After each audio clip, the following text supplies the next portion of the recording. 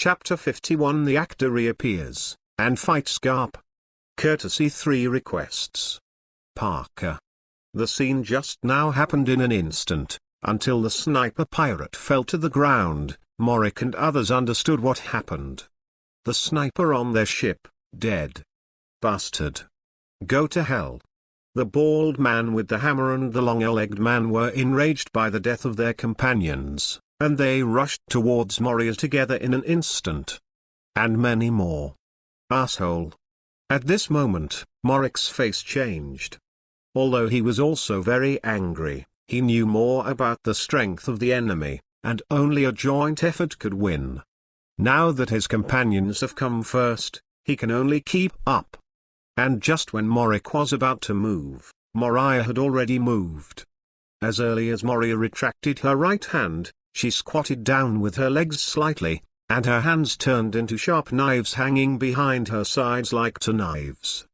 At the same time, the body leaned forward, and the eyes were slightly fixed and directed at Morik and others. At the moment when the big man with the hammer and the long-legged man attacked, Moria rushed forward instantly, and at the same time, his hands that turned into sharp blades waved forward like a knife. Call out. Chenseng. With two condensed and sharp slashes spreading from both sides of the ship, Moria appeared behind the bald man and the long-legged man in an instant like a teleportation. With the right foot in front and the left foot behind, Moria leaned forward in a lunge, her hands turned into sharp blades and pointed at Morik, who was sluggish at this time. This moment. The bald head in the air as big the hand and the long-legged man were split in half, and were cut in half by the slashing waves that Moria sent through them. The pirates surrounding Moria, and on the sea farther away, as long as the tumbling waves were higher than the slashing plane, they were all cut off by the slashing waves that flew out. Boom. Bump. Boom. The flying waves that were cut off and fell back to the sea caused countless waves, which were accompanied by the sound of corpses falling to the ground. Morik's pupils widened sharply, buzzing in his mind. Died. All dead. From the South China Sea to the New World, all the way, the sniper, the bald man and the long-legged man have always been with Morik. They were the original elders of the pirate group, and those who joined later were all subordinates, not companions. And now, all dead. Just when Morik was still flashing memories of his companions in his mind, Moria had no bad habit of procrastinating. After killing the bald man and the long-legged man, he rushed towards Morik in an instant. The right hand turned into a thorn, instantly piercing Morik's heart. Puff. Morik didn't speak. After spitting out a mouthful of blood, he closed his eyes and fell to the ground. This. From Moria falling off the pirate ship, to the death of the pirate captain Morik with white hair, the whole journey took less than 15 seconds. Those pirates who could only hold on to the railings and various objects on the ship to stabilize their bodies were stunned to see what was happening on the ship at this time. Captain is dead. The Kadas are also dead. Even the stronger fighters on the ship were cut in half in the slashing wave just now, leaving only 2 or 3 people left. Where will they go in the future? Revenge is impossible, looking at Moria standing on the blood-stained splint like a dark demon. These living pirates couldn't even think of revenge, and they were all gutted at this time. Whoa, whoa, whoa. Moria had a cold face. After killing Morik, his mind moved, and countless shadow guns flew out of his body, shooting at the pirates who were still alive. Forgive me. Grown-ups. Hateful. Fight. Kill this bastard. The killing started from those pirates begging for mercy and ended in despair. Then Morik used the shadow to roll up the pirate who was killed, but the body was still intact and flew into the sky. Call out.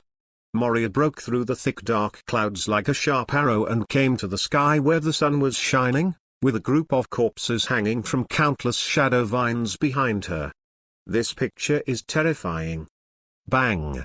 At this time, The giant eagle also broke through the dark clouds and flew to Moriah's side. Moria then fell on the back of the giant eagle. Then, above the heavy dark clouds, facing the warm sunlight, he began to devour the shadow of the pirate and turn it into life energy. Only the pirate Captain Moriah was shadowed by him. Don't look at Moriah feeling weak after being killed by Moria in one blow. It can temporarily resist Moriah's shadow golden body's full strength slash, although it is not as good as the slash of a swordsman of the same strength, but it is also the kind of domineering that condenses the armed color. It shows that Moriah's strength is not weaker than that of the general naval branch lieutenant. By comparison, it is even stronger than Virgo, who was killed by Luo in the future under Mingji's banner. A character of this strength is worthy of a chance to become a shadow servant at present. Moria thought. He is not preparing violent soldiers now, and the shadow servants are also mainly strong. At present, improving one's own strength is the first priority. Only when one is tough enough and cooperates with countless shadow servants can it achieve multiplier effect with half the effort.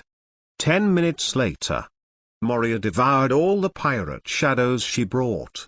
A total of 158 life energies, plus the ones swallowed in the East China Sea, now a total of 662 life energies in the shadow space. It should be enough to fight Garp. Moria smiled. Everything was ready, just waiting for the Kappas. The next step is to find trouble with the Navy, let the Navy contact Garp, find a place, make an appointment, and have a good fight. Thinking of the plan in his heart, Moria smiled. Although the plan was simple, with Garp's character, he would definitely accept it. Then, Moria took a giant eagle and continued to fly to the first half of the New World. Most of the allied countries of the world government are in the first half, so there are also many naval branches stationed there. One morning in 6 days. The chaotic New World, because of the reappearance of Moriah, has fallen into an even more chaotic situation. Have you heard? The great pirate with a bounty of 1.020 billion Bailey, the best-tacked Moonlight Moria, appeared again after a month. Yes. That's a guy who stirred the world. As soon as he appeared, he killed the white-haired Moriah with a bounty of 515.8 million Bailey, and turned him into a shadow servant. The Shadow Emperor's shadow attendant ability is too terrifying. At present, 6 pirate captains have become his shadow attendants. That's a shuddering force. If it goes on like this, who can stop him? And I don't know how the Navy will respond. Deal. Haven't you heard of it yet? What did you hear? The expeditionary fleet sent by the Navy headquarters to the Great Ship Country to support, a total of 9 warships, consisting of 3 led by a vice admiral and 6 rear admirals. Just yesterday afternoon, he was destroyed by the Shadow Emperor. The 3 vice admirals were made shadow attendants. All the others died in battle, and even the corpses vanished into ashes. It is said that for those killed by the film Emperor, only the corpse that was cut off in the middle can be kept, and the rest are swallowed up by his shadow. It's terrifying, act Moonlight Moriah. Ha ha ha. Don't worry too much. Before destroying the Navy's expeditionary fleet, the film Emperor sent a message to the naval hero Garp, saying that he wanted to have a good fight with Garp on Skull Island. Really, now the whole New World has spread? That's great. Navy hero Garp is out, even the best actor can only be captured. That's a must. After all, it's the legendary sea soldier who captured Roger, the Pirate King, and it's definitely no problem to deal with the actor. The New World, because of Moriah's sudden challenge to Garp, was instantly plunged into flames. Farther away, and under the dissemination of newsbirds, everyone knew that Moriah was going to challenge Garp. For just one day, the whole world is talking about this upcoming battle.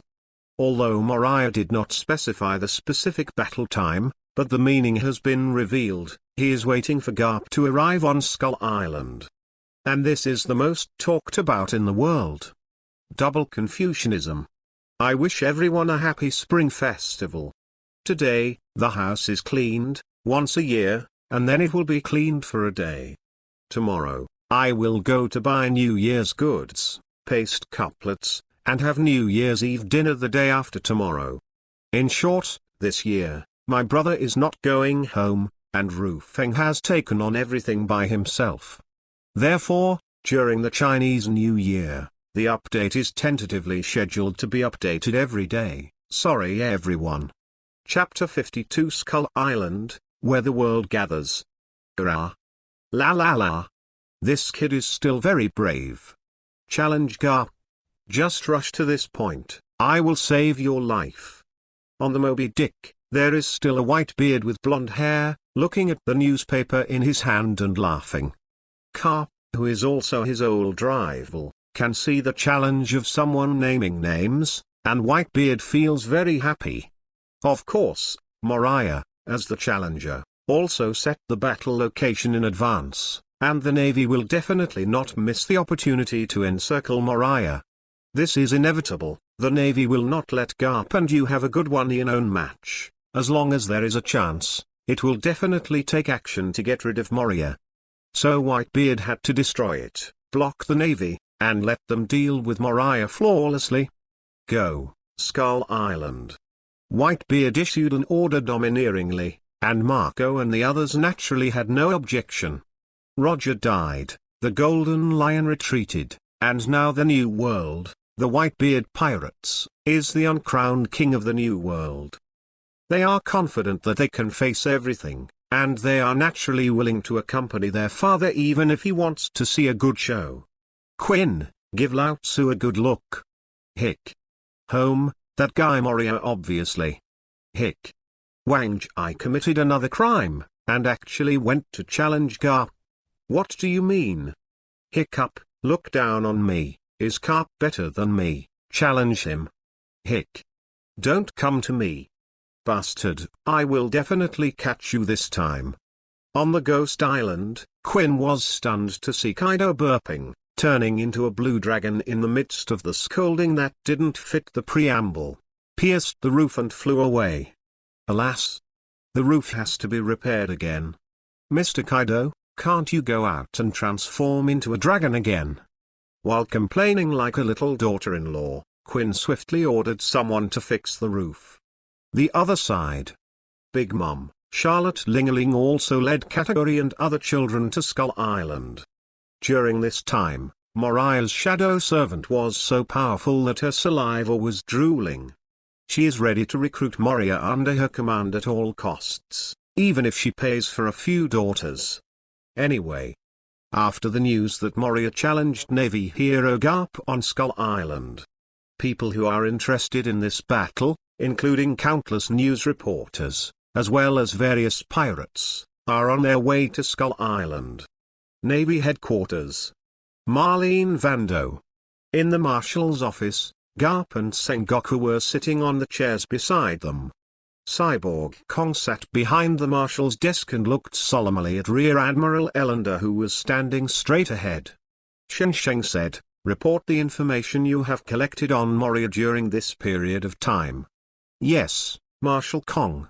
Major General Ellender saluted, and then said condensedly, after a month, Moria appeared again, and the strength has changed qualitatively, especially the ability to transform into a shadow giant, very powerful. The expedition fleet was destroyed by this ability. Second is the shadow servant. As of now, from what has been revealed, including the 3 lieutenant generals who died in battle, there are a total of 9 shadow servants under Moria's banner, all of which have the power to fight against the lieutenant general. But that's not the only thing that can be ruled out. Ellender explained, because Moria has always stayed on the back of a huge black giant eagle, usually at a high altitude that is almost invisible to the naked eye, and only goes to the sea for food and purchases only occasionally. Plus it disappeared for a whole month, and no one knew how many powerful shadow servants he still had in his hands. Gang Gukong narrowed his eyebrows and asked in a deep voice, It disappeared for a whole month, and your intelligence department has not found any trace of Moriah's activities. Ah. Alan looked slightly embarrassed, wiped the cold sweat on his forehead, and replied, "Not yet. Not yet." Glancing at Elender dissatisfied, Gang Gukong continued to ask, "Contact with the CP agency, what do you say there?" "Like us, we didn't find any traces." This time, Elender answered quickly and confidently. "Check it out. Even the CP agency couldn't find the trajectory of Moriah's disappearance in the month. It's really not our Naval Intelligence Department's fault. It's really that Moriah guy is too good." Just when Ellen's inner drama was rich, Cyborg Kong asked again, "What is the situation on Skull Island? Have you figured it out? Why did Moria choose there as the battle location to challenge Garp?" The inner drama was interrupted, and Ellender's expression remained unchanged, and replied, "Skull Island, an isolated island in the New World near the Windless Belt. The island is made of uneven rocks. As for why Moriah chose that place as the battle location, the answer given by the colleagues of the current Intelligence Analysis Department is that there are more shadows there under the sun. There are more shadows." Gang Gukong whispered, thinking to himself, "Do you want to use the awakened shadow fruit ability to control more shadows and increase your strength?" Cyborg Kong felt that things were not so simple, and there must be a reason for Moria to choose there, and it was impossible to choose casually. "Cap, what do you think?" "You bastard, don't wake me up yet." When he was not careful, Garp fell asleep. Cyborg Kong was about to ask him something. When he saw this, he couldn't help but get angry and let out a roar. Unfortunately, Garp was unmoved and still slept naturally. Snapped. He didn't wake up until Sengoku slapped Garp on the head next to him. "Hey! You guys are done discussing, then I'm leaving." Seeing that everyone just looked at him and didn't speak, Garp was surprised, touched his head, and walked straight to the office door. This behavior angered Kong again. "Bastard Garp, come back to me, I'll ask you something." Garp, who walked to the door, turned around and said, "Don't ask, I know how to do it. I'll go and arrest that kid Moriah." After that, he closed the door and walked out of the marshal's office. Bump. Looking at the closed office door, Cyborg's empty head buzzed, and he didn't understand for a long time what Garp knew. "I didn't ask, what do you know?" Kong had a headache, but he knew that Garp was like this, so he ignored him and turned to look at the warring states where the old god was. Fortunately, Sengoku is a normal person. Kong felt a little at ease, then waved his hand to let Helen go out. After Ellen went out, he asked Sengoku, "How's the situation over Ohara?" The warring states replied, "If that woman is from Ohara, she should go back soon." The 5 Old Stars order is that as long as there is information about the woman's return to Ohara, immediately activate the Demon Slaughter order and remove Ohara from the map. Erase it. But the warring states frowned slightly. "I see the meaning of the 5 Old Stars, even if there is no evidence that the people in Ohara are studying the historical text. They will not let that island continue to exist and become an archaeological holy place." Kong said solemnly, "This is also impossible. If it was before Roger became the Pirate King, the world government would still tolerate the existence of Ohara. But after Roger found the final island and became the Pirate King, Ohara was doomed. Destroy. The world government will not allow anyone to find the final island and become the Pirate King. All possibilities that can read the text of history must be eliminated. Roger found the final island to become one piece, relying on Kozuki Oden, who could interpret the text of history. Now that Oden is dead, only Ohara has someone who can interpret the text of history. Naturally, the world government will not give it a chance to continue to develop. Warring States also understands this truth. He just feels that it will implicate innocent people and make him feel a little sorry. Chapter 53 Danger Approaching. Happy New Year to everyone. Have you arranged all the people who will execute the demon-slaying order? Asked this time and space. The warring states replied, I'm going to let King Tshi host it, but the 5 old stars want a Kainu to go. Big brother Kong, look. After thinking for a while, he said solemnly, then let's go together. King Tshi is still a little younger, it's normal for him to be soft-hearted, and it's normal for the 5 old stars to be worried. Warring states nodded, this is fine, if they're to go together, they can not only complete the mission, but also save some more civilians. If a Kainu is the one to preside over, maybe the entire Hara people will be wiped out, which is what Sengoku does not want to see. That's it for Ohara, it's only possible after all.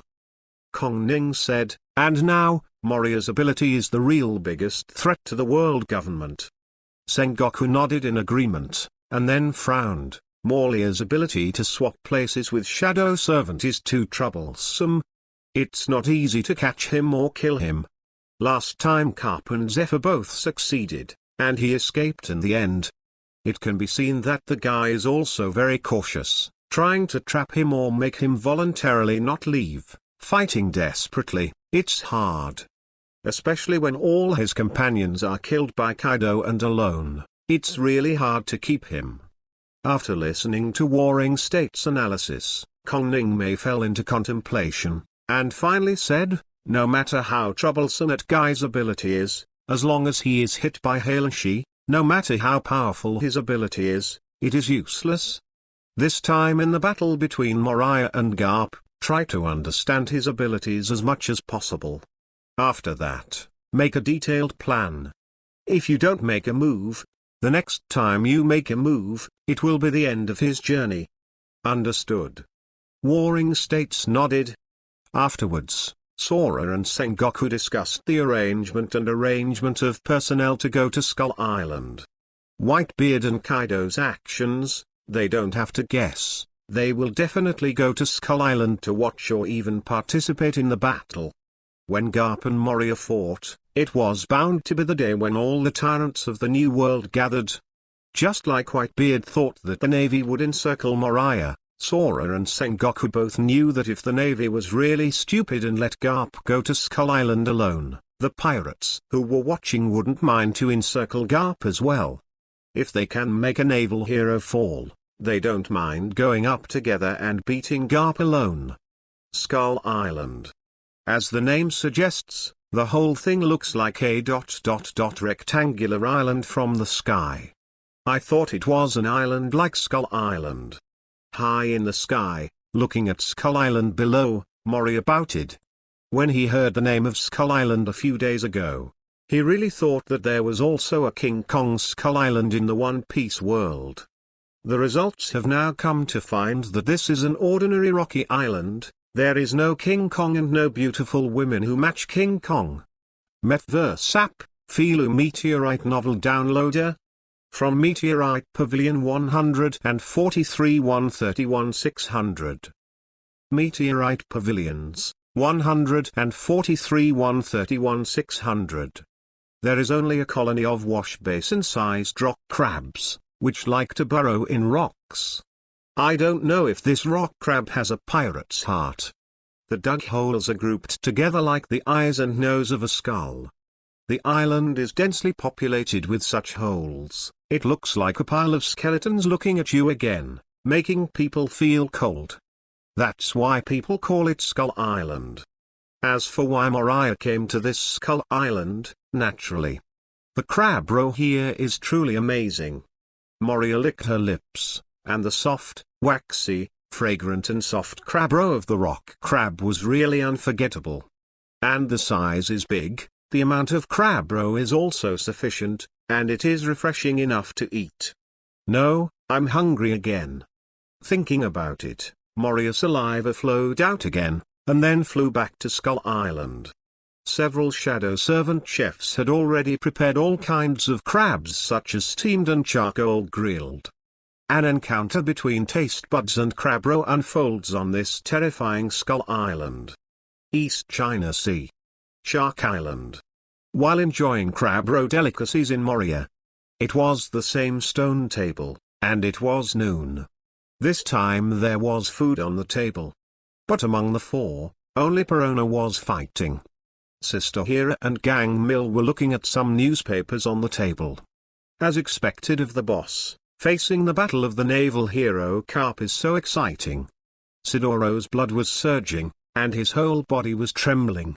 It was not fear, but the extreme desire to fight and challenge the strong, which made his body hot and hot.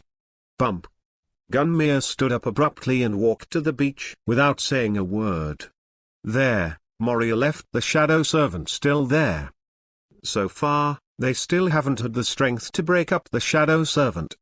Gangmere, who left silently, was not at peace in his heart. His trembling body and his fiery eyes made it known that his current situation was actually similar to that of Sidoro.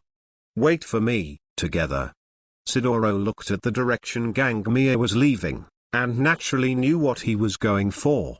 To fight, in order to fight side by side with the boss in the future, they can only continue to become stronger. Time can't be wasted. Ugh. I'm on a pirate ship. Looking at the reports about Moriah in the newspaper, it is obvious that this guy is very happy outside now. After saying that he will be back in a month, Hira feels a little overwhelmed.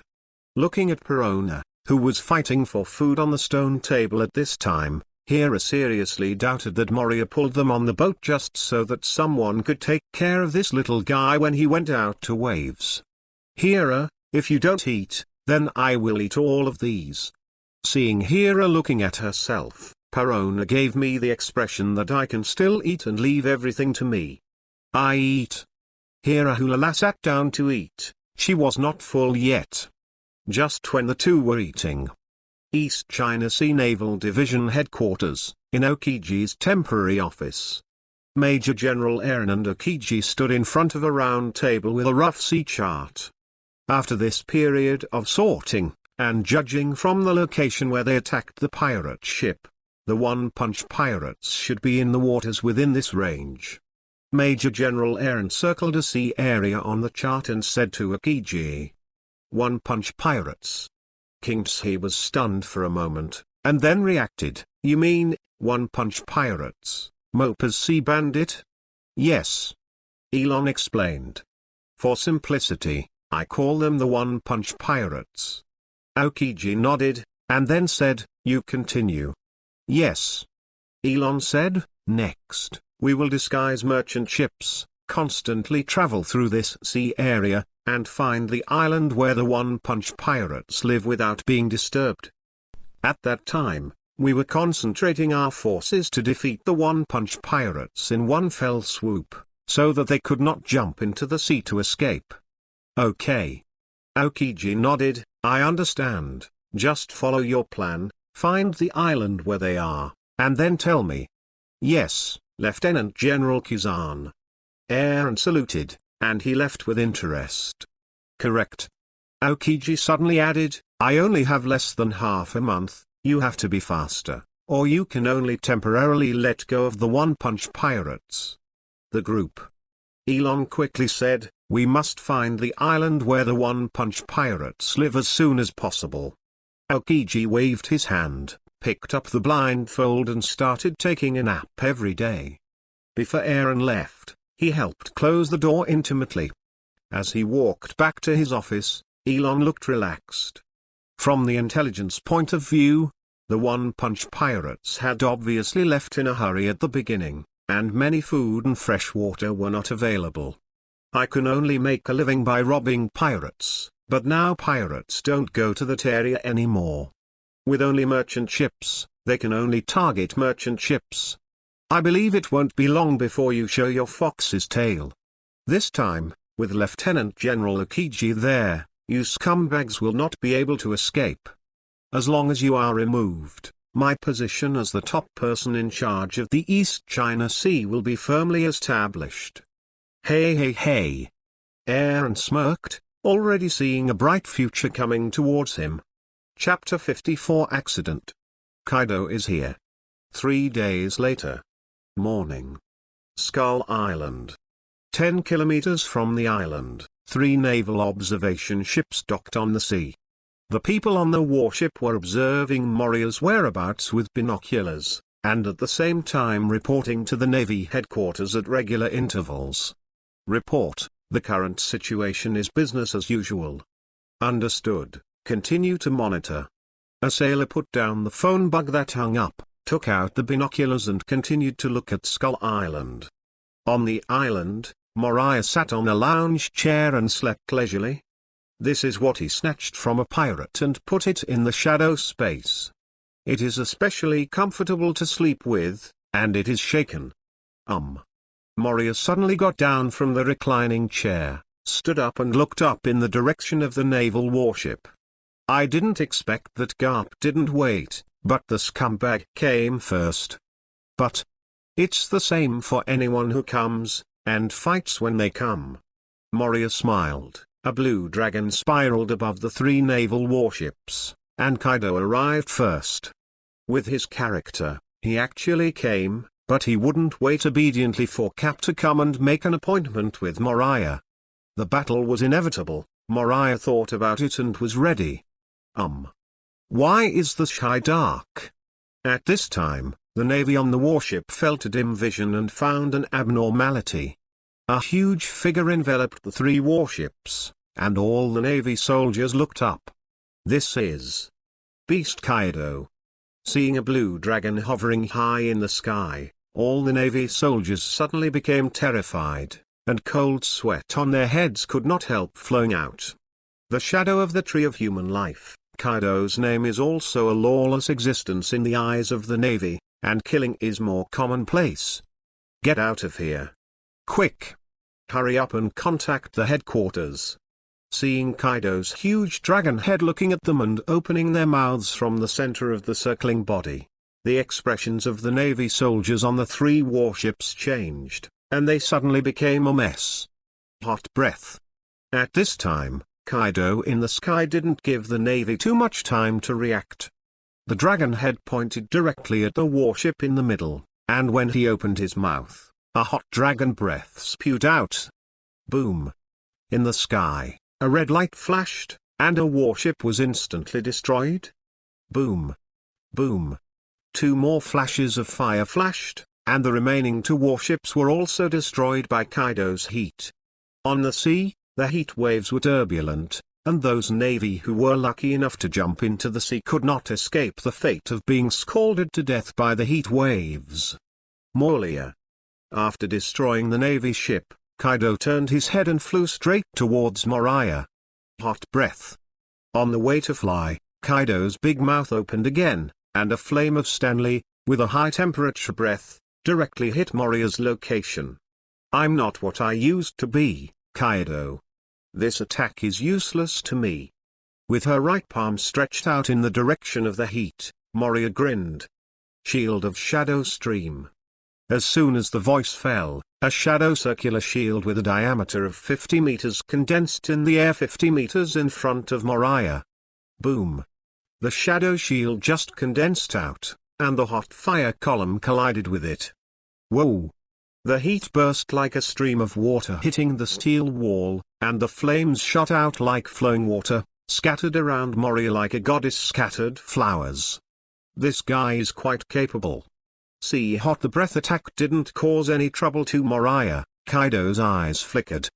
Then he recovered his human form from the air, landed 50 meters to the left of Moria with his mace, and smashed 2 footprints on a 10-meter wide rocky ground, and the cracks spread around. At the same time, Moriah also controlled the Shadow Stream shield to return to him. Shadow Golden Body. Moria let out a low voice, and her body quickly merged with the shadow under her body, turning into a dark golden giant 7 meters high. Although this height is not as tall as Kaido, the difference is not very big. Shadow Fruit still has this ability. Kaido was amazed when he saw this scene, and then his eyes flickered.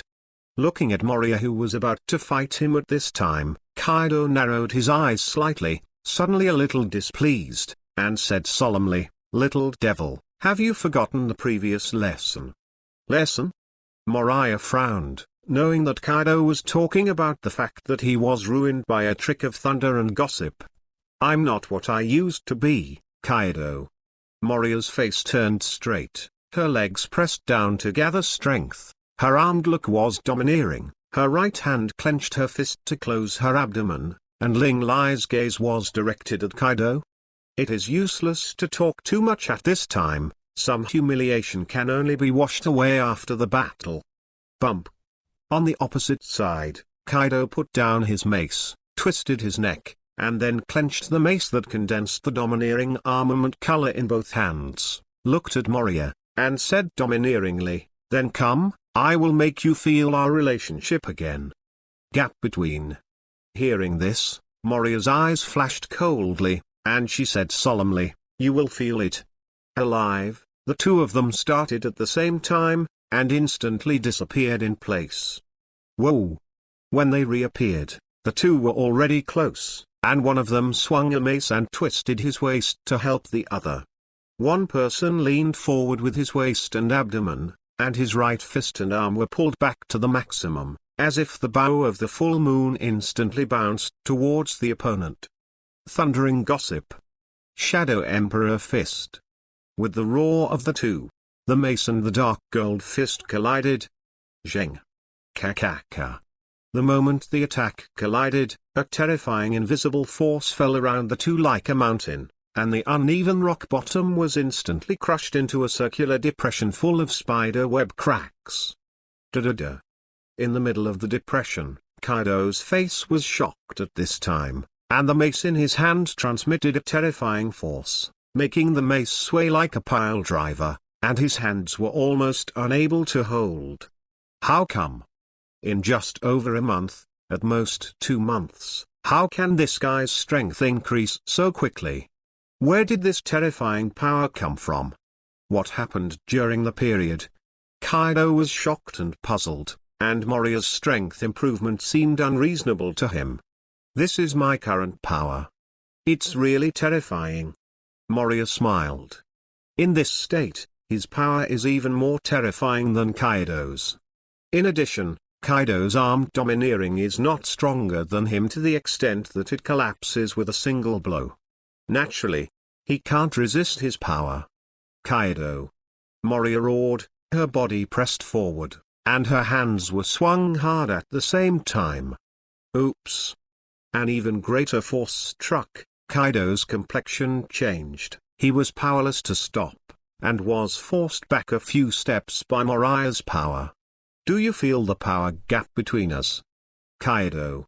Taking advantage of the time Kaido took a few steps back, Moria quickly approached Kaido's face, and with a loud shout, punched him in the chest. Boom. This is. Moria's face suddenly changed slightly.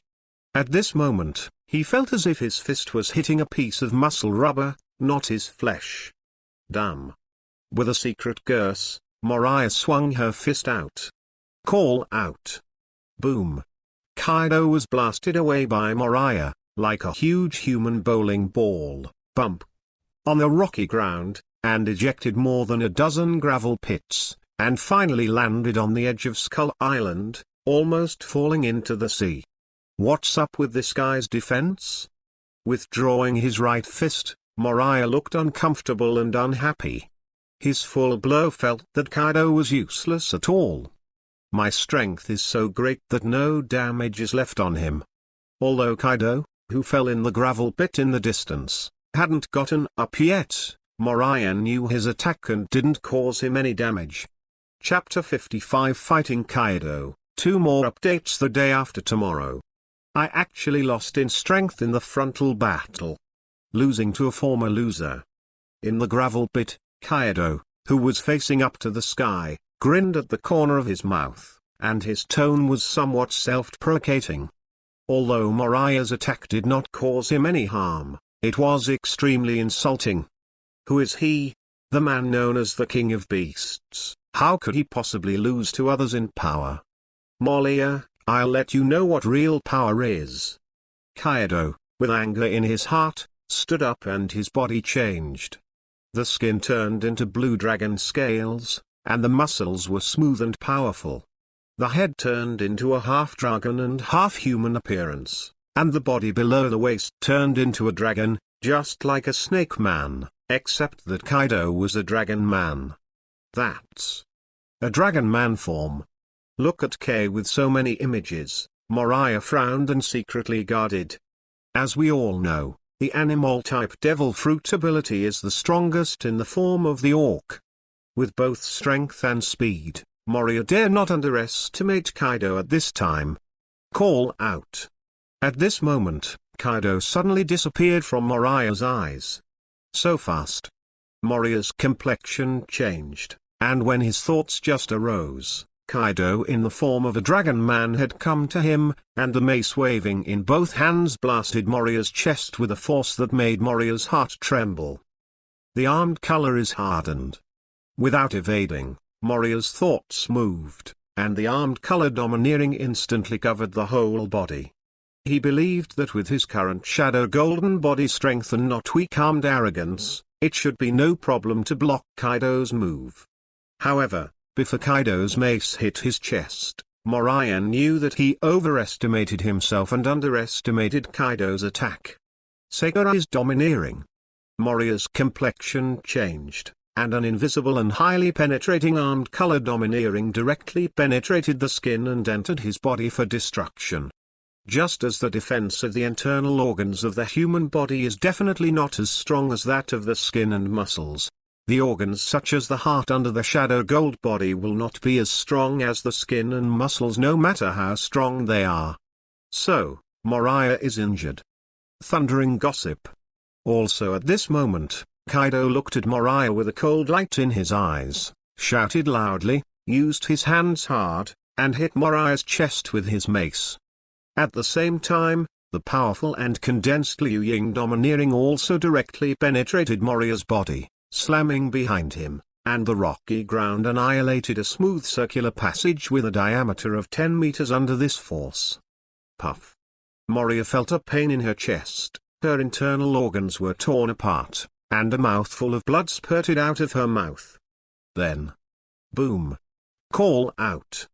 Like a baseball, Moriah was hit by a mace hit by Kaido and flew directly out of Skull Island and flew out against the sea. Boom. Moria, who flew away at high speed, brought a wind pressure and pressed a circular trench on the sea, and the waves spread to both sides. Flower Sakura. It's really powerful. Moria, who was flying on the sea, spilled blood from the corners of her mouth, her face was shocked, and she had a strong desire for Liu Ying's domineering. This kind of power must be mastered, only Liu Ying can defend Liu Ying. Thinking in my heart, Moria thought together, and controlled her body to stop instantly against the inertial impact that was still on her body at this time, and floated on the sea. Feeling the open wound in the body's internal organs, Moria's mind moved and devoured the recovery of life energy. That guy actually can fly, it's the ability in that form. Seeing Moria floating on the sea, Kaido on the island moved in his heart and was a little surprised. And the breath is not weak. The blow just now doesn't seem to have caused much damage to him. What has this guy Moria experienced in the past month, and why has his strength improved so much? Kaido was still a little shocked at this time. With this strength, Moriah, if he wants to defeat, he can only fight for a long time. If he doesn't fight for a few days and nights, he can't tell the winner. And it has to be a life-and-death battle, otherwise, with Moriah's ability, he can leave at any time and get out of the battle. It seems that it is very difficult to conquer this guy. Kaido's eyes flickered, and Moriah's strength and ability made him understand that it was impossible to conquer. It turned out to be like this. Then only. Have a good fight. Thinking of this, Kaido laughed out loud, and a heart that was eager to fight was burning. Call out. The dragon tail of the body swayed slightly, and Kaido floated in the air like a flying dragon and flew towards Moria at high speed. Kaido in dragon form can fly in the air like a blue dragon. Moria. On the way to Moriah, Kaido shouted and looked excited. It's rare to have a man who can compete with him in strength and defense, and Kaido won't let this fight over easily. Fight a great battle. Moria, who felt the fighting spirit in Kaido's heart, also laughed and flew to Kaido, and he put aside the matter of fighting with Kapuo. Anyway, his purpose is to temper the domineering of the armed color, and Kaido is stronger than him and has Liu Ying, so he will fight Kaido first. When his armament color is as strong as Kaido's, or when Kaido is no longer able to hone his role, it's the same to go to Garp to fight. You can even fight Kaido today and Garp tomorrow. Anyway, I have the ability to swap positions with Shadow Servant. The right to choose is in my hands. Moria smiled inwardly. Call out. Call out. On the sea, two circular water waves flew past at extreme speed and quickly approached each other. It was Moria and Kaido who were flying at high speed. Thundering gossip. As expected, at the moment of approaching, Kaido twisted his body at a high speed and swung his mace with both hands in the posture of a baseball player, and slammed it out. Moriah was speechless. If you don't shout, I thought it was just a normal attack. Complaining in his heart, Moriah's hand was not slow, and his right hand condensed the domineering look of armament, and punched him with a punch. Zheng. Bang. Fist the head and the mace collided for a moment, and the intense wind pressure exploded at the position of the two like a compressed air bomb. The sea surface below the two was affected by this wind pressure, and a semicircular sea pit with a diameter of 100 meters was sunken directly downward. Kaz. The mace and the fist kept shaking, and both sides were exerting force. What a powerful force! Feeling the power transmitted from the fist, Moria sighed in her heart, and then her eyes narrowed slightly. Why not use Sakura? Looking at Kaido, Moria asked with a frown. In this attack, I don't know why Kaido didn't use Liu Ying's domineering, but only used the armament color to harden his domineering. You know Liu Sakura? Kaido was surprised that this kind of armored weapon is domineering, only the people of Wano country call it that, and Moria. Haha. Kaido suddenly smiled and said, by the way, after all, you are a man who spent 3 years in Wano country prison, and it is normal to know Liu Ying. Hearing this, Moriah's eyes flashed coldly. One day, I will make you my shadow slave. Looking at Kaido, Moria said silently in her heart. Kaido continued, as for why I don't use Liu Sakura, of course it's not necessary. Kaido wasn't ready to use Ryu Sakura after the previous attack left no damage to Moriah. After all, using Ryu Sakura consumes a lot of domineering, and Kaido doesn't like using Ryu Sakura, he likes the power of armed color domineering and hardening. Of course, if you think about it this way, you can't say that to Moriah. After all, Kaido suddenly changed his face and roared at Moriah, who do you think I am? Your subordinate? How dare you ask me? After saying that, Kaido's face was hideous, and he swung the mace in his hand to press Moriah, as if he had been insulted. Fuck. Madman. Moriah's expression changed slightly, and he cursed inwardly. He felt a huge force coming from his fist, and he blocked it with all his strength. Bump. In the end, after the two wrestled with each other, Moria used his right fist to forcefully press down for an instant, and took the initiative to fly back. Don't try to escape. As soon as Moria retreated, Kaido followed immediately.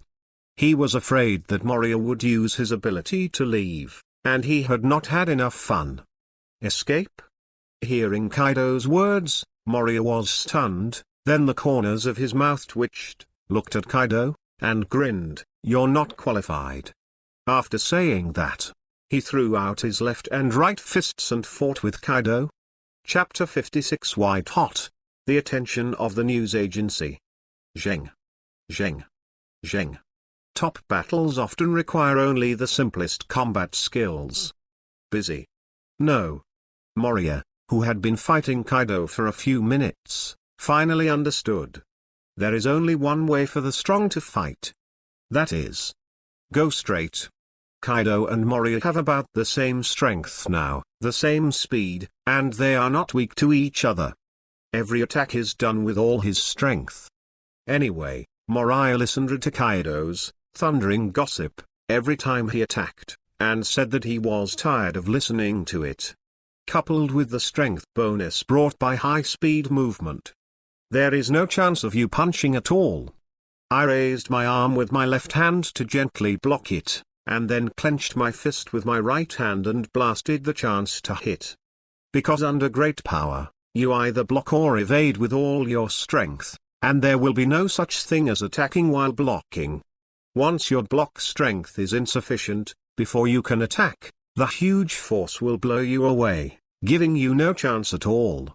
Just like now. Bump. Moria wanted to poke Kaido's mace with his left hand from top to bottom, slashing at his mace, and slashing to the left of his body. But it's impossible. The huge force doesn't give him a chance to split the force at all. As long as he exerts a little force, Kaido's mace can hit him directly on the head. He could only use all his strength to bring Kaido's mace to the left while moving his body to the right. Then, taking advantage of this gap, Moria's right hand condensed strength and punched out. But just as his fist was about to hit Kaido's chest. Innocent. Kaido smiled contemptuously. Instead, he took advantage of the time Moria split up to swipe his mace with both hands and swept from the left side of Moriah's body to the right. Damn. Moria's face changed slightly, and he cursed inwardly.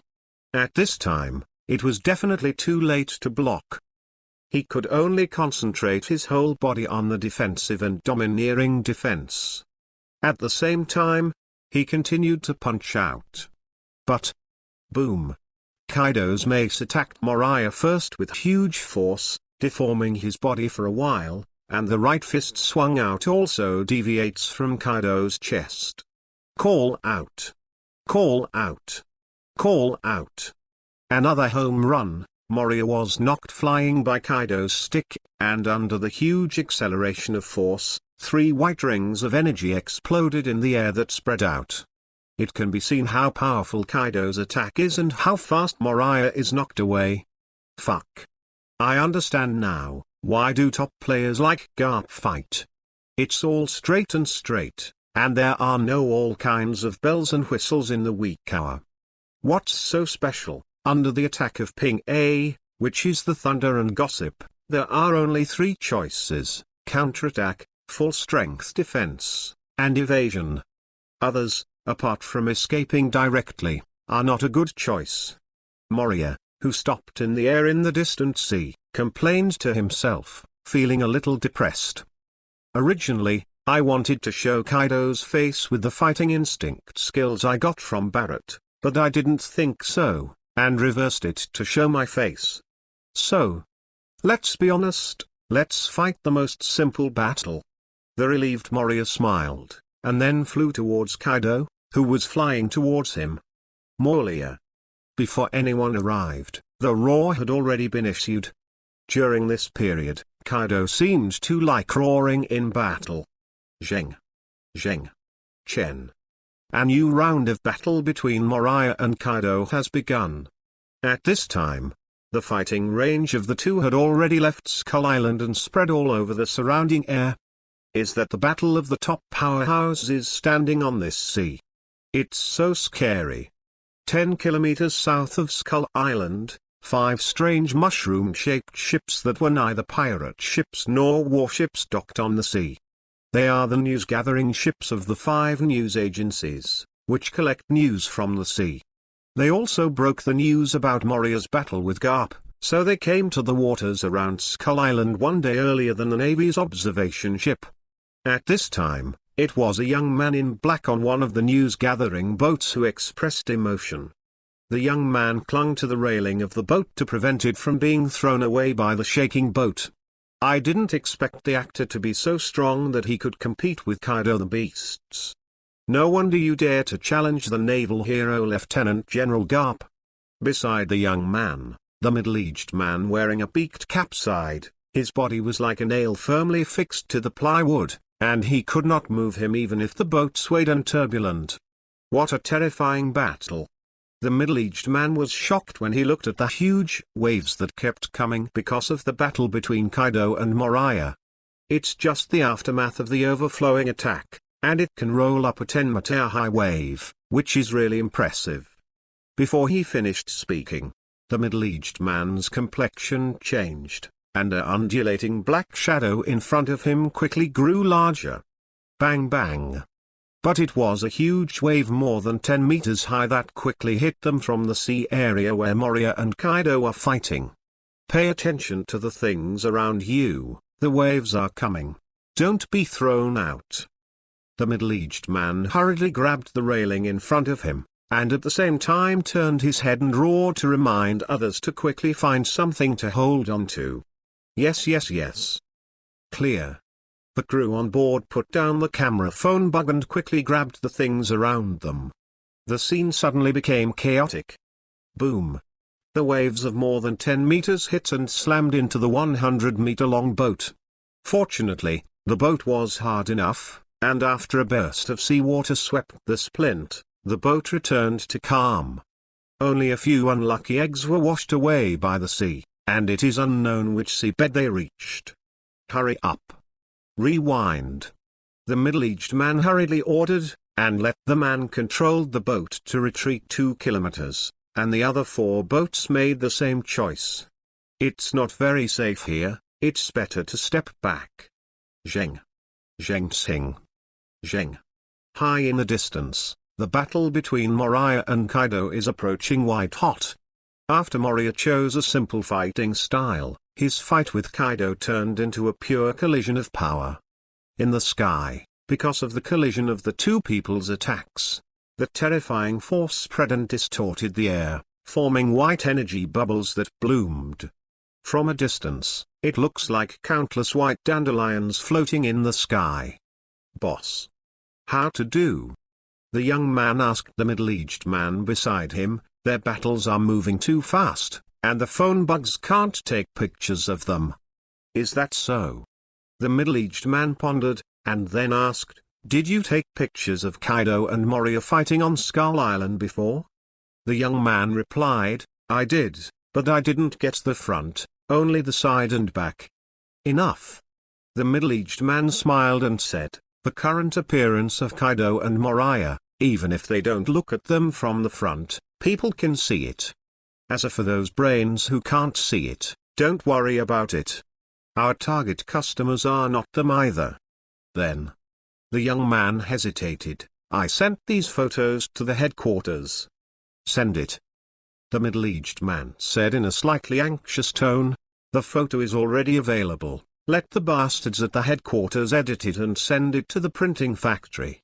Don't grind and chirp every time, and finally let other newspapers publish it. Listening to the final complaint of the middle-aged man, the young man agreed and said heavily, understood, boss, I will remind them again. After saying that, the young man hurriedly used his almighty phone to send photos. The curtain has been set up, just waiting for the heroes of all parties to appear. The middle-aged man stood in the direction of the battle between Moriah and Kaido on the bow, his eyes flickering. Chapter 57 Maybe. I can too. East China Sea. At the headquarters of the Navy Division, in the conference room, Rear Admiral Elon circled a coordinate on a sea area on the table on the map. The one-punch pirates have been found. According to the report, they are on this island. Elon said, there are many sharks around the island, and many of them are more than 10 meters long and have reached the level of sea beasts. Combined with the fact that the 2 murlocs are shark-shaped mermaids, the group of pirates should be there. Aokiji on the side heard it, stood up, and said, it's already confirmed, so let's go immediately. Yes, Lieutenant General Aokiji. Elon responded excitedly. Aokiji and Major General Aaron went out together, summoned 4 warships, and sailed away to the islands they had discovered. If there is no accident, the destination of Aokiji and the others is Shark Island where Perona and the others are located. The other side. 10 warships led by Garp Sengoku sailed to Skull Island in a mighty manner. Akainu and Aokiji didn't come this time. Kizaru, who clocked in for work, came, and there were other vice admirals who were good at this time. It can be said that the lineup is very strong. After all, it is a combination of Garp and Sengoku. What? The observation fleet is destroyed? No one survived. Damn Moonlight Moriah. At this time, news suddenly came from the Navy headquarters. 10 minutes ago, the Navy observation fleet lost the news, and it was speculated that it was killed by Moriah. I don't know why. Sengoku held the phone bug, and scolded Moria crazily in his heart. It is not known that the ship was destroyed by Kaido, and the people were also killed by Kaido. Moriah is just a scapegoat. I'll go take a look first, Sengoku. Garp took off his coat and prepared to rush over from the sky ahead of schedule. Just lost contact, maybe someone is still alive. Garp wants to save it. Because if you don't go, with Moriah's behavior, it may really be destroyed. And many more. At this time, Sengoku called to stop Garp, and new news from the headquarters came from the phone bug in his hand. It's not Moriah, it's Kaido. After the warring states heard the news, he said solemnly, the madman suddenly appeared and destroyed 3 warships, and then fought with Moria. The two have been playing for more than 10 minutes, no distinction is made. Moria. Hearing that, Garp frowned slightly, and said in surprise, that guy's strength has reached such a level, why did he suddenly increase so much? Are you sure it's Moriah fighting Kaido and not Shadow Servant Barrett? Garp looked at Sengoku, and could fight Kaido on a par with Kaido. If it was Shadow Servant Barrett, it would be better to say that he has this strength. But to say it was Moriah would be a bit of a bummer. When he was on Vico Island, Garp fought Moriah, and he didn't use the upper-class Sekura with that punch, but if he hit it hard, it could blow Moriah's head. At that time, Moriah would definitely not be able to withstand Kaido's attack, not to mention that he was on a par with Kaido. It's impossible to become so strong in more than a month, right? So Garp is very suspicious. Is Sengoku heard wrong? I'm sure. Sengoku said solemnly, the news from the headquarters is that Moria and Kaido are fighting, and Shadow Servant Barrett did not appear. Trouble. Garp sighed. There was a chance to kill Moria in one blow before, but now he has no chance. Even if he is as confident as Garp, he knows that with his own strength, he can't kill Moria with one punch or knock Moria unconscious. In other words, if Moria wanted to leave with the ability to switch places with Shadow Servant, no one could stop him. There's another big pirate running wild on the sea. With some heavy hearts, Garp and Sengoku continued to move towards Skull Island. Although it is impossible to leave Moria, but finding out Moria's ability is also an important task for the Navy this time. The screen switches back to Skull Island. Many pirates have come to Skull Island one step ahead of the Navy. Pirates such as Hawkeye, Crocodile, Wangji, and Silver Axe have come to the western waters of Skull Island, and they are lined up on the sea not far from each other to look at Skull Island. At this time, the battle between Moriah and Kaido has returned to the high altitude of Skull Island near the east. The Navy headquarters is far away, not as fast as the pirates who are already in the New World, but it should arrive today. Dad. 20 kilometers north of Skull Island, the Moby Dick of the Whitebeard pirates is sailing towards Skull Island. At this time, the blue flame phoenix fell from the sky and turned into a human figure and stood beside Whitebeard. Marco Hui reported, it was Kaido who fought Moria, not Garp, and the Navy should not have arrived yet.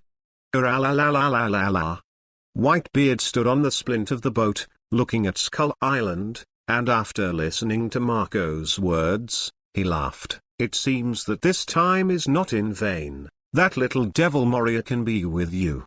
Kaido has fought to such an extent that even Garp can't do anything about him for a while, and some of the two have fought. Continue to get closer to Skull Island, it's better to watch the big show up close. Whitebeard smiled and continued to approach Skull Island on the Moby Dick. It didn't stop until the sea was 1 kilometer away from the island. Zheng. Zheng. In the sky on Skull Island, Moriah and Kaido in the form of Dragon Man are still fighting the simplest battle. Looking at the huge blooming dandelions in the sky, the pirates such as Hawkeye and Crocodile, who were at the same time as Moria, were sad for a while. It's a pity that it's not a swordsman.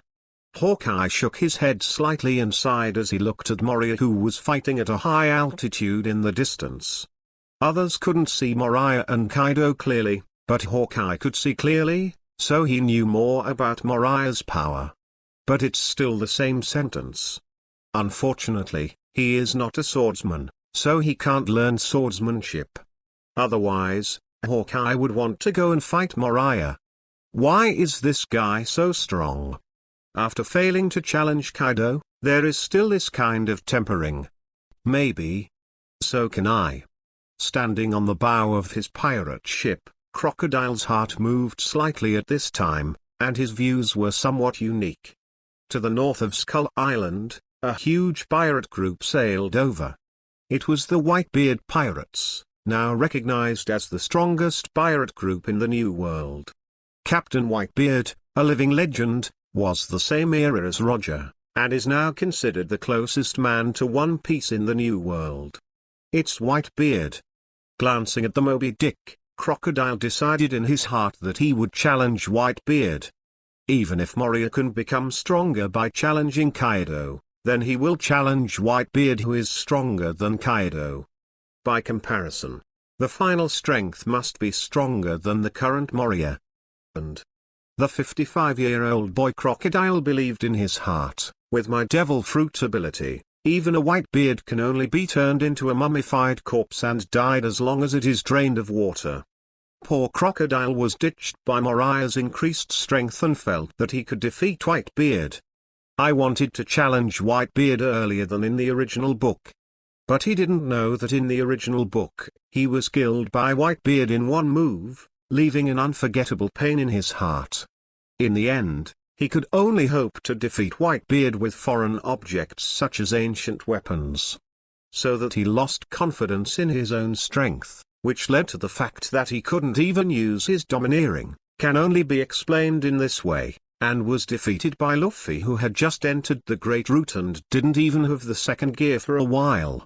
Fortunately, it was a blessing in disguise. Pushing the city out, self-confidence also returned, followed by domineering also returned.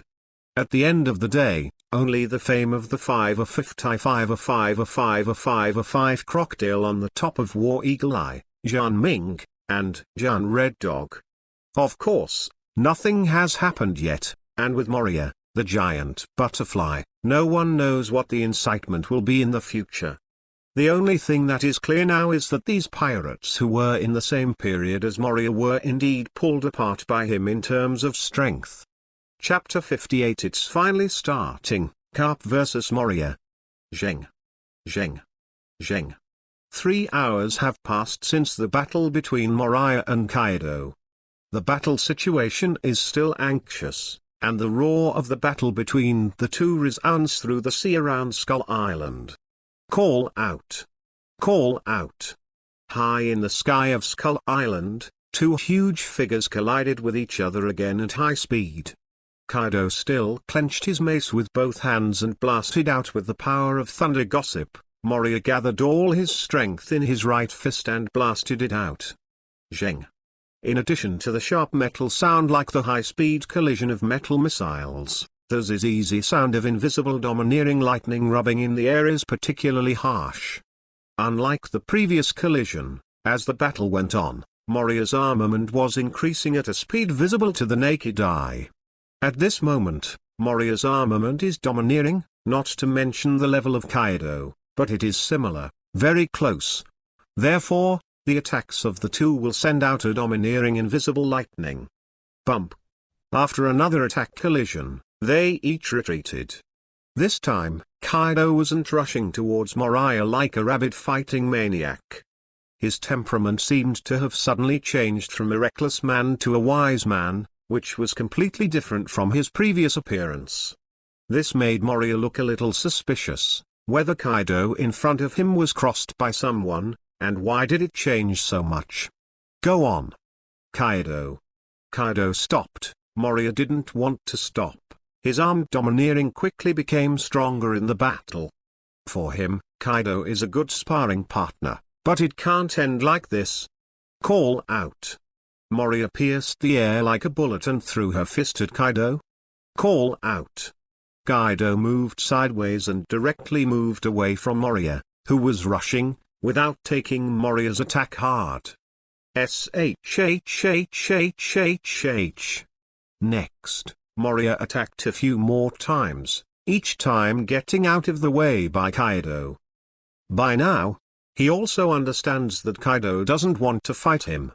Stopping in the air 100 meters away from Kaido, Moria frowned and asked sarcastically, "What? Don't dare to fight, aren't you the man known as the King of Beasts?" This is shrinking. Facing Moria's ridicule, Kaido was not angry, smiled, and said, "This is the end of the day, don't you want to fight, Garp? I'll be watching, I hope you don't get caught. General defeat, otherwise I won't let you go." After saying that, Kaido turned into a blue dragon and flew into the sky far away. "A fool will continue to fight you." Kaido, who flew away, secretly complained, "I was not very happy." In this battle, he originally wanted to find a sparring partner to hone himself, but it turned out that Moria's armed arrogance was rising and becoming stronger in the battle with him. This made Kaido depressed. In the past, he used to find someone to train with, but now that he is being used as a trainer, it's no wonder that he feels good. So, let Garp do this sparring. With some kind of inexplicable hilarity, Kaido flew into the high air in the distance, turned around, and looked at the sea east of Skull Island with his dragon head. There, the naval fleet led by Garp and Sengoku has arrived. Kaido isn't much cuter. Silently complaining in my heart, Moriah did not stop Kaido from leaving. Flying from a high altitude to Skull Island, Moria faced the direction of the naval fleet, and the fiery fighting spirit in his heart began to rush again. Garp has arrived, and Moriah is looking forward to this past life, making people feel that he is the most domineering man in the world of One Piece. Because he is a fruitless man, he is a man who is legendary for fighting pirates with a pair of iron fists, armed arrogance, and Roger Whitebeard. Even if Moria really crossed into the world of One Piece now, there is still a feeling in his heart that Garp is the ceiling of combat power in the world of One Piece, and the strongest in the world of armed arrogance. I've heard that other people can fight Garp, but never heard that Garp was defeated by someone. Thinking of this, Moria suddenly twitched the corners of his mouth, and a certain image flashed in his mind, thinking, except for the pirate Wang Luffy who was at the top of the war. In the waters east of Skull Island, 10 naval warships are arranged in a line. On a warship in the middle, Garp and Sengoku stood on the bow facing Skull Island. Cap. Warring States turned his head, looked at the old man who had been with him for many years, and said solemnly, "Do your best, don't keep your hands, kill him if you can kill him, the future Moria is too much a threat to the world government. Don't worry." Garp grinned, "I'm serious about fighting."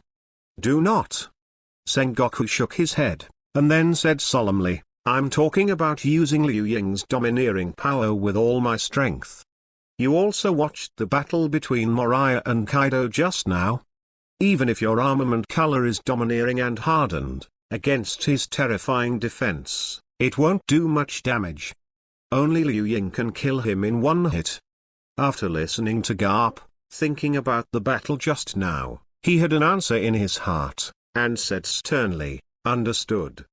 Warring States turned back to look at Skull Island and Moriah, and said with a smile, "Then you can fight as much as you like." We will help you watch those pirates with Whitebeard. Speaking of Sengoku, he looked across from Skull Island, where the Whitebeard pirates were. At the same time, the Big Mom pirate group led by Charlotte Lingling was 1 kilometer away from the Whitebeard pirates. These are the objects that the Warring States period should be vigilant against. Ha ha ha. Garp laughed and flew towards Skull Island with his moonstep. Cap is out. Here we go.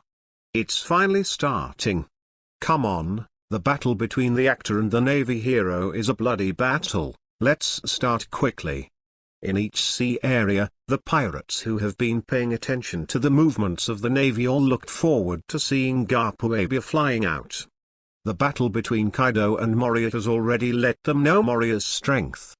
The battle with Garp now is what they are looking forward to. I've always heard how powerful the naval hero Garp is, and now I can finally find out. Among the pirates who came to Skull Island, many of them were people who had never seen Garp take action but had heard of his legend.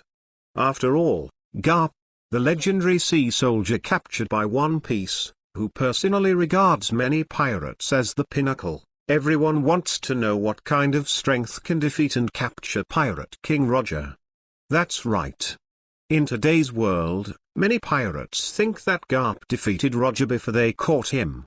So as soon as they heard the news that Moria was about to fight Garp, they all rushed to Skull Island, and they didn't want to miss this battle to witness Garp's strength. It seems that the Navy has given up the siege of Moriah, so let's appreciate this battle. Seeing that Garp was the only one on the island from the Navy, and the other warships stayed put, combined with Moria's current strength, Whitebeard smiled, and probably understood the meaning of the Navy. Marco and the others didn't speak, nodded with a relaxed expression, and looked at Skull Island together. Mum. At this time, Charlotte Lingerling, who was already out of shape, grinned as she moved towards her aunt. Hurry up and start. Charlotte Lingerling said, turned her head to look at Kategori and the other children, and said solemnly, Kapu's not that guy Kaido, not the current Moria King. Deal with. Once Moria is defeated, immediately grab Moria for me. Understood. Kategori and the others responded. Charlotte Lingerling nodded with satisfaction and turned her head to look at Skull Island. She was very aware of Garp's power, and Moria was definitely not Garp's opponent. When Moria is defeated, she will take Moria back to the cake shop, be her husband and have 17 or 8 children with her, and then let Moria marry her daughter and be completely tied to the Big Mom pirate group. These arrangements, Charlotte Lingerling after thinking about it, wait until Moria is defeated. Kategori deliberately reminded his mother that Moriah is not so easy to catch, and he has an inexplicable escapability. But looking at Charlotte Lingerling, who had fallen into self-enjoyment, Kategori wisely shut her mouth. At this time, it is very scary to interrupt my mother's thoughts. Kategori thought. Chapter 59 Fighting Garp, Fighting with Life. Tread. Bump. Cap took a few steps from the air and landed on the rock 50 meters in front of Moriah. Your left hand. Garp looked puzzled, not in a hurry to fight. I couldn't see clearly before, but now I look at it, Moriah's left hand is still in good condition. Not broken. Didn't it say that it was interrupted by Zephyr? Garp frowned. Left hand. Just give it to Zephyr. Anyway, I got Barrett back. It's not a loss. Stretching out her left hand and waving it forward, Moria smiled, as if she didn't care that her left hand was broken. In fact, the left hand has already recovered, but Moriah naturally won't tell Garp the truth. This is my left hand that I condensed with my shadow, Moria said, squeezing her left fist. Fruit ability. Garp whispered, believing it. Then he looked at Moriah, who was in shadow gold body mode. He smiled and said, do you need me to give you time to rest? No. Moria Yaoyao nodded. Although he fought with Kaido for a few hours, it didn't affect him at all, so he said solemnly, go ahead. After speaking, Moria's face turned straight, and her body leaned forward and ejected instantly. On the way, she waved a huge fist to condense and harden the armed color, and punched Garp with a punch. Because of the difference in height and size, Moriah's fist slanted up and down towards Garp. "Come on then." Facing the attack from Moriah, Garp looked solemn and careless. His legs were slightly pressed down in a dodging posture. His right hand clenched his fist to condense his armed arrogance, and he threw away his arms. Not a single punch hit Moriah's fist. But at the moment when Moriah's fist got close, when Garp moved to the right to avoid Moriah's fist, he jumped up and rushed towards Moriah's head, punching out. Before the punch arrived, Ling Lai's fist pressure. No. The powerful airflow brought by the domineering top-notch Liu Ying had already blown onto Moriah's face. More precisely, the brain. This is a one-hit kill. Moriah's expression changed slightly, and she pouted. She knew Garp's plan instantly, but she didn't panic. To this day, his arrogance and speed are already top-notch, and Garp's evasion and re-attack move is not very useful to him, especially when it comes to heads-up. Moreover, in the Shadow Gold body mode, he can also move laterally to avoid Garp's iron fist without borrowing force.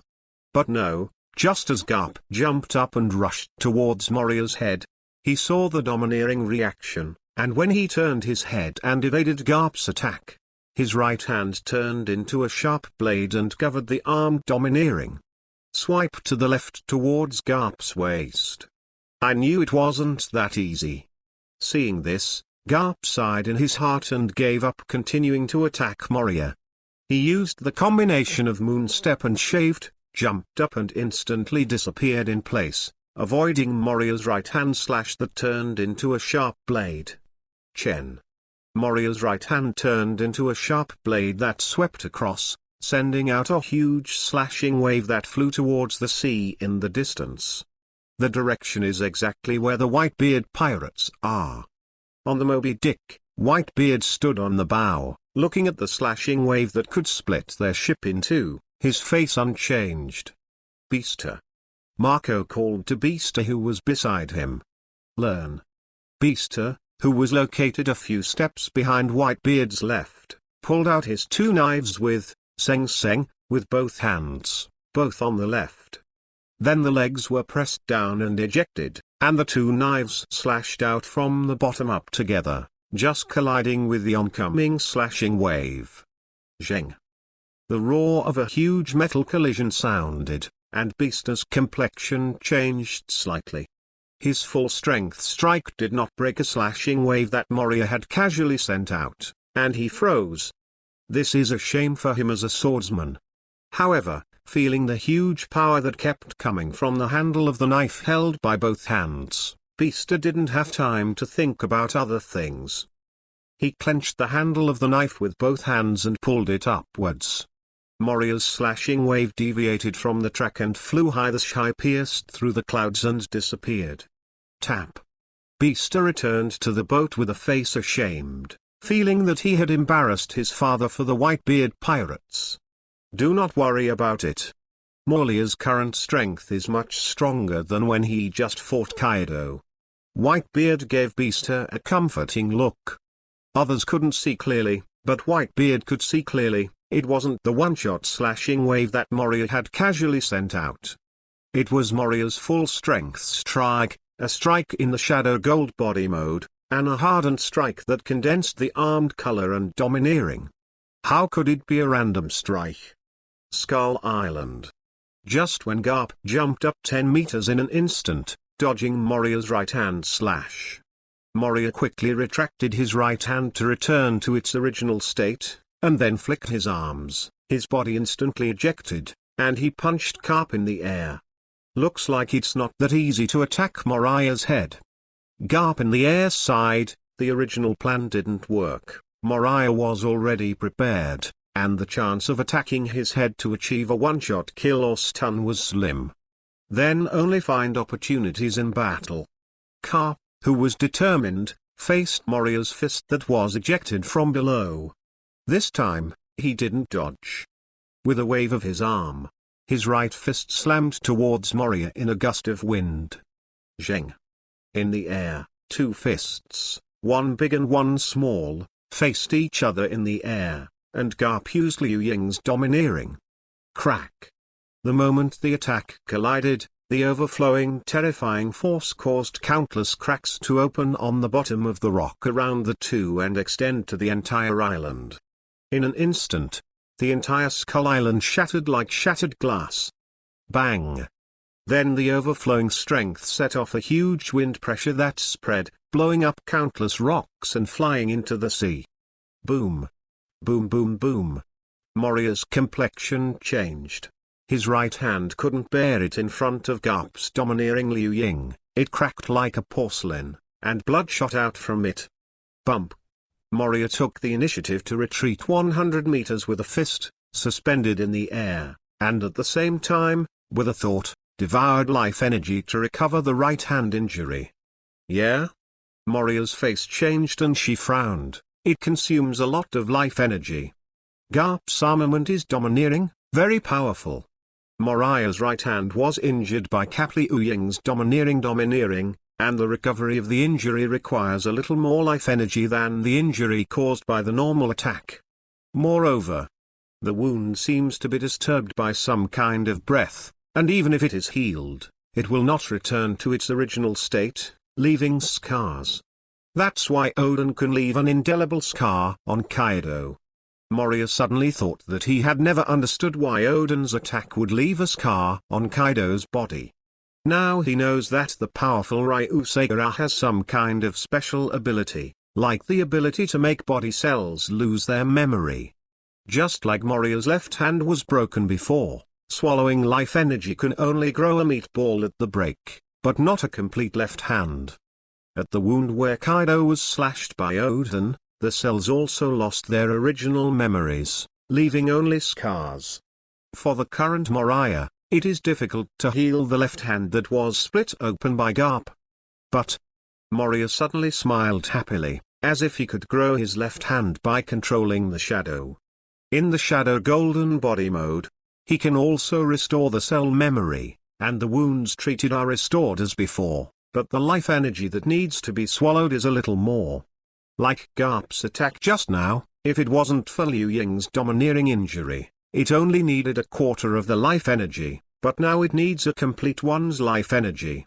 Other people's fighting just consumes physical strength. I am fighting with my life. Moria complained in his heart that every part of his life energy was obtained by killing a person. So every devour of life energy is equivalent to a human life. Chapter 60 The Terrifying Seiga Domineering Shockwave. Call out. Ling Lai's wind sounded. Garp did not give Moria a chance to breathe, and instantly caught up with the air. At this time, Garp's fists were covered with a thick layer of Liu Ying's domineering. Just getting close, Moria felt the terrifying destructive power contained on it. Tear. The iron fist tripped through the air, and the moment Garp approached Moria, his right fist blasted out. The fist waving at high speed, in addition to Liu Ying's domineering air, also brought a layer of white air. Needless to say, at the moment when Moriah had just recovered his right hand, facing the iron fist that Garp slammed, he slammed a punch with a domineering aura. The speed was also very fast, and the fist slid through the air to meet Garp's iron fist with a layer of white air. Zheng. It was another violent collision full of power, and the force overflowing between the big and small fists turned into a terrifying wind pressure, blowing all around, spreading out the entire island, setting off a wave of waves more than 10 meters high on the sea.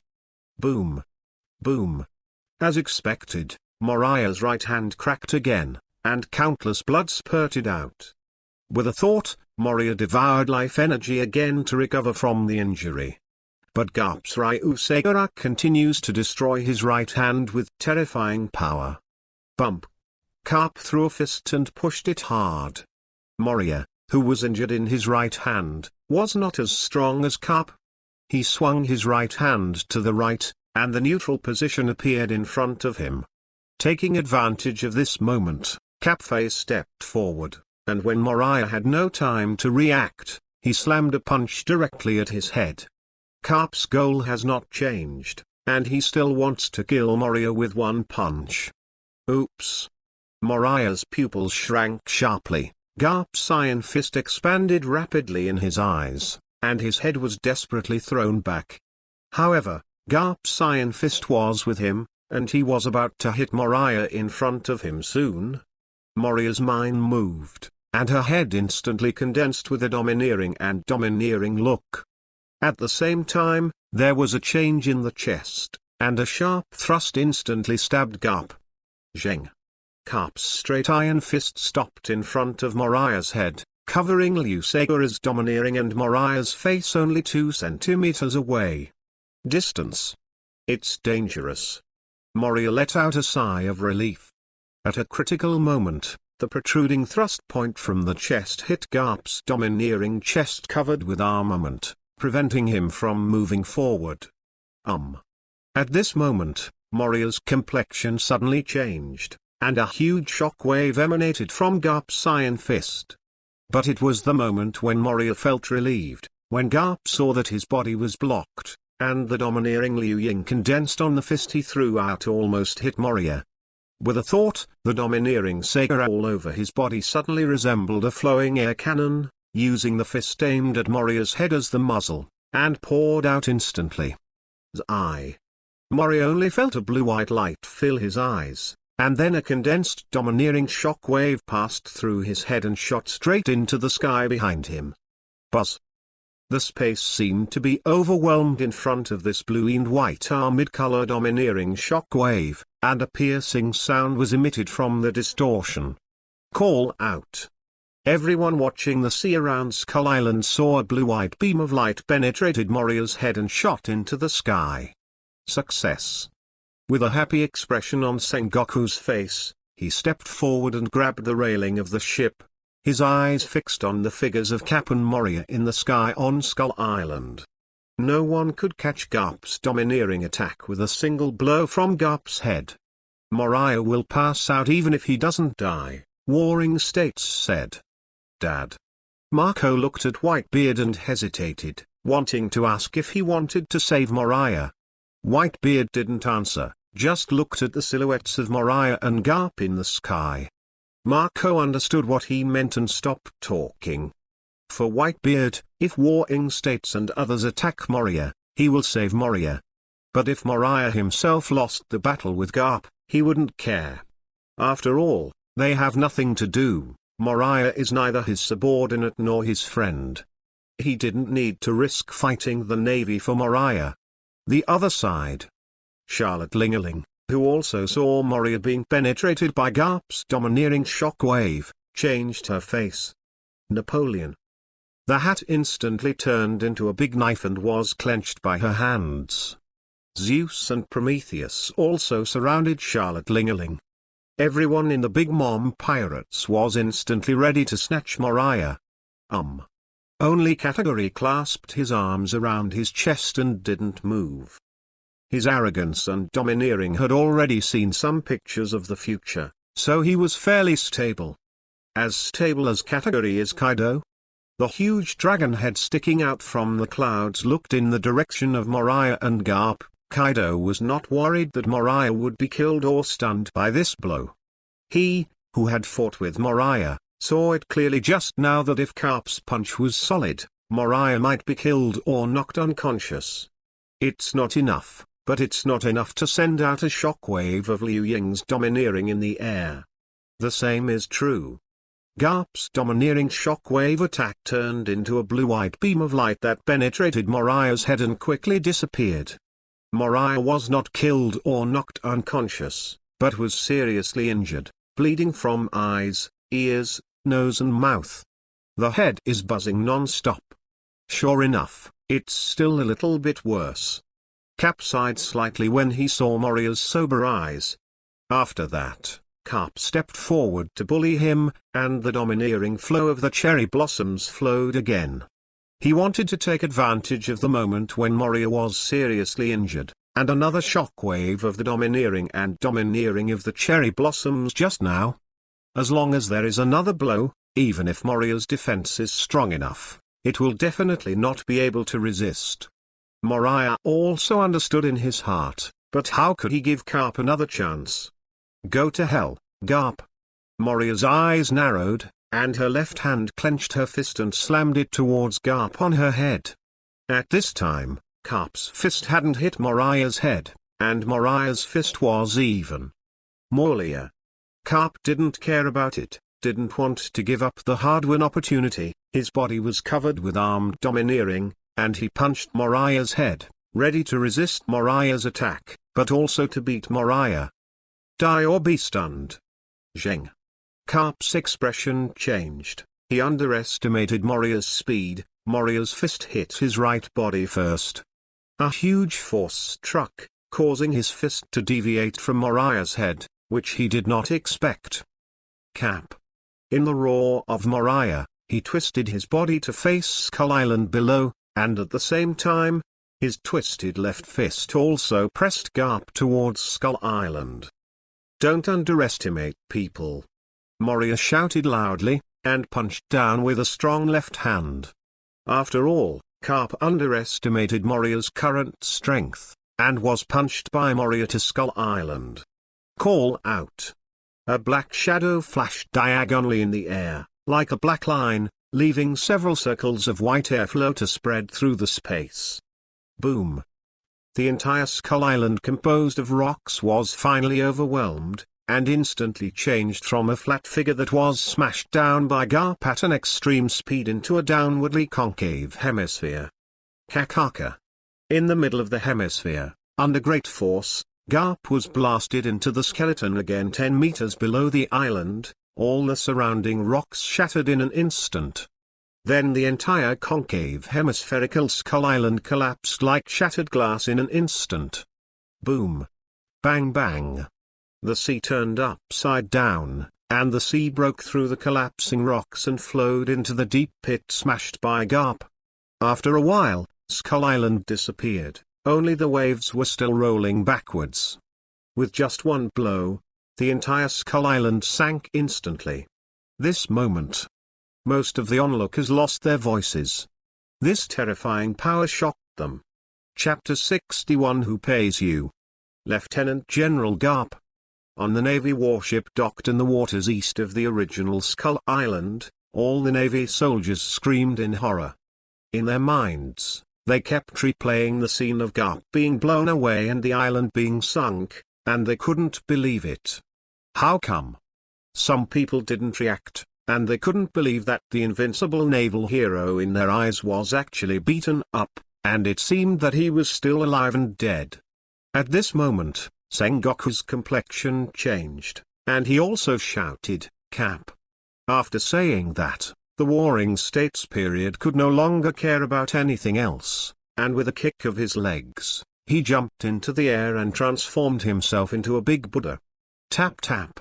In the sound of moon steps, Sengoku flew towards Moria, and he wanted to stop Moria from continuing to shoot Garp.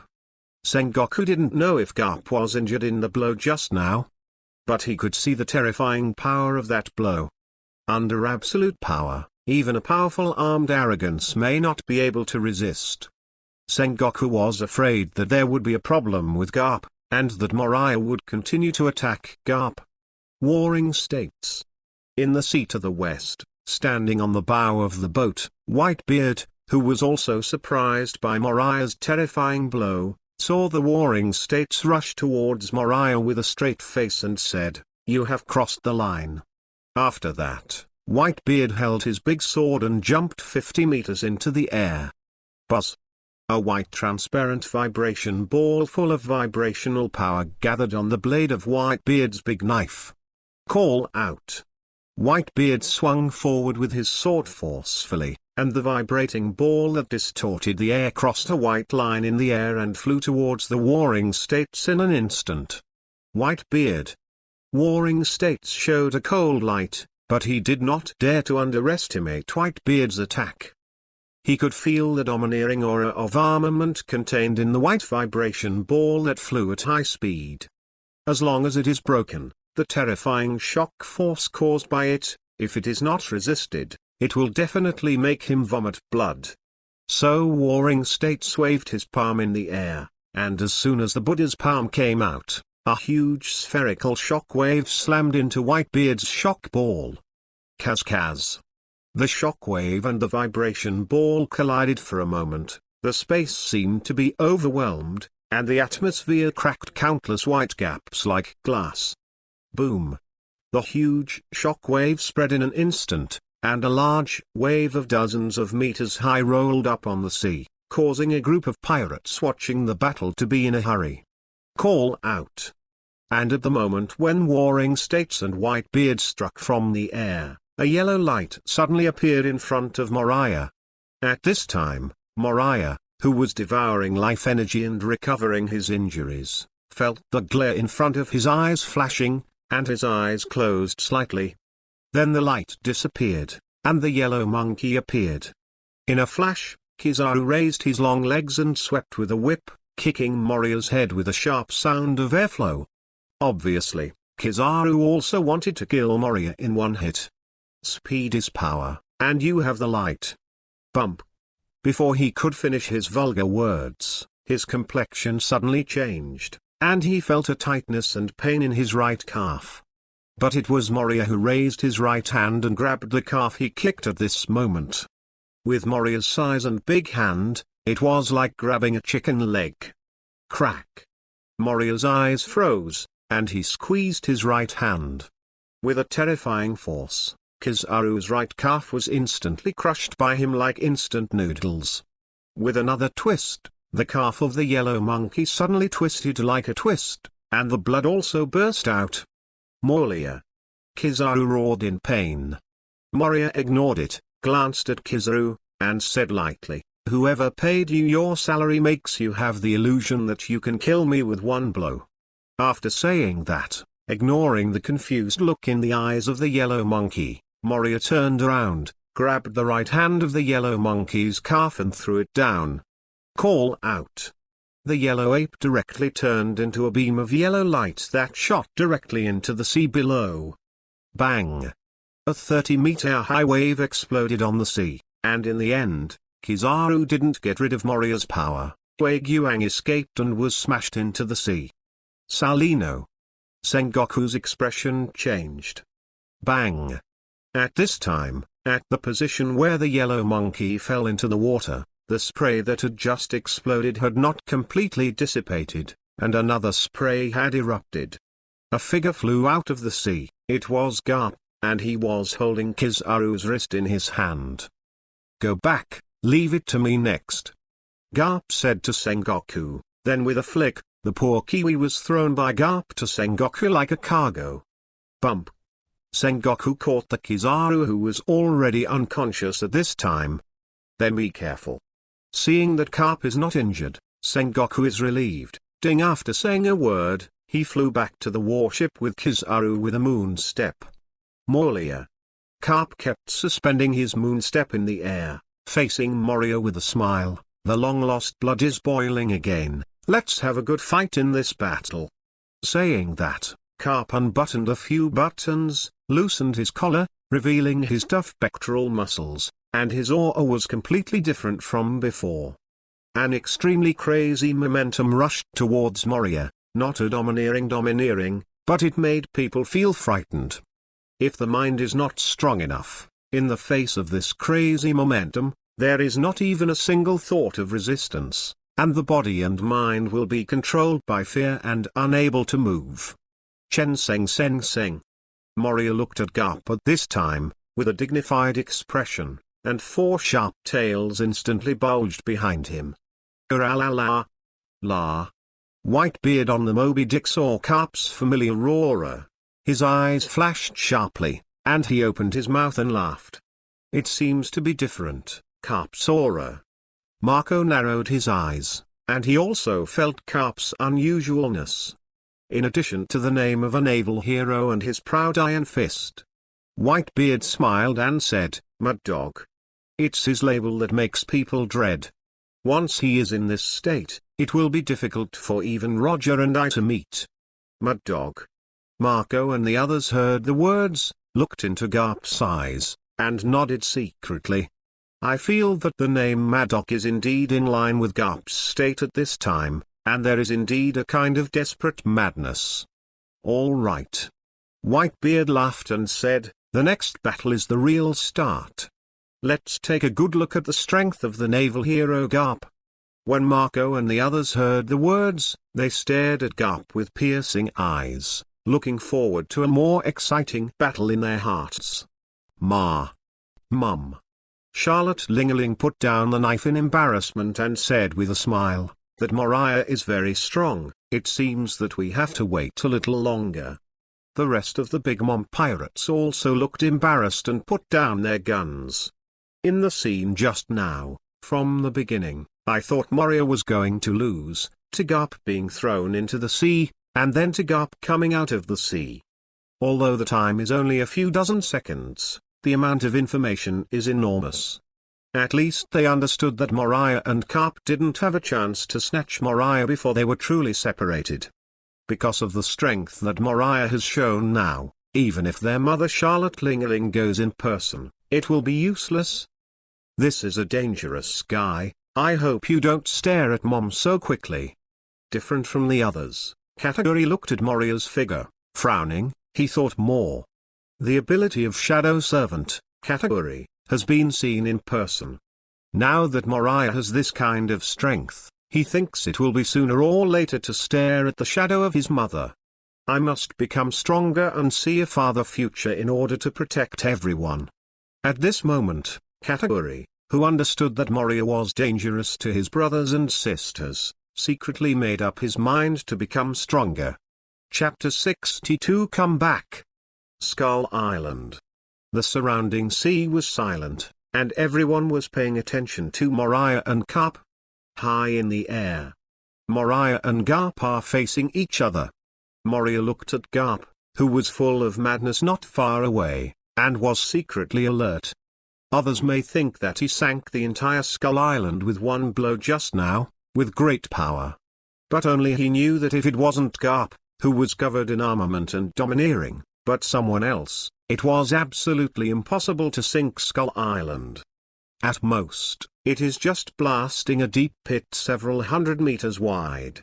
Therefore, Moriah knew how much he weighed. Uneasy. Tattoo. Garp twisted his neck. Ling Lai looked at Moriah with frantic eyes, but did not speak. Moria's eyes narrowed, and she didn't speak when she looked at Garp, but her body was instantly tense. Call out. Call out. Suddenly, the two disappeared in place in an instant, and two white circular rare waves appeared after the two disappeared. Zheng. When they reappeared, Moriah and Garp had already collided. One big and one small fist met, no accident. This time, Moriah's right hand couldn't withstand Garp's domineering impact of Liu Ying. Boom boom boom, cracked open and blood splashed.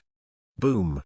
The only surprise is that the moment the two collided this time, the overflowing strength no longer spread around the two of them. Instead, they all spread out behind Moria. Bang bang.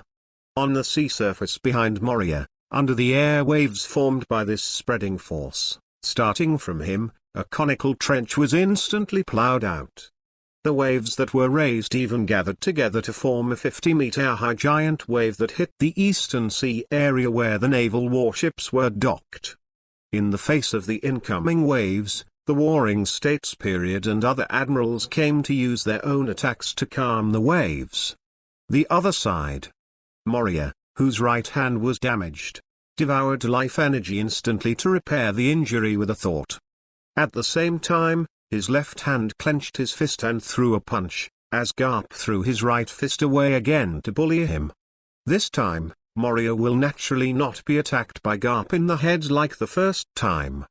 Garp saw that it was not so easy to attack Moria's head, and was not surprised. Facing Moria's left fist, he also threw his left arm and clenched his fist with his left hand. Zheng. It was another intense collision of forces, and Moria's left hand also temporarily lost its combat effectiveness, softened, and needed life energy to recover.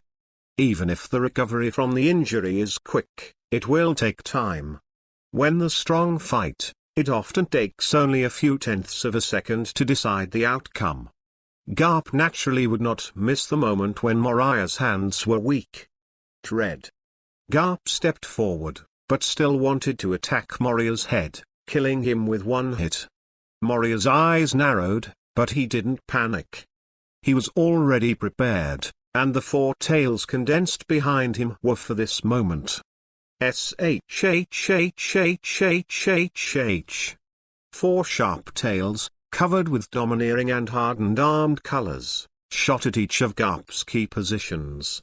Garp tilted his head, twisted left and right, and avoided Moriah's three-tail thrusting attacks at close range in a row, but the last Garp did not dodge. But snapped. Garp grabbed the tip of Moriah's tail with his right hand on his chest. The domineering 5 fingers of Liu Ying, wrapped in a slightly thick layer, exerted a little force. Crack. Moriah's tail was instantly crushed by Garp. Ah! Moria was in pain, her mind moved, and she controlled the remaining 3 tails to shoot at Garp. But Garp didn't let go after crushing his tail, but clenched Moriah's condensed tail, twisting his arms and shaking it fiercely. SHHHHH. HHH. Garp clenched his tail tightly with his right hand, and kept shaking Moriah in a high-speed circle, as if he was pinching a line with Moriah tied at one end. Garp kept shaking Moriah in a circle like this, and soon a circle of white air was set off around the circle. Call out. Finally, after swinging Moria in a circle to reach the highest speed, Garp's right arm swelled in a circle, and then released Moria when he swung hard to the sea below. Call out. At that moment, Moria, like a broken iron ball, shot straight towards the sea below. But, boom! There was a sound that seemed to stretch the tenacity line instantly. Moria was not thrown into the sea below, but suddenly stopped 10 meters below Garp. Oops! Garp, who was above, suddenly felt a tightness in his waist, his face changed, and a force that made him unable to resist attacked, pulling him to the sea below. This moment, Garp and Moria seemed to have switched positions, but Moria did not know when, and Moria wrapped one of his tails around Garp's waist. When Garp threw him off the sea below, with the help of his tail wrapped around Garp's waist, Moriah was not thrown off. On the contrary, when Moriah's tail stretched and stretched like rubber, he stopped, and the force of Garp's swinging acted on Garp's body through the transmission of the tail. So, Moria took advantage of this power, and with another force, he used his tail to throw Garp into the sea below. Call out. Garp flew past Moriah and shot towards the sea below at extreme speed. Call. High in the air, Moria let out a sigh of relief, secretly said, "Fortunately, thanks to the timely response, at the last moment, he wrapped Garp with his tail, otherwise it would really be thrown into the sea, and it would really be over." Sure enough, there is no room for slack in the battle. Even if the battle is evenly matched, as long as there is a single mistake, it will become a losing point. Moriah secretly warned herself not to take it lightly and fight with all her strength. Below.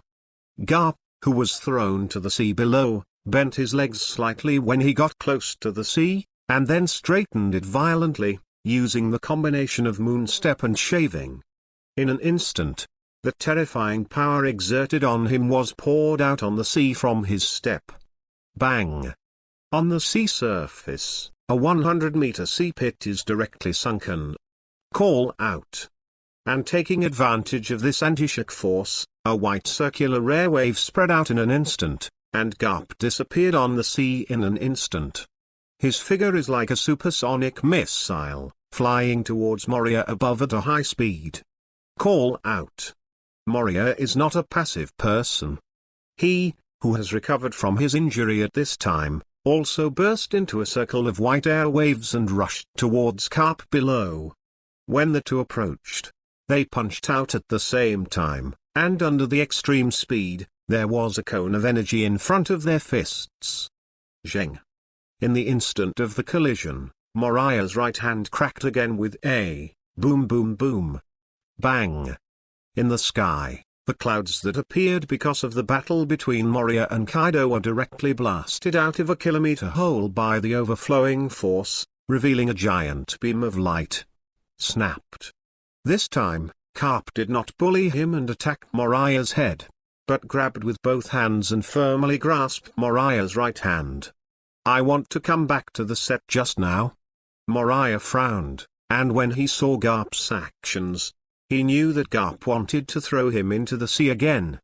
Even if the attack can't kill or knock him out, throwing him directly into the sea is indeed a good way to kill him in seconds.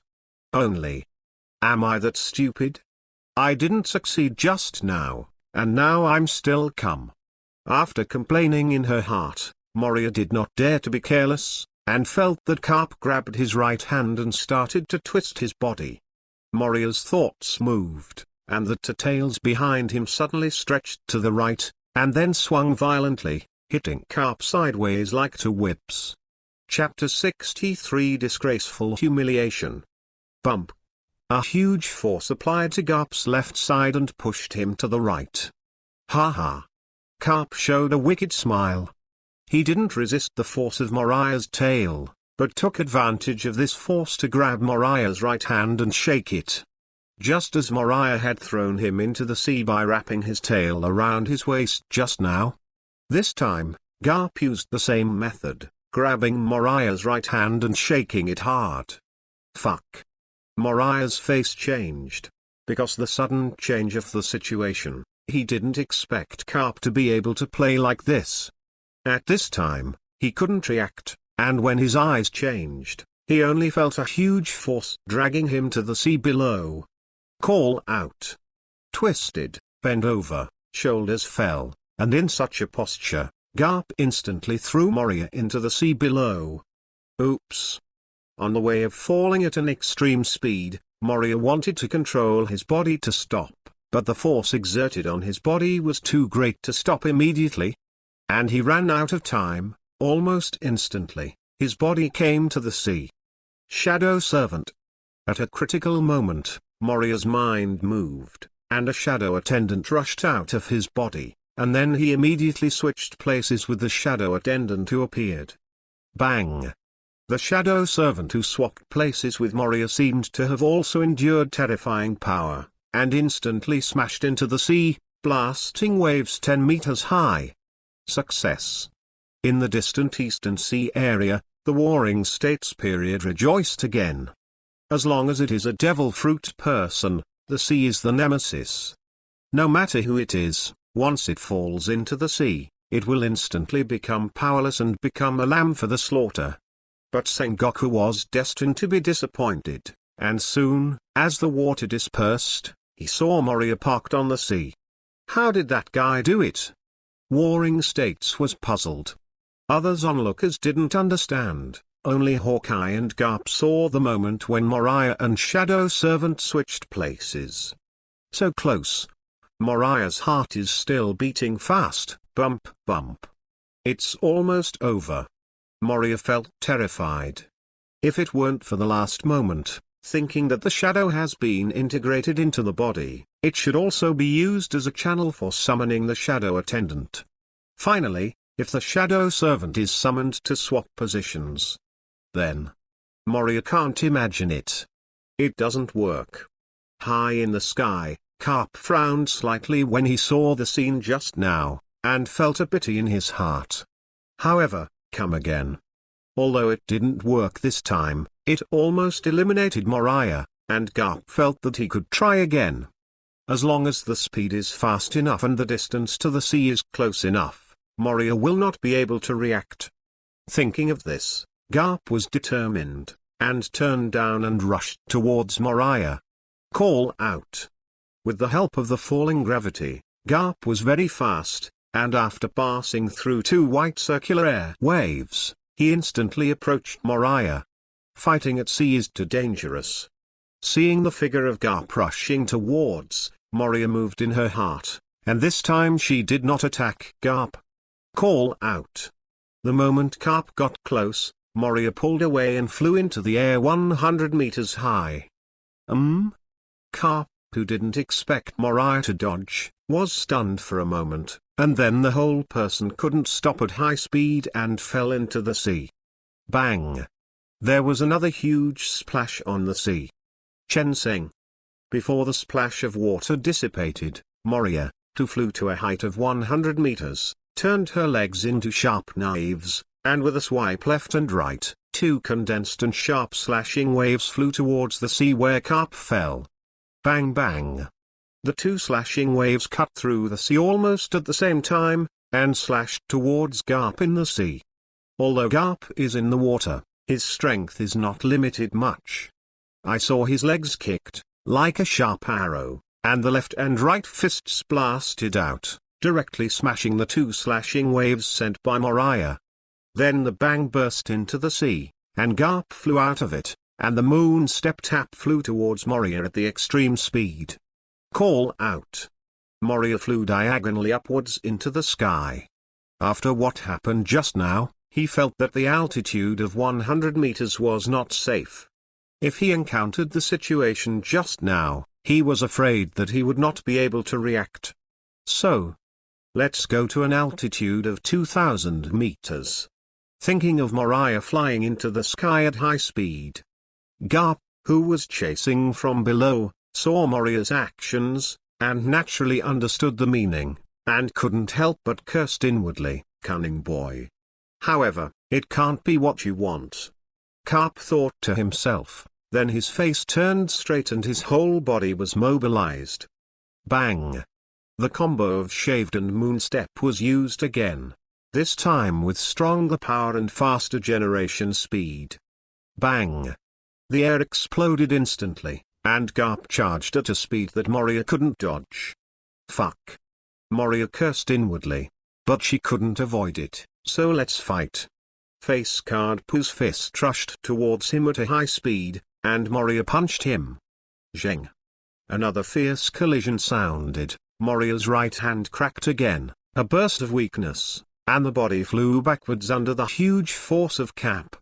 However, at this moment, Garp once again grabbed Moria's right fingers with both hands, then turned his back to Moria and faced down, ready to throw Moria into the sea below again. Seeing Garp's exact same action, Moriah was furious and felt humiliated. Garp didn't know Moria's mental activity, and saw that he had his feet facing Moria and his head down. This time, Garp was going to ignore Moriah's tail or not. He was going to use a combination of kicks and moonsteps while throwing Moriah to the sea below, and he also flew to the sea below. Anyway, he is not a devil fruit person. He is not afraid of the sea. Garp thought so. Don't be afraid of attack. Seeing Garp's actions, Moria also guessed what Garp meant, and then her eyes became cold. Looking at Garp, whose feet and buttocks were facing him, Moriah looked cold, and said with hatred, "I don't believe it, you can still be indifferent when these two places are attacked." Thinking of it, do it, Moria thought, and the two sharp tails pierced the front and back between Garp's legs instantly with a sharp wind piercing the air. Fuck. Garp felt a chill, and the chrysanthemum tightened, and he couldn't help but let out a panicked roar that he couldn't understand himself. Even though Liu Ying's domineering was all over his body, he still didn't dare to take Moria's tail thrusting attacks. Shameless. Garp roared, and instantly released Moria's right fingers with both hands and kicked both feet. Bang! In the sound of a burst of air, Garp subconsciously covered his body with both hands and flew down. Special. See if you dare to ignore my attack by relying on your Liu Ying domineering. Moria stood in the air and smiled at the flying figure of Garp. Moria. Below, Garp, who was parked on the sea, looked up at Moriah and let out a sharp resentment as if he had been violated. The resentment of this voice, when I heard Moria chrysanthemum, her complexion changed slightly, and she hurriedly flew into the sky again. "I'm going to kill you." Garp was furious. He had never been so humiliated in his life. If he didn't kill Moriah, How could he be a person? Bang! The air burst, Garp kicked his feet, and the combination of shaved and moonstep was used again, flying towards Moriah. White ray. Moria drank lightly, and with the four tails behind her, all pointed to Garp flying diagonally below, and used the skill of the finger gun to shoot out countless white energy at high speed. Clang clang. Clang. Garp attacked with countless vigor like white lines, and his speed was naturally slowed down, and he couldn't catch up with Moria for a while. SHHHHHH. While flying diagonally upward, Moria attacked Garp with countless white energy from her tail. Tap tap. Garp did not choose to keep going forward with the attack, but avoided the attack with the moon step, and then chased after Moriah. But in this way, naturally, he can't catch up with Moriah. It was not until Moria flew to an altitude of 3,000 meters and stopped by herself that Garp caught up. Then the two fought fiercely again.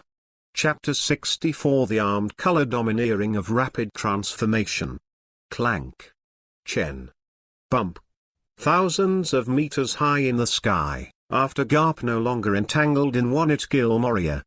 The battle between the two returned to the most simple way of fighting. Moria used both hands, feet and tails, and chopped waves and fists together, and attacked in a variety of ways. Garp hit the world with a pair of iron fists, and let Moria's attack change, and he slammed it with one punch. The sea below. Whitebeard and other pirates onlookers, although not very clear, can sense the intensity of the battle between Moria and Garp at the moment. Everyone is watching with gusto. Only those 5 news-gathering boats, the reporters were busy. On one of the boats, a young man in black looked thoughtfully holding a photo he just took. At this time, snapped. The young man in black felt his head sinking sharply, and then a tingling pain came from his scalp, and he raised his head with a gloomy face. In front of the youth, the middle-aged man in the peaked cap shook his right palm, feeling a little pain. "Swow, what are you doing? Don't you take pictures and videos?" The middle-aged man put down his hand, looked at the young man, and said, "Even if they move very fast, the distance is very long, and the picture is not clear, but they can't give up, in case the camera phone worm's head flashes. It was filmed. As long as you shoot it, you will earn it, do you understand?" "I understand. I understand. Don't hurry up and aim the phone bug at the battlefield." "Yes. Wait." The middle-aged man suddenly stopped the young man and said, "Show me the photo in your hand." The young man handed over the photo, and the middle-aged man took it and took a look. I saw in the photo above, Garp's head is tilted down, his double legs tightened. This is not the point. The point is that Garp in the photo is on his side, covering his crotch with one hand and his hips with the other, and even the expression on half of his face is indescribable. Grievance and fear. From this photo, the middle-aged man saw a thought-provoking story. "Do you have a picture of the actor?" The middle-aged man looked at the young man and asked anxiously. "Have." The young man took out all the pictures of Moriah he had taken and handed them to the middle-aged man. After the middle-aged man took it, he looked like he was being screened. "Well, not this one. This one doesn't work. This almost makes sense. This one." The middle-aged man looked at the photo in his hand. Like Garp, Moriah had a sideways face. The corners of his mouth curved slightly, revealing a meaningful smile. Maybe it's because of the angle. In this photo of Moriah, the smile looks very charming. The middle-aged man looked at Garp's crotch-covering photo and Moriah's charming smile together. After a while, an excited smile appeared on his face. Big news. The middle-aged man laughed, handed the 2 photos to the young man Zoe, and then instructed, "Quick, send these 2 photos to the headquarters, and let the editors at the headquarters make up their minds based on these 2 photos. No. It's a compilation. It's not, it's a report based on the facts. After the young man listened, he carefully glanced at the middle-aged man, and finally couldn't help but say, "Boss, these two opening pictures are all based on editing." "Oh. It's written, isn't it a bit sloppy?" As a man who is determined to become the king of paparazzi, Zoe feels that he should have his own perseverance. Only substantive photos can report substantive content. Obviously, the middle-aged man didn't think so, and raised his hand to reward Zoe with a head. This is the processing of art. There are pictures and truths. What else do you want? You have the ability. You go and ask the naval hero Garp why he covers his crotch and buttocks. Can you? Do you dare? The young man looked depressed when asked, and he naturally did not dare to ask. Don't hurry up. The middle-aged man scolded. Zoe could only obediently send the two photos to the headquarters, and at the same time send the boss's request together. Since then, there has been another grudge between Moriah and the news of the world. High in the air.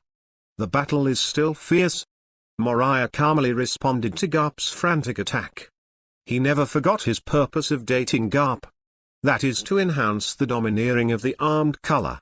It has to be said that fighting against the domineering powerhouse can indeed quickly increase the strength of one's own armed color domineering. It's only been an hour of intense fighting with Garp. Moriah's domineering strength of armed color quickly increased to the level of fighting against Garp's Liu Ying domineering, with only a few cracks in his arm. Compared with the previous cracks in the entire arm, the strength of the armed color domineering hardening has increased too much. Then the battle continues. After another hour, Moriah's armament color increased again. At this time, Garp's domineering attack of Liu Ying can no longer make Moriah's arm crack, and can only hurt the inside of the muscle. Then, after another hour, Moriah's armed aura increased again. Garp's Ryuseiger attacked aggressively, and the damage caused to him no longer affected his battle. Although there is still damage, without devouring life energy, Moriah can fight with Garp for more than 10 hours with his current physical strength, and it is possible that he will be defeated due to the accumulation of injuries. The rocket-like speed of the armed color was something Moriah didn't expect. At this time, he was very excited, and he was even more happy to fight with Garp. Monster. At this time, the crazy meaning in Garp's eyes was slightly reduced, and the shocking meaning was getting stronger. Zheng. Zheng. Zheng. With Garp's attack no longer able to cause effective damage to Moriah, the battle between the two returned to the most simple head-to-head. Moriah's tail was also retracted, and he fought fiercely with Garp, and collided with the limit of speed and strength. Come again. Come again. At this time, Moriah went crazy instead. He was too obsessed with the thrill of the rapid increase in the domineering of the armed color. Moreover, Moriah's armament color is not strong enough. At least he can't fight against Garp without taking damage, and he has not yet understood Liu Ying. Moriah is very greedy. He wants to use the battle with Garp to make it happen in one step, so that both the armament color domineering hardening and Liu Ying can reach the top of the world. With this strong desire, Moriah fought Garp for another hour. How come? Impossible? Moriah frowned in disbelief. An hour later, the expected increase in armament and domineering did not come, and Liu Ying had no domain. His aura of armament hasn't improved a bit in this hour, at least he didn't feel it. Zheng Zheng. Zheng. Garp in the battle also discovered this situation. Moriah's armed domineering did not increase rapidly, which made him secretly relieved. If Moriah continues to improve, then it is really possible that the final loser in this battle is himself. Garp hadn't thought about it before anyway. Zheng. After punching Garp again, Moriah stepped back and stayed in the air, not continuing to attack. Garp also stopped. To be honest, after using Liu Ying's domineering attack with such a high intensity for more than 3 hours, even he was breathing slightly at this time. Is it because of Barrett? Moria frowned and thought, thinking that after swallowing Barrett's shadow, his domineering arrogance has been greatly enhanced. Only the domineering of armed color has not been greatly enhanced. At that time, Moriah thought that armed arrogance could not become stronger by swallowing the shadow of the strong. Now Moriah feels that he can still become stronger, just the same as his fighting instinct skills need to be completely transformed into his own fighting instinct skills in battle. Armament color domineering also needs to be rapidly enhanced to the same strength as the armored color domineering arrogance of the powerhouse he devours in the battle against the strong. In other words, I've only really digested everything I got from swallowing Barrett's shadow now. A strong body, a strong sense of domineering, a strong arm domineering. So, my current strength has reached the level of Barrett in Vico Island. Wrong. Moria thought yaoyao in her heart, and then smiled in her heart. I should be stronger than Barrett now, at least in Shadow Gold mode. I am stronger than Barrett in both strength and defense. The corners of Moria's mouth overflowed slightly. After thinking for a while, he already knew why he could quickly improve his aura of armament. Although he can't quickly improve the domineering of the armed color now, he is also satisfied. After all, through this battle with Garp, Moria already knew that swallowing the shadow of a strong man could gain the opponent's armed arrogance. This is important. So, looking at Cap in front of him, Moria licked his tongue, and the greed flashed in his eyes. Cap, go ahead. After that, Moriah rushed towards Garp again, and the battle started again. Chapter 65 Perona calls for help. Moria. Marco's face was shocked, and he muttered to himself, and a feeling of panic flashed in his heart. Slightly turned his head to look at the tall and broad figure with Whitebeard, and for the first time Marco felt that it no longer made him feel at ease. He fears. Shouldn't be, Dad is the strongest. Marco hurriedly shook his head and knocked out the fearful thoughts in his heart. No matter how strong Moria is, he will never be Daddy's opponent. What's wrong? Marco. Whitebeard turned his eyes slightly, looked at Marco and asked. Ah. It's okay. Marco waved his hand, and then asked with a smile, Dad, who do you think will win this battle? La. Whitebeard laughed loudly, who will win? This kind of thing, only after the battle is over, you will know it, and watch it now with peace of mind. Marco smiled, stopped talking, and quietly watched the battle between Moriah and Garp in the sky. Although Kaozai and others were also shocked by Moria's rapid improvement in strength, they were not as much as Marco thought. In their opinion, Whitebeard is invincible, and no one in the New World is their opponent. Moriah is just one of the stronger ones. Zheng. Zheng. Boom.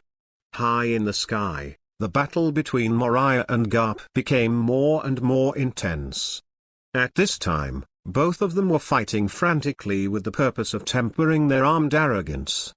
Soon, when the battle between the two came to 8 o'clock in the evening, East China Sea, Aokiji led 4 warships, and surrounded Shark Island far from east, west, north and south.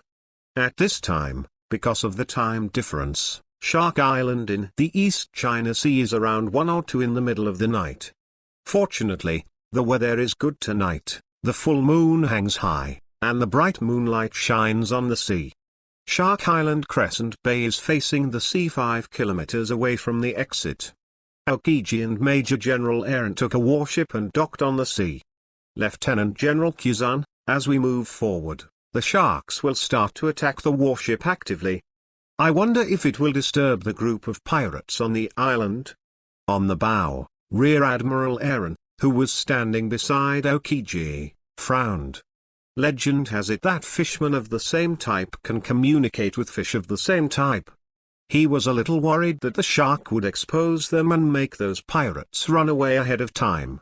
Even so, then block their retreat first. When I freeze the waters around the island, let's go together. Yawning, Aokiji didn't bother to arrange any tactics, so he ignored Major General Aaron and the other Navy's confused expressions and jumped into the air. When Elon was still thinking about the frozen sea of Aokiji. Ice Age. Aokiji jumped up 100 meters in the air, facing the sea above, crossing his hands and sending out a giant icicle-like Ultraman emitting light waves. Kaz.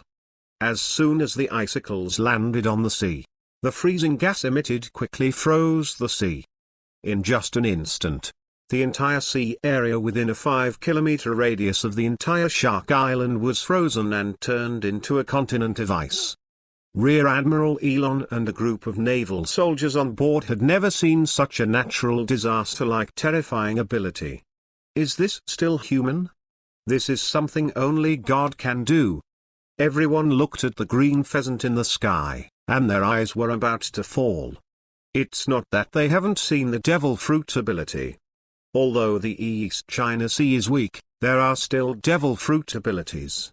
But to be like a green pheasant, to freeze the sea, such an incredible thing, they never thought of breaking their heads before. Tap. The green pheasant fell from the sky, shook his head slightly at these Navy who had never seen the world, then looked positive, and ordered, "Notify everyone, attack." Hearing the voice of the green pheasant, Aaron waited for the Navy to react, and suddenly shivered. It's so cold. Everyone said something subconsciously, and then obeyed Aokiji's order, got off the boat and ran towards Shark Island. In addition, the 3 warships surrounding Shark Island were also ordered by Aokiji, and all the Navy soldiers disembarked and rushed towards Shark Island. On the sea, with the help of the moonlight, you can also see lifelike sharks frozen in the sea. I have to say that the frozen fruit of the green pheasant is very useful in the sea full of water. Just when Aokiji froze the sea on Shark Island, Hira and the others, who were resting in the cave, shivered and woke up from the cold. Not good. Perona was the first to react to this unusual low temperature. As she and Moria had observed the Aokiji battle over Vico Island, she knew that the sudden low temperature might be the Aokiji coming. Thinking of this, Perona's expression changed. Without hesitation, she quickly came out of the arms of the shadow attendant who was holding her to sleep, and said, "Hurry up and inform Lord Moria, there is an enemy, come back quickly." At the critical moment, Perona was very reliable, and when the 3 of Hira failed to react, she had already made the most correct decision. Shake people. Perona is the Navy here. Sister Hira and Gangmir's expressions changed, and they suddenly realized that the Navy had come here. And it still made Perona nervous enough to immediately notify Moria to come back to save their strong man. Perona didn't speak, and after seeing the shadow attendant disappear, she breathed a sigh of relief, and then flew out of the hole. Sidoro, Gunmir, and Hira carried the big bags that had already been packed, and followed Perona to the outside of the cave. The other side. In the New World, Moriah, who was waving his fists at a high speed to attack Garp, changed his face slightly at the moment when Shark Island's shadow servant dissipated. Then, without any hesitation, with a thought, he instantly switched places and left with another shadow servant who was still on Shark Island. Bang! The shadow servant, who switched positions and appeared in Moria's original position, was blasted away by Garp with a punch. "Where's that bastard?" Garp looked around, wary of the surroundings. At first, he didn't think that Moriah had left. It wasn't until after 5 or 6 seconds that Moria was nowhere to be seen. Garp was sure that Moria stopped fighting and left. Asshole. Garp let out a loud roar, and then frowned secretly in the air. Why did that guy suddenly leave? According to Garp's feeling, Moriah won't stop if he doesn't fight him for days and nights. Why did you leave? Garp wondered. However, Moriah had already left, and he didn't stay in the air much, and Uabia flew towards the naval warship. This is the end. No way. Why not? That guy Moria disappeared suddenly, and Garp returned to the warship. Hateful. The battle has just begun, and the excitement has just begun. Why don't you fight? Many people were dissatisfied, especially the guys from the news agency, who also longed for this battle to be fought for days and nights, allowing them to write more headlines to make money, but it ended suddenly. And it ended without knowing who won, which made them feel like they were forcibly broken out of context, which made them uncomfortable. Mum. Charlotte Lingerling smiled and ordered, "Let's go back." Now Moria, she no longer expects income, but the idea of having a child with Moria is even stronger. Charlotte Lingerling's eyes flickered. From today's battle, she could see that Moriah's body was strong and tall, which conformed to her mate selection standard of big. So she decided that she must put Moria into bed and become one of his husbands. Go back quickly and send someone to contact Moria. I want to marry him. Charlotte Lingerling, who was in a hurry to go back, ordered it, making Category and others helpless for a while, but they didn't object, because that's how they came to this world. Let's leave too. Although there is no winner, it is already the biggest winner for Moriah. Uralala. Whitebeard laughed and turned the boat with Marco and the others back. Today's battle, it seems that there is no victory or defeat, but being able to fight Garp is no victory or defeat, which is a victory in itself. It is conceivable that after today, Moria will step on the fame of the naval hero Garp and become another big pirate in this sea who is close to the throne of One Piece. At present, the world recognizes that there are not many people close to the throne of One Piece. The closest one is naturally Whitebeard, followed by Kaido, Charlotte Lingerling, and now it is time to add Moria. The other Silver Axe, Wang Zhai and others, although their strengths are not bad, their power is much worse than the above four. They belong to the third tier. Why did the bastard suddenly leave? As soon as Garp returned to the warship, Sengoku hurried to ask. Do not know. Garp replied, it disappeared suddenly, there must be something urgent. Warring States didn't say anything, but he didn't hesitate, watching Whitebeard and other pirates retreat, and ordered the Navy to retreat. As for whether to arrest the pirates at the scene, or not, the Warring States period is still afraid that these pirates will besiege them together. So, the Moria battle with Garp came to an end.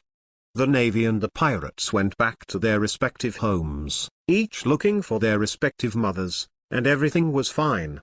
It's just. Tomorrow is destined to be a noisy day. Everyone who left thought so. Chapter 66 Mopa vs Green Pheasant. Shark Island.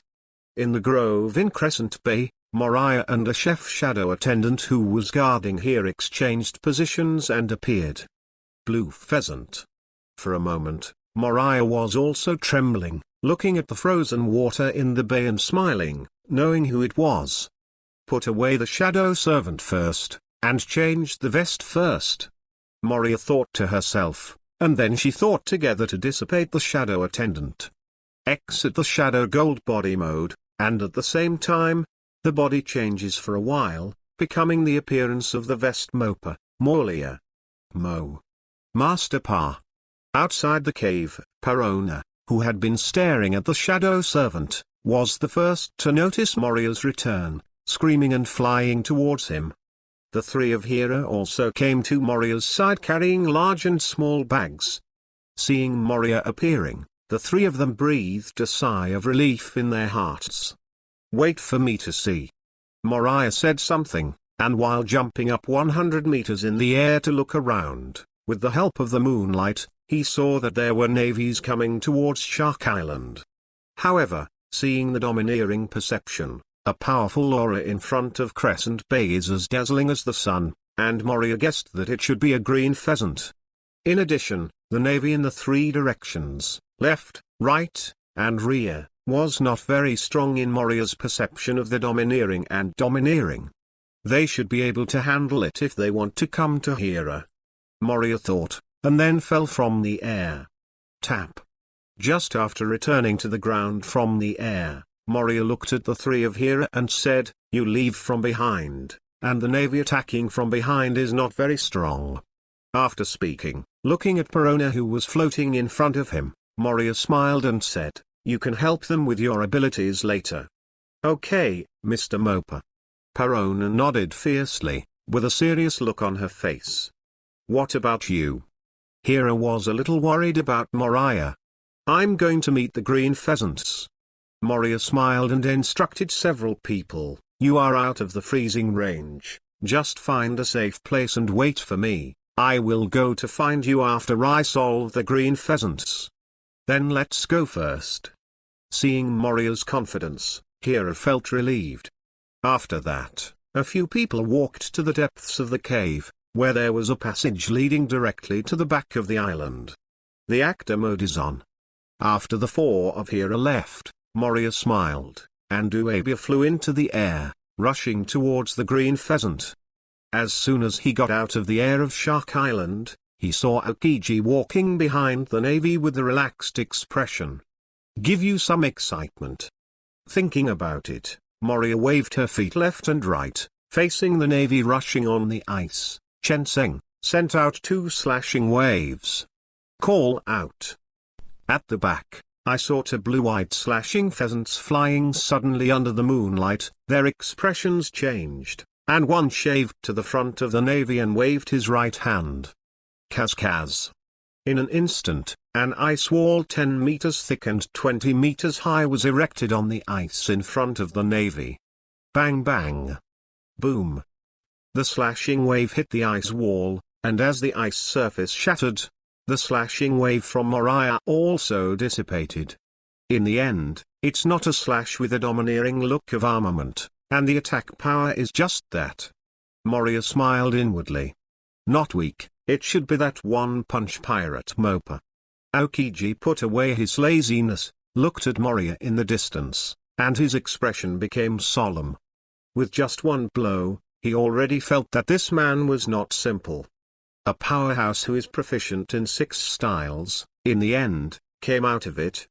Seeing doubts in his heart, Aokiji turned his head and ordered Eren, "You go to outflank from both sides, and cooperate with the Navy in the other 3 directions to surround the island. Other pirates may have to escape from the back of the island." After saying that, King Tsuhi looked at Moria and said solemnly, "This enemy on the front is not something you can deal with, just leave it to me." "Yes, Lieutenant General Kizan." Elon looked straight, without hesitation. He who had seen Moriah's strength before, knew that if he and others stayed, it would only be a hindrance. So soon and a Navy colonel led a team of Navy from both sides to the rear of Shark Island. Tap tap. At this moment, Moria moved, and Uabia flew towards Aokiji from the sky at high speed. Aokiji saw that, he was not a passive person either.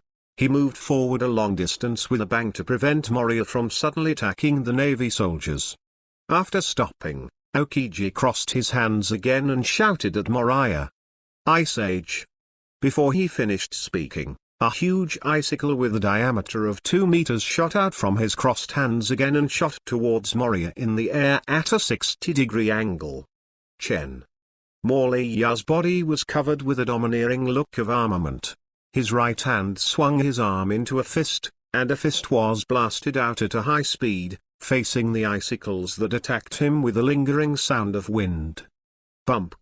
In the instant of the collision, the front end of the icicle burst, and the low-temperature freezing air was directly dispersed by Moriah's domineering armament, and shot from his side to the back in a cone shape.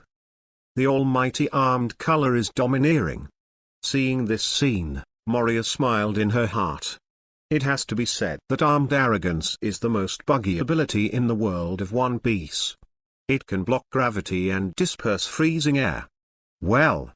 At this moment, Moria smiled suddenly, before it was too late to react. Kaz. A sound of freezing sounded, Moria's smile solidified, and the whole person was wrapped in ice, frozen in a 20-meter diameter ice ball.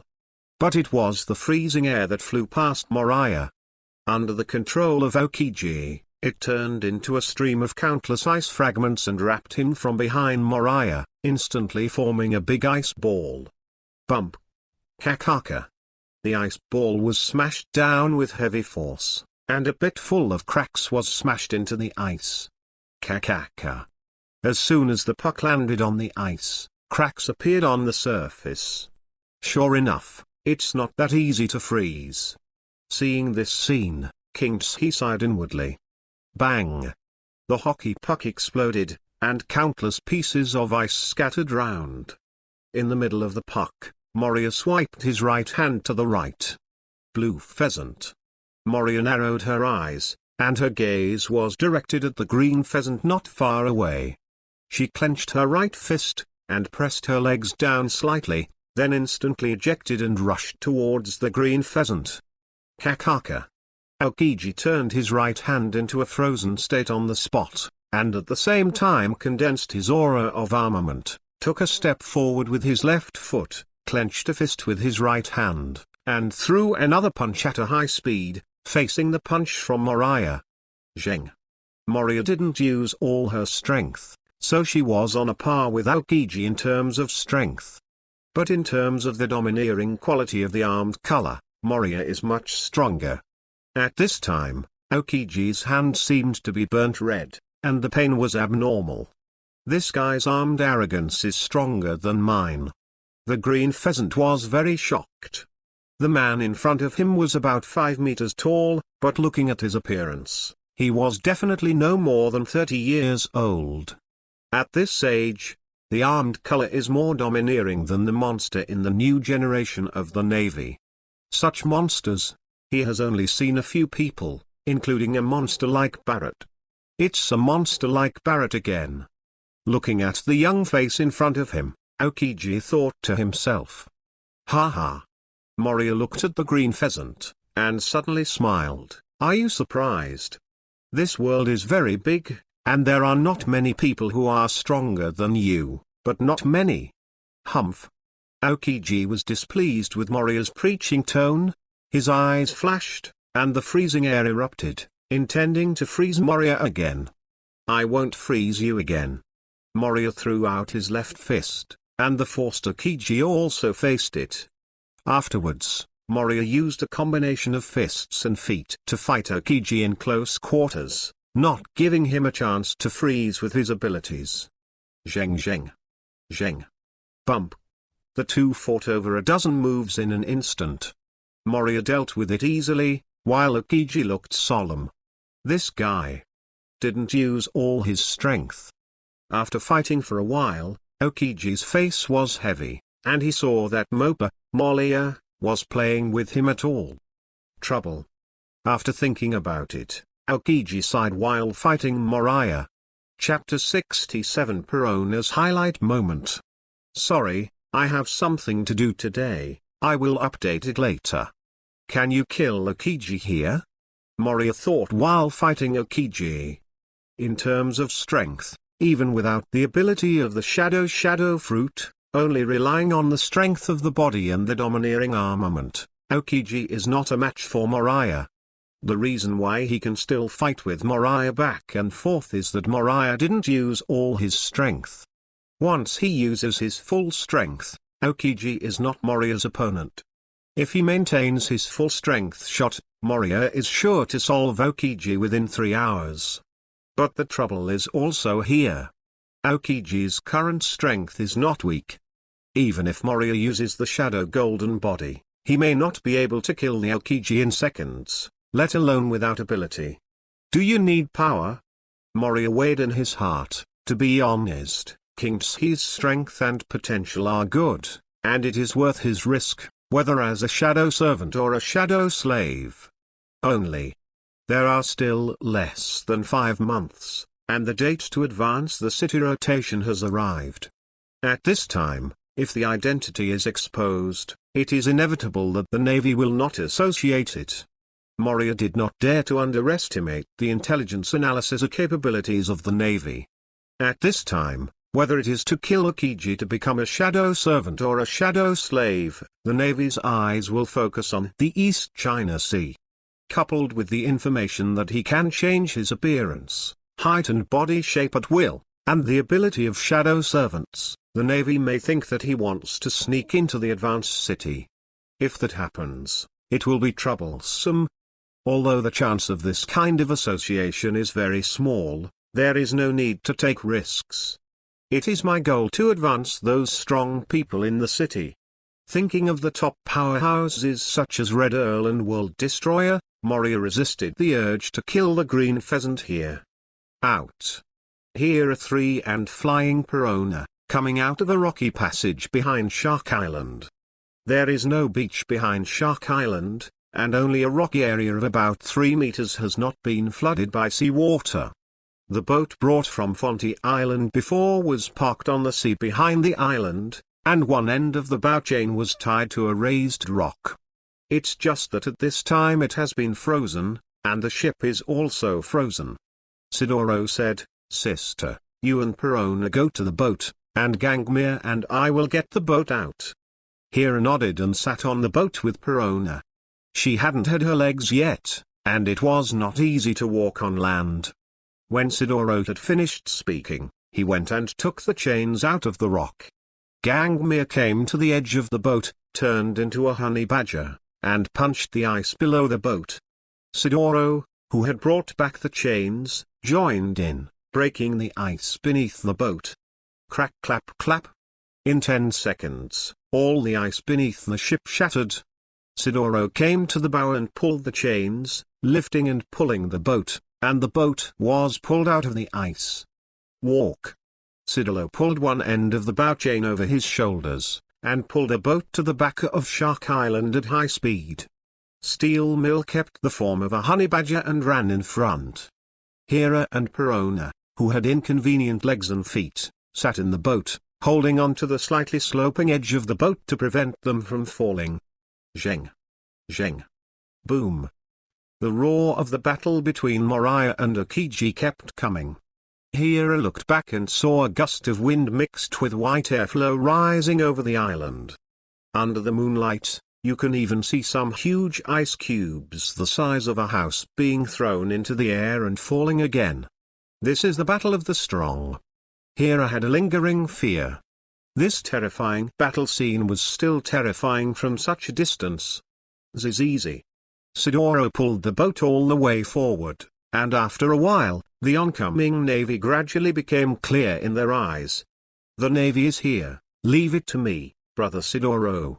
Gangmil, who was running in front, turned his head and said something to Sidoro, and then one accelerated and rushed towards the ushering navy. There are about 200 people in the navy, led by another Rear Admiral of the East China Sea Naval Division headquarters. The strength is not strong, and he knows 6 styles, but he is not domineering. Seeing the figure of Gangmil rushing towards him, the Rear Admiral's eyes were filled with flames of revenge. "Pirates! Don't try to run away this time!" The Rear Admiral roared, "Kill these scum at sea and avenge the dead Vice Admiral DeLong. Kill!" The Navy soldiers responded one after another, wielding their swords and slashing at the rushing Gangmir. "Call out!" Gangmil suddenly accelerated like a teleportation, jumped over the attacking Navy soldiers, and punched the Rear Admiral in the middle. Shave. The Rear Admiral didn't foolishly use the iron to resist, but he used the shave to get out of the way in an instant, and when he reappeared, he came to the side of the Steel Mill who didn't hit anyone with a punch. Chen. The Rear Admiral clenched the handle of the knife with both hands, and slashed diagonally. The blade slashed through the wind and went straight to Gangmir's neck. Gangmir's complexion remained unchanged, and his neck was covered with a domineering defense. Facing the knife that the Rear Admiral slashed, he turned around and punched the Rear Admiral's chest. When the Rear Admiral saw Gangmil's response at this time, he was overjoyed, and secretly said, "Successful." Zheng. The Rear Admiral's expression changed, and the sharply slashed knife slashed into Sidoro's neck as if it had slashed a piece of hard steel, and a shocking force almost broke his grip on the handle of the knife. "How? Ah!" Before he finished speaking, the Rear Admiral's eyes bulged, and a huge force exploded directly in his entire chest. Bump. Kakaka. Gang Mill's powerful punch directly shattered the rear admiral's chest and fell into it. Bump. Gang Mill closed his fists, and the rear admiral fell to the ground. He wasn't dead, but he had passed out and lost his ability to fight. Major General. The surrounding Navy soldiers shouted for a while, their pupils widened, and they couldn't believe that the strong rear admiral in their eyes was actually killed by another blow. The Navy was a little stunned at the scene. The development of this plot was not right, and it didn't fit their minds. Tangle them, absolutely can't let them escape. We also have Lieutenant General Kizan. Our Navy colonel reacted and roared at the dumbfounded Navy soldiers. Right. Superior. Hearing the words of the Navy captain, the Navy soldiers thought of the power of Aokiji, and their momentum instantly rose. Swinging the sword again, some rushed to Steel Mill, and some continued to rush to Sidoro. Steel Mill swung his claws and shuttled among the naval soldiers. S-H-H-H-H-H-H. Zizi. Zizi. The Navy soldiers were torn apart under the attack of Steel Mill's sharp claws and fell to the ground. But at this time, the Navy soldiers who had the blue pheasant's bottom were attacking Gangmere madly, as if they were not afraid of death. At the same time, the navies on the left and right gradually surrounded him. Don't fight, Gangmere, keep running. Sidoro, who came with the boat, frowned and said loudly when he saw Gangmere, who was still entangled with the navy. Clear. Gangmere nodded, no longer fighting, changing the claw attack to a fist, and flying the sea along the way. Soldiers, clear the way for Sidoro. But the current navy is really bloody, swearing to die, and clinging to Steel Mill. Bump, bump. While pulling the boat forward, Sidoro sent the approaching navy soldiers flying, and the speed gradually slowed down. There is no way this can be done. The strengths of Gangmere and Sidoro are strong for these navy soldiers, but they are all single-aim attacks, and they can't do anything about the large number of navies. They haven't been able to cover their whole body with armed domineering, and they can only avoid the attacks of some swords. So the speed slowed down. At this time, the two navies from the left and right sides also joined the battle. The situation became chaotic for a while. Negative Ghost. At this time, Perona suddenly blushed and shouted loudly. Immediately, more than a dozen small white transparent ghosts sprang out of her body, flew to the surrounding navy, and then passed through the bodies of the navy soldiers in their confused faces. Moment. I'm so sorry for being human. I don't deserve to be a navy, no, I don't deserve to be a man. I want to die. All the navy soldiers who were passed by the ghost couldn't kneel down, looked like they wanted to commit suicide, and lost the room to resist. This. How did you? This strange scene shocked the navy soldiers, and everyone paused subconsciously. What a terrible devil fruit ability.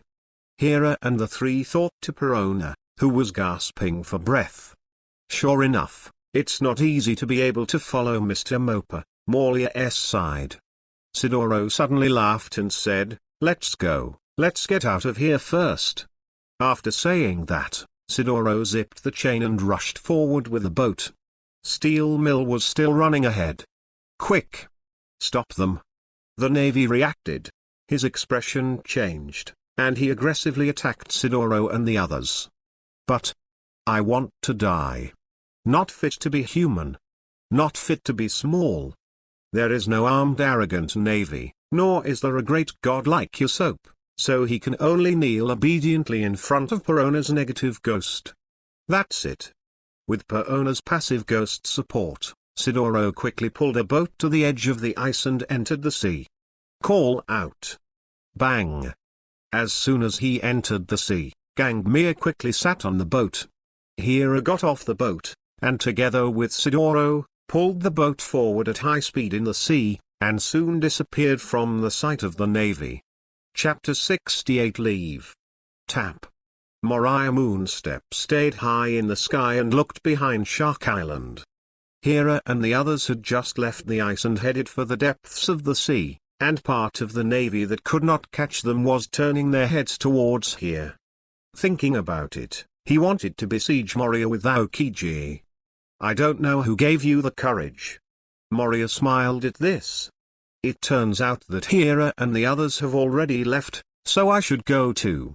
Thinking to herself, Moria turned her head to look at Aokiji, who was breathing slightly on the ice below.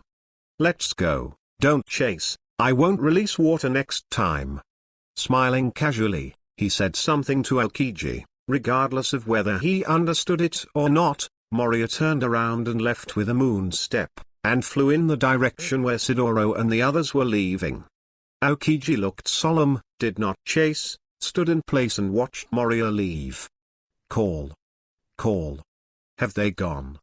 After a while, looking at the direction where Moria left, Aokiji let out a long sigh, and his expression calmed down a little. Although the fighting time was short, only he knew the danger in it.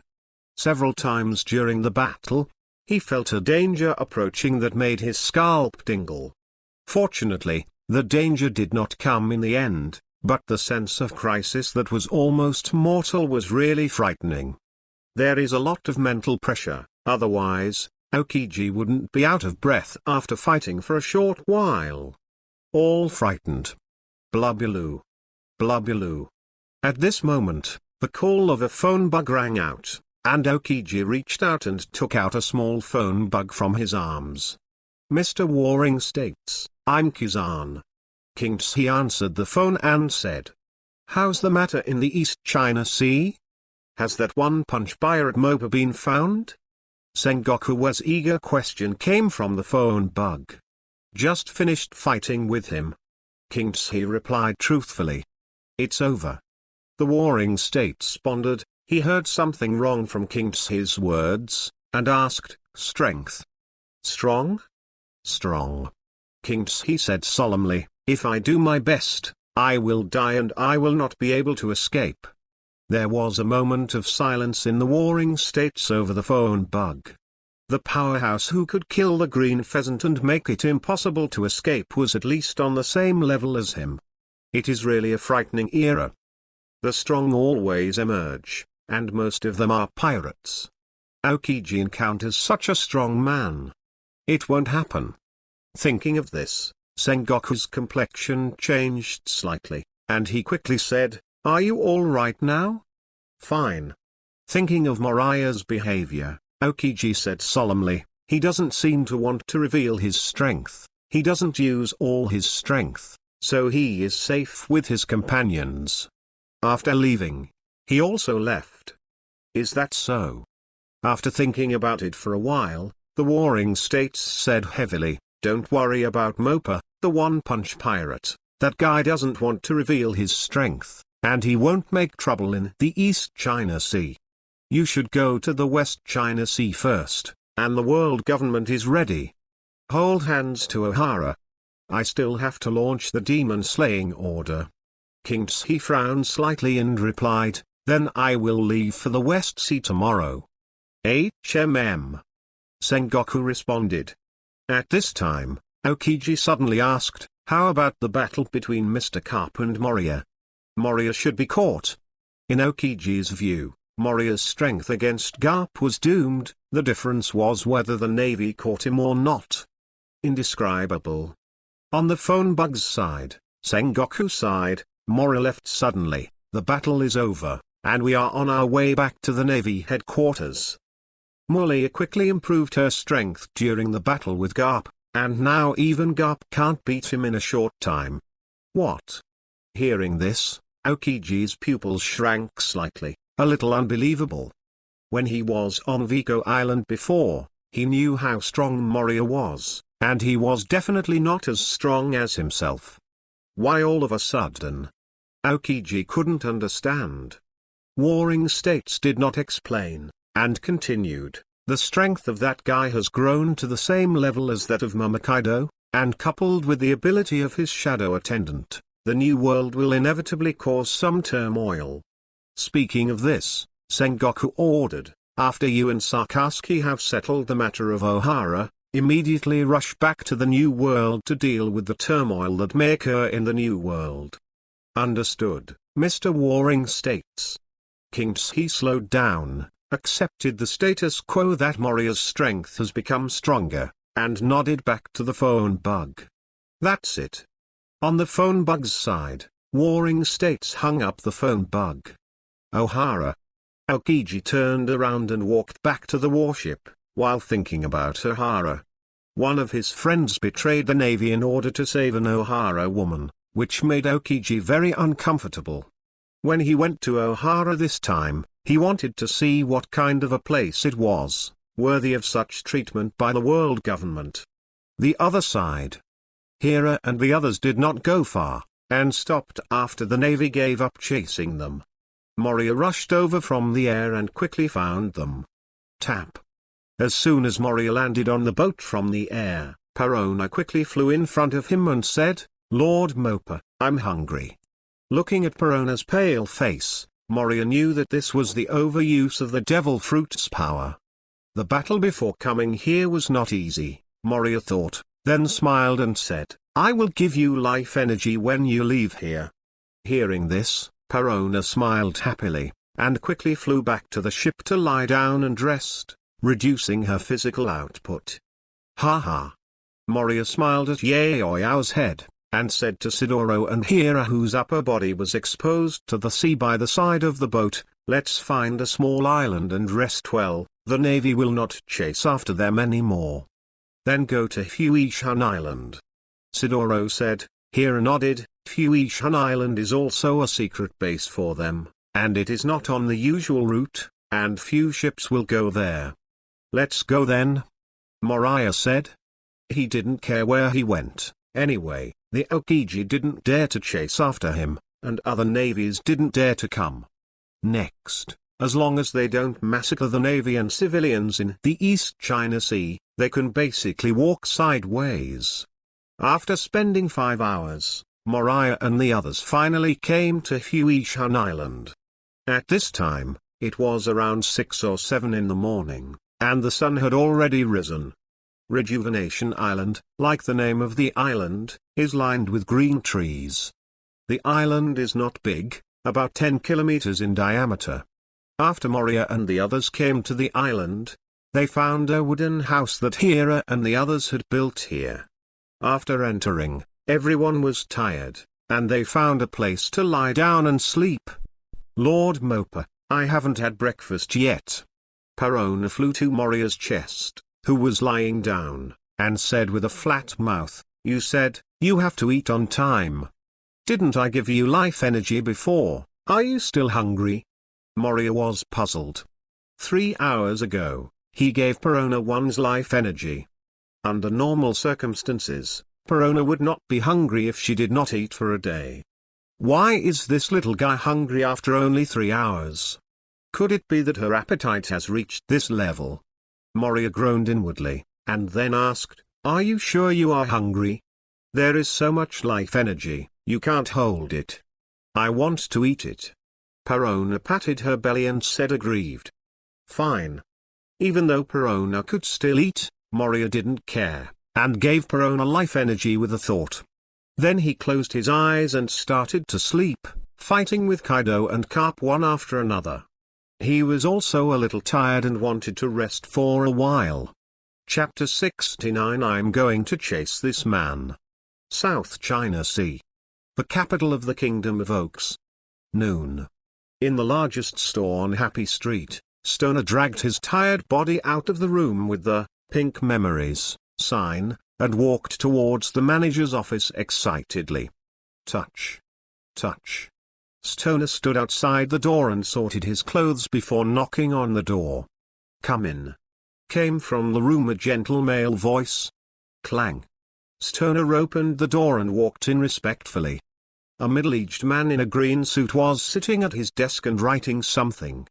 He came to the desk with a slight respect and said, "Mr. Locke, I'm here to collect my salary for the past 3 days." "Oh." The middle-aged man in green named Locke looked up and saw who it was. He even stood up and said with a warm smile, "It turns out that Stoner is here. Come, You sit first. After speaking, he walked out of the desk and pulled Stone to the sofa beside him and sat down. How is it? Is it all right? Do you want to go back and rest first? Locke looked at the young man beside him with admiration, and asked caringly. As the top brand of our store, Stone Eater is famous in this prosperous capital for its outstanding physical fitness, handsome appearance, and good business ability. From the day before yesterday to today, for 3 days and 3 nights in a row, without rest, Stone Eater comforted a total of 30 young women who came to solve their problems. The accumulated profit for the store is 1 million Bailey. As Stoner who made this profit, he can get 15% of the commission, which is 150,000 Bailey.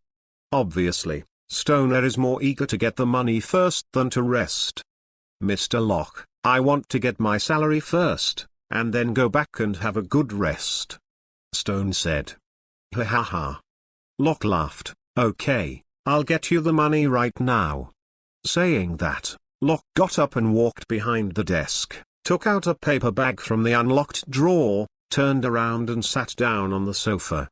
Stoner looked eagerly at the paper bag in Locke's hand. Yeah? Take it.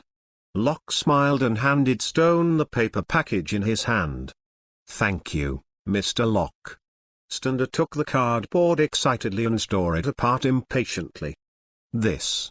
Looking at Bailey in his hand, Stoner sank in his heart, looked up at Locke, and said hesitantly, Mr. Locke, can you give it to me at one time?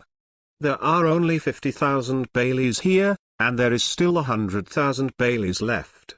No problem, this is your commission for the 3 days. Mr. Locke's smile was gentle. Locke's words made Stoner's face darken, and an anger burned in his heart. There's no way, Stoner, there are too many pirates outside, and the Chamber of Commerce has suffered heavy losses. In order to make up for the deficit, we can only cut down expenses.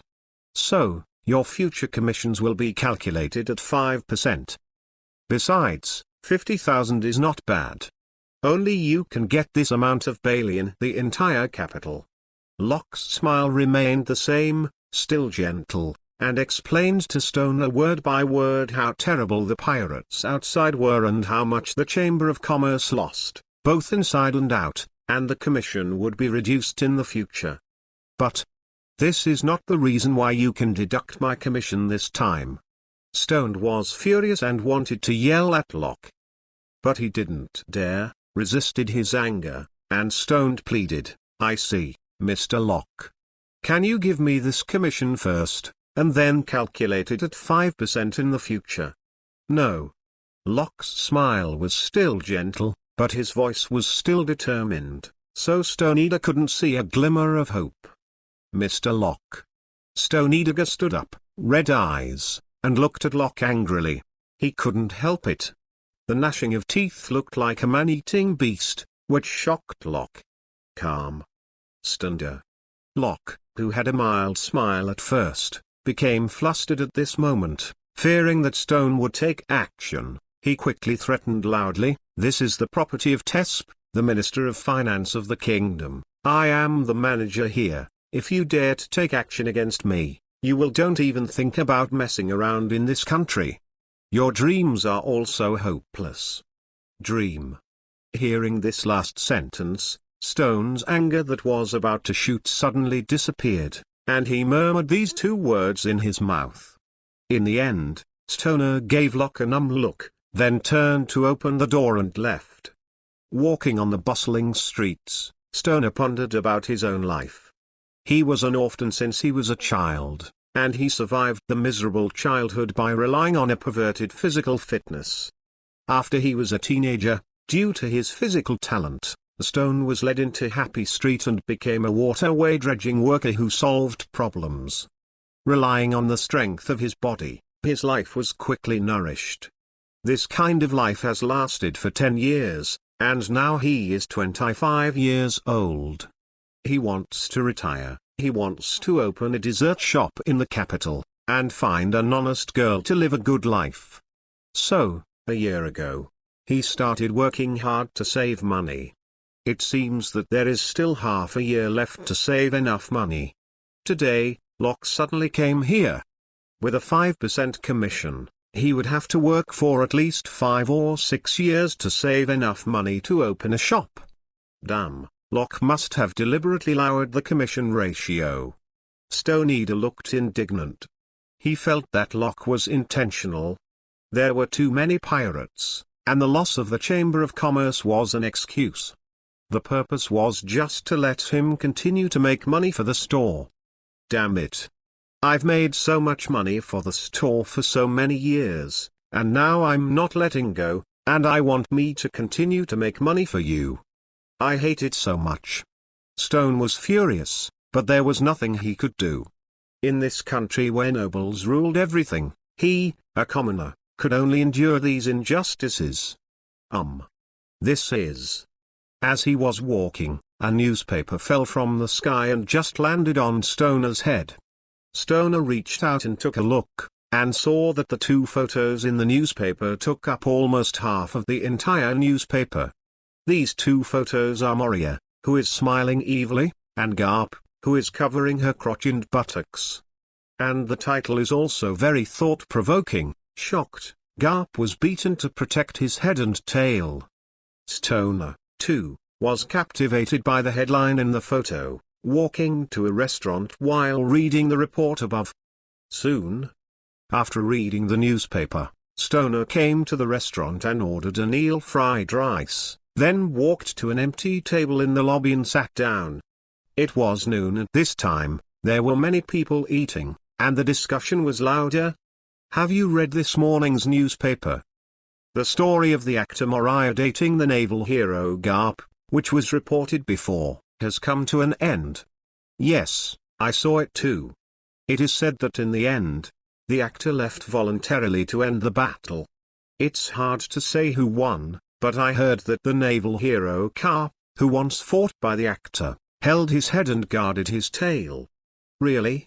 That's terrible. Garp is the legendary sea soldier who has arrested One Piece. I didn't expect that even he can't help the actor. Yeah? Now the whole world is talking about the power of the actor, and he is already a pirate on the same level as Whitebeard. In the hotel lobby, all kinds of discussions about Moria came out of everyone's mouth. Some were worried, and some were just gossiping to pass the time. After all, the names of New World, actor, and naval hero are too far away for them.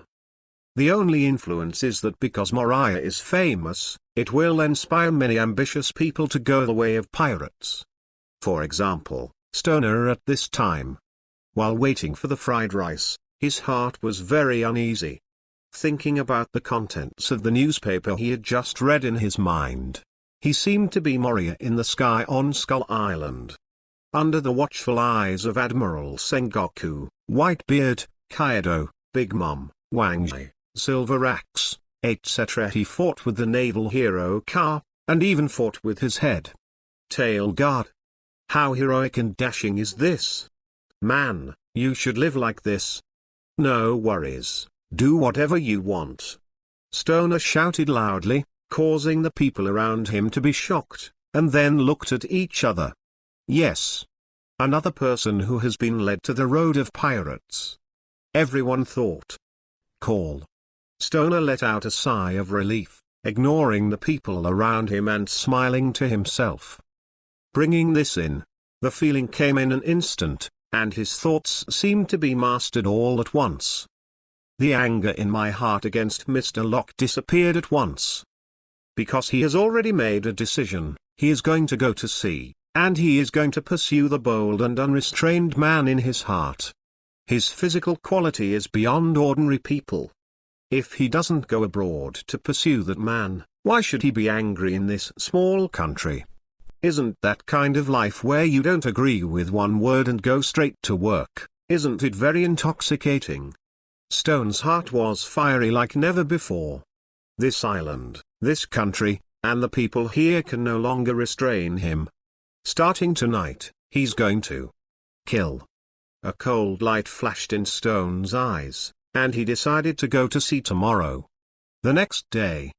Early in the morning, Stoner set out to sea. At noon, Locke was found dead in his home, which the guards judged was a homicide, and Bailey was taken away from their home. So after an investigation, Stoneater was wanted and became a pirate. Stoneater's deeds are not exceptional. Moriah became world famous after reports of Moriah and Garp's battle against each other were printed in newspapers and sent all over the world. And the fame of every big pirate can always give some people motivation. For many oppressed people like Stoner, their ambition and anger seemed to be ignited after seeing Moriah's related reports. In the end, he was wanted for resisting murder, and a set of actions successfully added a pirate to this sea. Chapter 70 Bounty, 1.5 billion Bailey. Rejuvenation Island. Just after lunch, the sun is hot. Moriah showed her upper body naked, wearing a pair of beach pants, lying on a huge beach chair. On the side, Perona put on a gothic princess dress suit, and her hair was combed smoothly by Hera, like a porcelain doll. Holding a small red and black umbrella in one hand, it floated in the air and kept flying around on the beach, enjoying myself. In the distance, Hera is also swimming in the sea, cooking and exercising.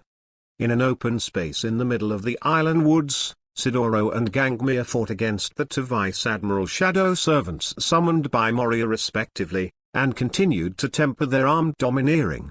The two really had a soft spot for fighting, and they went to work after eating. My bounty list has been updated.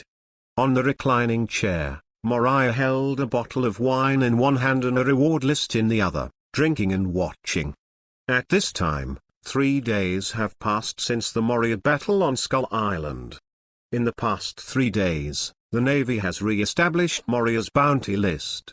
Now Moria's new bounty list has been sent to the world, and the series of zeros after the 15 on the bounty list has caused all bounty hunters in the world to drool.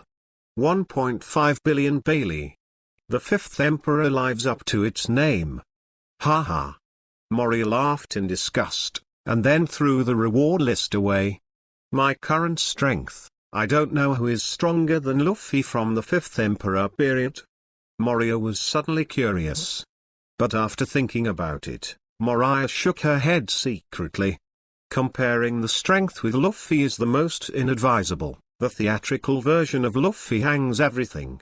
After entering the new world, Luffy's strength is a mystery. I remember watching the anime, when Moria thought Luffy couldn't beat Ming, but Ming was killed. In the end, just when he thought Luffy couldn't beat Kategori again, Luffy won again, and in the battle, he raised his arrogance to the level of seeing the future. In short, it is difficult to have a qualitative comparison with the protagonist Luffy. If you compare your strengths, you have to find Whitebeard. Thinking of this, Moria was suddenly stunned. By the way, how much is Whitebeard's bounty now? Hera. Moria called loudly. Hera in the sea heard Moria calling her and looked back at Moria. Do you know how much Whitebeard's bounty is? Moria asked loudly. I don't know. Hera Yaoyao said, you ask Sidoro, he should know. Okay. Moriyabi made a gesture, indicating that he knew. But he wasn't going to ask Sidoro, it was just a whim. Hera didn't know, so he wasn't interested.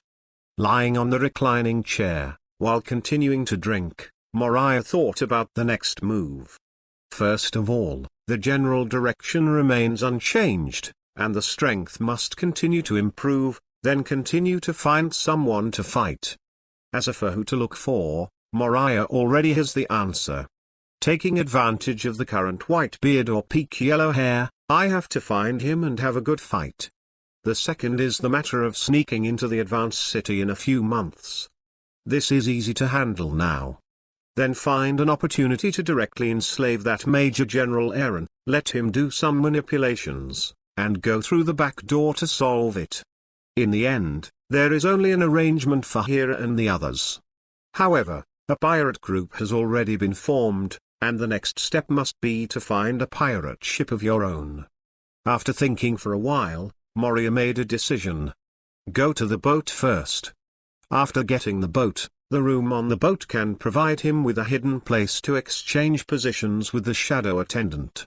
In this way, it will be more convenient for him to go to New World Wave again. Later, Moriah told Hira about the decision. No one objected, and Sidoro also suggested that once he had the ship, he would set off on the Great Route. He couldn't wait to start a new challenge. Moria agreed, and he also felt that it was unnecessary to stay in the East China Sea. It was a good choice to go to the Great Route. The next morning, Moriah and the others set off. The destination, Yuxing Island, the largest shipyard in the East China Sea, where pirate ships can be customized. Moria was shocked when she heard it.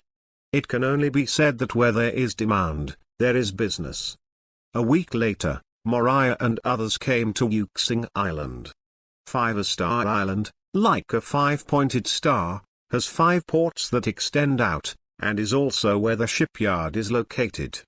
After Moria and the others arrived at Yuxing Island, they parked the boat at the port. The Hira brothers and sisters did not show up, and in the sea, Moria, Perona and Gang Mill went to the island. You guys go to collect some supplies, and I'll see if there are any powerful boatmen who can pull them on board. At the intersection of the port street, Moriah spoke with Gangmir and Perona. No problem. Gunmir said and went to the central town of the island with Perona to start shopping. Moria went to the shipyards one by one. After walking through 5 shipyards in a round chatting with the people, Moria felt a little uncomfortable. Even if he didn't find a good boatman, he was despised by others. Here's the thing, Moria chatted with those boatmen and said how exciting it is to control the boats he built to sail the sea, and then asked if anyone would like to go to sea. After the boatmen listened to it, they asked Moria with a surprised look, "Are you a pirate?" After seeing Moria nodding, the boatman immediately showed a look of contempt. "Why do you want to be a pirate? I'm a boatman now, and the salary is high. I also have a beautiful wife at home. If I have the time to go to sea and become a pirate, isn't it good for him to sleep with my beautiful wife at home? Only Diosi will be pirates. Those who sleep in the wind will be hunted down by the navy and hunted down by bounty hunters. Isn't life safe and secure? I really don't understand why those people want to be pirates. Is it because I can't find a wife?" Moriah was stunned after hearing the theories of these boatmen, and could not find any words to refute them. In the end, Moria left in a daze, and the boatman was not found. After leaving the shipyard, Moria went into the city to find Perona and Gunmir. When passing a store, Moria stopped. Looking at the plaque on the door of the store, Moria looked thoughtful. Donghai Communication Flagship Store. Moriah murmured, "This is the name of the store in front of me, which sells phone bugs. Do not know whether the phone bug can be transformed into a shadow servant, and whether it can continue to communicate after it is transformed into a shadow servant." Moria was a little curious, walked into the store, and was going to buy some phone bugs to try. It seems there is no shortage of business. Moria saw that there was only one boss in the store of 100 square meters. After seeing him come in, she just glanced at him, looking very cold. "Boss, how many Baileys is a phone bug?" Moriah asked. 50,000 Baileys for a pair. Don't sell a single phone bug." The boss said coldly. "Then give me 5 pairs. I want small ones, not big ones. Big ones are hard to put away." Moria walked to the shelf where all kinds of phone bugs were placed and said, "Little one." Seemingly seeing that Moriah was going to sell, the boss finally stopped being arrogant, walked over to Moriah, and said lightly, "The little ones are a little more expensive, 100,000 pairs." "Okay, help me put it up," Moria said casually. He robbed a lot of pirate groups before, a lot of money, 500,000, just a trifle. "Wait a minute." The boss nodded, looking for a square woven cage to house the phone bugs. Moria took the opportunity to take out 500,000 Baileys from the shadow. Guest, this is your phone bug. The boss packed the phone and handed it to Moriah. After Moria took it, he handed 500,000 to the boss, and then walked out of the store. After finding Gangmere and Perona at the wholesale market in the city, the three of them walked to the place where the boat docked. Chapter 71 One Punch Pirates officially debut. Bump. Bump. Bump. The three of Moria returned to the boat and smashed 3 bags of meat and vegetables on the boat. The whole boat sank violently, and the Hera sisters and brothers who saw the movement emerged from the sea beside the boat and looked at Moria and others who returned to the boat. Hera asked, "Has our ship been ordered?" Hearing that, the other three looked at Moria who was sitting on the boat. He said before that he was in charge of contacting the shipyard to build their pirate ship. Looking at Hera, who was like a beauty bailing at this time, Moria was stunned, and then said, "I didn't find a good boatman, so I won't place an order." Without finding a boatman on board, Moria is not ready to customize her own pirate ship. "I thought about using one of them at random, and when I find a boatman later, I am building a pirate ship that everyone likes." Then, Hera was puzzled and wanted to ask what to do now. But before she and the others wanted to ask, Moria smiled and said, "We are pirates, what else do we have to order? We will go around the island later, we will go straight after seeing the ship." Hera and the others were stunned for a while, opened their mouths, and didn't say anything in the end. They were acquiescing to Moriah's statement and didn't object, because they were originally pirates. "Ha ha. Let's go, start looking at our ship." Moria laughed. "It is good." Sidoro responded with a smile, pulled the chain down, and pulled the boat in the sea to start going around Muxing Island. Moriah and Gangmere, as well as the emerging Hera, looked at the reviews of the ships that stopped at the port of the shipyard, looking for the ships they were satisfied with. "How about this one?" Moria asked, looking at a ship that looked like Luffy's Sunny. "No, it's too small." Hera Yaoyao thought that the boat was not big enough, and their body size would make it difficult to move on. "What about this one?" "Too ugly." After asking about 5 or 6 ships, Moria resolutely shut up, feeling like she was shopping with her girlfriend. "This is not good, it is too ugly. Let Hera choose, he doesn't care anyway." Next, Sidoro continued to pull the boat away. Moria, Gangmere, and Perona were lying on the boat, watching Hera watching the ships in the port with great interest. Just that one. After 1.5 circles around Muxing Island, Hera, like all women, chose a boat that she said was almost too close.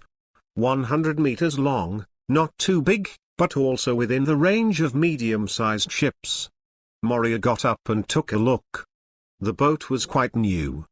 From what he saw and felt domineering, there were 5 people on the plywood in the middle of the boat. Moriah guessed that the buyer should be surveying the ship.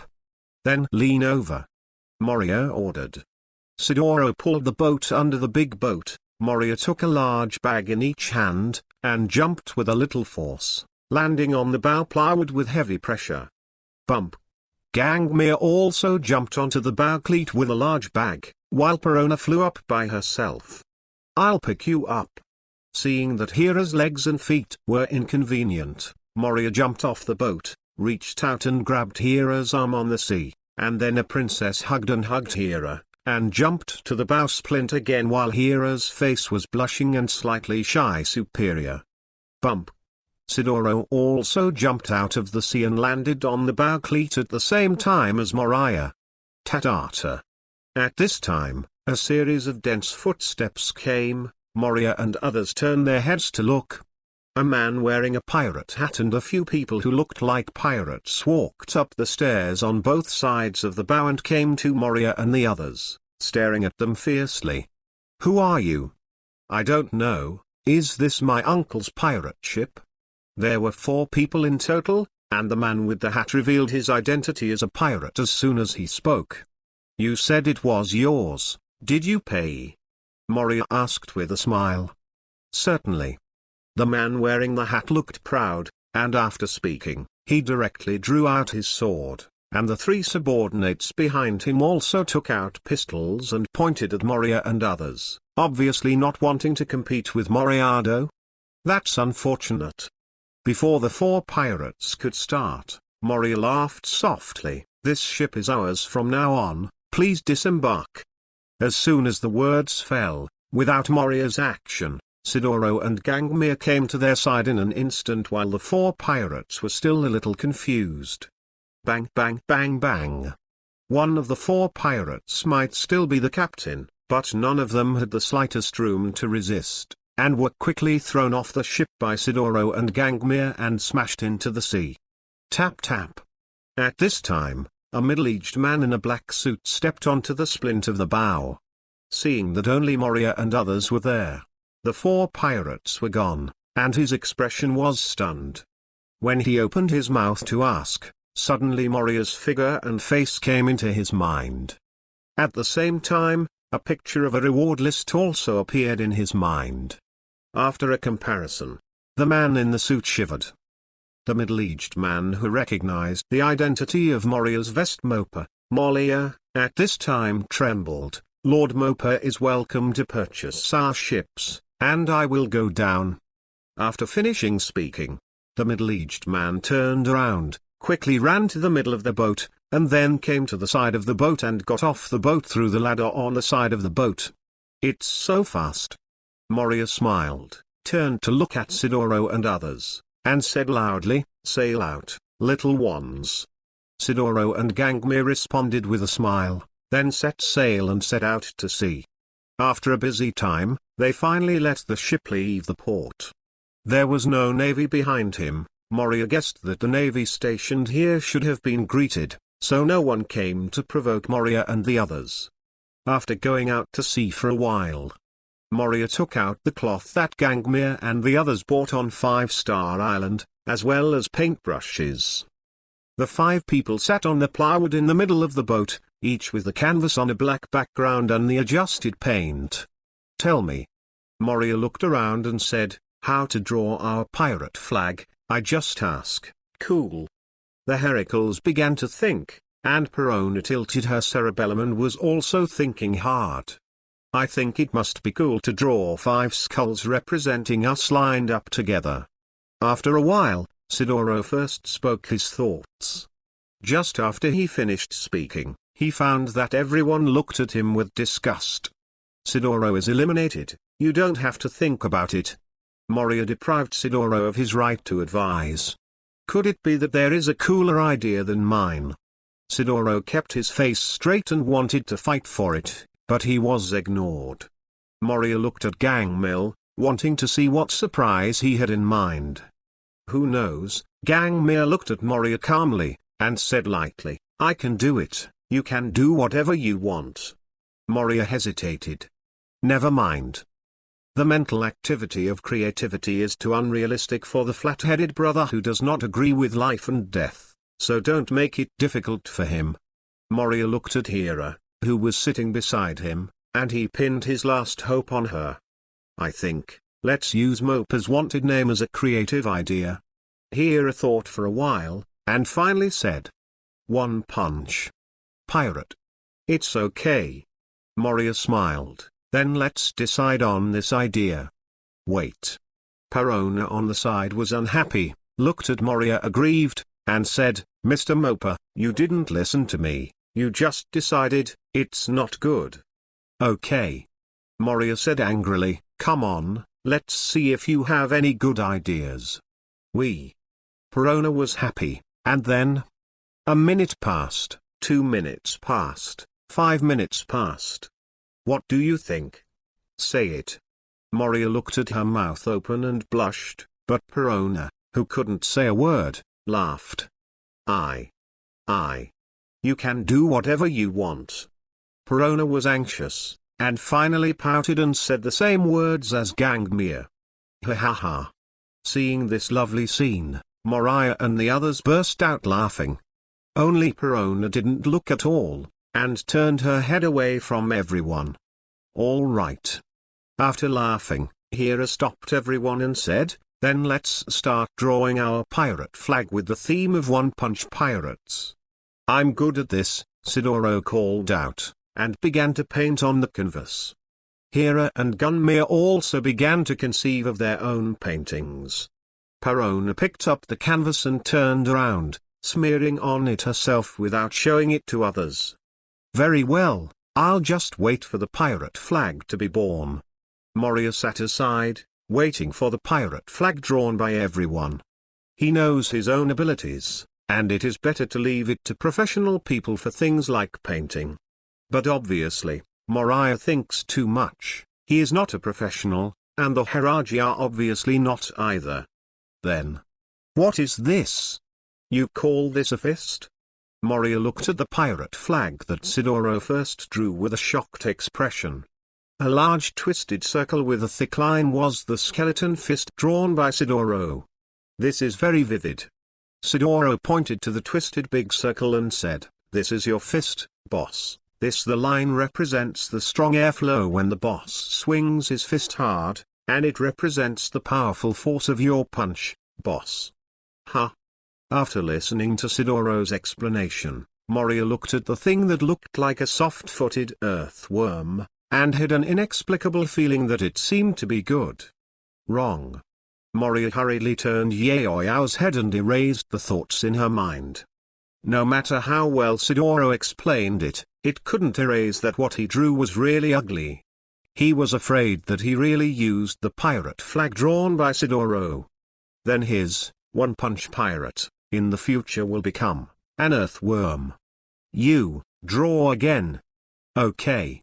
Facing the request from the captain of Party A, Sidoro could only start painting again in frustration. "Mopa. This is. I drew it." Hira held the painted pirate flag in front of Moria, turned her head and looked aside, not daring to look at Moria. "This." Looking at the twisted skull, Moria felt sad. "This is a skeleton head, and it would be wrong to say that it is a dog head." "Have to." Another unprofessional person. Moria sighed. "You're done drawing?" Moria asked, looking at the calm Gunmere at this time. Gangmere felt a little guilty. His eyes flickered, and he calmly said, "I." "You can do it, you can do whatever you want." Moriah. "If you don't paint, you don't paint, and your face is calm and calm." "Well." Moriah sighed deeply, "this can be done. No one in the whole group can draw. It seems that we can only wait until later." "Hey, Nana." Hira turned her head and looked at the pirate flag drawn by Perona in surprise. "What?" Sidoro and Gunmere heard the sound, looked at the pirate flag drawn by Perona, and the corners of their mouths were also surprised. "Nana. Is the relationship between the two so good?" Hearing Hira's address to Perona, Moria was slightly taken aback, and then looked at the pirate flag drawn by Perona together. Before Perona turned around and painted, she wanted to block everyone's sight, but unfortunately she was too small. Moria and the others took a look at it. "It seems to be okay." Moria praised after reading it. In the pirate flag painted by Perona, two skull fists hit the skull in the middle, squashing the skull and concave to both sides. The whole is symmetrical and in the shape of a cross. Cool. Good. I didn't expect you to draw so well, Nana. The three of Hira praised Perona for a while, pushing Perona's proud and raised pink chin to the sky. "Yes, let's use the pirate flag drawn by Perona." Moriah is also very satisfied, especially in the pirate flag. The skull fist smashed on the skull from below is drawn with dark golden lines, giving people a full sense of power and impact. In short, it fits the title of One-Punch Pirate. "When did you learn to draw, Nana?" Hira asked curiously. Moriah was also very curious. When she rescued Perona, she couldn't even speak. Moreover, the person is also small. At first glance, he is not very old, no more than 4 years old at most. I didn't expect to shock everyone with his painting skills today. Moria is a little curious about Perona's family, and it feels like it's not an ordinary family. Could it be the royal family? It is only possible for a family like the royal family to learn to draw at such a young age.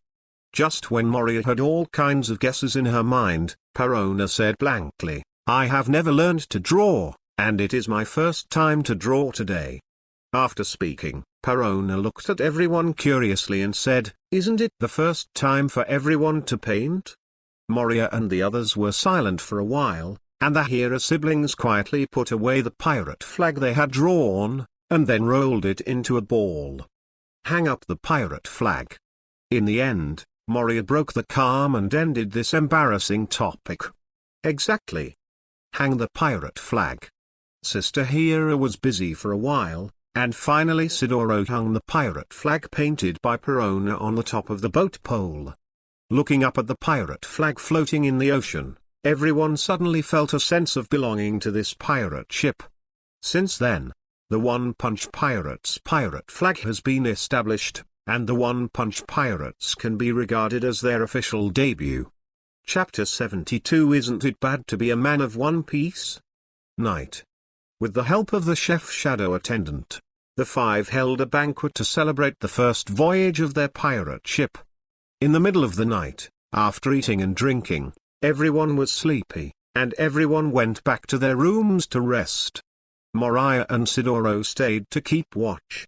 On the sea, you still have to maintain a certain degree of vigilance, otherwise, if you encounter a whirlpool, you don't react in time, and you are swallowed into the sea. Even Moriah can only be GG. Bump. Moriah and Sidoro leaned against the railing of the boat, facing the white moonlight, full of love. Moria subconsciously stayed a short distance away from Sidoro.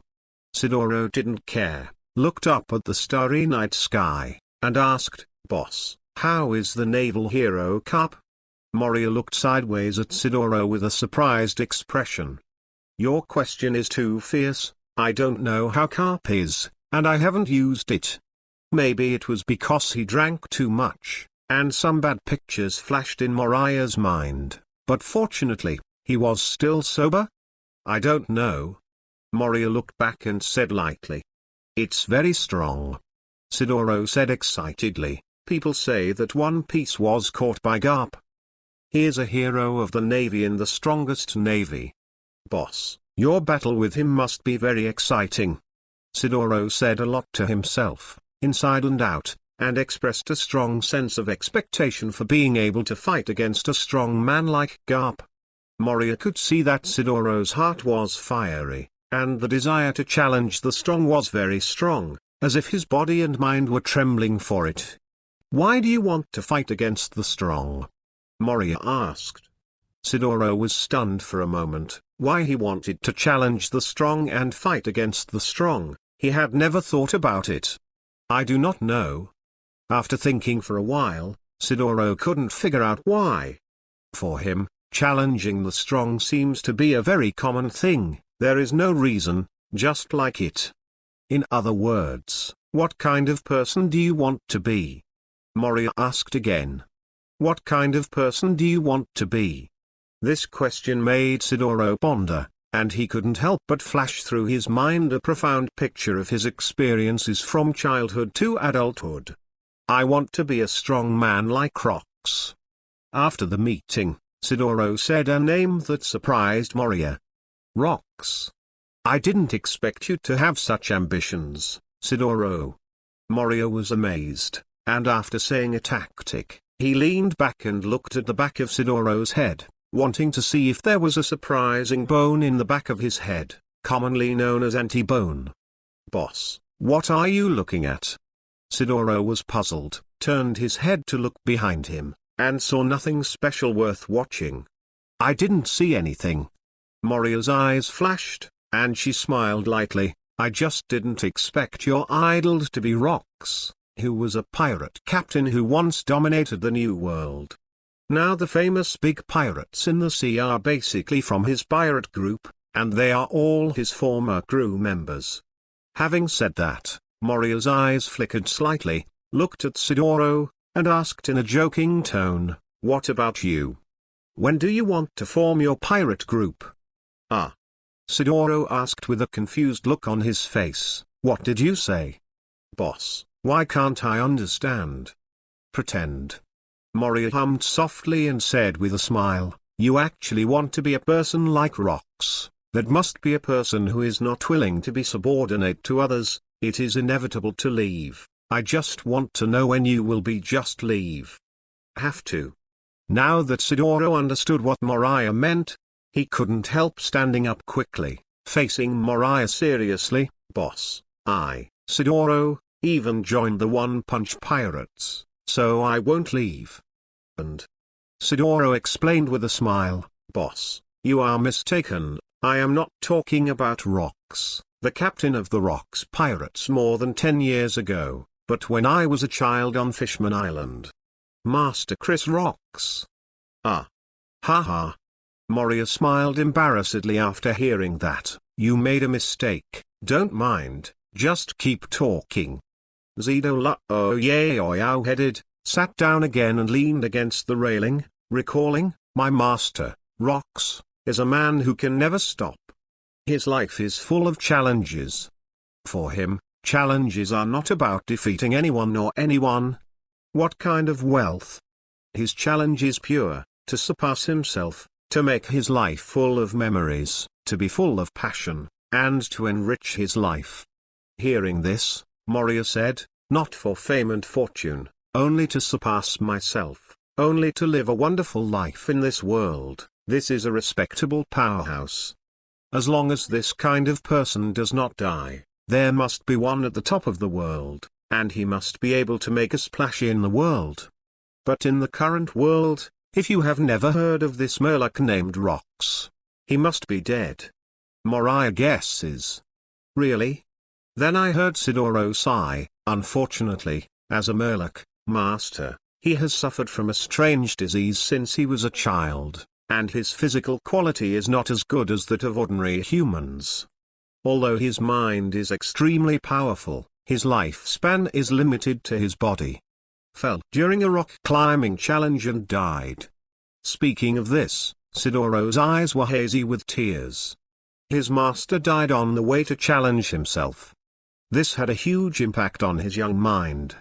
So, I don't know when, he also began to like challenges. This change is silent. If Moria doesn't ask today, he doesn't know why he likes challenges. Because challenges have become part of his life. Then you have to work hard. All challenges are impossible without strong support. After listening to what Sidoro said, Moria smiled and encouraged. "Don't worry, boss," Sidoro said confidently and enthusiastically. "I am more fortunate than the master. My physical talent is very strong. I will not waste this talent. I will continue to hone myself, strengthen my strength, and challenge this world." "Ha." Moria stretched out her fist towards Sidoro and said, "Come on." Sidoro stretched out his fist and touched Moria. Then asked curiously, "Boss, what kind of person do you want to be?" This. Moria was lost in thought, and he didn't seem to think about this question seriously. When he crossed over at the beginning, he was very attentive and prepared to rely on Kaido to live peacefully. After Kaido was defeated by Luffy, he ran to the East China Sea to live peacefully and live in seclusion. Bureau. Later, because Kaido didn't believe him to take refuge, and was served by Zhao Lalo's whip, his mentality changed, knowing that in this world, only strength is everything. Therefore, his actions have always been aimed at enhancing his strength, and even in order to enhance his strength, he can do whatever he can. After strengthening his strength, he wanted to let his life go free, to do whatever he wanted, to play with women if he wanted a woman, and to eat delicious food if he wanted to eat. It can be said that living as he pleases is the driving force for him to always increase his strength. Thinking of this, Moria smiled and said to Sidoro, "I don't have anyone I want to be, because this world can only live well and live well if you are strong, so I pursue strength." If the world is rich in order to live well, then I will pursue money. The purpose is to live a good life and live a wonderful life. Hearing that, Sidoro smiled and said, "It seems that you are also a pure person, boss." Haha. Moriah also smiled and said, "Yes, I am a person who simply wants to become stronger and live as I want." Speaking of which, Sidoro looked at Moria in surprise and said, "I thought at first that you, boss, want to be the man of the Pirate King just like the other pirates." "Do not. I do not want." Hearing Sidoro's words, Moria was agitated, waved her hands again and again, and said with disgust, "Whether it is the king's man, the thief king's man, or the pirate king's man, or even the pirate, the king's man, I don't want to be any of these men." Hearing Moria's resolute words, Sidoro was stunned and did not understand why Moria, as a famous pirate, rejected the man who became One Piece so much. Isn't it bad for a man to become the Pirate King? Sidoro couldn't help but ask curiously. Hearing such a question from Sidoro, Moria's mouth twitched slightly and smiled. "Okay, if you want to become the man of the Pirate King, just wait. Now the Pirate King should not be born, wait a little longer. In 20 years, you can be the man of One Piece." After saying that, ignoring Sidoro's puzzled eyes, Moria walked back to his room. Where is Tulu? Sidoro alone, wondering why One Piece hasn't been born yet. Isn't the Pirate King dead? Is One Piece Roger going to be reborn? Be nice. After thinking about it for a while, Sidoro felt as if he knew some great news. I wonder if Yingxiu's phone bugs can still talk? Moria, who returned to the room, did not sleep, but took out the phone bug he bought during the day, ready to kill the shadow servant. Chapter 73 Magical Shadow Attendant Phone Bug. Cabin. In Moriah's room, he sat on the floor, frowning at the 10 shadow attendant phone bugs neatly placed in front of him. Speaking of how to make a phone call. As for this question, as a young man who came from an Earth-traveling country with developed communications, it should not have been a problem, but now Moria is in a state of embarrassment. Because the microphone originally installed on the phone bug and the button were all gone after the shadow change. Now Moriah doesn't know how to make these phone bugs talk to each other. This is also to blame for Moria himself.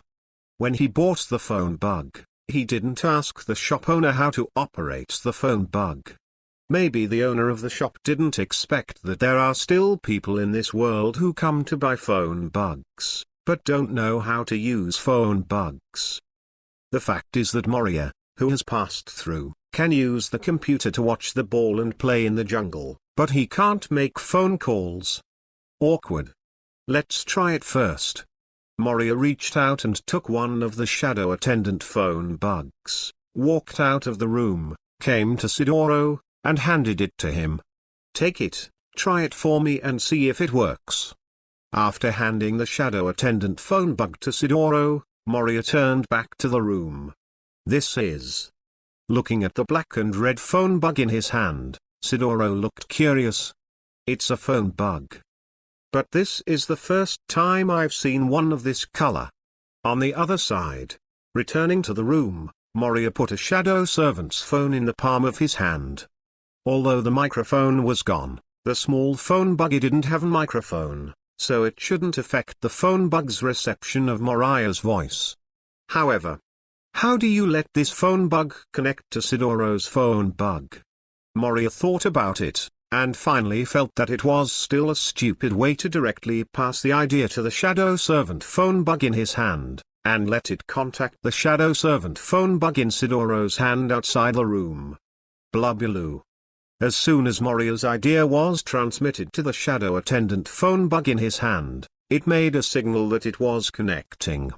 That's it, it's very convenient. Moria was a little surprised and smiled. Blubbuloo. Sidoro outside looked at the sound of the phone bugs ringing in his hand, and wanted to press the button to connect, but found that the button could not be found. Look left and right, still can't find it. That's not right. Sidoro was puzzled. The buttons on the phone bug were all manually installed, so why wasn't this one? Could it be that the boss bought a fake phone bug? Sidoro thought to himself, feeling that Moria had been deceived, and was about to get up and talk to Moria. Clang.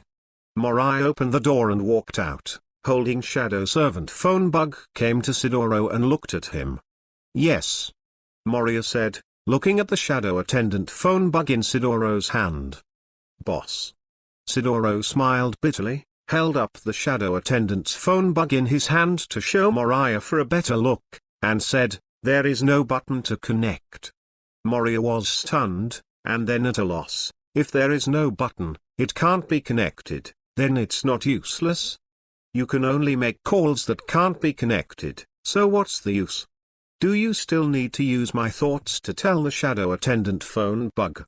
Thinking of this, Moria ordered the Shadow Attendant phone bug to automatically connect to the communication when they heard someone say hello. Sidoro, you said hello. Moria suddenly paused, wanting to remind Sidoro to say hello, but as soon as he said hello, the Shadow Attendant phone bug in Sidoro's hand was connected. Boss. Seeing that the phone worm was connected, Sidoro called the Shadow Servant phone worm in his opponent. Then. Boss. The Shadow Attendant in Moriah's hand spoke, and Sidoro's voice came out, even the tone was exactly the same. Ha ha. It's done. Moriah laughed. What kind of phone bug is this? It's amazing that it can be connected without pressing a button. Sidoro asked, looking at the Shadow Attendant phone bug in his hand. This is the Shadow Attendant phone bug I transformed. You can use this phone bug to contact me in the future. Moria explained with a smile. Shadow Waiter phone bug, Moriah is going to leave one for Hira and the others, making them dangerous, and contact him when they need him. This is more convenient, otherwise, like last time, he will know that it is too wasteful for the Shadow Servant to dissipate. Shadow Servant phone bug. Sidoro teased the Shadow Attendant phone bug in his hand, wondering how it was different from an ordinary phone bug. That's right. After playing with the Shadow Attendant's phone bug for a while, Sidoro suddenly asked Moria, Boss, how did you get on the phone bug just now? Moria smiled and said, when the phone worm rings, say hello to the phone worm, and it will connect itself when it hears it. That's really convenient. Saying that, Sidoro asked again, then. How do you turn off the phone bug now? This. Moria pondered, and ordered the Shadow Attendant phone bugs to hang up when they heard the words, bye-bye. Goodbye. Moriah said to the Shadow Attendant phone bug in his hand. As soon as the voice fell, the Shadow Attendant phone bug in Moriah's hand hung up with a click. Almost at the same time, the Shadow Attendant phone bug in Sidoro's hand also hung up. This. Sidoro looked at Moria suspiciously. Just hang up the phone bug and say goodbye to it in the future. Moria smiled. Hey. Bye. Sidoro read it silently in his heart, then said with a smile, Boss, I remember it.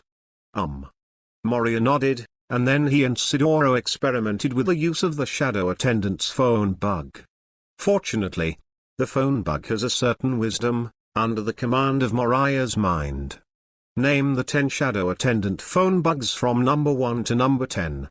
When you want to dial the phone bug, you only need to say, dial number 1, to the Shadow Waiter phone bug, and it can automatically dial the number 1 phone bug. After that, Moria instructed Sidoro that this Shadow Attendant phone bug was created by his ability, and it would dissipate when it fell into the sea. Be careful not to throw it into the sea. Sidoro smiled and said he knew, he would pay attention. Then I'll go to rest first, you can work harder. Moria smiled and walked back to her room to rest. Leave it to me, boss. Sidoro said to Moria's leaving back. Quiet night. There was no accident, and the sun rose the next day. The sea is calm and the waves are calm. Today is a good weather, there are no clouds in the sky is blue and the sea is wide. Although there is a hint of sea smell in the breeze, it is still very pleasant for people to blow. You're leaving again. On the plywood in the middle of the boat, Hera and others surrounded Moria. Hera looked at Moria like an abandoned child. She was really sure this time, Moria and the others set up the pirate group just to find a nanny group for Perona. This time the matter of the pirate ship was resolved, and the man was going to go out again.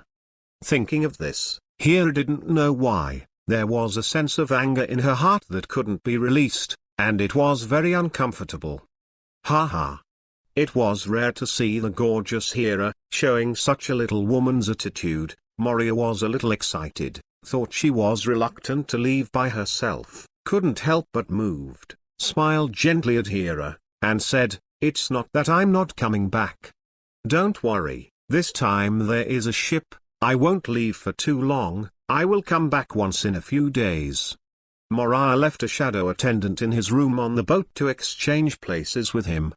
As long as he leaves a shadow attendant in the room every time he goes out, he can fight in the new world during the day and come back at night to enhance his relationship with Hera. But obviously, Moria misunderstood Hera, and she was not reluctant. Whatever, I'm just talking about it. Although Hera was not reluctant to part with Moria, she also heard what Moria meant to her, and her face turned slightly red. You? Sidoro, who was on the side, looked at Moria, and then at his sister's blushing face, and suddenly had a bad guess in his heart.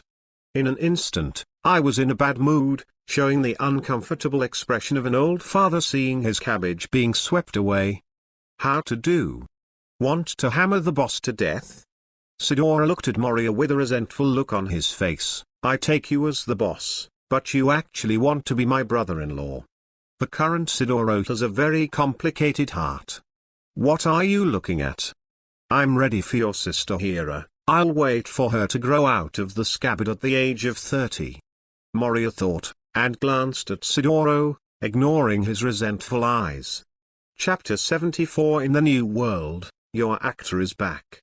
Next, you will head towards Rogue Town. I will go shopping in the New World and bring you something delicious by the way. Moria said with a smile, and then was about to leave.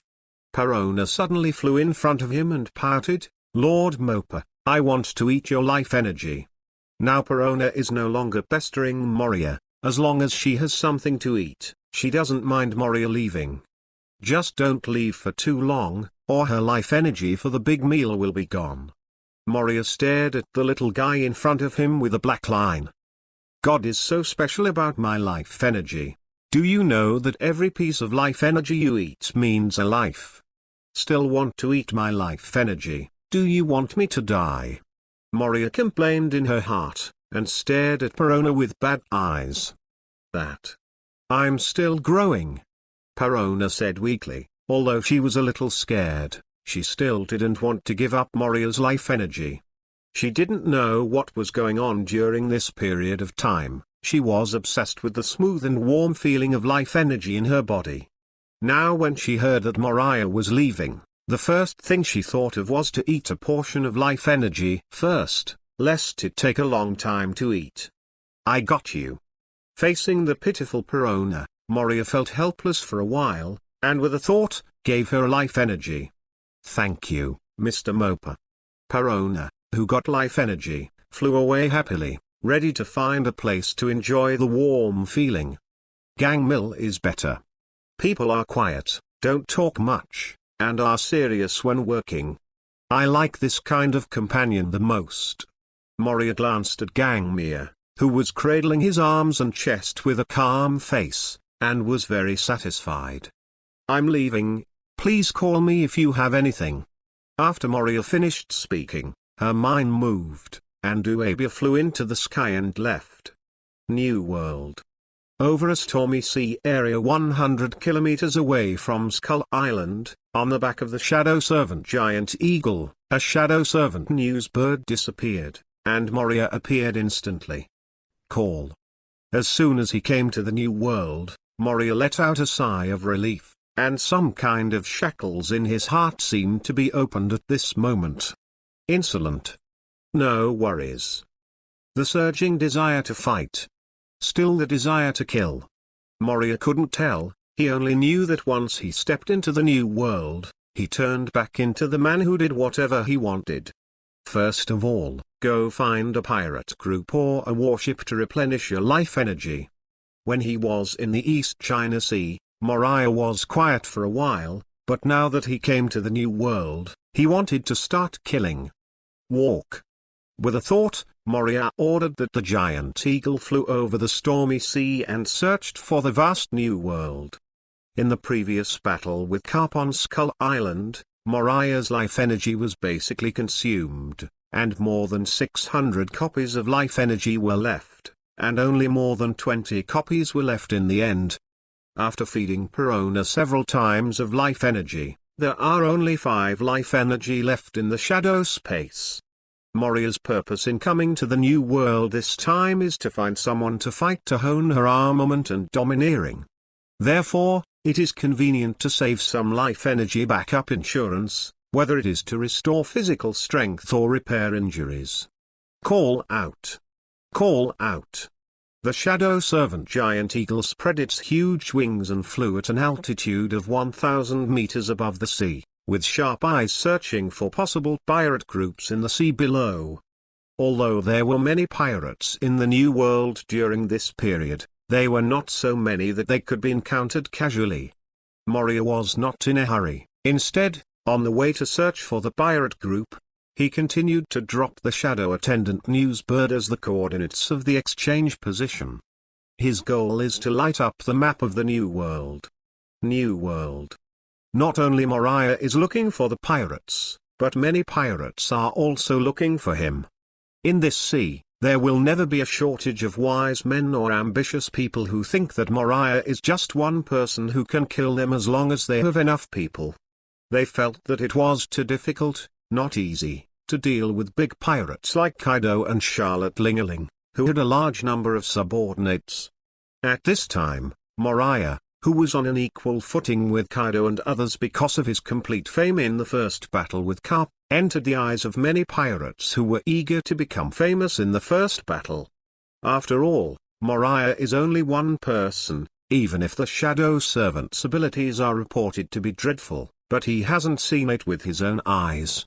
As a result, many pirates thought Moria was a soft persimmon and wanted to step on him. So in the recent New World, those ambitious pirates who are eager to become famous in battle are looking for Moriah. At this time, in a calm sea, a pirate ship sailed fast on the sea. Most of the people on the boat are holding binoculars, constantly looking around, including the sky. One of the big men in a yellow vest with muscles like rocks put down the telescope in his hand, stood on the splint of the bow, and asked the young man beside him, "Captain Ike, it's been a week, and I can't see a trace." The young man named Ike is the captain of this pirate ship. He is 25 years old this year and has just arrived in the New World for a year. He is a young man with angular appearance, not tall, about 3 meters and 2. With blue goggles on his forehead, he has white hair and white stripes similar to birthmarks on his face, making him look like an aboriginal from a primitive tribe. However, unlike the natives, Ike wears punk clothes and has a different kind of charm. Hearing the words of the muscular man at this moment, Ike glanced at him dissatisfied. "What are you in a hurry? Keep looking, and pay more attention to the sky." Ike scolded the muscular man and let him continue to look around, focusing on the sky. To this day, the information that Moria likes to fly in the air on a black giant eagle is known to most of the thieves in the New World. So when looking for him, he will pay special attention to the sky. What? That's. When the muscular man was obedient, he picked up the telescope again and looked at the sky ahead, when he noticed something abnormal. A black spot rapidly enlarged in his eyes. Is it the actor? Ike was a little excited and moved the telescope to look in the direction of the muscular man. That is. After watching it for a while, Ike became completely excited. "Yes, it's the black giant eagle, just lean over to me." As time went by, The outline of the black dot became clearer, and I could see clearly that it was a black giant eagle, and even Moria above him could see clearly. So he instructed to speed up the ship and approach the direction where the giant eagle was flying. "Oh. Have you found me yet?" Moria, who was flying from the back of the shadow servant giant eagle, naturally discovered this pirate group. Past the guy on the bow looking at him excitedly. Moriah judged that this group of pirates knew him, but they didn't seem to be afraid of him, and even saw that he accelerated the boat towards him. "This is not looking at me. Am I so unprofessional? Is everyone trying to take my head to gain fame?" Moria laughed at himself, and then with a thought, he directly turned on the shadow golden body mode. "As soon as you get ready, you will do your best, don't leave your hands, and even cover your entire body with a domineering armament." Fighting against the pirates of the New World, Moria never dared to be careless. Double Confucianism. I reviewed myself. I'm sorry everyone. I read novel for a day today, and I wanted to stop at 10 o'clock in the morning, but I ended up procrastinating until I read all the updated chapters at 10 o'clock in the evening in one breath. The result is that now my mind is full of the plots of the novels I read, and I can't bring in my own, and I can't write them out. Confucianism will strive to read novels when there are enough manuscripts in the future, so that the update will not be affected. Chapter 75. Please let us follow you. 100 meters in the air. Moriah in shadow golden body mode, 7 meters tall, stood on the back of the shadow servant giant eagle and quickly approached the pirate ship on the sea below. As Moria approached, Ike and others on the bowsprit subconsciously stepped back 5 or 6 meters, as if leaving enough space for Moria. "It seems that you will still be afraid of my strength." Moria smiled when he saw these pirates retreating, and only thought that these people were still afraid of him. "Call out." After coming to the sky above the front of the pirate ship, Moria jumped lightly, jumped off the back of the giant eagle, and fell with heavy pressure. After the heavy and abnormal shadow itself was fused into the body, Moria in the shadow golden body mode, the body weight also came to a terrifying tonnage. If it is not controlled, Moria will fall freely from a height of 100 meters.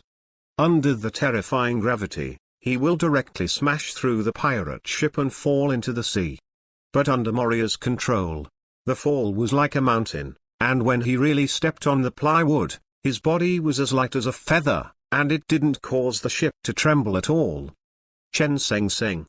As soon as Moria landed, Ike and the others all pulled out their knives and guns and looked at him excitedly. "It's quite strong." Moria smiled in her heart, not caring about the reaction of the pirates. In the shadow gold body mode, he is still covered in armed color and domineering, and he is not afraid of anyone. At this time, he was quite satisfied with this group of pirates. In his domineering perception, at least 10 of this group of pirates are very powerful and can join his army of shadow attendants. As for other people, turn it into his life energy. Thinking to herself, Moria's eyes flashed coldly, and her body squatted down slightly. But just when he was about to rush forward and kill. Touch. Touch. Moria was stunned, all the pirates in front of him all faced him, and suddenly he knelt down and stopped fighting. What is this operation? Moria was shocked, looking at the scene in front of her with a question mark on her face. Before he could react, his eyes the pirates who were kneeling before him shouted loudly to him again, "Mori-sama, please let us follow you." Moria was stunned. Did I meet my little brother? But I don't need it. Don't do this. Get up hard. No matter what Moriah, what actor, is it not good to step on him?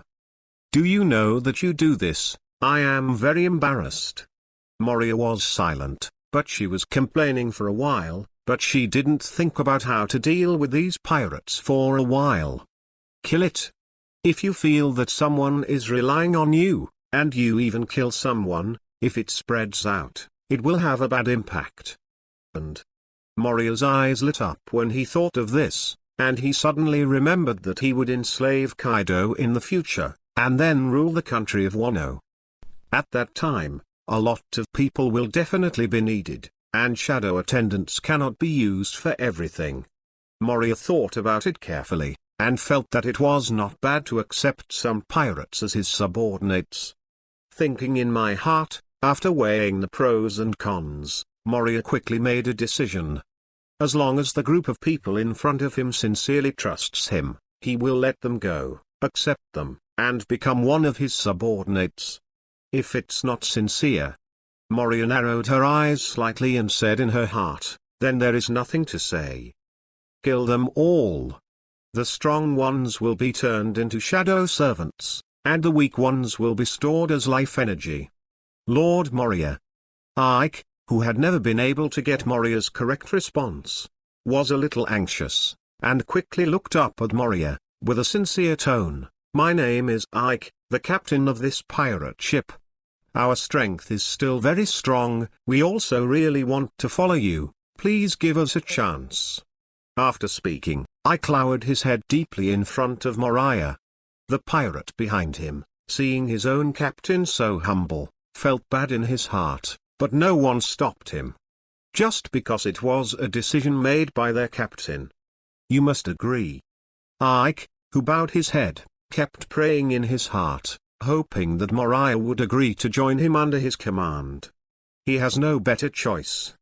For Ike, who came to the New World for a year, the pride and ambition he once had long since been exhausted by Whitebeard. Although it was only a short year, the cruelty of the New World made him quickly realize his limitations. It is impossible for him to lead his companions to the throne of One Piece in this life. So he chose to follow one person and climb to the top of the pirate with that person. He, Ike, wants to bring his companions to become One Piece's companions and move towards the pinnacle of life. And among the men closest to One Piece in the New World, Whitebeard was first ruled out by Ike. Kaido and Charlotte Lingerling and others already have their core companions. His addition is just a marginal figure, which is not what Ike wants, so he is also excluded. In the end, it was Moria, who had recently risen to the top of the top powerhouse like a comet, and caught Ike's attention. Just like those pirates who think Moria is just a person and bully. A person's Moriah is also something Ike values.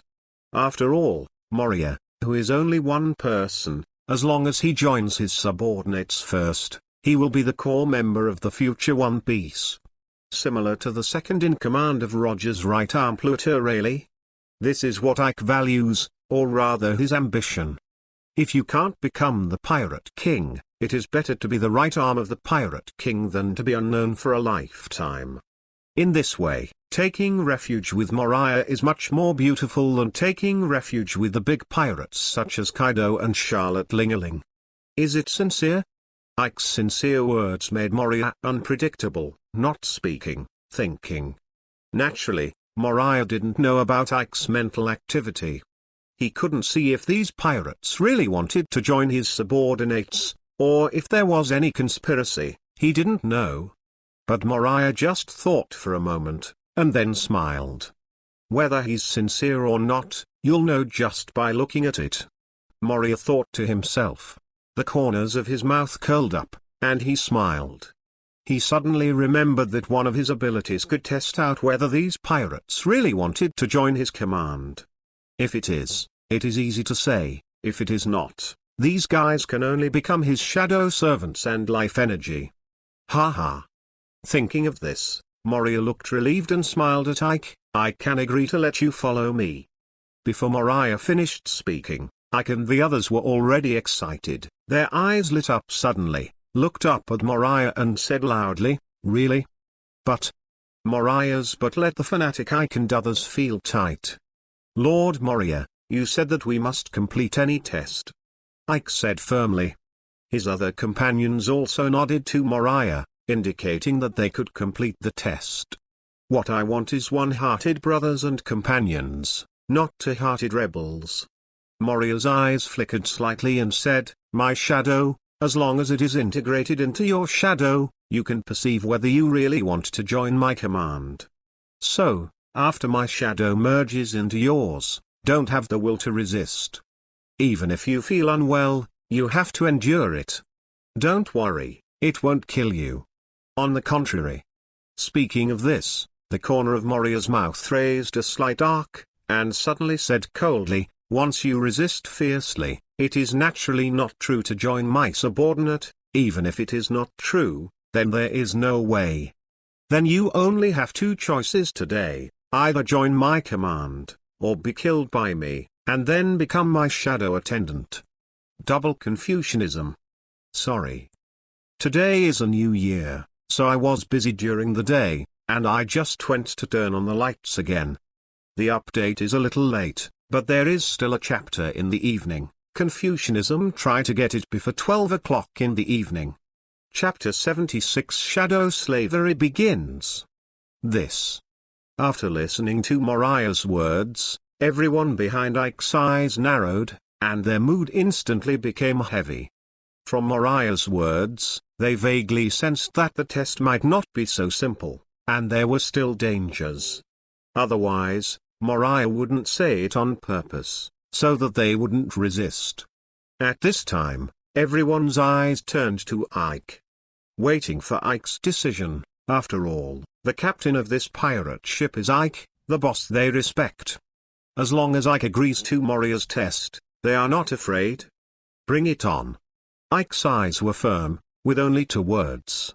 He didn't look at his companions, but looked at Moriah quietly. Up to now, there is still any hesitation, isn't it just a true test? He had really taken refuge in it, and there was nothing to fear. Bring it on. Everyone behind Ike did not hesitate after seeing that their captain was so determined, and looked at Moriah firmly. This scene, in Moriah's opinion, feels a little like death, giving him the illusion that he is the big villain.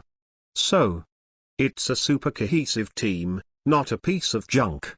Speaking of which, such a team is not like a team that can be subservient to others.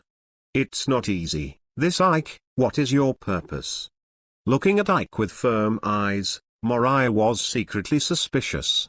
The young Captain Ike in front of him was obviously a man with a strong personality. It is not easy to hold the heart of a team in your own hands and follow your own decisions.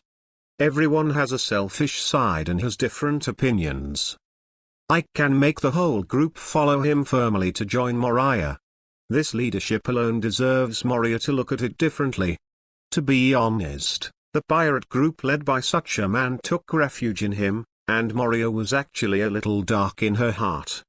But, again, a man with such a charismatic personality doesn't really look like someone who would be subservient to others.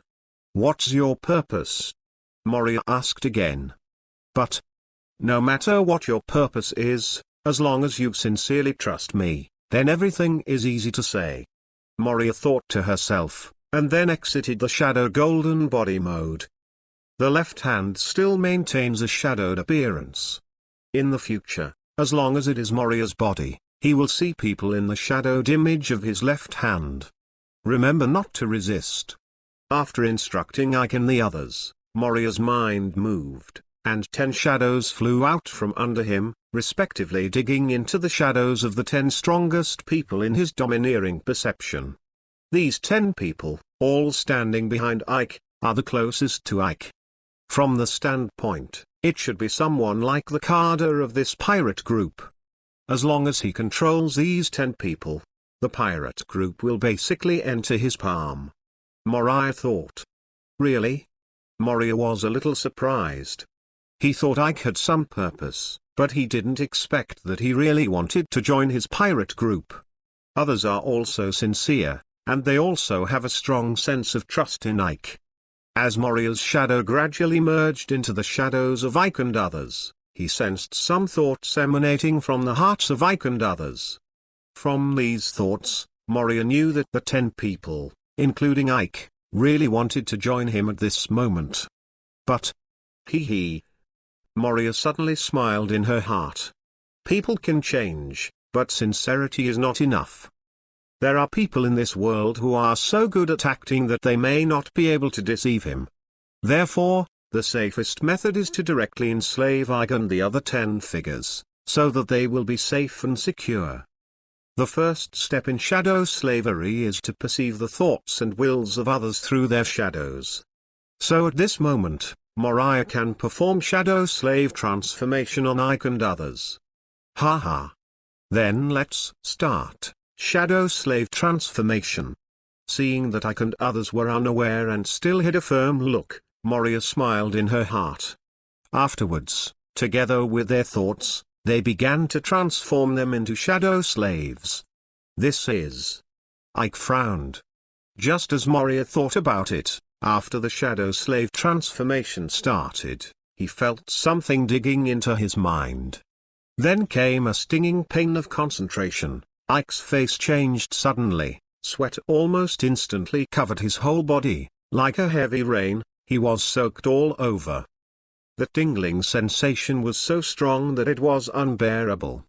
The 9 fellow carders, including Ike, couldn't bear it either. What? What? Touch. Touch. Ah. Almost instantly, Ike and 9 other companions fell to the ground in an instant, unable to hold on any longer. Some people screamed in pain, some smashed the splint, and Ike desperately endured it. Captain. You.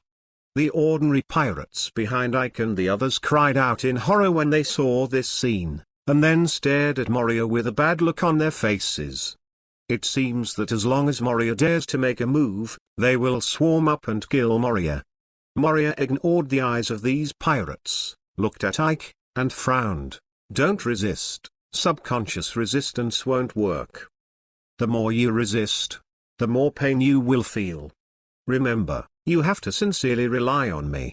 I won't let people with two hearts get on my boat. Ike and others still looked very painful. They didn't hear what Moria said at this time, so Moria's words didn't work. It still doesn't work. Metaverse app, Philo Meteorite Novel Downloader. From Meteorite Pavilion 143 131 600.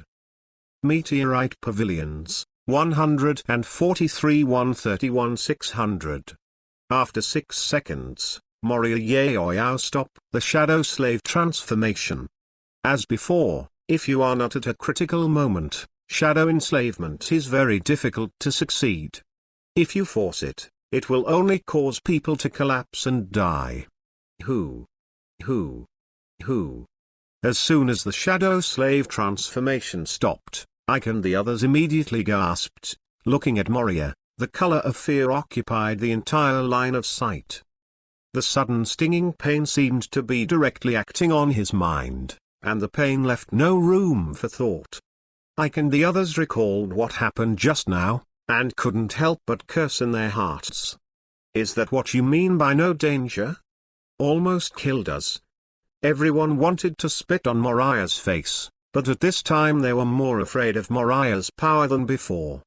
So they didn't dare, they had to hold back. They did not expect that the shadow fruit had such a terrifying ability.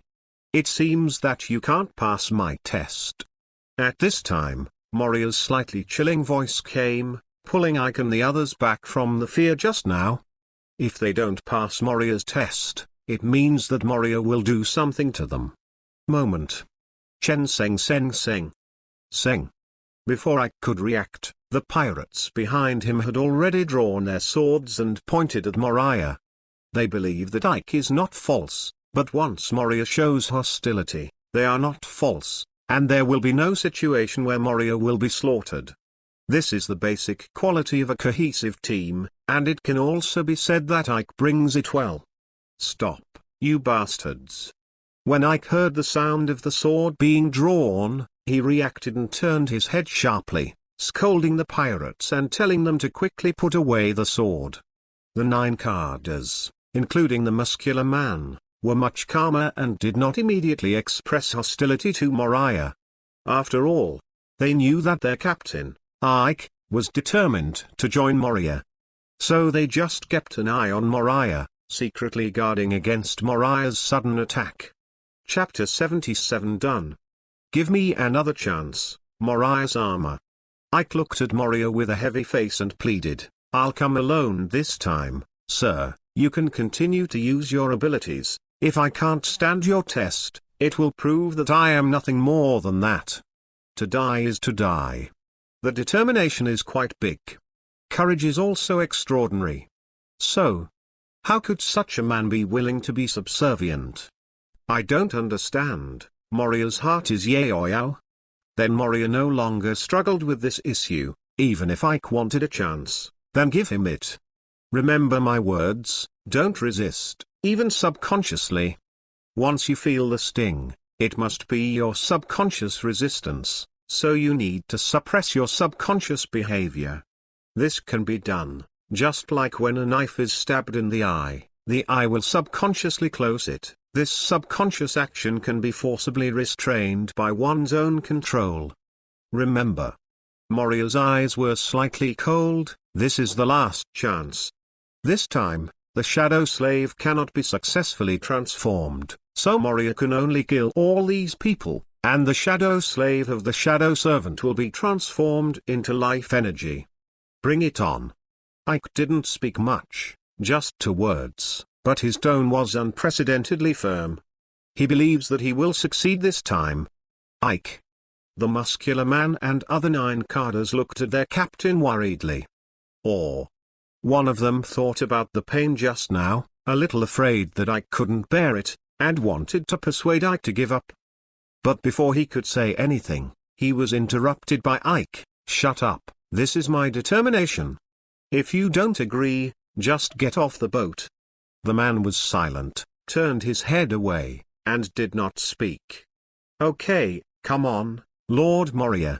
Ike said to Moria in a deep voice. Then let's get started. Moria smiled, her mind moved, and she took back the shadows that had merged into the shadows of the other carders, and controlled Ike's shadows with all her heart to transform them into shadow slaves. Still the same as before. At the beginning of shadow slavery, Ike's subconscious reaction made him immediately feel a strong sting. Sweat flooded his whole body in an instant, and the unbearable pain made his whole body tremble. Ike. The muscular man and the others looked nervous. Kakaka.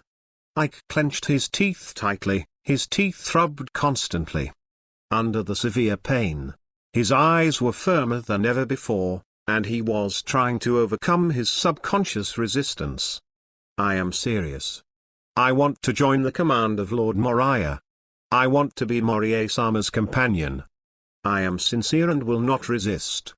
I won't go against all orders from Lord Moriah. In this way, Ike hypnotized himself over and over again, allowing himself to accept everything from Moriah. In the end, his subconscious resistance was suppressed during the process of forcibly transforming shadow slaves. It's done. Moriah's eyes lit up suddenly, and the corners of his mouth gradually turned up. The shadow slave transformation for Ike was successful. After Ike suppressed his subconscious resistance, the shadow slave transformation was successful, and Ike had become Moria's shadow slave. Moria was overjoyed, and the corners of her mouth almost couldn't help laughing out loud. But hold back. Can't laugh now. Can't let people see what conspiracy I have, let alone let people see the ability of shadow slaves. Moria comforted her heart over and over again.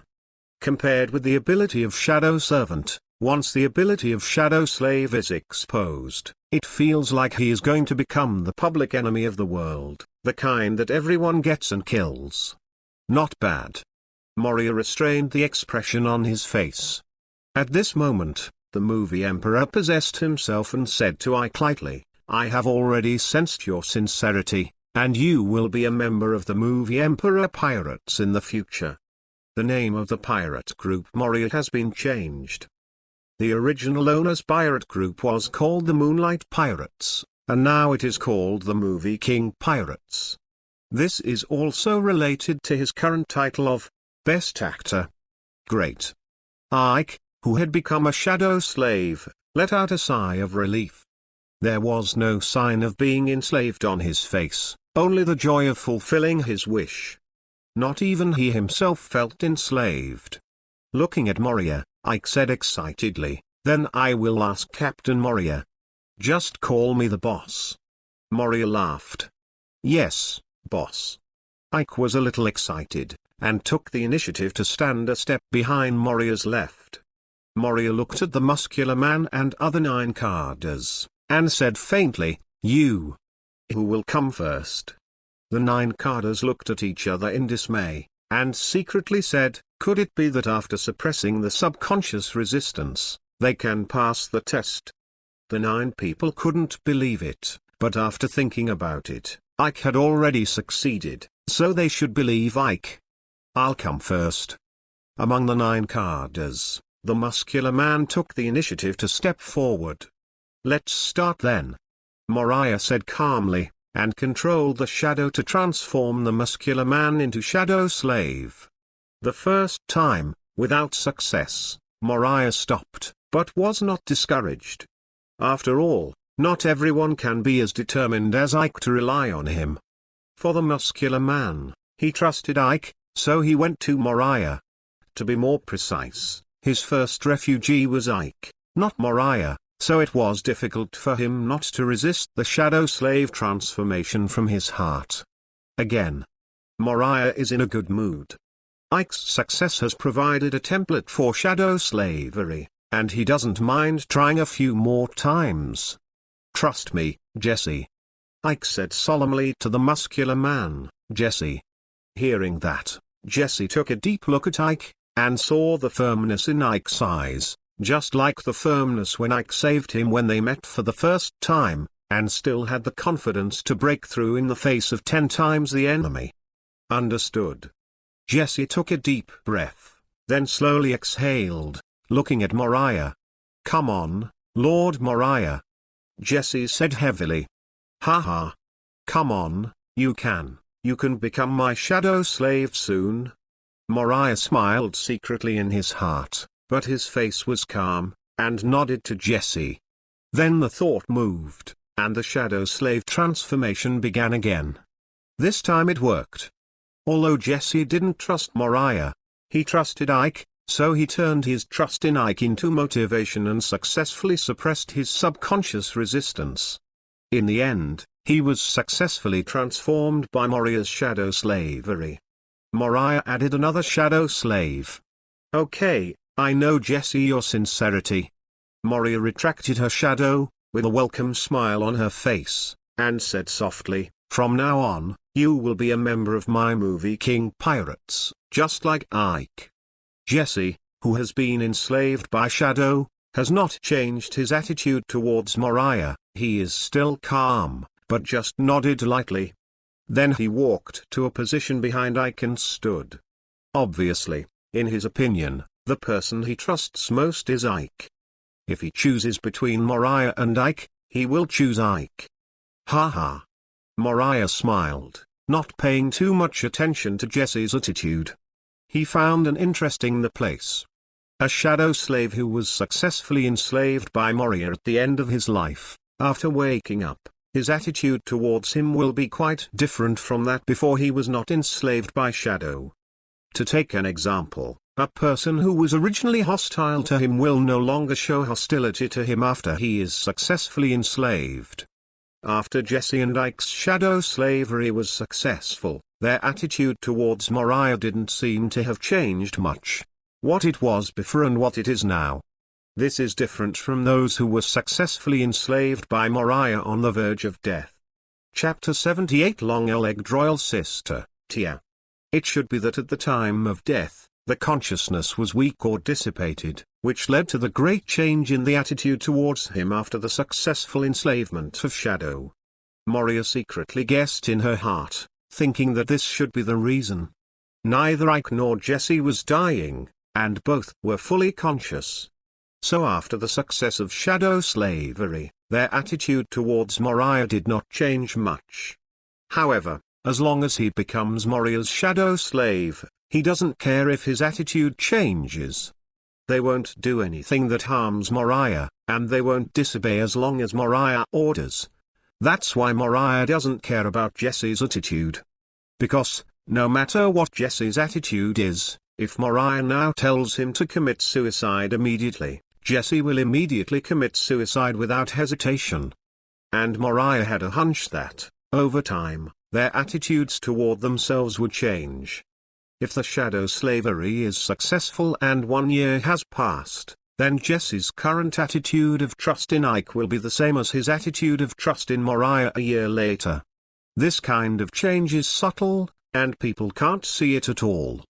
They only think that Jesse changed it himself, not that he was controlled and enslaved by others. This is the terrifying thing about complete consciousness and successful shadow slavery. After thinking for a while, Moria was delighted. In this way, even if he used the ability of Shadow Slave, he was not afraid of being guessed or associated with it. Now these people only think that Moriah's test to detect people's hearts is dangerous, especially for those who don't really want to rely on him. Unexpectedly, everyone was enslaved by Moriah's shadow.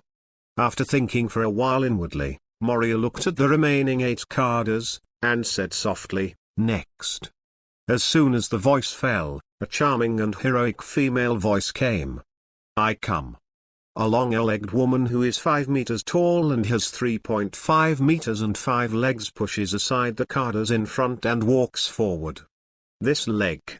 I can do it." Moriah's eyes lit up. "I was blocked before and didn't pay attention, but the long-legged woman in front of me is fine. Especially these legs, simply. The calf is round, straight and firm, the thigh is condensed and elastic, with a sense of flesh and strength. From the thigh to the calf, the proportions are well proportioned. The so-called years of playing with legs are not enough to describe these attractive legs. Moria feels that he can get tired of it.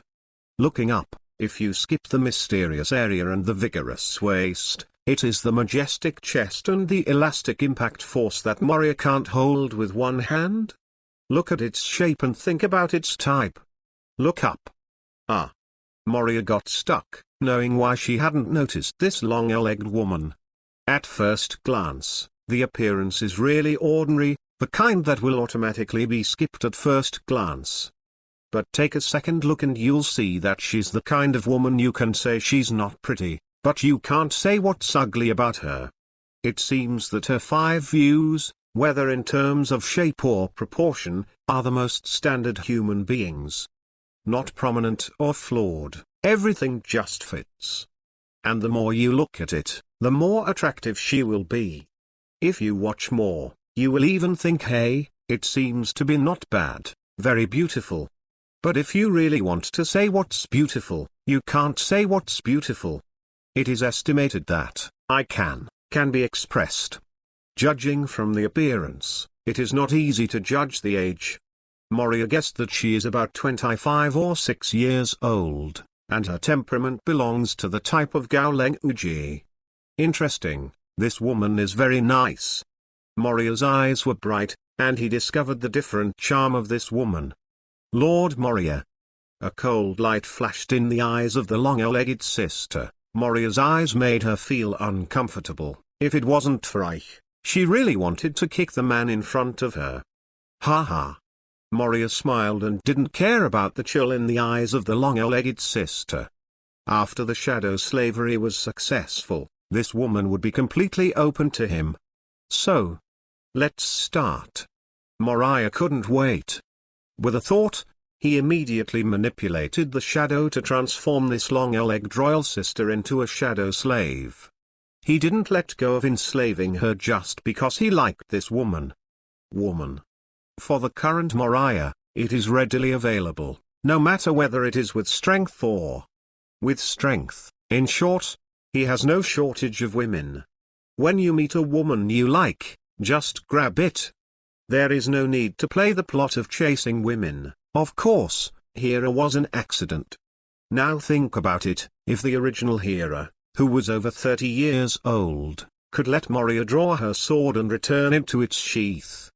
The direction of the plot may be in the other direction. Moria smiled. Maybe it was Moria just now. Her eyes were too hot. The long-legged royal sister had a bad sense of Moria, and the shadow slavery was not smooth. It's even hard. Very dangerous.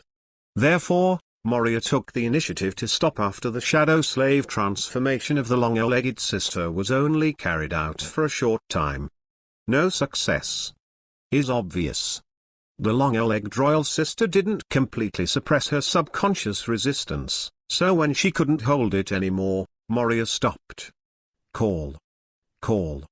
The long-legged royal sister kept panting. Moria was not in a hurry, and slowly waited for her to recover. Trust me, dear, our decision can't be wrong. Lord Moriah is a man worth following. Ike stepped forward to do ideological work for the long-legged royal sister named Tia, telling her about Moriah's strength and personality, as well as the current pattern of the new century. In a word, following Moria, they will realize their dreams. Am I so good? Moriah blushed a little and felt guilty for what Ike said. He is really not a good person, nor is he a hero like Whitebeard and Roger. But attractiveness. Moria looked at his tall and straight stature, and the thick long sword. He felt that there was only charm, and he agreed. I'm fine, come again. Tia, who was relieved by Ike, took a deep breath and decided to trust Ike, restrain her subconscious resistance, and pass Moria's test. Moria didn't say anything. After nodding, she controlled the shadow to transform Tia into a shadow slave. This time, it still didn't work. Moria took the initiative to stop halfway. If she didn't stop, the long-legged royal sister would die. Ike was stunned, but he didn't expect it to be successful. But instead of blaming Tia, he encouraged him. Come on, Tia, I believe you can do it. Tia looked at Ike a little embarrassedly, wiped the sweat on her head. As for the body, never mind. A certain man's eyes have been staring at his body. Tia doesn't want to hear some disgusting sound because of the action of wiping sweat. After resting for a while, Tia recovered, took the initiative to say to Moria, and said indifferently, I can do it, Lord Moria. I can do it. Moria smiled inwardly, but did not speak. After nodding, her mind moved, and the shadow slave transformation began again. And then, it still didn't work. This woman is really duplicitous. Moria suddenly wanted to laugh in her heart. Both times, Tia had a firm look on her face, and she would definitely be able to restrain her subconscious resistance, but she failed both times. Tia. This time, she still failed Moriah's test. Both Ike and Jessie were a little anxious and walked to her side. Don't have mental pressure, don't think about Lord Moriah, just think that you are for Ike, and you must restrain your subconscious resistance. Jessie reminded in a deep voice. It's okay. Ike looked at Jessie in amazement. He thought that Jessie was the same as him, relying on hypnosis to believe that Lord Moria passed, but he did not expect to pass by trusting himself. To be honest, Ike was still moved to hear what Jessie said, even after they had been together for several years. Feeling that his decision was right, Moriah would definitely help him better protect his companions. Chapter 79 Officially accepting the Crazy Stick Pirates. So it is. Don't think about this man. Tia suddenly looked at Moria. She understood. Although she believed in Ike before, part of her attention was still on Moriah, which may be the reason why she failed the test. Or did not deceive Moriah. Strange, this man has heard Jessie's words, why doesn't he react, and he still looks calm? Is this kind of behavior similar to hypnotizing himself to pass the test? He doesn't care. Tia was puzzled and looked at Moria thoughtfully, or, this so-called test has another hidden meaning. It has to be said that the woman's mind is meticulous, and from Moria's reaction, she can see a trace of abnormality. But what's the use of that? As long as Tia is successfully enslaved today, she will be Moria's slave, not to mention knowing the anomaly. Even if she knows the truth, it will be too late. Moria smiled inwardly, His current shadow was still in the state of Tia's shadow. So Moria could probably feel some of the doubts in Tia's heart at this time. "Are you all right?" Moria asked in a low voice in order to avoid long dreams. "Can."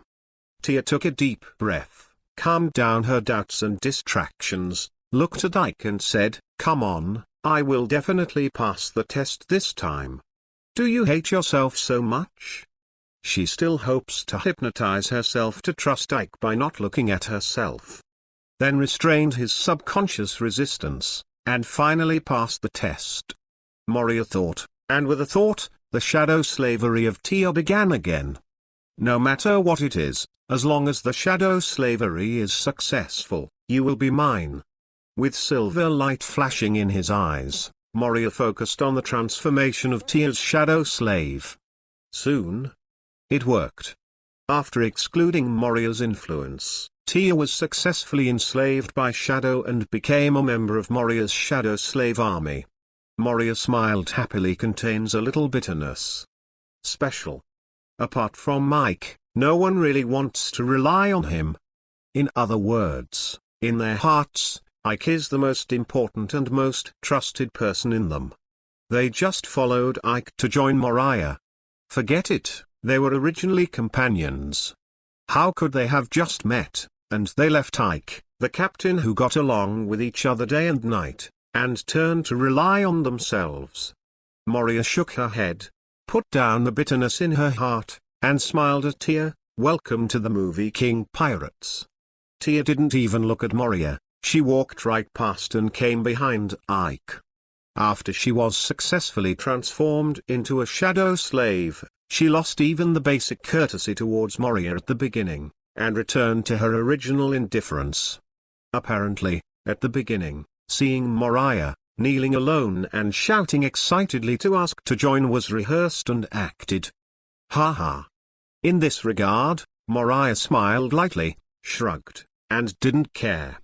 Anyway, have fun later.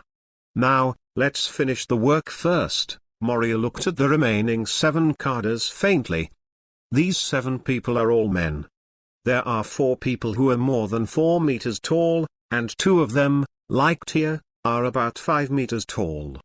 Just now Tia was standing behind the 2 5-meter men, and she didn't attract Moria's attention. The remaining 3 are all about 3 meters in height, which is the standard height in the world of One Piece, at least Moria and the others think so. Isn't there such a word? In the world of One Piece, anyone under 3 meters in height is a dwarf. It seems that it was written in a fanfic that Moria read in a previous life, or it was circulated on the internet. Fortunately, I am taller than ordinary people, otherwise I would have become a dwarf. Moria secretly complained. I come. After the examples of Jessie and Tia, the remaining 7 carders were basically enslaved by Moria at one time. It can also be seen from here how much trust the group has in Captain Ike. And this man who can be trusted so much by his companions, Ike is a person with such a powerful personality. Boss. After the carders passed the test of Moriah, Ike looked at the ordinary pirates around him, came to Moriah, and took the initiative to remind, there are still them who have not passed the test, please give them a chance. I believe they can pass your test, boss, just like us. No need. Moria shook her head. From the shadow slave transformation of the carders just now, we can know that we want to make them shadow slaves successfully. There are only 2 ways. One is to completely hypnotize yourself, trust Moria, and suppress your subconscious resistance. The other is to find a person whom you trust the most and who can entrust your life to you, as one of your trust points, and rely on absolute trust in others to suppress your subconscious resistance. Both paths, no matter which one is, are not so easy to succeed. In Moria's view, there were about 100 ordinary pirates on board. If all of them were transformed into shadow slaves, there would be no more than 20 people who succeeded in the end. Not everyone trusts Ike as absolutely as Jessie and other carders do. This is a point Moriah is sure of. So there is no need to test anything. Besides, the captain and the carders have all passed the test. If every ordinary pirate were to be tested again, it would be too unfriendly to his reputation. After all, to test Ike and the others, it can be said that Moria is cautious in doing things. If you test everyone you trust, you will be too cautious and become timid. At that time, everyone in the sea will say that Moriah is a coward. This is not what Moriah wants to see. He also wants to make a face.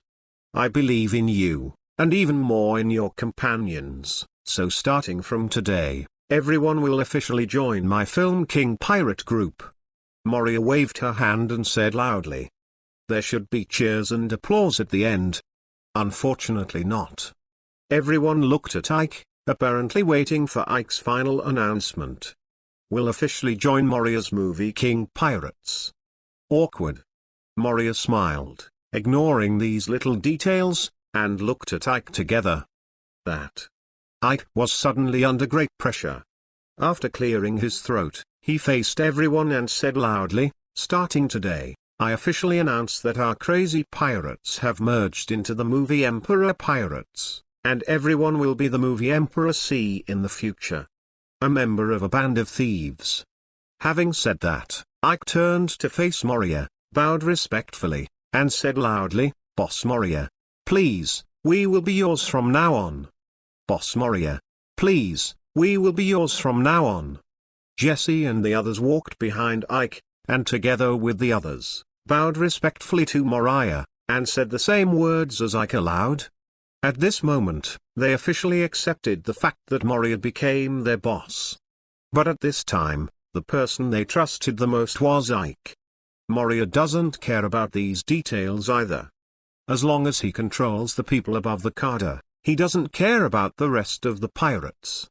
These years, the little pirates are the best recruits, and there are as many as you want. With Moriah's reputation, as long as he speaks, countless little pirates will come to take refuge. Ha ha ha ha. So Moria laughed and was very happy. This kind of fame gained by virtue of his powerful strength, in exchange for others to take refuge, is actually very cool. Let's start the banquet. Moria opened her arms and cheered. It is good. Banquet. Banquet. Food and wine, prepare them for me. Come on, don't be lazy. As soon as they heard that there was going to be a banquet, everyone made a fuss, which also meant that Moria accepted them, and from then on, they were the pirates under the movie King Pirates. People drifting on the sea, especially when there are a bunch of men. Apart from women, banquets are the best way to release stress, laugh, relax or indulge yourself. So everyone is very active, the wine is moved, the cooking is cooking. The live music was played live, and the happy atmosphere quickly washed away the previous barriers, and everyone fell into joy together. After a while, the food for the banquet was ready and the banquet started. Chapter 80. Draw the sword and return to its sheath, secretly spy. Come. Cheers. Congratulations to the Crazy Stick Pirates for being the first one to join the Best Actor Pirates. The words are a bit hard to say, but the meaning is very clear. As the only boss, Moria opened the first glass of wine, so he also said a good word. Cheers. I didn't expect us to be the first to join the movie King Pirates, that's great. Cheers. Cheers. Everyone raised their glasses to Moriah, and then they all drank. The banquet began at this point and continued until late at night, when everyone was so drunk that it ended. Do not. It's not that everyone was drunk, Moriah wasn't drunk because he didn't drink much. And the other person who wasn't drunk was Tia. She seems to be a woman who doesn't drink alcohol, and she always drinks juice drinks at the banquet. So still awake now? Where is your room? Moria looked at Tia, who was opposite. During the banquet, Ike and other officials of the Crazy Pirates and Moria sat in a circle, and Tia happened to be opposite Moria. Facing Moria's question at this time, Tia's eyes narrowed, especially Moria's fiery gaze that seemed to burn all her clothes, which made her feel very angry. Tia turned her head away, not wanting to talk to Moriah, let alone talking to Moriah. Who knows? In the 9th room in the back cabin. Tia, who didn't want to answer Moriah's question, suddenly answered Moriah's question naturally. Tia was startled and frowned, obviously wondering why she answered Moriah's question so easily. But before Tia could think about why, she found a reason for herself. Moriah is my boss now, so it doesn't matter if I tell him. Anyway, if I don't tell, he can ask others. Thinking of this, Tia let out a sigh of relief, and the doubts in her heart disappeared immediately. Take me to your room. At this time, Moriah's faint words came. Tia's body suddenly froze, and then she got up and left, not wanting to stay with Moriah anymore. Who knows? Tia, who just got up, said another sentence, "Follow me." After that, she walked towards room 9 in the rear cabin with her disbelief in her eyes. The moonlight is beautiful tonight. It's a good time to draw your sword and return it to its sheath. Moria got up and looked at the dark night sky and sighed, then followed Tia. The pirate ship of the Crazy Stick Pirates is very large, about 150 meters long. As a carder, Tia was the only woman on board, so she naturally had a room of her own. In the innermost room, there are 2 square windows, which are open, and the cool night breeze from the sea blows through the windows, which is unique. In the room, Moria, who came after Tia, skillfully lit the oil lamp, and then closed the door naturally. Frame. Hearing the sound of the door closing, Tia's body tightened and her complexion changed. At this moment, she thought of a bad picture, and she opened her mouth to let Moria go out. Don't talk, sit down on the bed, let's practice the overflowing scriptures, Moria said solemnly. Tia opened her mouth, and what she said was not to let Moria out, but one word, okay. Tia had big puzzled eyes, she didn't understand what the overflowing scriptures were and why she practiced. But she still lay obediently on her 6-meter-long big bed, which was covered with a soft quilt, which was very comfortable.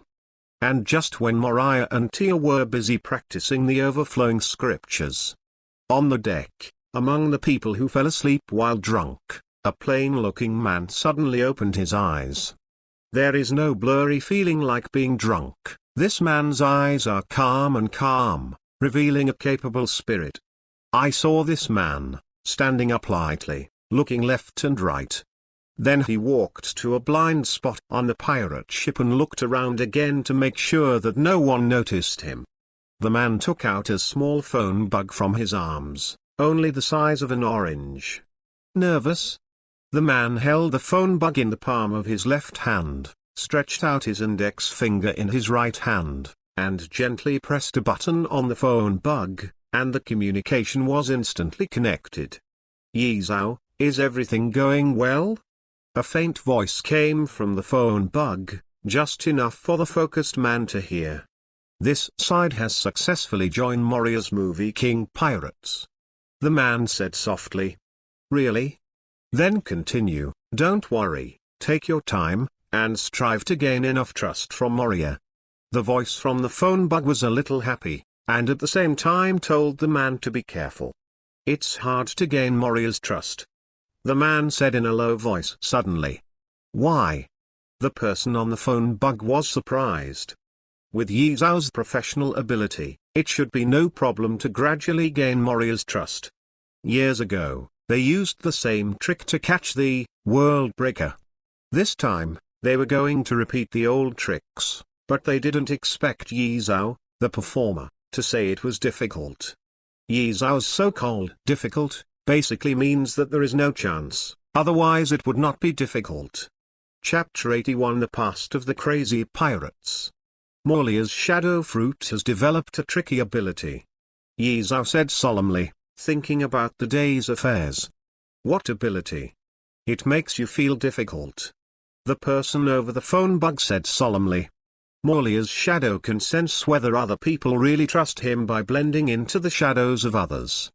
Having said this, Yi Zhao frowned slightly and said hesitantly, But this kind of shadow perception, it seems that only people who are completely undefended and resistant to him can be perceived by him. If he is fortified, the shadow cannot perceive it, and if he is forced to perceive it deeply, it will cause harm to people, and even death in severe cases. Speaking of Yi Zhao taking the day off, Moria sensed his sincerity to icon the others with his shadow, and told them not to subconsciously resist, so as to pass his shadow perception test. At the same time, Jesse and others temporarily suppressed their subconscious resistance through self-hypnosis, so as to pass Moria's true test. Impossible. After Yi Zhao finished speaking, an unbelievable voice came from the phone bug. How could the shadow fruit have this ability? I've never heard of it before. And, as you said, Moriah's shadow perception requires people to perceive others' hearts smoothly without being defensive or resisting.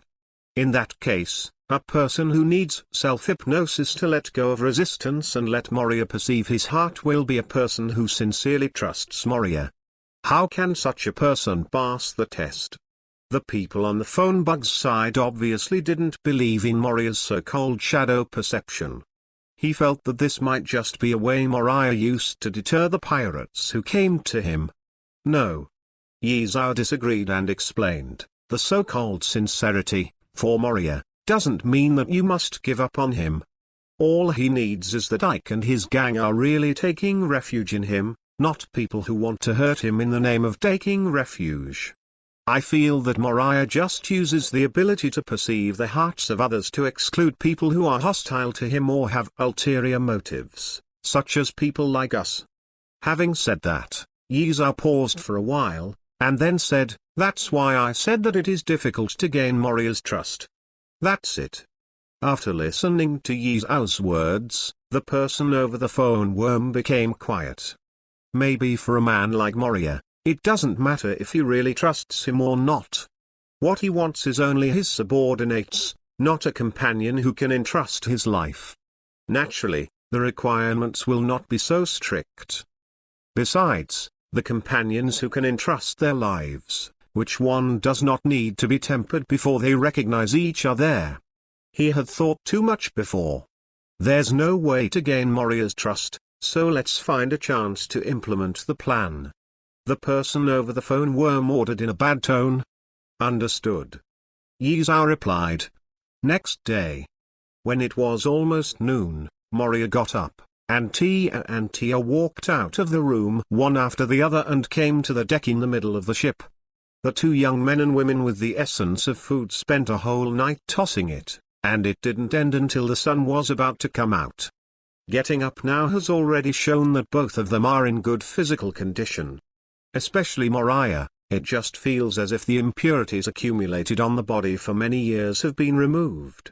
The whole person is relaxed, as if he can float up. This feeling is very refreshing. Boss, did you guys last night? On the deck, Ike seemed to have been waiting for a long time. As soon as Moria and Tia came out, he instantly appeared in front of Moria and Tia and asked. Although Jesse and the other carders didn't surround them together, their eyes were also paying attention to Moriah and Tia, intentionally or unintentionally. For them, Tia and Moria developed too fast. They were wondering if Moriah had used his strength. But even with strength, Tia is not the kind of person who won't resist. But now, seeing Tia's calm face, it obviously didn't look like she was being used forcefully. They were very curious about what happened to the two of them. It's nothing, I just checked the script with Tia last night, so I just fell asleep in her room. Moria smiled, said something nasty, and then went to the bow deck while exercising. Go. Ike? Jesse and others? All heard of ordinary pirates. Everyone looked at the back of Moria's departure with a confused look, and some did not respond. You guys really got the script right for one night. Not. Ike looked back at Tia and asked suspiciously, you really didn't have anything happen last night? Tia squinted slightly, glanced at Ike, and said lightly, what he said is what he said. Don't ask me. At this time, Tia had regained her high gold royal sister fan, but Moria didn't say it. As a shadow slave, she subconsciously didn't tell the truth. After Tia finished speaking, she left and walked aside, leaving Ike blank, not understanding what Tia meant. The people who heard the others were also confused. This man and woman had stayed all night, so it was impossible that nothing had happened. For what script? They wouldn't believe it anyway. Anyway, show some respect to Tia in the future, she is Moriah's woman after all. No matter what happened to Moriah and Tia last night, it was a fact that they lived in the same room for one night. So everyone acquiesced that Tia was Moriah's woman. There will naturally be some changes in behavior in the future. On the bow deck, Moria faced the sea and took a few deep breaths. Recalling the exercise last night, Moriah still feels very happy physically and mentally. Tap tap. Ike walked up the stairs, came to the deck, and stood beside Moriah. Lord Moria, there is something I need to report to you. Speak. Moria glanced at Ike, and from the name he addressed to himself, Moria saw that this guy must have encountered something difficult. Cough cough. That. Ike suddenly felt a little embarrassed, and said slowly, we were on the site of the Whitebeard pirates before, Speaking of Ike, he came to Moria with what happened after they entered the new century. As supernovas who entered the new world the previous year, they were also ambitious at the beginning, wanting to become one piece. So like other pirates, they went to challenge Whitebeard. Just like their pirates, they were taught a lesson by the captain and the pirate group under Whitebeard before they saw Whitebeard himself. Let them know the horror of the legendary pirates and the cruelty of the new world. This is a world of powerhouses, and only the top powerhouses can survive here. Others can only survive around the top powerhouses, and cannot live or die by themselves. Ike and their potential are not bad. In the past year, their strength has increased rapidly, and now they are all people who can use their weapons and domineering. But that's it, a year later, their strength progress slowed down, in a battle with the Whitebeard pirates. One of their companions, to be precise, their vice-captain, died at the hands of the Whitebeard pirates' foil beaster in order to break them off. Of course, the members of the Whitebeard pirates also died at the hands of Ike. There is no room for easing the hatred between each other. After the death of the deputy captain, Ike realized the limitations of his own strength. He knew that if he continued, it would be the end of their mad pirates who greeted them. So in order to protect his companions or to continue his dream, he chose to rely on one of the big pirates to help them resist the pursuit and revenge of the Whitebeard pirates. In the end, what they chose was Moria, a man who could fight against the naval hero Garp. Mr. Moriah, this is the grievance we have on our shoulders. If you don't want to accept it, we will leave immediately, and we won't drag you down. Ike finally looked at Moriah with anticipation and added sincerely. Ha ha. Moria smiled self-deprecatingly after hearing this, and then he said, how could such a man who is trusted by his companions be willing to be submissive to others, and he came to him only after his feelings could not stand the pressure of the Whitebeard pirates. When the top plate are. However, if you are not willing to be subservient to others, she is now my shadow slave. Moriah thought. Lord Moria. Ike suddenly knelt down and solemnly said, please, we really need your help. Get up. Moria said lightly, no matter who you have had grudges against before, please remember that you will be members of my movie King Pirates in the future. Whether Whitebeard or the Navy, let them fight. Thank you. After Moria finished speaking, Ike bowed deeply to Moria and thanked him. From start to finish, Ike seems to be doing things as the captain of the crazy pirates. No trace of enslavement can be seen. At least outsiders can't see it, only the Master Moria can see it. If he hadn't been enslaved, Ike wouldn't have told Moria about being hunted down by the Whitebeard pirates. Only when he became a shadow slave would Ike say it, because he was afraid that if he didn't say it, it might cause some harm to Moriah. So Ike talked to Moriah, but he couldn't think of it himself. It's terrible. Shadow Slave's ability. Moria sighed again. Boss. Ike suddenly asked, during this time, many pirates are looking for you. Do we need you? To avoid the edge for a while? Looking for me? Why? Moria asked suspiciously. It's all about challenging the boss. Ike said. Challenge me? There are more pirates. Moria frowned and fell into contemplation. Through a few key words, Moriah guessed something that made him uncomfortable. Although he is as strong as Whitebeard, he is still challenged by many pirates. But he just listened to Ike's meaning. It seems that many pirates regard him as the weakest persimmon. It seems that I haven't killed hard enough. So many pirates think I'm easy to bully. Moria sneered and ordered, go, find an island, and then spread my word, saying that I will be on that island and welcome everyone who wants to challenge me until there is no one. Yes. Ike shouted back. Double Confucianism. Confucianism went to help the second uncle's house move firewood all day today. The firewood will be used to sell bacon next year, so there are a lot of them, and I will go there tomorrow and the next 2 days. So there is an update today, and it is still in stock from yesterday. I'm sorry everyone, there are a lot of things during this time, and the update is unstable. But no matter what, Confucianism will ensure that it is updated every day and constantly updated. But there is no way to do it, and we can only wait for the middle of March. Chapter 82 Whitebeard's Action. After 1 day, Moria accepted all the pirates who wanted to challenge him on Ark Island, through the deliberate spread of the crazy pirates. Most of the pirates in the New World knew about it. Naturally, the Navy also knew. Now, near noon, the headquarters of the Navy in bright sunshine. Marinvando. On the square in front of the port, a naval formation consisting of 200 naval soldiers has just been assembled. Have you heard? The actor Moriah is going to face all the pirate groups who want to challenge him on Ark Island. It is said that Moriah himself said it himself, and he will fight until no one challenges him again. Scary guy, I don't know what's going to happen this time. It's a guy who can't be idle.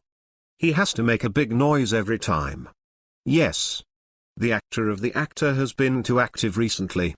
We must suppress that guy's momentum this time, otherwise it will be really difficult to contain it in the future.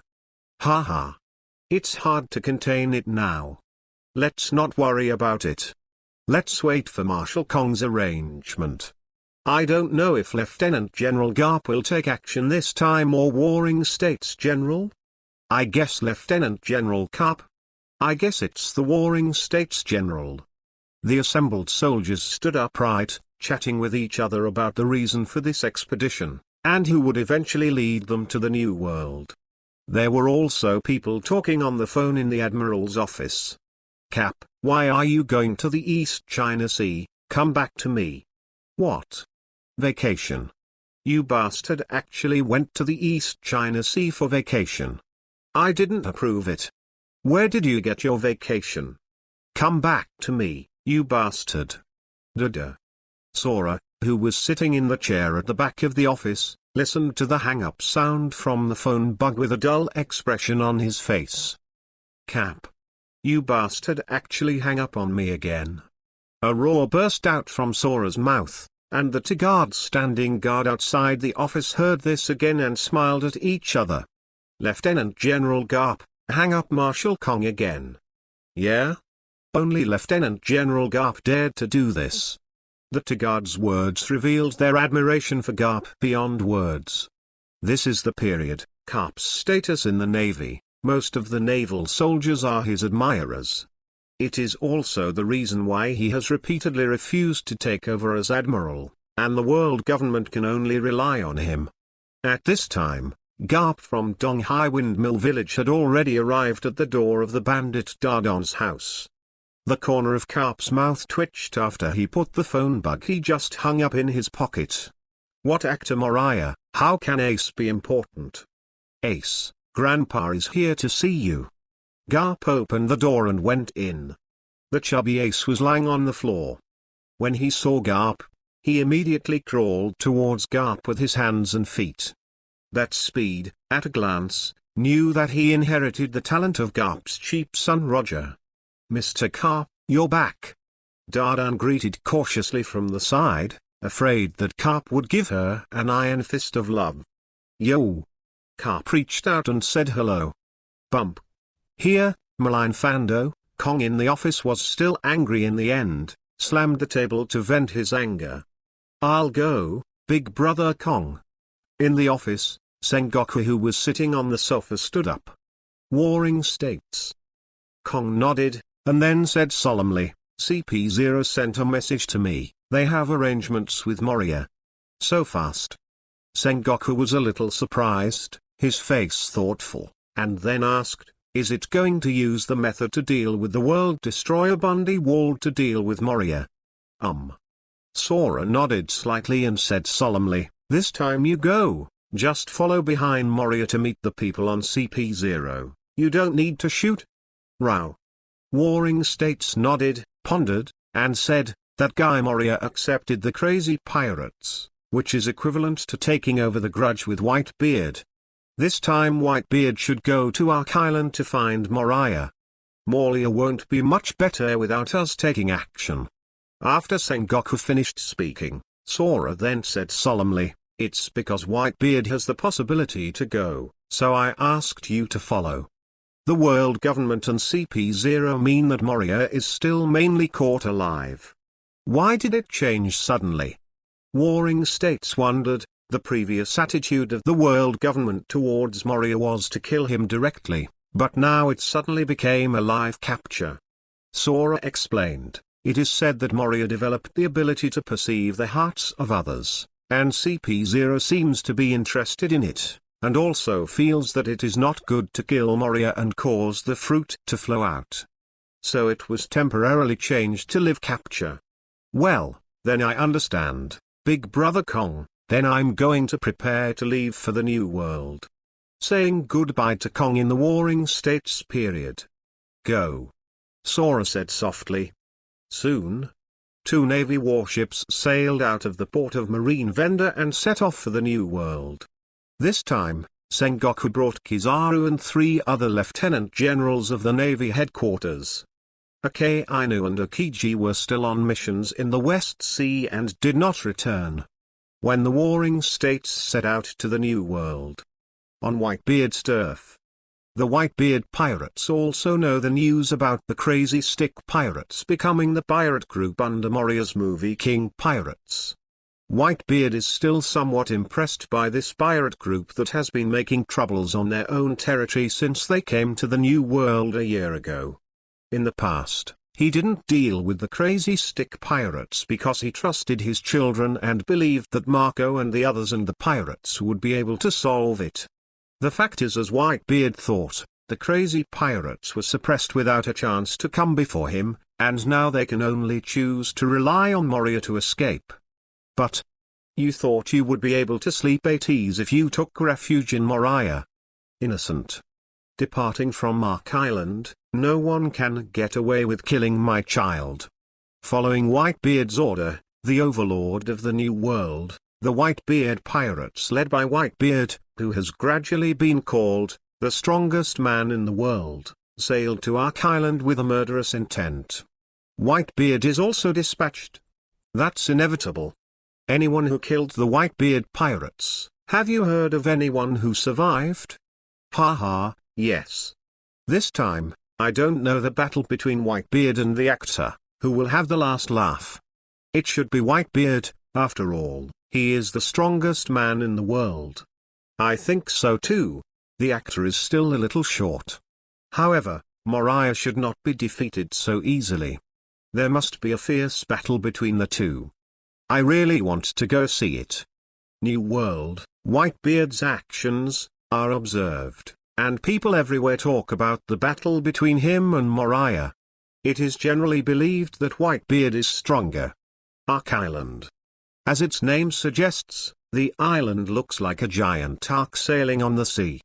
The edge of the island is surrounded by reddish-brown rocky mountains. From the outside, it looks like a bare rocky island.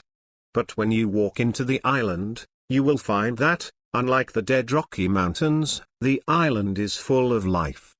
In the middle of the island is a huge oval freshwater lake, and fresh water comes from underground rivers. Except for the freshwater lake, the island is covered by a virgin forest. Various animals are active in the forest, especially one called live chicken is the most numerous. Originally, this was a territory occupied by a group of pirates. Yesterday, Moriah and Ike after they got here. Moria turned the captain of the pirate group and the 7 domineering cadres into the shadows. More than 100 other ordinary crew members were also transformed into life abilities and stored in the shadow space by him. Then they occupied it and used it as a place to meet the pirates who were going to challenge Moriah. Today, at noon, Moriah, Ike and others are eating roast turkey by the freshwater lake. At this time, Boss. A pirate, sweating profusely, ran to Moriah from a distance. Come on, a pirate ship is coming here. Chapter 83 Bloody Hands Gomez. Which pirate group? Ike asked. Captain, it's the blood-handed pirates of the blood-handed Manta Gomez. The reported pirate replied nervously. Bloody slaughter? Moria moved in his heart, and his face was thoughtful. He seemed to have heard this name in his previous life. But it seems. Can't remember. It's that guy. Ike frowned slightly when he heard the name. Bloody Manta Gomez is a pirate who entered the New World in the same year as Ike. The two are considered to be the same period, and they are the captains of their respective pirate groups. People often compare the two. However, unlike Ike, the blood-handed Manta Gomez is more beautiful and famous than him. Likewise, Gomez's ambitions are much bigger. In terms of strength, Gomez is naturally stronger, and it can even be said that Ike is weaker than Gomez by a section. At the beginning, the two pirate groups had a brief encounter once. The result is naturally Key and others were defeated, but the cadres of the Crazy Stick pirates were relatively average. Therefore, in the case of more fights and less, although they were defeated, they also escaped safely, and there were not many casualties. They never met again after that, but Gomez's strength and intractability still make them memorable until now. I didn't expect that the guy from Gomez came first. That guy's abilities are troublesome. Jesse, Tia and the others also frowned, obviously still a little bit afraid of Gomez.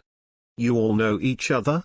Hearing this, Moria lightly put down the barbecue and asked with a smile, is it very powerful? Boss. Ike said solemnly.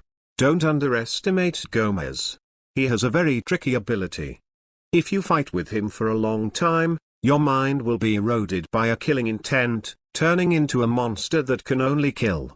When ordinary people encounter him, they will lose control of their minds in an instant, and they will be unable to extricate themselves into the indiscriminate slaughter of the enemy.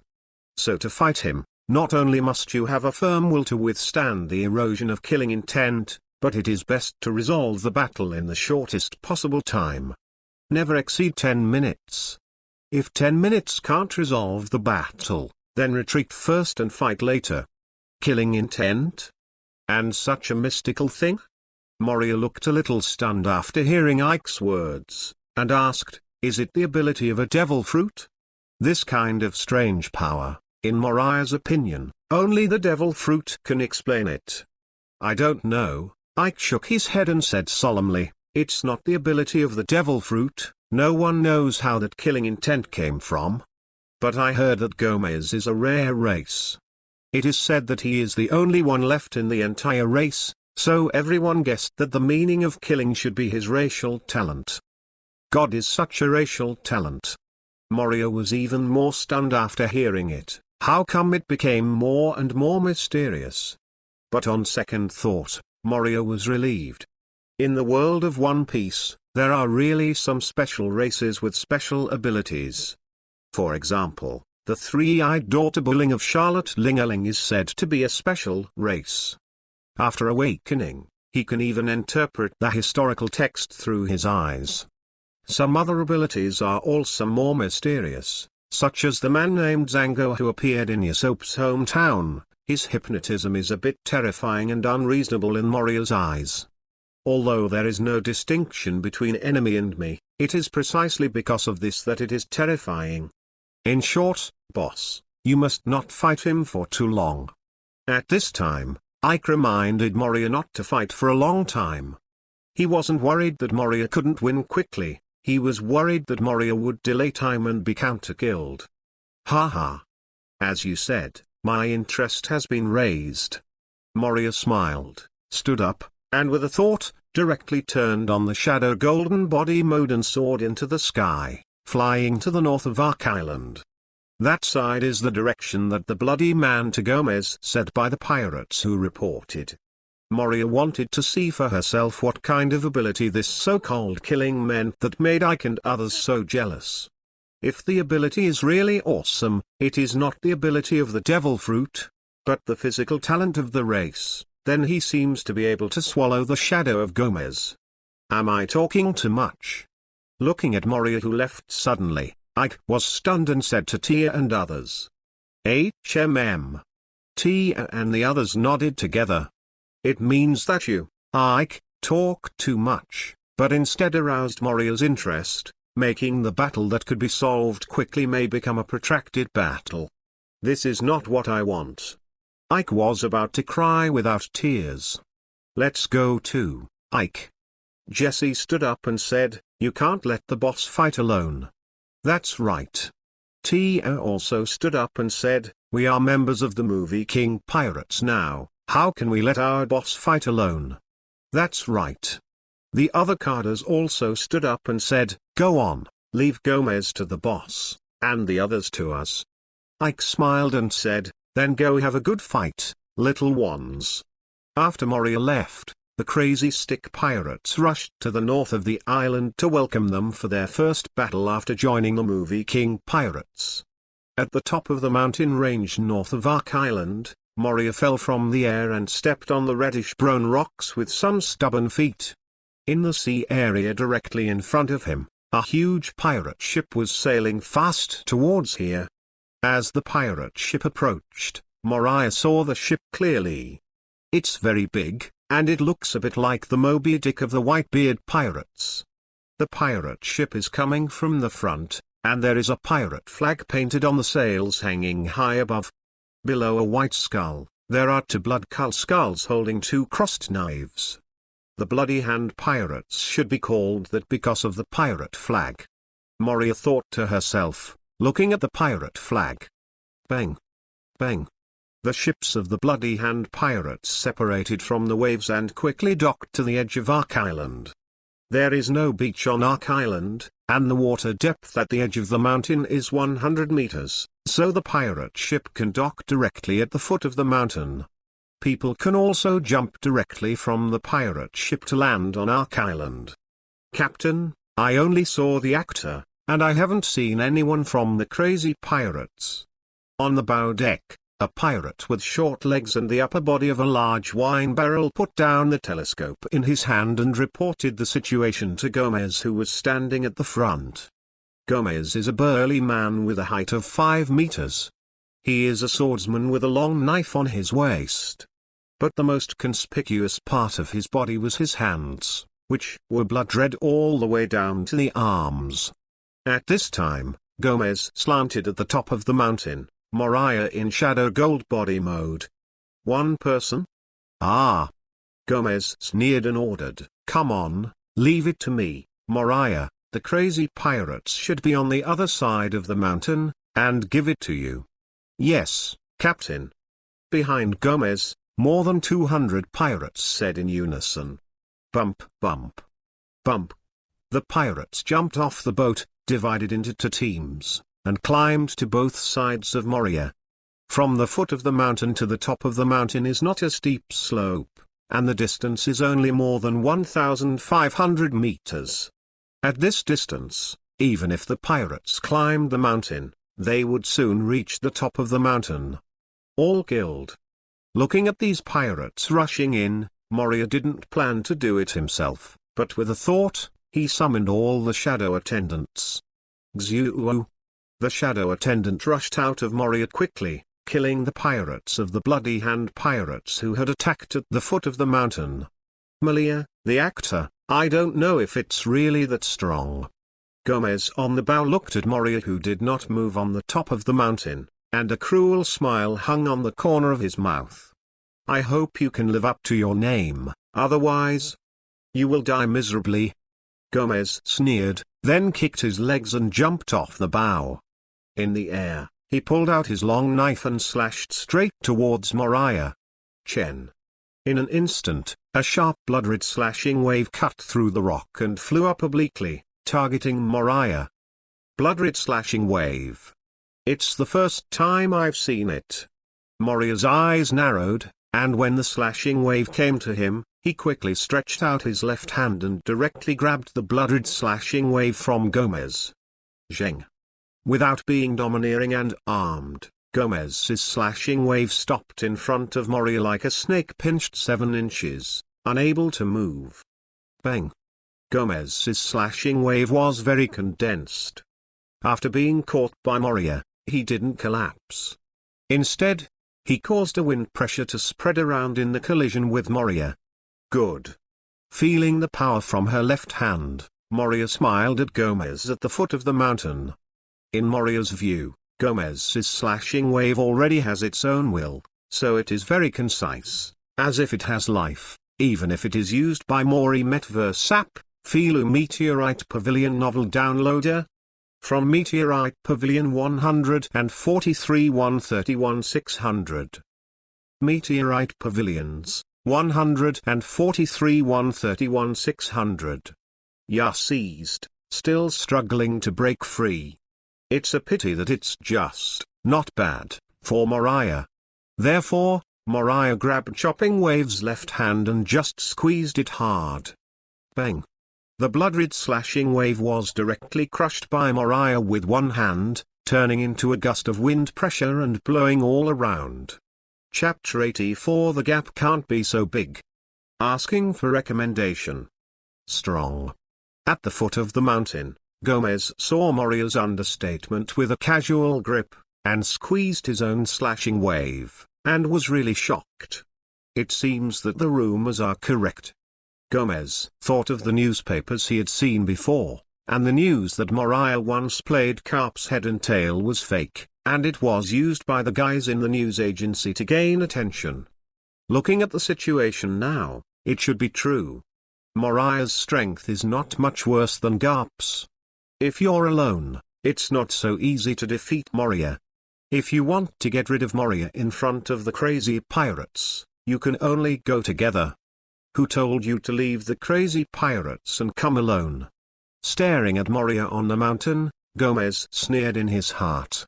He didn't think there was anything wrong with beating Moria by many people, and he didn't think Moria's strength was invincible. Gomez, who has not personally experienced the strength of the top powerhouses, is in his heart at this time, even if the opponent is very strong, he does not feel that he is invincible. Then, little ones, hurry up and solve those black. Seeing that he originally wanted to tell his companions to quickly get rid of the shadow servant, Gomez, who came to besiege Moria with him, stopped in vain. He looked at his companions who collided with shadow servant with a dull expression, opened his mouth, and couldn't say the rest. Bump. Zheng. This is easy.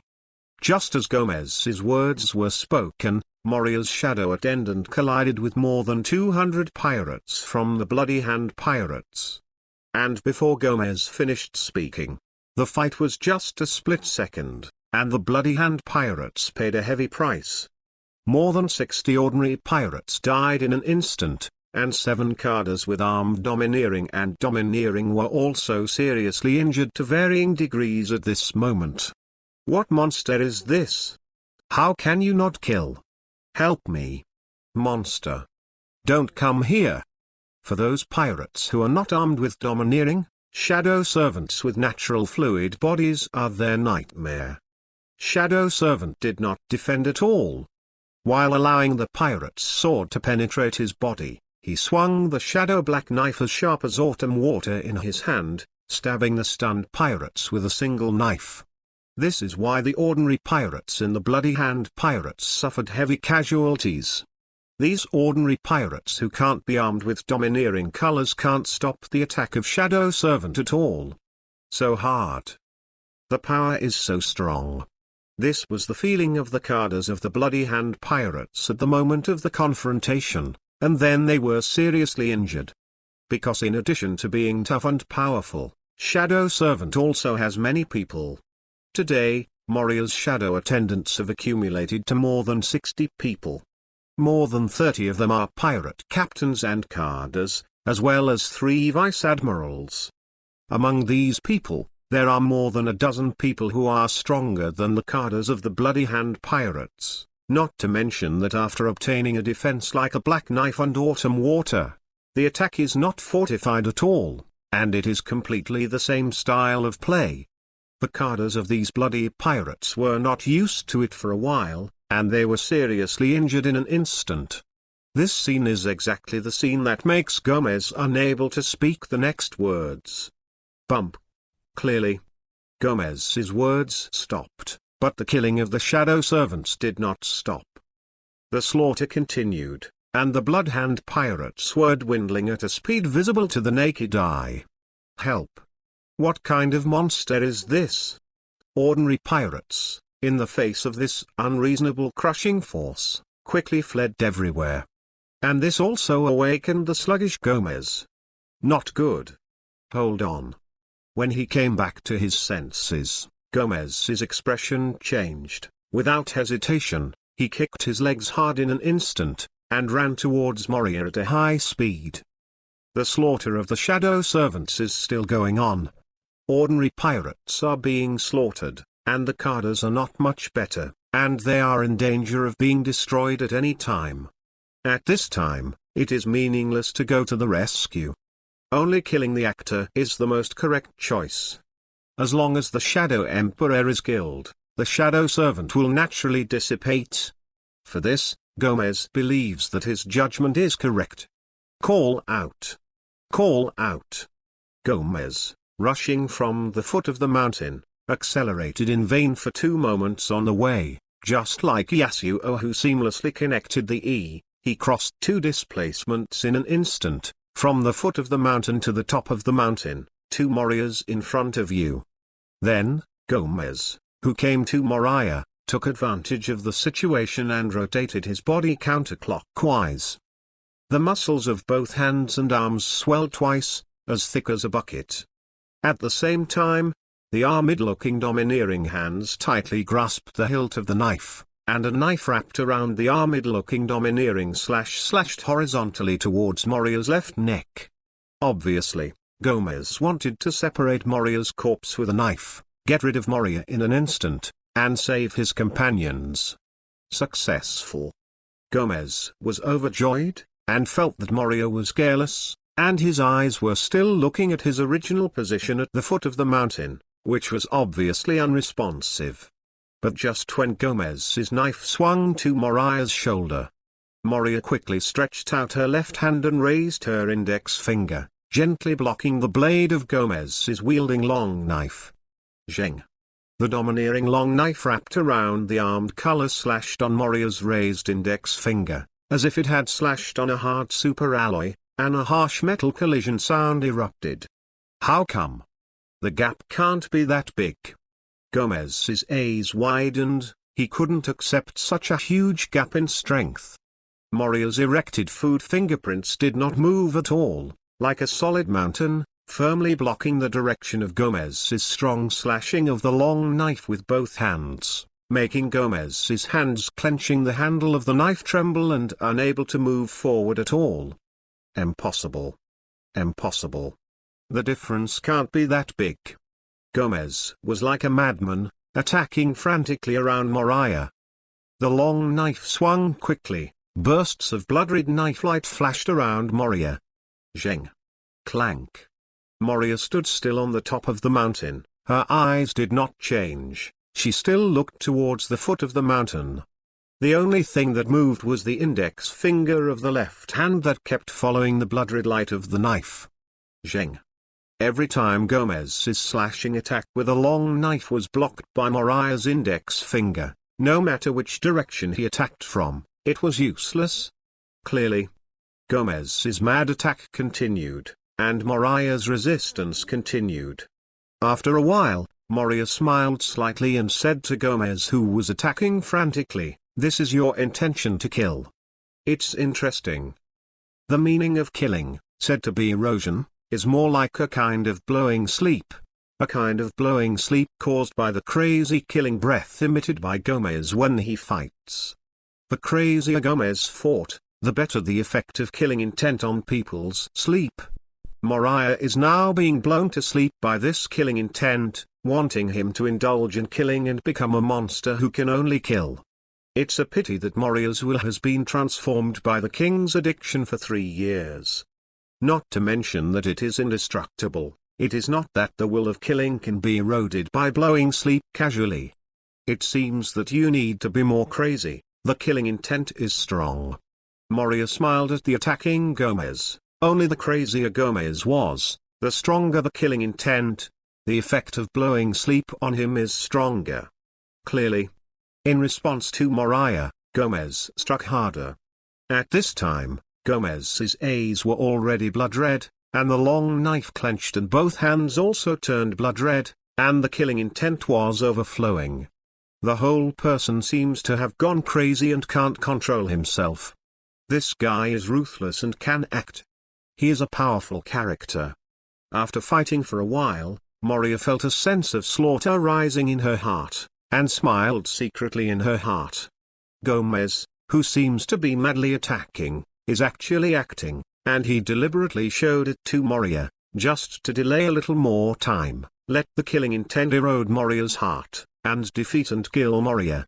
Because Moria only defended and did not attack at first, Gomez saw a chance to defeat him.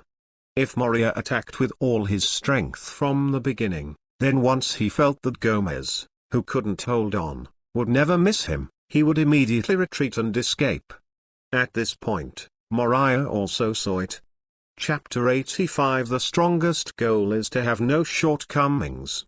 But he didn't care. Gomez's killing intent was really eroded. At least the current Moriah is slightly affected, although not to the extent that it can affect the battle. But it also shows that either Moriah's will is not firm enough, or Gomez's killing intent is really eroding. Either way, Moriah was interested in this ability. It has been confirmed that the ability to kill is powerful, so let's end it all. A cold light flashed in Moriah's eyes. He had already felt the meaning of killing, and naturally he would not continue to drag it on. Wouldn't it be embarrassing if the car overturned? Moriah thought in his heart. When Gomez once again swung the knife to attack his left neck, he stretched out his left index finger and thumb to pinch Gomez's blade. The blade was under control, and Gomez was stunned for a moment. His crazy red eyes condensed, his hands were hard, and he wanted to continue to attack Moria with the knife as before, but this time he didn't pull it out. When I looked up, I saw that the blade was pinched by Moria, and I was shocked. This was the first active attack of the actor. Ha. I dare to show my acting skills in front of my best actor. I don't know if I live or die. Moria sneered at Gomez. Before Gomez could respond, he grabbed the blade with his left hand and pulled it back sharply. Gomez's body was suddenly pulled in front of Moria along with the long blade. At the same time, Moria's expression became condensed. His right hand clenched his fist and swayed back, condensing the domineering look of armament, and threw a punch at extreme speed, hitting Gomez's chest with all his strength, who was too late to react. Hearing the sound of click, Moria's huge fist almost fell into Gomez's chest. Bang! Then an explosive wind burst from Moriah's fist. Gomez made a boom like a cannonball, and was punched away by Moriah. The person flew from the top of the mountain to the sea outside the foot of the mountain, and then bounced back and forth on the sea like a stone throwing water a dozen times before thumping into the sea. It seems too hard. Looking at Gomez, who fell into the sea, Moria, who remained in the punching position, was stunned. Then he reacted. He kicked the person into the sea. What should I do? If there is no body, how can I swallow the shadow? If I knew it earlier, I would have used less force. Moria retracted her fist, looked at her right hand and sighed. Never mind. It's just killing intent, it doesn't affect my strength. Moriah shook his head, no longer tangled, and then exited the Shadow Gold body mode, and now he does not need to fight. After Moria got rid of Gomez, the Cardas and ordinary pirates of the Bloody Hand Pirates were also killed by the Shadow Servants. Old rules. Looking at the dead pirates of the Bloody Hand Pirates, Moria's thoughts moved, and the shadow under her extended out. The arrogant Carda pirate who will be armed will be transformed into a Shadow Servant, and the other ordinary pirates will all devour the shadows and turn them into life energy. Boss, here we come. Boss. Forehead. At this time, Ike and the others, who finally came from the island, came to Moria's side and looked at the shadow attendant standing halfway up the mountain and the pirates of the Bloody Hand Pirates lying in their mouths, shouting words. Immediately stuck, unable to speak. How? It's over so soon? Where's Gomez? Ike was a little dazed, and he had come to meet his first battle as a member of the movie King Pirates with arrogance. As a result, they came to the scene and found that the enemy was solved before they arrived. The key is that they said so many powerful words of Gomez before, and it seems that only Moria is standing in front of them now. This is a little embarrassing. Boss. Jesse glanced around and saw only the officers of the Bloody Hand Pirates, but not Captain Gomez, so he looked at Moria and asked, "Where's Gomez? Why didn't you see him?" "He escaped."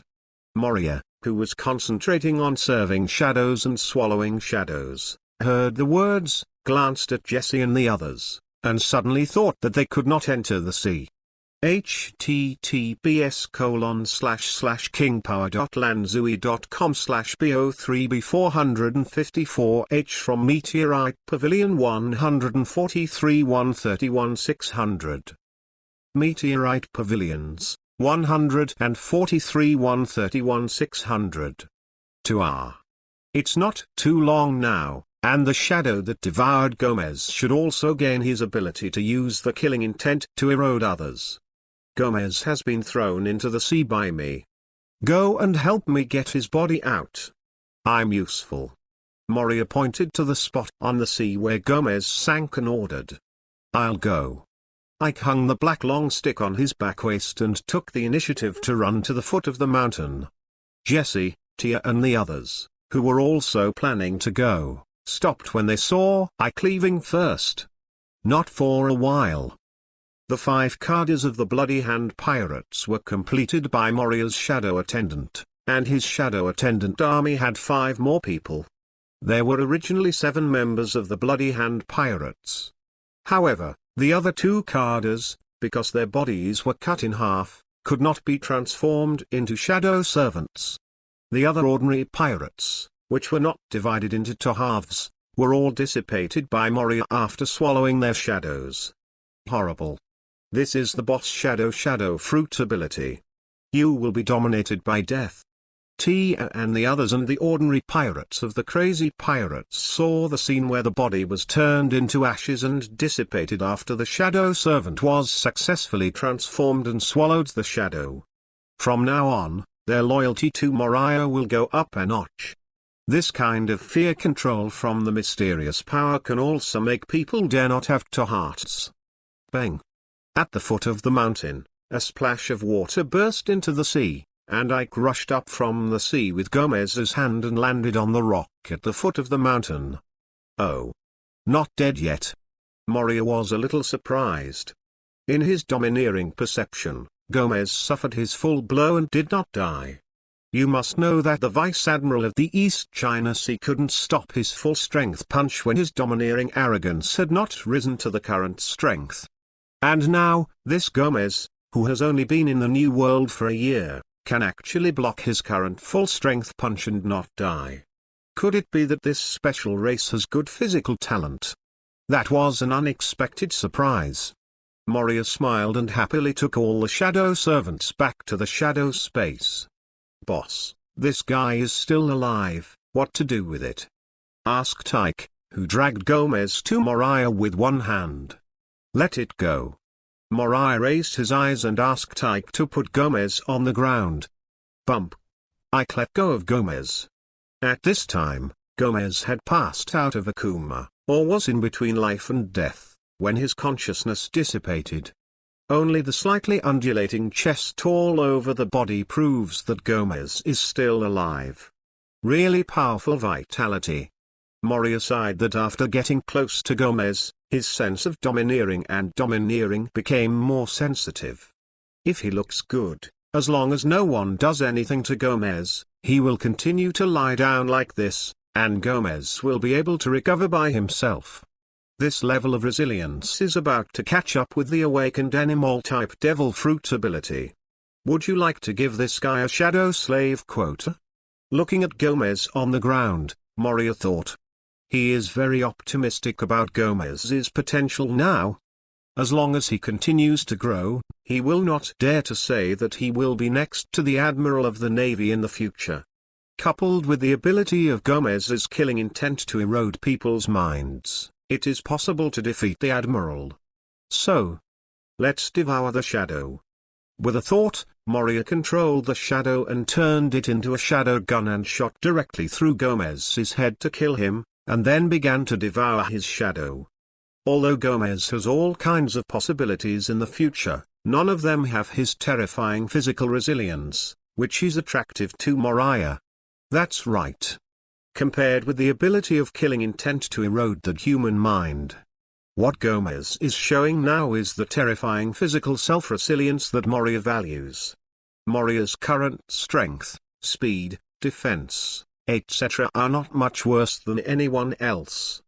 Only the self-resilience of the body is still at an ordinary level. Therefore, before each war, Moriah had to store enough life energy. It was because his injury was not strong that he needed life energy to recover.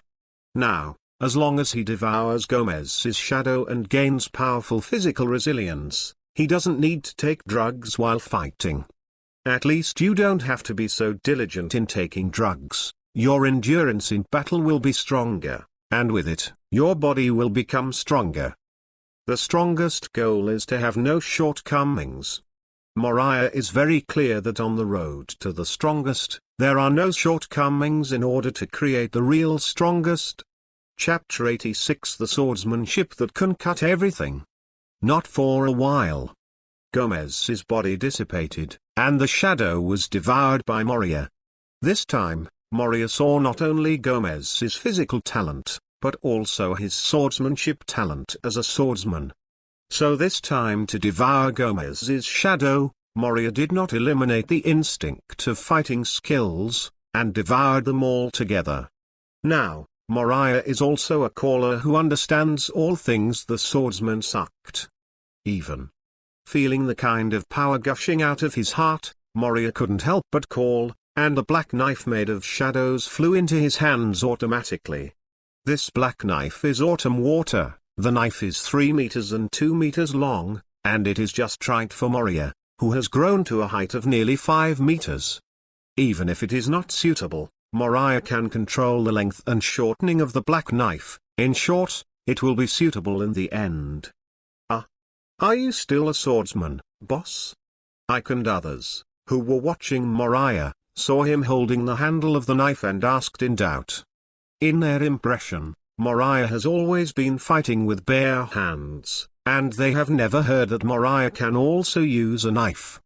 Only the CP0 undercoveries out at the scene knew that Moria used a knife before, and the swordsmanship was still very good. But I don't know why, I failed to challenge Kaido and was captured, and finally escaped from Wano country. Moriah has never used a knife again. Many people are very curious about this. Why? Maybe you can know today why Moria gave up the knife and used the punch. Yi Zhao's expression was slightly condensed, and then he slowly took a step back, hiding behind a group of people and silently paying attention to Moria's actions with the corner of his eyes. Yes. I was originally a swordsman. Hearing Ike's words, Moria was taken aback, then smiled. He suddenly thought that in the original book, when he challenged Kaido, Moria used a knife. Later, although he switched to using scissors, he can still see from the battle against Jinhei that Moriah is a swordsman with a sword. It's just that his strength is too stretched, and people only remember his shadowy fruit ability, but not his swordsmanship ability. But it's different now. Moriah thought. He wants to regain the heart of the swordsman, and is determined to become the swordsman of the wind and shadow that no one can beat him as long as the E is fast enough. Buzz. Moria held the knife in his right hand and straightened his arm, condensing the domineering of the armed color while adding a sound effect to himself, and also wrapped the shadow black knife Kushui with the domineering of the armed color. And after swallowing the shadow, the armed color domineering needs to fight to get different. The skill instinct of swordsmanship, as soon as the shadow of Gomez was swallowed, Moria obtained it. Therefore, Moriah is now a true swordsman. Zheng. Moria swung down hard, and the sound of a slashing wave spread. Ike and the others looked condensed, looking forward to Moria. In their opinion, Moriah's slash will inevitably produce a visual effect of shattering the earth. However, nothing happened in front of Moriah.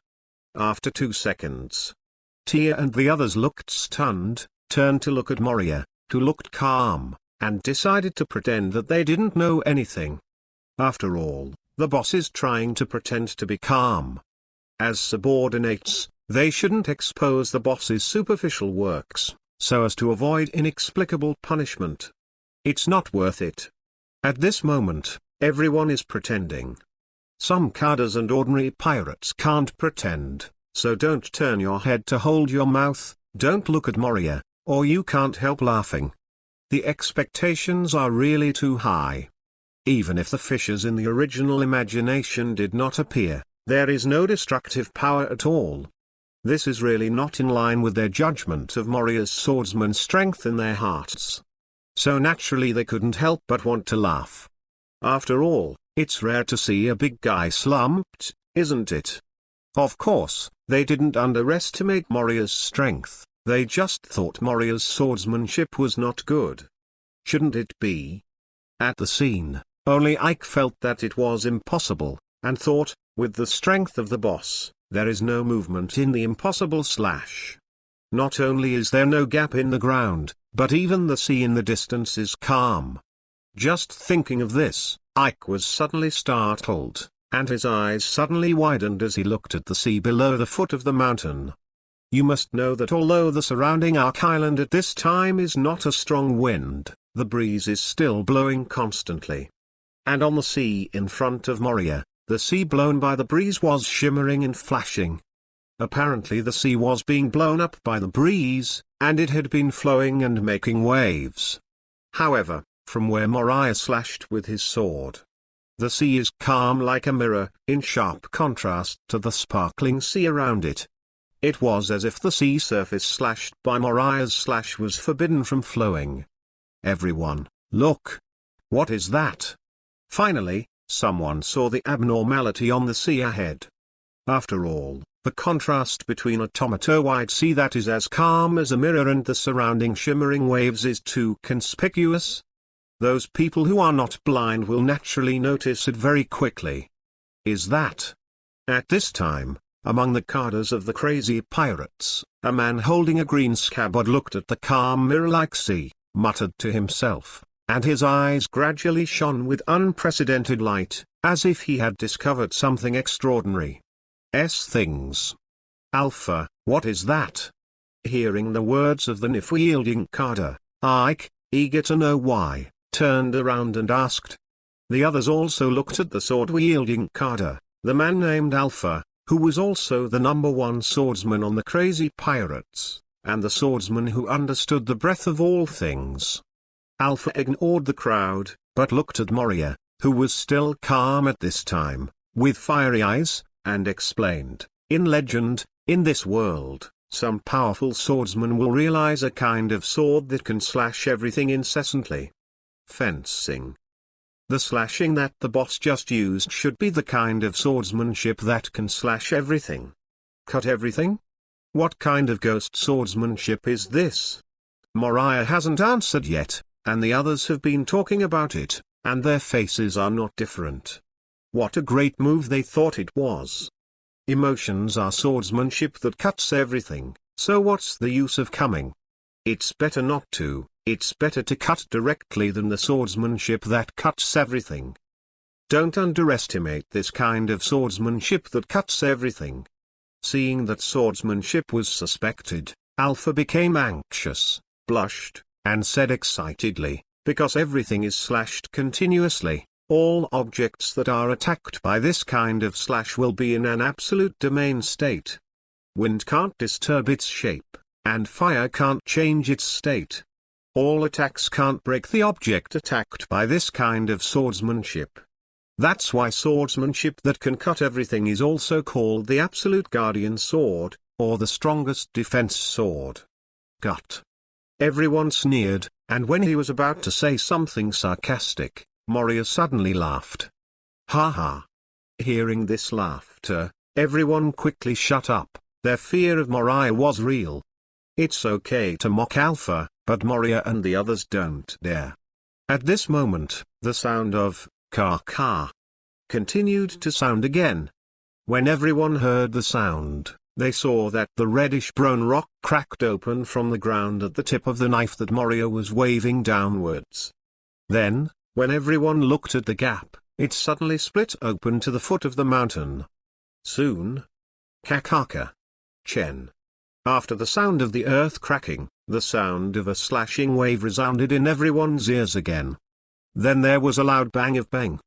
Directly in front of Moria, the pirate ship of the Bloody Hand pirates and the sea were divided into two, revealing the mud under the seabed, and the sea kings that were also divided into two further away. This. Everyone stared at this scene in a daze, their eyes almost popping out. The sky collapse did not appear, but the ground fissure appeared, and even the sea was cut open. This is the strength of the boss's swordsman. As expected of the legendary powerful swordsmanship. The boss is indeed the boss. Alpha looked at the group of companions who instantly turned into kneeling and licking, and the corner of his mouth twitched. Asking you to question the swordsmanship of our swordsman, this time I have nothing to say. But the boss's swordsmanship is so powerful, I don't know if you can teach me. With anticipation, Alpha looked at Moria with a burning gaze. It's a pity that Moria ignored him and was intoxicated with this kind of swordsmanship. Boss, is this really the kind of swordsmanship that cuts everything? At this moment, Ike suddenly asked. Isn't it possible to slash everything continuously? Isn't this earth-shattering slash that severs everything? Ike didn't believe that this was the kind of swordsmanship that Alpha said would cut everything. It must be a swordsmanship that cuts everything. Chapter 87 Kill until no one is there.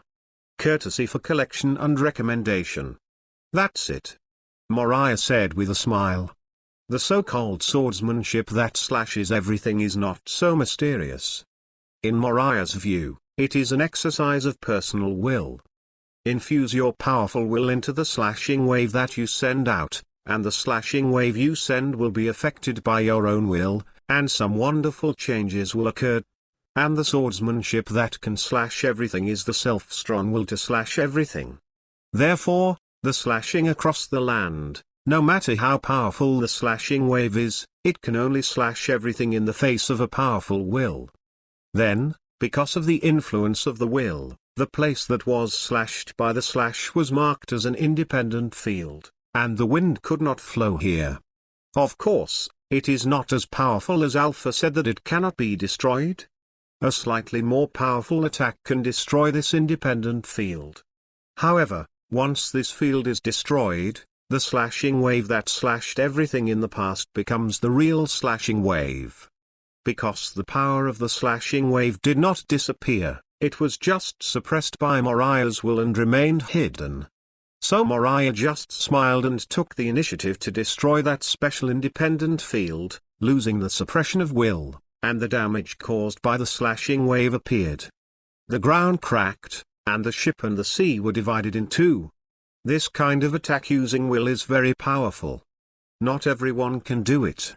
Anyone who can do it must be a powerful person. Originally, Moriah's swordsmanship could not reach this level. However, the use of this will is not unique to Janhao. Barrett can also, so Moria, who devoured Barrett's shadow, naturally will. In addition, the shadow that devoured Gomez this time acquired the talent of swordsmanship. Moriah's swordsmanship also naturally broke through to the realm of using will. In other words, he would have been, but he used it in a different way. This is the secret of Moriah's sudden and rapid increase in strength. And others follow Morley. Unlike Yakyang's swordsmanship, CP0 Yaxiao paid more attention to the changes before and after Moria. This kind of swordsman's breakthrough in swordsmanship can only be achieved after accumulated practice. And Moria changed before and after, only did one thing, that is to swallow the shadow of Gomez. It should be the ability only after the shadow fruit awakens. Presumably Barrett's shadow has long been swallowed up by Moriah, so his strength will increase so quickly. By the time I get to Skull Island, I'll be on a par with Garp. Yi Zhao sighed inwardly. At first, he always thought that Moria still had a shadow servant made by Barrett, so he raised his bounty to 1.5 billion Bailey.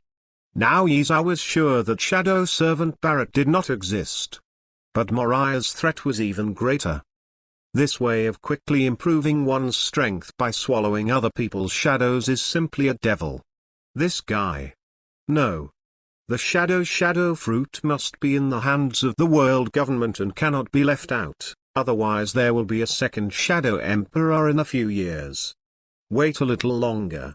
When you get a clear picture of the actor's physical condition, you can start thinking. In his heart, Yi Zhao stepped back a short distance, keeping a safe distance from Moria.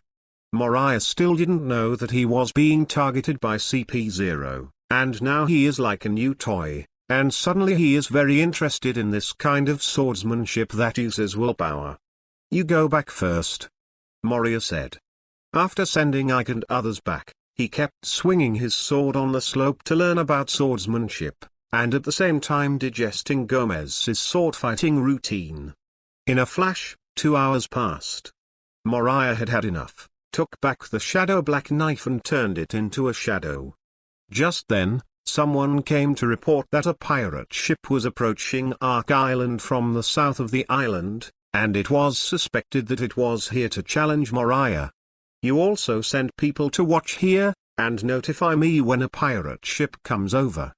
After instructing the person who reported it, Moria turned on the shadow golden body mode and flew to the south of the island, which is the opposite side. The south and north sides are similar, and they are also reddish-brown rock mountains.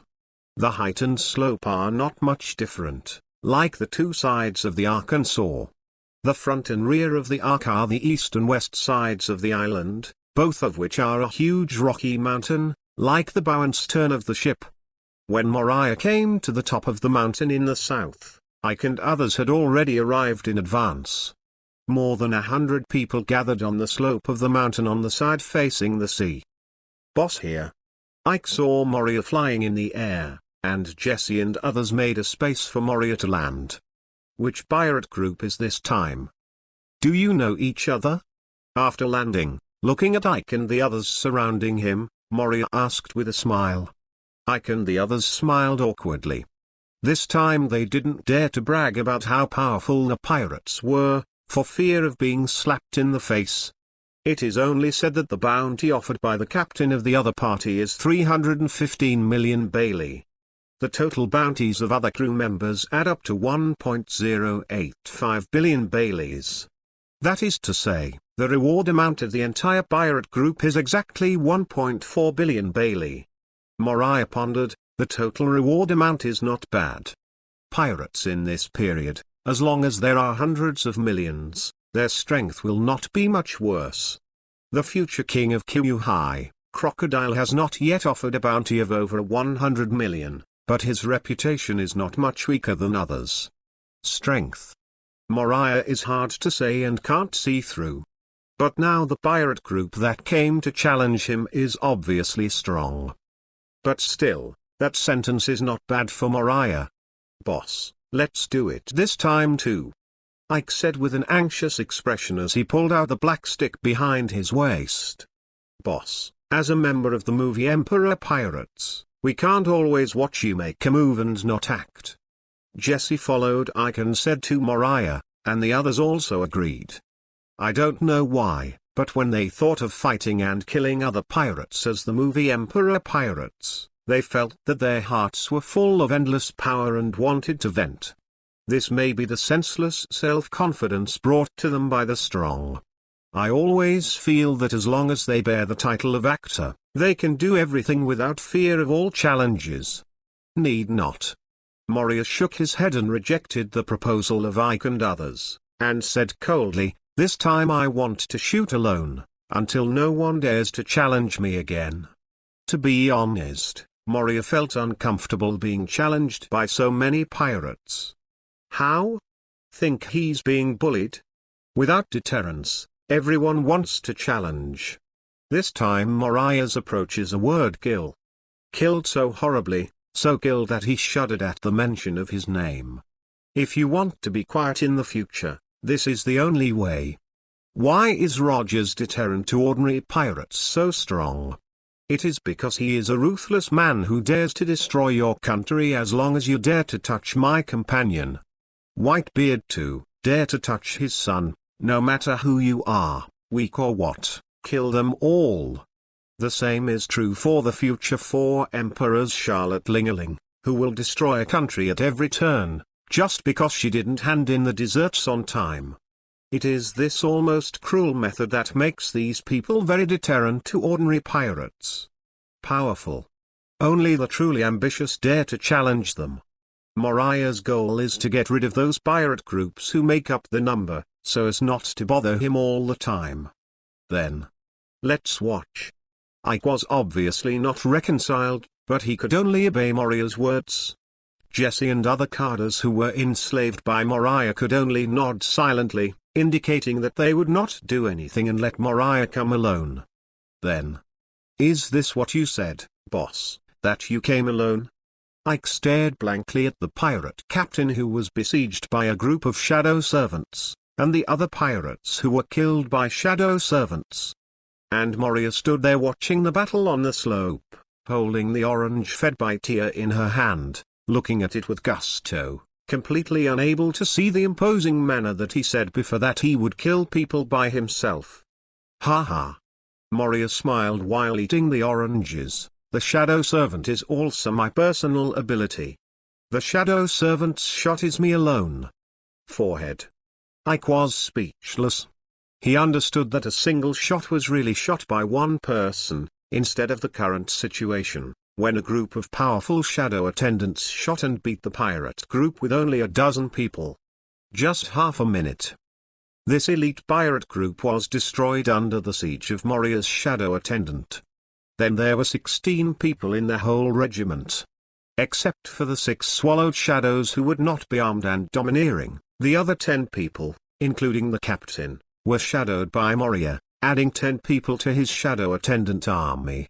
After that, until 12 o'clock in the evening, a total of 4 pirates came to Ark Island to challenge Moriah. One of them is still a powerful pirate group. There are 5 pirate groups under its banner. It can be said that they came out of their nests. However, there were not many surprises in the ending. In the end, those who would be armed and domineering became Moriah's shadow attendant. Others are swallowed up by shadows and transformed into life energy that exists in the shadow space. The first day of meeting the challenge passed in the deeds of Moria's destruction of 6 pirate groups. Chapter 88. The actor is crazy. Please ask for a recommendation. The next day, early in the morning, the newspaper recorded everything that happened on Ark Island yesterday, as well as high-definition pictures. The whole world is hotly discussing.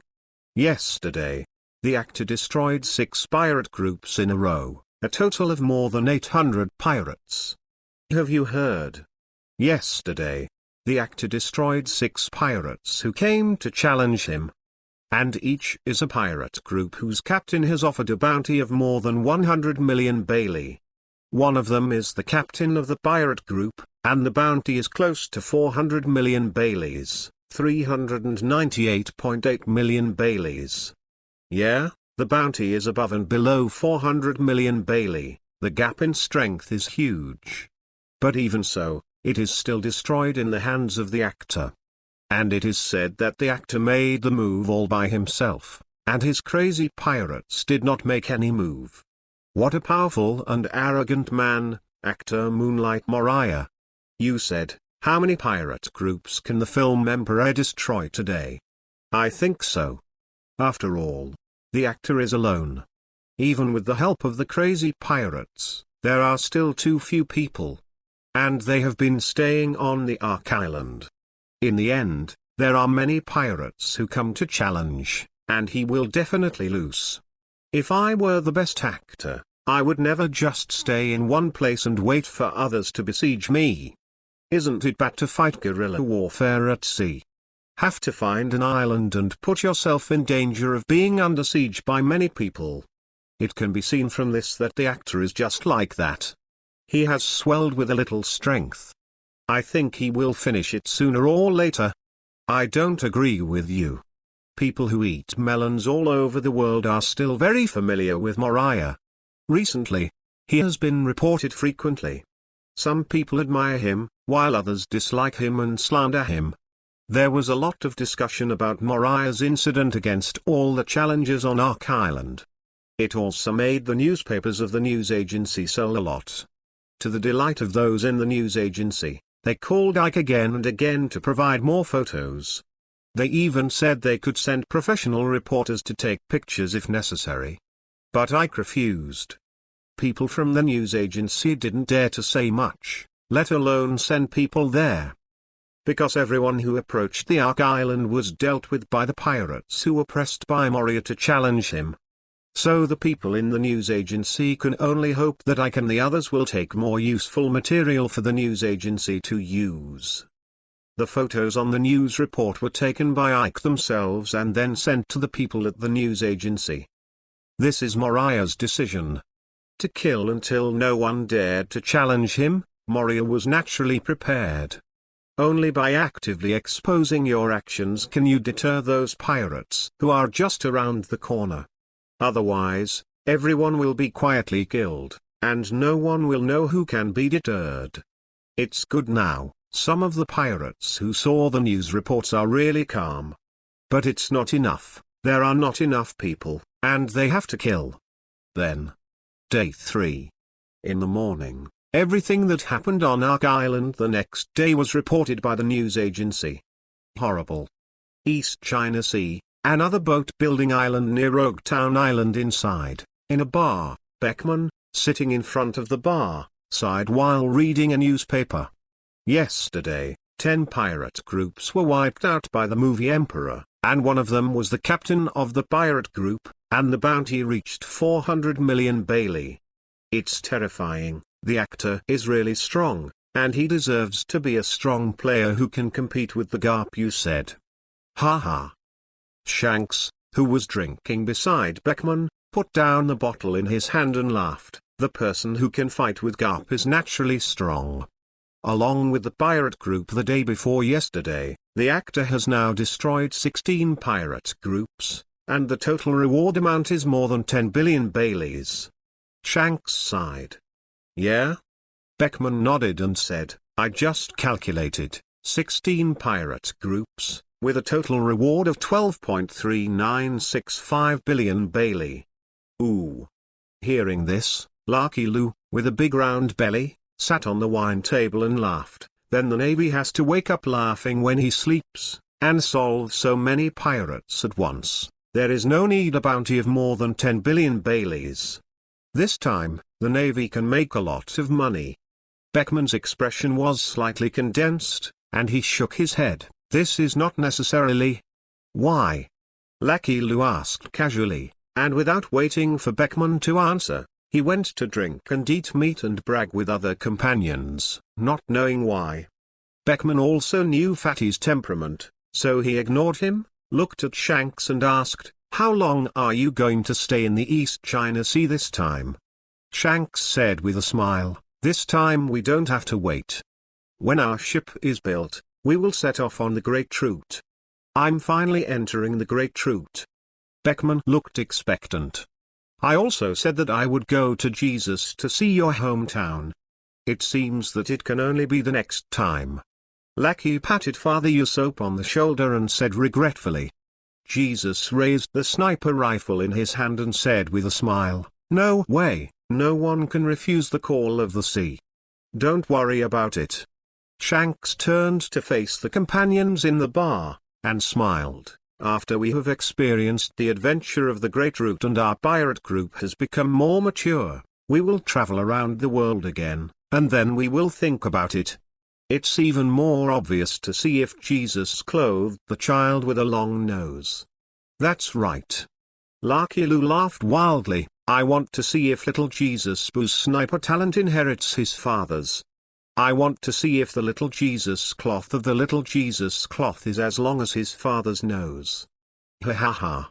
In the small bar, Shanks and his companions laughed wildly. A strong atmosphere of freedom infected the young bar owner, making him yearn for it. It's been 2 years, and the new world has changed a lot. It's time to go to the new world to see it.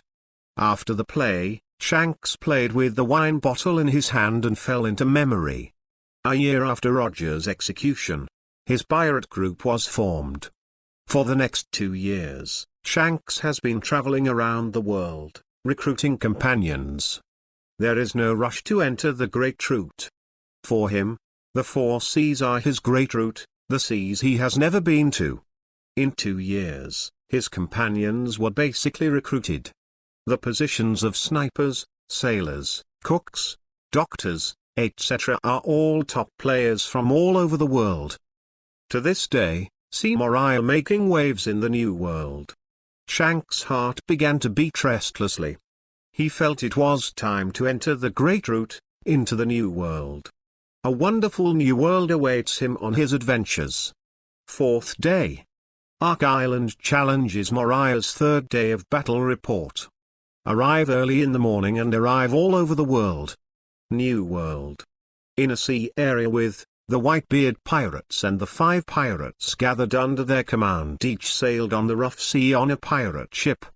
On the Moby Dick, the leader of the team, Whitebeard faced the gust of woo and laughed. This sea can accommodate everything, and naturally there will be those idiots who can't see the situation clearly. I thought that more people could bully less people, and use the numbers to defeat Moria. How naive. Beside Whitebeard, Marco put away the newspaper in his hand. It was he who reported Moria's record on the 3rd day to Whitebeard just now. "Dad, that guy Moria went crazy yesterday. 20 pirate groups were destroyed, and more than 2,000 people either became shadow servants, or were swallowed up by shadows and died." Marco said solemnly, "That guy has a lot of shadow attendants. Others are still only concerned about Moria's record, and people like Marco are very concerned about the growth of Moria's shadow servant team. They didn't forget that Moria was longed for and feared by others because of the ability of shadow servant." "Yes." Whitebeard said solemnly, "I also noticed that Moria's shadow attendants are all those pirate captains and carders, and they are all domineering guys who can be armed. Originally, the body defense is terrifying, and it has a mobile body like a natural ability, plus it will be armed with domineering. If you can't be armed with domineering, or even if your armed domineering isn't strong enough, you won't be able to beat those shadow attendants. Marco and the others had a slightly heavy heart after hearing this. They are naturally not afraid of the strong ones, but not everyone in their Whitebeard pirates will be armed and domineering. This time once and Moriah in the face of war, the more shadow servants Moria had, the greater their casualties. This is not what they want to see. It's all my fault, Daddy. Beaster said solemnly, if I could get rid of the crazy pirates, there wouldn't be so much trouble. Bump.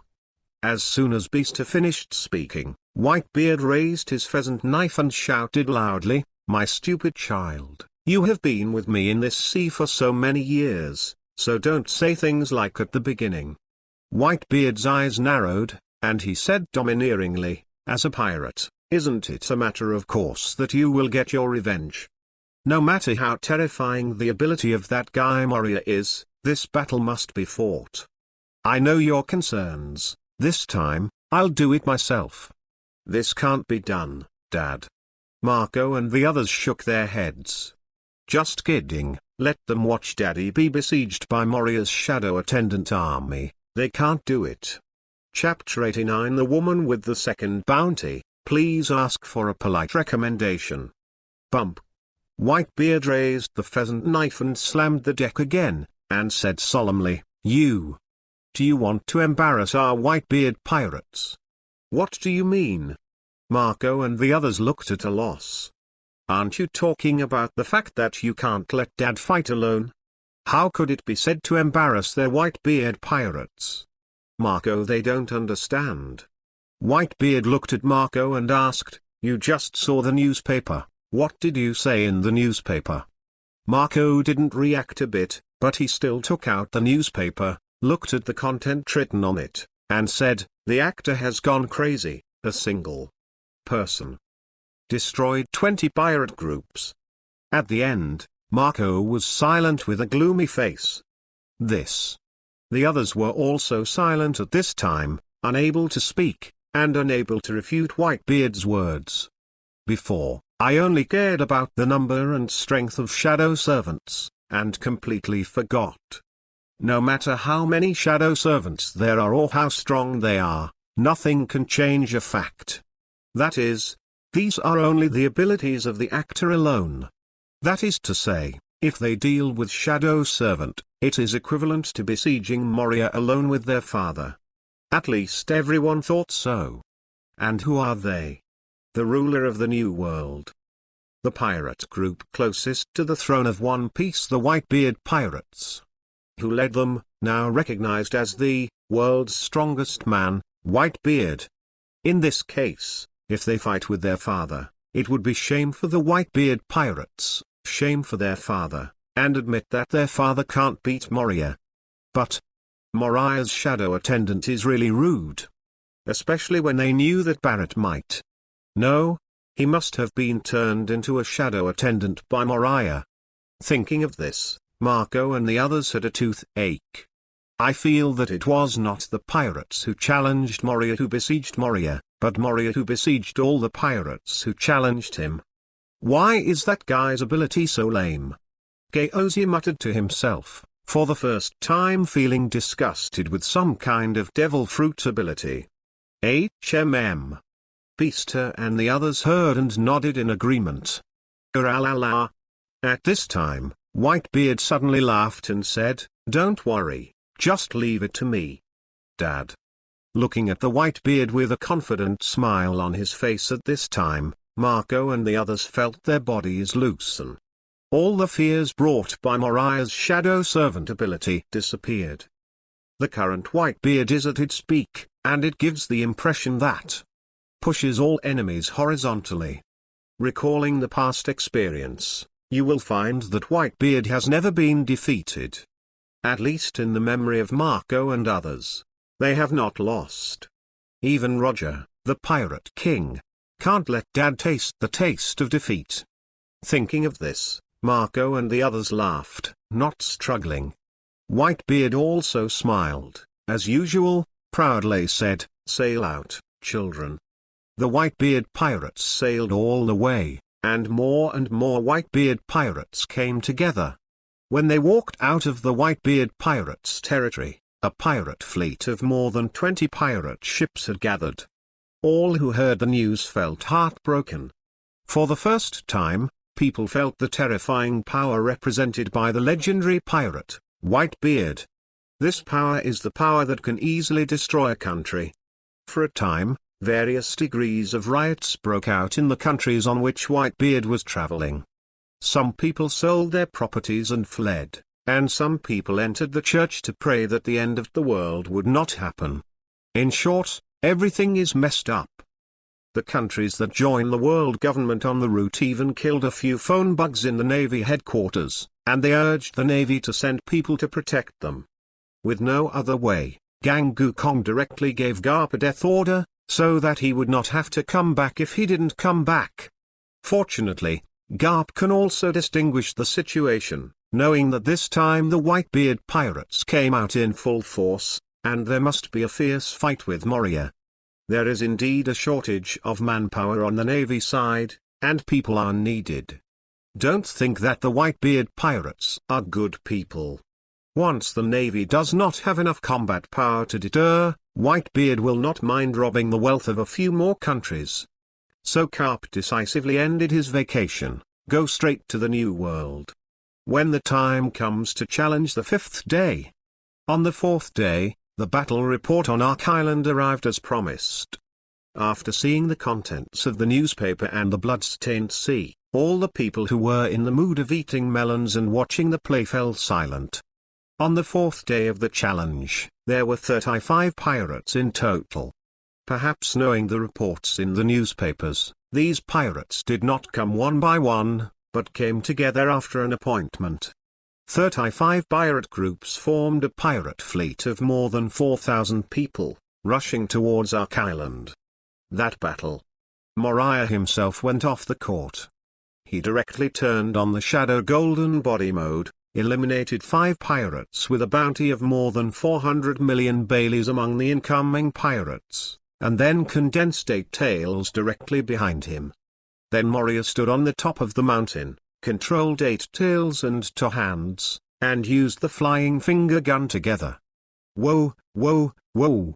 When the countless flying finger guns from 10 machine guns passed through the Shadow Servant with the same body as the natural system, and directly swept the pirates in battle. The outcome of the battle is doomed.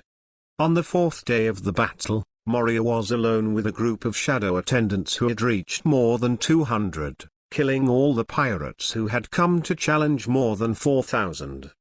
Then he received more than 200 shadow attendants who would be armed and domineering, bringing his army of shadow attendants to just 500 people. And these 500 shadow attendants will be armed and domineering. Finally, at the end of the battle, the reddish-brown slopes of the mountains turned blood red, and the sea at the foot of the mountain was also dyed pale blood. People everywhere who saw the silence in the newspapers were silent because they saw Moria's ruthlessness and murder. They began to be afraid that pirates like Moria would one day come to their country and kill them. In short, the masses who eat melons, when mentioning the title of actor, can't help but feel a chill in their hearts. If you let them know that the best actor is coming to their country, their first reaction is, run. From this point of view, Moriah's original purpose was achieved. He killed the hearts of some people, and whoever wants to challenge him in the future is not a real ambitious person, but dare not bother him. And the real ambitious, let alone Moria, even if Roger, the Pirate King, is still alive, they will still challenge if they should. So, the 5th day, which is now north of Ark Island.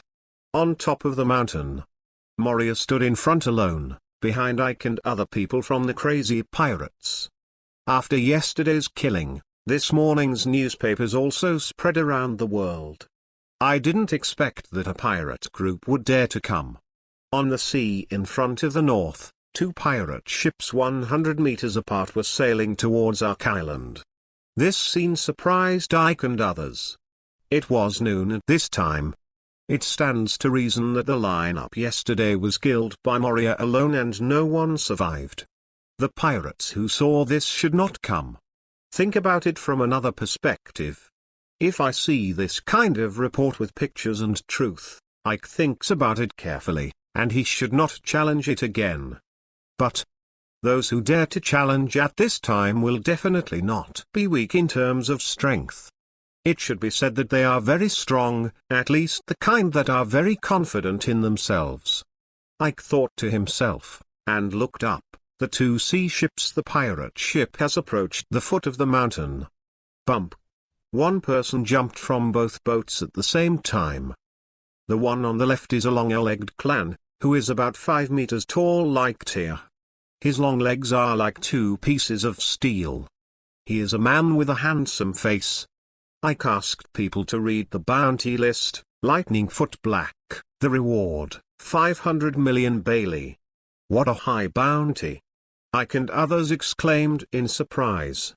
Turning around again, they saw the woman's reward list on the right, and they couldn't help but secretly swallowed their saliva, then looked at the woman at the foot of the mountain.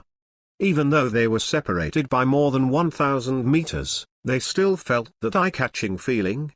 The shock to them. Steel and Gillespie, the bounty, 670 million Bailey. Looking at the numbers on the bounty list, Ike and the others screamed and looked at the cow below with a shocked expression. Oh no! It was Gillespie. Apart from Aunt Charlotte Lingerling, this should be the female pirate with the highest bounty I've ever seen. Jesse murmured to himself, 670 million Bailey, more than 6 times that of Tia. Tia, who was forced to be the unit of measurement, glanced at Jesse, and was secretly angry. But she couldn't refute it. Her bounty was 110 million Bailey, which was indeed less than 6 times that of Gillespie. That's right, Nigo. No, it's the hair that's good. Looking at Gillespie at the foot of the mountain below, Moria nodded again and again. 6 meters tall, but not the kind of short-legged figure, but a sexy and tall witch figure that bulges forward and backward. Yuki is that couple? Impressive. On the face with melon seeds, the facial features are charming and delicate, like a two-dimensional young woman walking out of a drawing board. In Moriah's opinion, he should have been 30 years old. Blonde and blue eyes, double ponytail, worthy of the title of Senade. Chapter 90 Armed Color Domineering Strength % 93, recommended to be related to me. Foot of the mountain. When Moriah scrutinized Gillespie, she is also looking at Moriah. After watching for a while, Gillespie licked her charming black and purple lips, and asked with a smile to the long-legged man Blake, "You or me first?" "I'll come first." Blake stood on tiptoe and put it down, smiling, "If you go first, then it's nothing to do with me." Blake and Gillespie came together on an appointment. On the way there, they had a friendly discussion. Come one by one. Although the bounty is not a measure of a person's strength. But there is no doubt that Gillespie is stronger than Black. Because, before coming to Ark Island, they had already had a fight, and it was Black who lost. So, if Gillespie takes the first shot, no matter who wins between her and Moriah, it will not be very good for Blake. So, actor, let's fight with all our strength. After Blake roared at Moriah on the top of the mountain, he started with a step, and his body was like an arrow shot out instantly, rushing like Moriah on the top of the mountain. On the pirate ship behind Black, a group of pirates roared furiously. Go on, Captain. Kill the actor and become the Pirate King. Accept the punishment of the Lightning Foot Pirates, actor. Moriah on the top of the mountain heard the roar of the pirates, smiled, and set his eyes on Blake, who was rushing alone. Alone? Is it self-confidence? Thinking in her heart, Moria clenched her right fist and swung it back, her legs were slightly pressed down, and then with a forceful force, her body instantly ejected. Bang! Immediately in place, a white air wave burst out, and the eyes of Ike and the others closed. By the time their eyes opened, Moriah had already disappeared. Call out. Moria went from static to extreme speed, and the middleman did not make the difference. It seemed that the acceleration went from 0 to 100. In less than a second, he crossed a distance of 500 or 600 meters and came to Black's body. The previous punch hit so fast. In the face of this extremely fast punch, Blake, who was advancing at an extremely high speed, didn't have time to react to the bombardment, so he had to jump with both feet while stepping, dodge to the right, and prepare to pass the impacting Moriah. The reaction is very fast. Moriah's eyes flickered slightly, and under his extremely fast blow, the person who can jump and dodge the body, at least the physical reaction and the sense of domineering are not weak. But do you think you can escape? Moriah sneered in his heart, just as Blake jumped into the air, and he just came to Blake's original position and overlapped Blake. Moria stopped his body in an instant, and at that moment, his body changed from an accelerated state to a zero-speed state, stopped his body, and turned to Blake. Tear. Moria, who stopped his body, twisted to the left, raised his right leg and swept it. The long leg was like a steel whip, cutting the air with a fierce wind, and pumping it towards the chest of Blake, who was still in the air at this moment. Blake's pupils shrank. Obviously, he didn't expect that Moriah could stop the inertial force and stop his body at this moment, and whipped him with a leg whip. But fortunately, his arrogance and physical reaction are not covered, and he is not at the same level as the pirates who came to challenge Moria a few days ago. Black is much stronger. At the moment when Moria suddenly attacked, he used his jumping legs to follow the movement trajectory of the jump and folded it up and gathered it in front of his chest, like a bowed lobster, condensing the domineering aura of armament. Resist Moriah's leg whip. Zheng. Moriah's powerful leg sweep with terrifying power slammed violently on Blake's knees with his arched legs. The terrifying force was sent out in an instant, and the space around the two seemed to be distorted. Kakaka. At this moment, Blake's face changed suddenly, and the bones of his knees were split. A huge force that made him change color slammed into his whole body like a mountain, making his face pale instantly. Bump. Moriah's whip leg sweep, like a steel bat hitting a baseball, knocked Black away. Touch. Touch. Touch. Under the terrifying force, Blake was ejected horizontally on the slope of the mountain like a ball. Stop. Ship. Black's subordinates and crew members were shouting frantically, but all of them lost their voices and looked sluggish. This guy. The strength is good. Looking at Blake in the gravel pit in the distance, Moriah's eyes flickered slightly. He didn't release the water just now, and the blow in the shadow gold body mode actually just cracked the guy's bones. And this guy's bones are really hard, it doesn't look like a human being. In the attack just now, Moria seemed to be slamming one leg on a steel bar. In addition, Moria found that this man named Black was also very aggressive in his armed colors. Judging from Moriah's feelings, if Garp's armed color domineering hardening strength is %100, then his own armament color domineering hardening strength is around 93%. And Black's armed color domineering hardening strength should be it has reached about %79. This level of domineering hardening of the armed color is higher than that of all the pirates who challenged Moria in the previous 4 days. When Moria first escaped from Wano country, her armed arrogance was similar to that of Black now. He's a powerhouse worthy of being a shadow servant. Saying that, Moriah pressed her legs down slightly again, and looked at Blake, who had stood up in the distance, with a cold light flashing in her eyes. It is worthy of the title of actor, an incomparable power. Here, Blake, who stood up, looked at his slightly trembling legs with a solemn expression. Only he himself knew how strong his legs were. It can be said that all of his strength lies in these legs. His leg bones were tempered as hard as iron, and his leg muscles were tempered as if they were woven from steel bars. Coupled with his armament color domineering, Blake thought he would lose, but he didn't think his legs would be so unbearable in front of Moriah, splitting easily. But Blake looked at Moria, whose legs were slightly depressed at this time, and said decisively, "Even if you want to lose, you have to defeat after the strongest blow." Without even a single move against Moriah, Blake was unwilling to end like this. Similarly, his legs were slightly pressed down, and when Moria was ejected violently, Blake also ejected violently. Tap tap. Different from Moria's extreme speed from stillness to an instant, although Blake's speed is also fast. In the first 10 steps, he stepped on the ground with big strides, stepping on gravel pit footprints. Bump. At the 10th step, Blake's whole body was red and blood was flowing rapidly. His left foot slammed on the rocky slope ground, and his calf muscles slammed into a circle, like a compressed spring.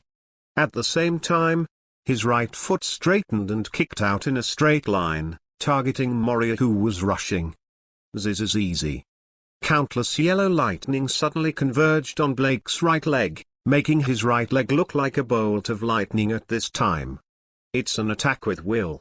Moria, who was quickly approaching Blake, saw this scene and smiled, somewhat surprised. This kind of attack through the influence of will to achieve a lightning effect similar to the Fire Fist developed by Luffy in the later period is quite interesting. Metaverse app, Filu Meteorite Novel Downloader. From Meteorite Pavilion 143 131 600.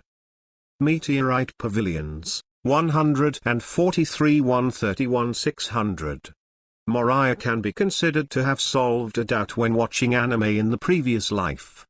Is Luffy's Fire Fist an anime special effect, or is there really a flame attached to his fist? Now he can say that there is a real flame attached to the fist, it is just an exercise of will. It turned out to be so, then let's have a competition of will. Moriah's expression was condensed, and on the way to Blake, he was full of momentum, and his right fist slammed out, and at the same time shouted, "Shadow Emperor Fist." On the other side, Blake seemed to have gathered the strength of his whole body. He kicked his left foot violently, and the muscles on his calf that contracted like a spring instantly dissipated. At that moment, a huge explosive force exploded at the bottom of his left foot. With the help of this unusually huge explosive force, the veins on Blake's blood-red steaming face burst out, and he burst out with a loud shout. Chapter 91. This era cannot be underestimated.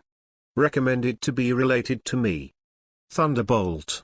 As soon as the words fell, Blake's entire body was like a flash of lightning, and in a flash, he came to Moria in an instant. The right leg filled with yellow lightning flashes like a Thor's spear straight into Moriah's heart. The speed is very fast, but I can even catch Kizaru's attack, not to mention your lightning. Seeing that Blake's attack avoided his fist and took his heart, Moria sneered in his heart, and his domineering arrogance had already sensed everything. So Moriah just adjusted slightly sideways. He condensed the punch of the Emperor's will and he thought casually, carrying a strong self-will, and slammed into Blake's right foot that radiated lightning. Zheng. At the moment when the fist and the foot collided, the space around Moriah and Blake suddenly became silent, as if time had stopped. Only the terrifying force spreads out into the surrounding space like a ripple. But all this, said to be still, is actually only a moment. Just listening to the sound of bounce, the rocky ground in a radius of 100 meters around the two instantly sank by 2 meters. At the same time, the sound of the ground cracking kakaka sounded instantly. The ground cracked like a cob-like jet black pattern. Bang! A huge wind pressure also burst out from between Moriah and Blake at the same time. Among the rocks, Ike and others on the top of the mountain were directly blown away by the sudden wind, and fell to the slope on the island. Wow! Bang! On the sea surface at the foot of the mountain, under the pressure of this strong wind, waves of 2 meters high were blown up. The 2 pirate ships docked by the sea were blown back and retreated. The screen switches back to Moriah and Blake. I've only been attacked after a moment. Black's right leg lightning disappeared at this time. With the sound of click, Blake's calf bone and thigh bone were broken at the same time, and the entire right long leg was broken into 4 sections in a Z shape. At the same time, the body slowly fell to the ground. At the moment when the two attacked and collided, it was obvious that Moria won. Whether it is hardness, strength or domineering armed color, Moria has an absolute advantage, only the speed is not much different between the two. So in the case of the same big move, Black's right leg was instantly broken into 4 quarters under Moria's strength and his own reaction force. Go on your way in peace. At the moment when Blake's body fell to the ground, at the moment when the others hadn't realized who would win or lose between the two, Moriah did not stop attacking. I saw Moria raise her right hand and turned her fist into a palm. At the same time, her right hand changed into a sharp cone-like thorn, stabbing towards Black's head. Just when Blake opened his mouth to speak, he showed despair before he could speak. Call out. A fierce wind suddenly sounded in Moriah's ear, and without turning his head to look, he knew that a fist bigger than a casserole pierced the air and slammed into his head with a terrifying force. At this moment, if he chooses to kill Black, his head will suffer this fist blow. Although Moria wouldn't suffer much damage even if he took such a blow, he didn't have the habit of being hit. Therefore, Moriah's half-starved right hand was raised to his ear to block the attacking fist. Bump. The moment the fist came into view, Moriah's expression changed in vain. Fuck. Before he could make a foul language, Moriah was blasted away by a huge strange force. The whole body starts from the head, slants up and shoots directly on the slope ground a little higher up the mountainside. Bump. Crack. Boom. With a neat set of 3 bursts of sound, the gravel swirled, Moriah's entire body passed through the rock from head to toe, blasted the mountain range into a gap of 100 meters wide, and flew 1,000 meters before stopping. Thanks. Blake, who fell to the ground with no strength on his legs, looked at Gilesi who was standing in front of him with his fists closed, and thanked him. Hearing that, Gilesi raised her head to face Moria who was in the air in the distance, but her eyes moved down slightly and glanced at Black. You are welcome. I'm just saving a slightly useful subordinate for our future boss. Saying that, Gilesi looked directly at Moria, and licked her charming purple-black lips. Blake's mouth twitched when he heard the words, and he remained silent. On the top of the mountain, Ike and the others looked at the 100-meter gap in front of them on the left, 10 meters away from them, their mouths and throats itching. It's dangerous. Ike and the others breathed a sigh of relief. Just now, if Gilesi's attack was a little to the left, then Ike and the others would be bombed. The scene where the top of the mountain suddenly exploded was very close to them. The thrill of life and death seemed to be in the moment, and they still had lingering fears.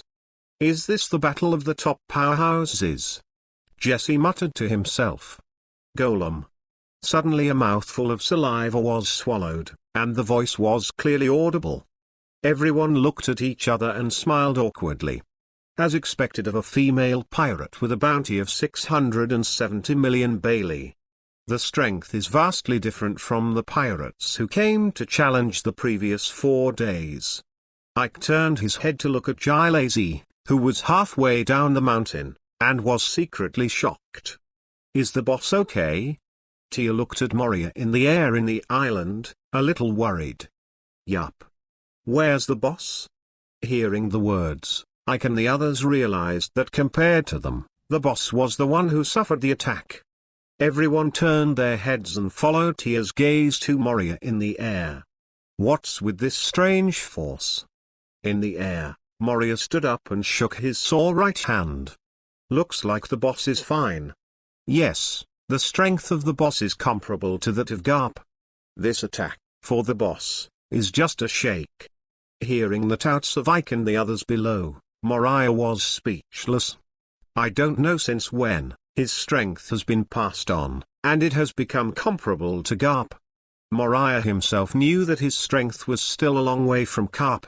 If there is no abnormal injury repairability of life energy, in the battle of life and death, only him will die. So, Moriah is not complacent. In this era, I really can't underestimate it. Looking at the tall figure at the bottom of the mountain, Moria sighed inwardly, thinking of the strange attack just now.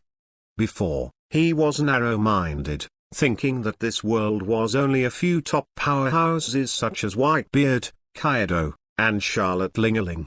The others were some ordinary powerhouses, not his opponents, and now he knew he was wrong. Jai Lazy might not be able to beat him in a life-and-death battle, but he also couldn't defeat Jai Lazy in a short time. In fact, think about it, this is a real world after all, and it is impossible to draw and write all the strong people in the comics of the previous life. However, through the world government, it is necessary to implement the system of the seven seas under the king to check and balance the pirates. At one point, it can be roughly inferred that this era is terrifying. At least it's impossible to have a few strong men with Whitebeard. Wang Zhe, Silver Axe and other Rox's original crew will not say. Others, there must be some strong powerhouses, and even the powerhouses that can compete with Whitebeard. Thinking of this, Moria suddenly smiled and was not hit by it. Even Moria is still very excited. There are so many strong people in this era, which means that his shadow attendant army will be even more terrifying. Chapter 92 Fierce Battle, Steel Hands. Maybe, that's why the Navy doesn't want me to develop. Moria thought to herself, and reminded herself secretly. Be careful in the future, the world government can't think of anything that he can think of himself. I think I've been studying how to deal with me. Moria guessed secretly in her heart. Moria, why? At this moment, Jai Lazy suddenly shouted at Moria in the air, I was scared to shrink by my mother's fist, didn't you dare to shoot? Moria was stunned after hearing the words, and then became angry. His eyes stared fiercely at the pair of fierce, uncle can endure, I can't bear your future master. At this moment, Moriah had already thought about it. He wanted to kill Jai Lazy half to death, then enslaved her, and made her his third scabbard. First and second are here and Tia. Without saying anything, Moria clenched her right fist and slammed it backwards. Her eyes were directed at Jai Lazy, her mind moved, and her body was instantly ejected. Bang! A white air wave exploded in place in the air, and Moria instantly disappeared in place, rushing towards Jai Lazy at a very fast speed. Call out. Because the speed was too fast, the white air wave formed a conical air hood around Moriah. Moria, who flashed through the air, shot at Jai Lazy like a white thread. Bump! Jai Lazy's reaction was naturally not slow. The moment Moria rushed, she kicked Black who was beside him. Then I stepped on delicate white rubber slippers and stomped on the ground, and my feet sank directly into the rock. Afterwards, Jai Lazy arched her legs slightly, posed the first form of a military fist, and her right hand clenched her fist at the back of the waist. The moment Moria approached. Drink. Jai Lazy suddenly shouted loudly, the sound was like a loud bell, and when the sound fell, the fist was blasted out at a very high speed. Tear. Jai Lazy's fist tripped apart the air, with a layer of conical energy on the surface, carrying terrifying power to face Moria's fist. Zheng. The two fists collided for a moment, like two steel grinding discs colliding at high speed, and the terrifying force that overflowed instantly caused a 200-meter deep pit in the ground. Then the terrifying force spread to distort the space, and quickly formed a spherical white condensed energy with a diameter of 300 meters that exploded violently. Bang! The white energy of the explosion was like an air bomb that was compressed to the extreme. At the moment of the explosion, the gust of wind blew the distant Black into the air and then fell into the sea. Ike and the others were also blown into the sky and fell into the slope of the island. The two pirate ships had already been blown to a place thousands of meters away from the coast. The surging waves and winds continued to blow the ship farther. Zai Sai. Zai Sai. Moriah and Gilazy were still exerting force. Around their fists, under the influence of their strong wills, red and black domineering lightning flashed constantly, and the force spread, causing the wind pressure to blow around like a gust of wind. What a powerful force! Feeling the power to resist the right fist, Moria was secretly shocked. Forget it before, after all, he was only passively resisting the attack, so there was nothing he could do if he was knocked out. This time, he was punching from a distance with the help of extreme speed, and it was still in Shadow Gold body mode, and the power was absolutely terrifying. However, the punch that Gilazy just stomped on was on par with him in terms of strength. And the strength of this woman's armament color has reached about 86% of Garp's. Moria thought. Armed with this kind of domineering power, even Moria's is stronger than Gilazy's. But just like when Category fought Luffy, it can be wounded, but not fatally wounded. Therefore, the battle between the two has been fought. This is easy. After the two wrestled for a while, they found that they could not surpass each other in strength. But under the strength gap of the domineering power of the armed color, Gilazy's hand looked red, as if it had been burned. This is the damage caused by the difference in the domineering strength of the armed color. Naturally, this injury will not be seen by Gilazy. Her physique is very special, and she is not afraid of injury. Therefore, Gilazy still had the time to smile at Moria, take another punch from the old lady. Let's talk about it. Turn your left hand to make a fist, condensing the armed color and domineering punch, and slammed into Moria's chest. Hold your sister's mother. Moria roared, and also waved his left hand to make a fist, and punched him. Zheng. It was another fierce collision, still comparable in strength. Come again. Gilazy took the initiative to withdraw her right hand, and then punched again. Moriah likewise one punch. Zheng. Zheng. Zheng. In the following time, Moriah and Gilazy kept bombarding on the northern slope of the Ark Island. On the slope, 100-meter circular gravel pits kept appearing during the battle between the two. The terrifying power and the wind pressure also turned into a gust of wind and kept blowing around. No one could approach for 100 meters around the venue where the two were fighting. Shake. The battle between the two had passed for an hour, and there were only a few lonely 10-meter small stone mountains in the middle of the mountains on the north side of Ark Island, 4 or 5 kilometers away. All other places were smashed and leveled in the battle between Moriah and Gilazy. It can be seen how fierce the battle between the two is. In just 1 hour, a mountain range of 5 or 6 kilometers was completely penetrated. Clank. Boom. The battle between the two continued, but the battlefield moved to the interior of the island. Where the two fought, broken trees and soil and gravel flew across the island, and circular pits of 100 meters appeared on the island, as if they had been blown up by missiles. Clearly, in the island, the battle between the two has been moving, not staying in one place all the time. Moriah and Gilazy both have the advantage in movement speed and domineering strength of armed color, and both of them are similar in strength. Although Gilazy's movement speed is not as good as Moriah's, her fist-waving speed is not bad, plus her knowledge is very domineering. Therefore, Moria couldn't take advantage of it for a while, and could only fight against her honestly. At this time, on the ruins of the North Mountain range that was penetrated, Gilazy's crew came here after Moria and Gilazy's battlefields were transferred to the island. At this time, a woman with a beautiful face, a pair of peach blossom eyes, and a height of 5 meters, was also tall and sexy, with bumps and bumps, especially a woman with an unusually round and plump buttocks. She looked at Gilazy, who was fighting against Moria, with worry in her eyes. Sister Gilazy is also, didn't you say she came to rely on the actor? I mean, it's enough to test the strength of the actor. Why continue to fight? The peach blossom winking woman's tone was a bit complaining. They had already discussed it before they came. As long as Moriah's strength is stronger than their captain, Sister Gilessie, then they will join Moria.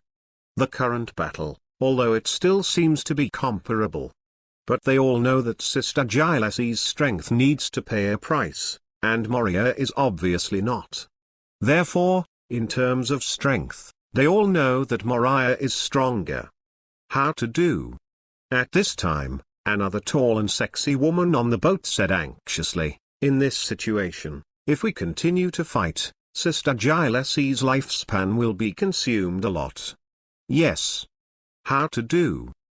The other women on the boat were also anxious, but there was nothing they could do for a while. The battle between Moriah and Gilessie, as long as they approached, they would be blown away by the wind pressure inspired by the battle between the two, and it was completely impossible to approach, let alone stop their battle. At this time, the peach-blossomed woman stood up and said, I'll stop them. Chapter 93, Inheriting the Fruits. Sister New Moon, can you do it? The other women asked anxiously. Their strength is a lot worse than Gilessie, and it is entirely up to Gilessie to be able to run amok in the new world. I'm the strongest here, just let me go, you guys are waiting for me here. After saying that, the woman named Zainayu, that is, the peach blossom, ran towards the battle between Moriah and Gilessie. Be careful. A group of women shouted behind her. Zheng. Zheng. Boom. On the battlefield in the island, the battle between Moriah and Gilessie was still stalemate. At this moment, a shout came, Sister Gilessie, stop. Clearly, Moriah and Gilessie heard it, but they didn't care and continued to fight. The main thing is Moriah, he doesn't care if you have anyone here, just do it. Gilessie is the same, at this time she has been beaten crazy, and her face is crazy. Bang! A gust of wind hit, and the crescent moon, which was just within a 100-meter range of Moria and Gilessie, was instantly blown back and fell to the ground. Hateful! Zainayu scolded secretly and got up again, rushing towards the two of them. At this time, Moriah and Gilessie happened to be separated after just touching each other. Taking advantage of this moment, the new moon ejected forcefully between the two. Stop, actor, we are here to seek refuge. Seeing Moria rushing again, New Moon quickly stretched out her hand and said, What? Moria, who heard this, said hello and stopped. Take refuge in me? What's the situation? Moriah was puzzled. Sister Gilessie, you too, hurry up and stop. Gilessie on the other side was also turned around and stopped by the new moon. Really, it's a good time. Gilessie stopped, then scolded, walked to the new moon and faced Moria together. You. What's the situation? Moria asked with a frown, looking at the two women 10 meters away from him. It's nothing. Gilessie said casually. We are here to rely on you, how about it? You should be very excited to have our Steelers pirates join us. Real? Moria didn't believe it, and shook his head. A strong man like you can live well in this sea without relying on anyone. It's not like someone like you can say things like relying on me. Seeing that Moria didn't believe it, Gilessie didn't explain it. After looking at the new moon, she said lightly, if you disagree, give me the exact words. If you disagree, I will fight with you. Gilessie didn't say anything about leaving. They had a general understanding of Moriah before coming. Knowing that Moriah can accept the crazy stick pirates who united with the Whitebeard pirates, there is no reason not to accept their steel hand pirates. What's more, they are obviously much stronger than the crazy stick pirates. Therefore, Gilessie was very confident and felt that Moriah would definitely agree with them to join the best actor pirates. Sure enough, Moriah frowned upon hearing this, and then stretched out. Although he didn't believe Chai Lazy's words, it didn't matter, as long as he passed his test. Then Chai Lazy was determined to be a person. Ha ha. Thinking of this, Moria laughed softly. You need to pass the test to join my pirate group. Only after passing the test will I let you join. What test? You said? Chai Lazy said nonchalantly. Moriah said, let my shadow blend into your shadow. As long as you don't subconsciously resist, my shadow can perceive some of your inner thoughts. So, I will only accept you if you let me know that you are truly trusting me. How is it? Do you want to accept my test? Looking at Chai Lazy, who frowned and thought, Moria asked with a chuckle. Inner thoughts. Chai Lazy frowned. After listening to Moriah's words, she really didn't want to accept this kind of test, because she didn't want people to know some of the memories in her heart. How deep are the inner thoughts of perception, you said? Chai Lazy frowned and asked, can you see the memory deep in my heart? That's definitely not going to work. Molia Yaoyao said, it only makes me feel some of your current thoughts at most. The most important thing for me is to make sure that you are really relying on me, or that you have some kind of purpose. It's not good for me. I can't perceive memory. Chai Lazy breathed a sigh of relief. If she couldn't perceive memory, it was still acceptable. Did the crazy pirates join your pirate group after passing the test? Chai Lazy looked at Moria, trying to determine whether he was targeting them, and then set up a test for them. Certainly. Moriah shrugged and said, only in this way can I rest assured. That's okay, I agree. Chai Lazy nodded. It turned out to be Moria's rules for joining the group, so she had to obey. Of course.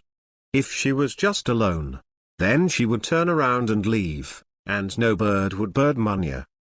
The old lady does not accept any test. But there is no way, there are a group of sisters and companions behind her. And it was because of these companions that she thought of coming to join Moria. Let's start, I'll come first. Chai Lazy said. She wanted to see for herself how Moriah's test was, and then put the new moon to the test. Remember, don't resist subconsciously later. Moria told Chai Lazy, and then manipulated the shadow into her shadow and began to transform into shadow slaves. Unlike Ike's shadow slavery, Chai Lazy's will is very strong. When she felt a mysterious power entering her deep heart, her body instinctively resisted, but thinking of Moriah's words, she forced to stop this instinctive resistance. Then, after a minute, Moria smiled. Although Chai Lazy's will was very strong, the shadow slave transformation took a long time, but in the case that she did not resist, she finally succeeded. Then Moria used the same method to enslave the new moon. Until then, Moriah was relieved, and then he quickly asked his doubts. Why on earth do you want to take refuge with me? Moria wanted to know. Chai Lazy frowned and didn't want to answer, but when the words came into her mouth, she not only answered, but also slowly told Moria their origins and so on.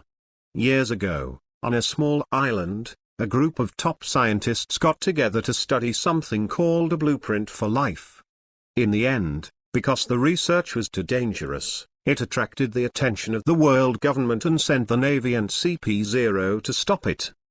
At that time, most of the top scientists on the island were recruited by the world government, and a small number of them escaped. One of them, Elise, a female scientist specializing in biology, escaped. After Elise escaped, he obtained a devil fruit called inheritance. In Moriah's view, this inheritance fruit is somewhat like the one for all personality that can inherit power to others in a comic called Hero Academia, from a previous life. Simply put, inheritance fruit can pass knowledge, power, physical talent, and devil fruit ability to the next person. That is to say, this person not only obtained the ability to inherit the fruit, but also obtained the knowledge of the previous person who inherited the ability to inherit the fruit. Knowledge, strength and physical talent. Elis, who received this inheritance fruit, was ecstatic. She soon finds an island where she used to be a secret research base. There, she applies her biological knowledge and life design drawings. The excellent genes of all kinds of sea kings, all kinds of beasts, all kinds of insects, and even plants are fused into the clones she made. These clones have genes that she designed to be absolutely loyal to her, so they will never betray her and always obey her. Relying on this method, Elis made 1,000 clones, and then let one of them eat the inheritance fruit. Chapter 94 The Horror and Limitations of Inheritance Fruit, recommended by Fate. Then let the person who ate the inheritance fruit pass on everything to the next person, and then to the next person, until the last clone. It is different from Moria, who can only devour the powerful life energy of the flesh to increase the strength of the flesh. The power and physical talent of inheritance fruit inheritance can be superimposed. Therefore, relying on this almost bug ability, Elis obtained a clone of the inheritance fruit ability that inherited the power and physical talent of 999 clones. Originally, every clone had been transformed by Elis and possessed a physical quality far beyond that of ordinary people. Strength and defense are far beyond ordinary people. And the last clone that inherited 919 such clones. Both strength, speed and defense have been given a terrifying bonus. In the following days, due to the shortage of research funds, Elis had to go to sea to snatch money and continue her research. Naturally, once he became a pirate, he quickly attracted the attention of the Navy. Not to mention a top biological scientist like her. The world government has always been watching her. As soon as she came out, the world government immediately listed her as a key target. Soon after, the power of those who inherit the fruit ability was noticed by the world government. Elis may have made a major breakthrough in the study of life design drawings. So the world government quickly took action against Elis. After more than 2,000 generations of inheritance fruit, Elis's secret research base was found by CP0 and the Navy. A war began. The clone of the inherited fruit ability who was going to fight the Navy and CP0 to the end, because of Elis's accidental death, after losing the absolute loyalty control in Elis genes, it will not fight to the end. On the contrary, the Navy and CP0 activated the self-destruction device because of the research base, and were busy collecting Elis research data, and had no time to care about those who inherited the fruit ability. Finally let her escape with 17 clone girls. Gilesi and New Moon are 2 of the clone girls. On the Navy side, because the life design drawings and some top-notch genetic biology knowledge were all in Elis' mind, they didn't get any useful knowledge either. Instead, I learned about the existence of inheritance fruits from some notes. I also know that it is not Elis who has developed some powerful biological weapons, but the ability to inherit the fruit has been passed down for many generations to be so strong. Therefore, the Navy is not so afraid of those who inherit the fruit ability. Because the ability to inherit the fruit has two shortcomings or limitations. First, the person who inherits the fruit ability will die after he inherits everything from himself to others. Second, the more and stronger the inheritance of the fruit ability, the shorter the lifespan of the inheritor, and the more intense the battle. The faster the lifespan will be lost. It is the real battle with life. Therefore, the Navy is not worried that the person who inherits the fruit ability will appear a strong person that the world can't deal with because it has been passed down for a long time.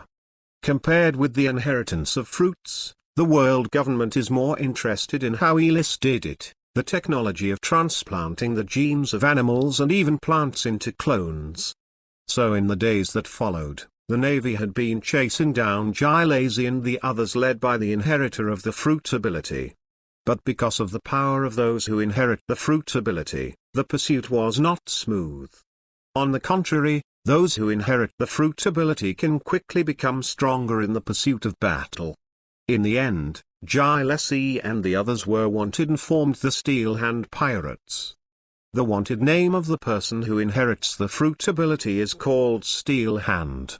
In the later time, because of the problem of longevity, the inheritance fruit has been inherited 3 times, and Gilesi is the fruit ability of the last inheritance. Because every inheritance means that one person will die in just 5 years. Encountered many fierce battles, and even only survived for 2 or 3 years. The 17 girls that Gilesi and the others survived together had died in less than 8 years because of the ability to inherit the fruit. This time, Gilesi didn't want to pass on the inheritance fruit, and other people didn't want anyone to die, so they all felt that the inheritance fruit would end in Gile's generation. But without the power brought by the ability of inheritance fruit, they are not safe in the face of the pursuit of them by the navy and the peeping of pirates. Therefore, finding a strong backer has become one of their choices. Originally, Gilesi and the others chose Whitebeard as their backer. But before they could find the Whitebeard pirates to explain their intentions, they heard that the Whitebeard pirates were looking for them.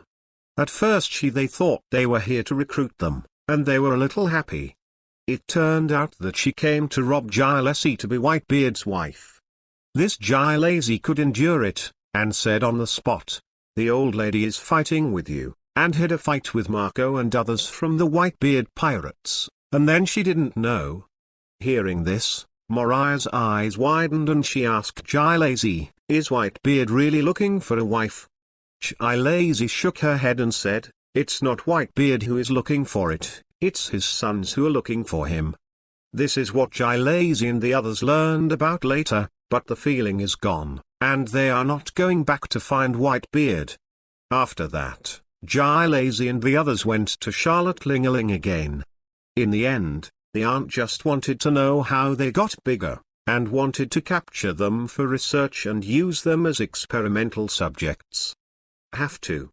At this point, Gilesi and the others understood that these powerhouses in the sea each have their own purposes, and it is too difficult to find a reliable one. After that, they didn't go to Wano country either, and Kaido was also abandoned by them. And just when they decided to pass on the inheritance fruit, the news that Moriah first drew Kaido on Skull Island, and then had a bloody fight with Garp came out. Gilesi and the others' eyes lit up instantly. But at that time Moria was always alone, and he destroyed all the pirates he encountered, so Gilesi and the others did not dare to go to Moria. But they have been following Moriah's news. They didn't come to Moria until they heard the news that the Crazy Stick Pirates, chased by the Whitebeard Pirates, had joined the Movie King Pirates, and wanted to join him. As long as they have the protection of Moria in the future, even if they don't have the strong protection of inheritance fruit ability in the future, they can still live well, at least better than before. This is the reason why Gilesi and the others came to join Moria. After listening to Gilesi's words, Moriah was silent for a long time. If there is no life limit, he is willing to call the inheritance fruit ability the strongest devil fruit ability. Then how many years of life do you have now? Moria looked at Gilesi and asked. Gilesi pondered for a while, and said, "If you continue to maintain normal activities, you should have a life expectancy of about 1.5 years.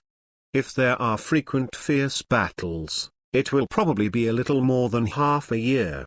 It depends on the intensity of the battle. If it is for this kind of battle with you today, I shouldn't live for half a year." Moria stared at Gilesi for a while, a little speechless. "It's such a waste of life, and you are so happy to fight." If it wasn't for the new moon to stop him, he felt that Gilesi would be able to fight for a few days and nights. Yes, now knowing the horror of inheritance fruit, Moriah felt that Gilesi's body was more terrifying than his and Kaido's, and it was perfectly fine to fight him for days and nights. Why does fighting consume lifespan? Moria couldn't help but ask again, This was a question he never wanted to understand. If you inherit, because the power of inheritance is too strong, etc. so you need to consume lifespan to inherit, it is understandable. Why is it all passed down completely, and the lifespan will be consumed in the battle? In the words of the past life, this is a bit unscientific. Chapter 95, The Great Mill of Destruction? Recommend by chance. Jai Lazy replied. Because the physical talent of inheritance fruit inheritance is too strong, once you fight, your body will automatically become stronger, and once you become stronger, your lifespan will be consumed. Don't ask me why my lifespan will decrease once I get stronger. I don't know. The fruit ability is set like this, and I can't help it. Moria touched his nose embarrassingly. He just wanted to ask why becoming stronger would reduce his lifespan, but Jai Lazy noticed it in advance. Hey! Saitama is still better. Moria sighed, it's just bald when you get stronger, it won't reduce your lifespan, how wonderful. Who do you think is good? Jai Lazy asked curiously. No one. Moriah. Miss Jai Lazy. Sister New Moon. At this moment, Kyles and the others walked towards them while shouting from a distance. Moriah turned his head to the right, and his heart suddenly swayed. He could understand why Marco and the others wanted to arrest Gilles and the others to be Whitebeard's wives. This specialist is a talent. And it's a face control. 7 of the 13 women of the Steel Hand Pirates who are coming to Moria and the others are exactly the same length as Jai Lazy. Except for their different hair lengths and hairstyles, they are all the same height. I just don't know if the depth is the same or not. This needs to be investigated by Moria. The other 6 women are exactly the same as New Moon, except for the length and hairstyle of their hair. And the Crescent Moon is also a beautiful big beauty, though. It's not as big as Jai Lazy's, but it's scaled down according to the standard of ordinary people. So it's also C, which belongs to the palm of the hand but can't be between the palms. It's no wonder that Marco and the others wanted to capture Jai Lazy and the others to be Whitebeard's wives. If he had known that there was still such a group of top-quality cloned female pirates, he would have caught them long ago. But now it's not bad, without him going, these beauties will automatically come to the door. I can meet the happiness in the future. No, I will meet tonight. Moria's mind was surging, and she made a secret decision, but she did not reveal the slightest on her face. Now is not the time to be done. Wait, hold on tight. Are all the previous inheritors of fruit ability exactly the same as you, Jai Lazy? Moria suddenly asked curiously. Jai Lazy nodded slightly. Moria suddenly said, so this is the reason why you have changed 3 captains, and the Navy is still wanted by the name of the Steel Hand. Before, he still wondered why the captain had changed 3, and why the name was still the Steel Hand. It turned out to be because they all look the same, so just use the same name. Anyway, even the devil fruit ability has not changed. Miss Jai Lazy, how are you talking? Asked by the woman with the second longest hair in the same style as the Jai Lazy woman who came. The others looked concerned and looked between Jai Lazy and Moriah. It's been negotiated, and we will be a member of the movie Emperor Pirates in the future. Jai Lazy said lightly. Oh yeah? Great. Finally get rid of. The cheering stopped abruptly, and the women who were cheering looked at Jai Lazy and fell silent. They can get rid of the death trouble of the inheritance fruit, but Jai Lazy is too late. In the end, they survived, but Jai Lazy can only live about a year and a half before dying. Their original joy of finding a backer disappeared instantly. By the way, how do you usually recognize people? Moria asked, breaking the atmosphere. His eyes are full of flowers, all of them have the same face, and the same body. How do you usually recognize them? What's your name? My name is Jai Lazy San. Jai Lazy pointed to herself, then pointed to the side, relying on their Gilesi, who stood in a row with hair from long to short. Starting with the longest hair, they are called Gilesi. 4 leaves, 5 leaves, 6 leaves, and 10 leaves. After saying that, Gilesi pointed to the crescent moon, who also stood in a row with hair from long to short. It's a new moon. January, February, March, all the way to July. It's okay to distinguish by the length of the hair, it's more intuitive. Moriah thought. Tell me about my rules, you can only pass the test. Moria smiled to Gilesi-san. If you want to be happy tonight, you can only enslave all the shadows. Otherwise, it would be a pity if they were kidnapped. Fortunately, women like Gilesi and Crescent Moon not only look exactly the same, but also have similar thoughts in their hearts. After Sanyi, who will be referred to as Gilesi and Crescent Moon as Sanyi in January in the future, and others talked about Moriah's test, everyone nodded in agreement with Moriah's test. So, after a few minutes, all Gilesi and all new moons became Moriah's shadow slaves. Happy tonight, you don't understand. Moria was happy and hummed inexplicably. That's right. Sanyi suddenly said to Moriah at this time, there is another pirate who also came to rely on you, the Blake you defeated before. Oh, he's already here. Misaha tilted her head in the direction she came from before January. I see. Moria turned to look at him and smiled. He was in a good mood today, and he didn't mind taking another pirate group as his younger brother. Tap tap. A group of pirates in the distance carried Blake on a stretcher and walked towards them quickly. At the same time, on the other side, Ike and the others also rushed here. There is nothing to say after that. Because Black's Lightning Foot pirates have more than 100 people. So Moria chose the same way as Ike and the others, enslaving the 11 captains and carders, including Black, and leaving the other ordinary pirates alone. Gilesi and the others are now Moria's shadow slaves, and they don't think it's unfair. Come on, let's have a banquet to celebrate that our movie king pirates have grown again. Moria gave an order, and the younger brothers embraced and prepared all kinds of food and wine for the banquet. After that, there were no pirates to challenge Moriah. Night. Before the banquet was over, Moria took Sanyi and January to Beauty's and walked into a separate tent together. After a while, the sound of drawing a sword and returning to its sheath could be heard from the tent. Needless to say, the romance of the night. And while Moriah does physical and mental exercise, CP0 Yizao avoided the drunken crowd and came to a quiet grove east of Ark Island. Yizao cautiously sensed the surroundings with a domineering look. Then he took out the phone bug to report to his boss what happened today. What? The women of the Steelers Pirates have taken refuge in the best actor. Trouble. The CP0 officer on the phone bug's side had a solemn tone. In fact, they had arrangements for women like Gilesi and the inheritance fruit. They have found a hypnotist here. Originally, they were going to encircle Gilesi and the others in the near future, and then let the hypnotist hypnotize Gilesi.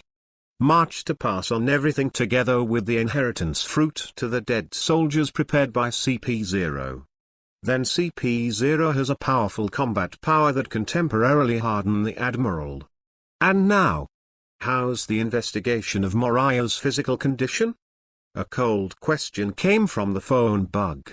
Yizao frowned at the phone bug and said, it can only be roughly estimated, to bring him down accurately.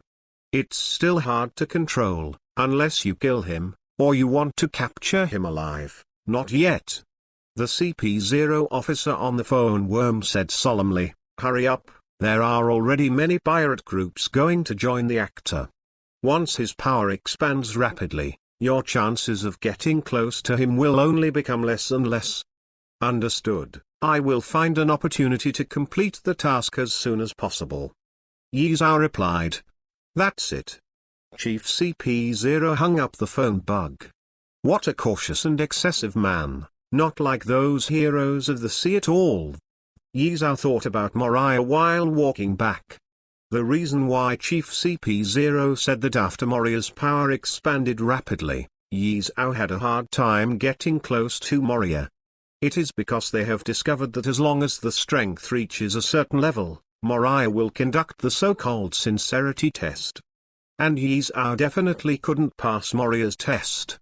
Therefore, once there are many people who take refuge in Moria, naturally, Yizao's chances of contacting Moria will decrease. So, we still have to solve you as soon as possible. Shadow Emperor. Yizao looked at the slightly shaking tent over Moria's side for one night, and then found a place to sleep. Sorry, overturned. This chapter is gone tonight, wait for the ban to be lifted tomorrow. Early morning. The 6th day of the Ark Island challenge is here. The battle report on the 5th day was also sent all over the world. Huh? No one has challenged. People who saw the newspaper were surprised. The newspaper reported yesterday's battle report that Moriah was not challenged by a pirate group. Instead, 2 pirate groups joined Moriah's subordinates. But yes, people who read newspapers can understand it after thinking about it. Even the powerhouses such as Kaido and Charlotte Lingerling are attracted by many people, not to mention the powerhouses like the actor Moria, who are on the same level as Garp. It is obvious that there will be pirates to take refuge. It's just that a lot of pirate groups challenged Moriah before, which gave them the illusion that all pirate groups came to challenge Moriah. The truth is that Moriah's fame is also attracting some like-minded pirates. I want to see, which one is the pirate group that the movie Emperor can see. Those who read the newspaper continued to read, and then saw the figures of Gillespie March and Blake, and the news that they had joined the movie King Pirates. I didn't expect that it was the Steel Hand Witch Pirates and the Lightning Foot Pirates who took refuge in the actor. People who saw this report took a deep breath, expressing their surprise and shock. In particular, the report also listed Black's 500 million Bailey bounty and Gilles' 670 million Bailey bounty. This level of bounty means that the absolute strength is not comparable to those pirates with a bounty below 400 million. Compared with the 2 pirates, the Crazy Stick Pirates who first joined the movie Emperor were not at the same level. Sure enough, after getting these 2 pirate groups, which can be regarded as famous in the New World, the power of this man Moria is even more terrifying. Young people, don't hesitate anymore. After hesitating, there is no place for us to stand behind Lord Actor. Let's go, set off for Ark Island immediately, let's join the movie King Pirates. At this moment, I saw some pirates in the newspaper who had similar interests with Moria, and finally made up their minds to come to Ark Island to join Moria. The reason why they didn't come a few days ago was also to test Moria. Don't think these pirates are stupid, they are also intelligent. If Moria hadn't survived the challenges of the pirates and showed her weakness, then they wouldn't mind giving Moria worse, taking the opportunity to smack Moria. If Moria can be killed, then fame will be achieved in an instant. But now it looks like a pirate group has joined Moria's movie King Pirate Group. It is still a pirate group led by the Witch of Steel. Because of clones, people call Gillespie more of the Witch of Steel, and Lightning Foot, a New World famous great pirate. They were quite sure that the rise of the actor was unstoppable. If you join at this time, you can do whatever you want with the name of the actor. I haven't seen how arrogant the pirates under the banner of Whitebeard are. Generally, the pirates are obedient when they meet them. Isn't it because of the backing of the strongest man in the world, Whitebeard, that other pirate groups encounter, and they dare not offend when they are jealous? Now that Moriah has gradually gained the deterrent power of a Whitebeard, so hurry up and hug her thighs. As a result, no pirates came to challenge Moriah on the 6th day. When the time comes to noon, Ark Island is a couple, and it belongs to Moriah's big tent. Spreading a thick bed with a soft blanket, Moria woke up among a lot of white lotus flowers. When he opened his eyes, Moria showed an aftertaste, and the crazy scene from last night appeared in his mind. Maybe it was Moria who thought of the excitement, and her hands were a little harder. The two women woke up at the same time, then got up at the same time and turned to look at Moria, who was still lying down. "What time is it?" Sanya's eyes were still a little blurry. "The privacy of the tent is good. It is a little dark at this time, and I can't see where time period. At least it's noon," Moria said lazily. "Oh," San replied, and then fell into a trance. The same is true for January on Moria's left. It seems that she is still in a trance. Why did she enter Moria's nest with Sanya in a daze? Sure enough, there are only exhausted cows and no plowed land. Moriah rested her head on her hands, and sighed inwardly when she saw Misaha and Jen's beauties that were more plump and moisturizing than yesterday. However, "How do you feel that your breath has become stronger?" Moria asked casually as she reached out and caressed San's beautiful back. "No way." San hadn't reacted yet. Hearing this, January's expression suddenly changed, and his expression was no longer in a trance, so he quickly asked San, "Sister Gilazy, hurry up and feel it, is there life loss?" Normally, Janny and the other women of the Steelers Pirates would call Misaha Sister Gilazy. It shouldn't be. San was a little scared after what January said, and quickly closed his eyes to carefully perceive his own physical condition. Regarding the issue of his own lifespan, because of the special inheritance fruit, Misaha himself can perceive some situations. If you can't do any exercise, you will lose your lifespan. Moriah, who was just asking a random question at first, opened his mouth and was a little surprised. "Ugh." Sanya opened her eyes and sighed. Her face was a little dejected. She was hit by January, and her lifespan was really lost. How? Moriah asked, although he already felt that the answer might not be optimistic. San was also a little helpless, shrugged and said, "The body has become stronger, and the lifespan has indeed been lost. It is probably equivalent to the lifespan consumed when fighting with you yesterday." Moria was speechless. "What are you talking about? Even if it can become stronger, it can even lose its lifespan. Does this count as exercising with life?" At this moment, Moria couldn't help but have a question mark in her mind. "Then what should I do?"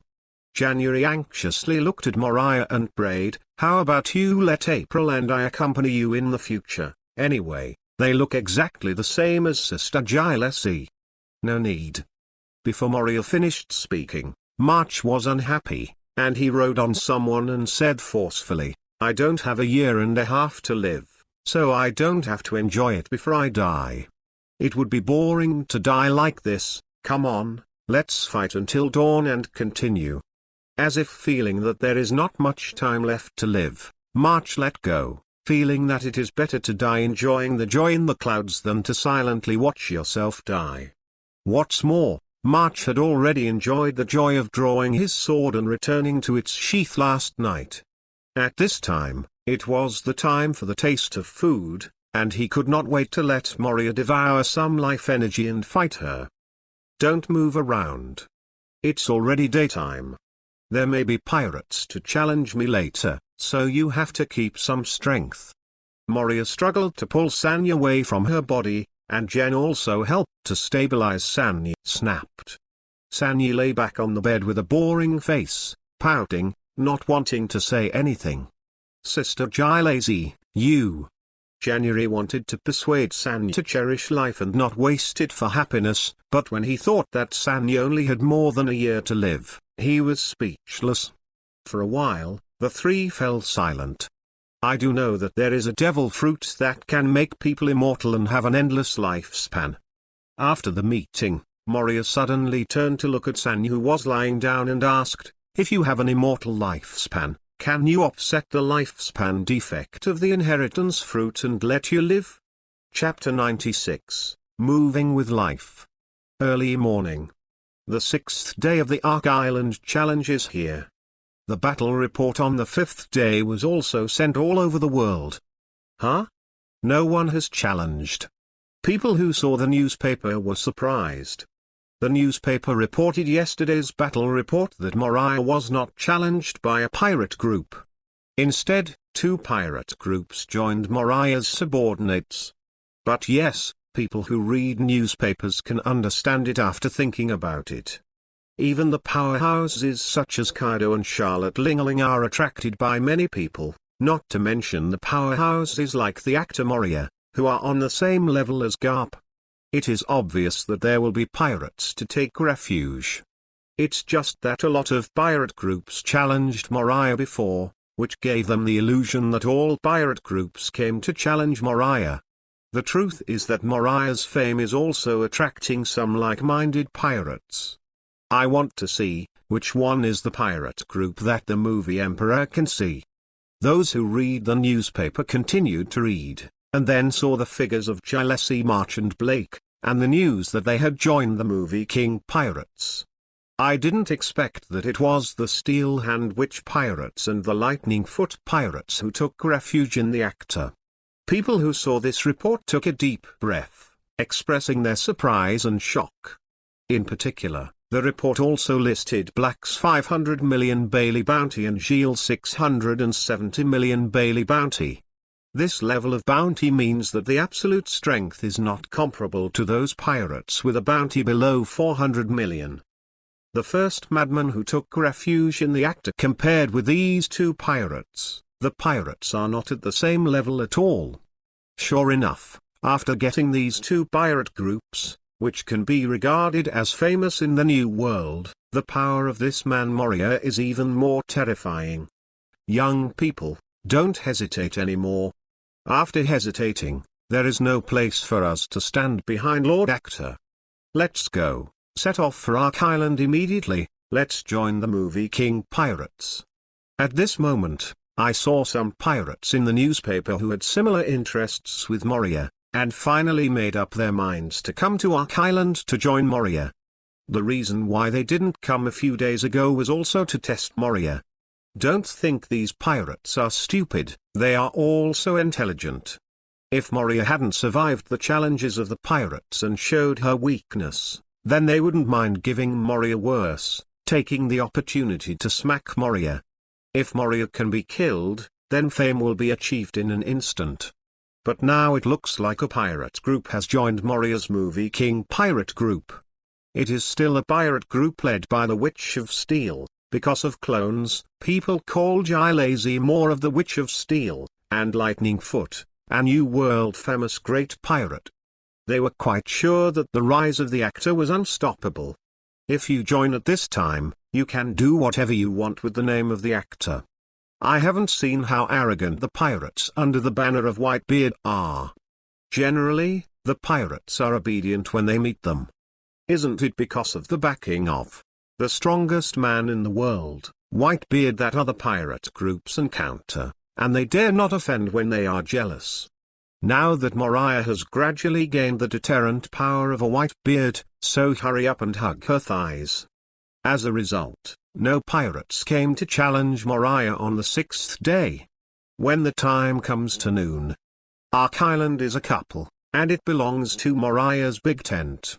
Spreading a thick bed with a soft blanket, Moria woke up among a lot of white lotus flowers. When he opened his eyes, Moria showed an aftertaste, and the crazy scene from last night appeared in his mind.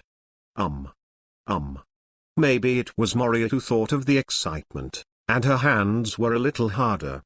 The 2 women woke up at the same time, then got up at the same time and turned to look at Moria, who was still lying down. What time is it? San's eyes were still a little blurry.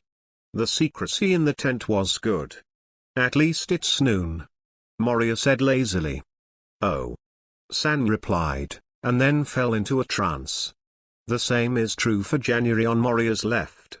It seems that she is still in a trance. Why did she enter Moria's nest with San in a daze? Sure enough, there are only exhausted cows and no plowed land. Moriah rested her head on her hands, and sighed inwardly when she saw Moriah and Jen's beauties that were more plump and moisturizing than yesterday. However, how do you feel that your breath has become stronger? Moria asked casually as she reached out and caressed San's beautiful back. No way. San hadn't reacted yet. Hearing this, January's expression suddenly changed, and his expression was no longer in a trance, so he quickly asked San, Sister Gilazy, hurry up and feel it, is there life loss? Normally, Janny and the other women of the Steelers Pirates would call Moriah Sister Gilazy. This. It shouldn't be. San was a little scared after what January said, and quickly closed his eyes to carefully perceive his own physical condition. Regarding the issue of his own lifespan, because of the special inheritance fruit, Moriah himself can perceive some situations. This. If you can't do any exercise, you will lose your lifespan. Moriah, who was just asking a random question at first, opened his mouth and was a little surprised. Ugh. Sanyi opened her eyes and sighed, her face was a little dejected, she was hit by January, and her lifespan was really lost. How? How? Moriah asked, although he already felt that the answer might not be optimistic. San was also a little helpless, shrugged and said, the body has become stronger, and the lifespan has indeed been lost. It is probably equivalent to the lifespan consumed when fighting with you yesterday. This. Moria was speechless. What are you talking about? Even if it can become stronger, it can even lose its lifespan. Does this count as exercising with life? At this moment, Moria couldn't help but have a question mark in her mind. Then what should I do? January anxiously looked at Moriah and prayed, how about you let April and I accompany you in the future? Anyway, they look exactly the same as Sister Gilazy. No need.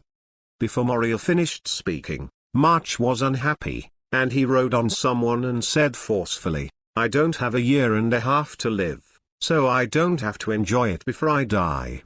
It would be boring to die like this, come on, let's fight until dawn and continue. As if feeling that there is not much time left to live, March let go, feeling that it is better to die enjoying the joy in the clouds than to silently watch yourself die. What's more, March had already enjoyed the joy of drawing his sword and returning to its sheath last night. At this time, it was the time for the taste of food, and he could not wait to let Moria devour some life energy and fight her. Don't move, it's already daytime, maybe later there are pirates to challenge me, so I have to keep some strength. Moria struggled to pull Sanya away from her body, and Jen also helped to stabilize Sanya. Snapped. Sanya lay back on the bed with a boring face, pouting, not wanting to say anything. Sister Gilazy, you. January wanted to persuade Sanya to cherish life and not waste it for happiness, but when he thought that Sanya only had more than a year to live, he was speechless. For a while, the three fell silent. I do know that there is a devil fruit that can make people immortal and have an endless lifespan. After the meeting, Moria suddenly turned to look at Sanya who was lying down and asked, if you have an immortal lifespan, can you offset the lifespan defect of the inheritance fruit and let you live? Chapter 97 Recovery is fast. Recommend by chance. What you said is true. What you said is true. Moriah and January exclaimed at the same time. San even turned over and sat up, disregarding the murderous act, and approaching Moriah, eagerly said, there really is a devil fruit that can make people have endless life and immortality. If she could live, who would want to die? San didn't want to die so soon, especially after experiencing the clouds. Who would want to die? She really wanted to live. It's a devil fruit called the fruit of surgery. Moria stretched out the murder weapon and said, it is said that this fruit of surgery, as long as it is eaten by a doctor with superb medical skills, can give people an ageless operation, giving people an endless lifespan and immortality. Where? Moriah sat up straight. January looked expectantly at Moriah. Where? Is this a problem? Moria frowned and thought. She didn't pay much attention to watching anime in her previous life, and she didn't seem to say where the fruit of the operation was found.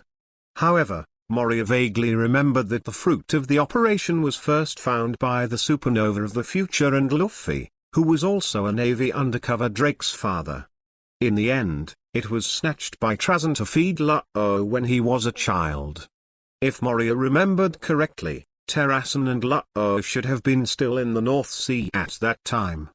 That is to say, the current fruit of the operation should still be in Bihai, but it may not be found yet, or it may be found, but it has been kept and no one knows about it. Moria thought that it should be in the hands of a noble or a powerful force. Because Drake's dad was a pirate when he got the fruit of the surgery.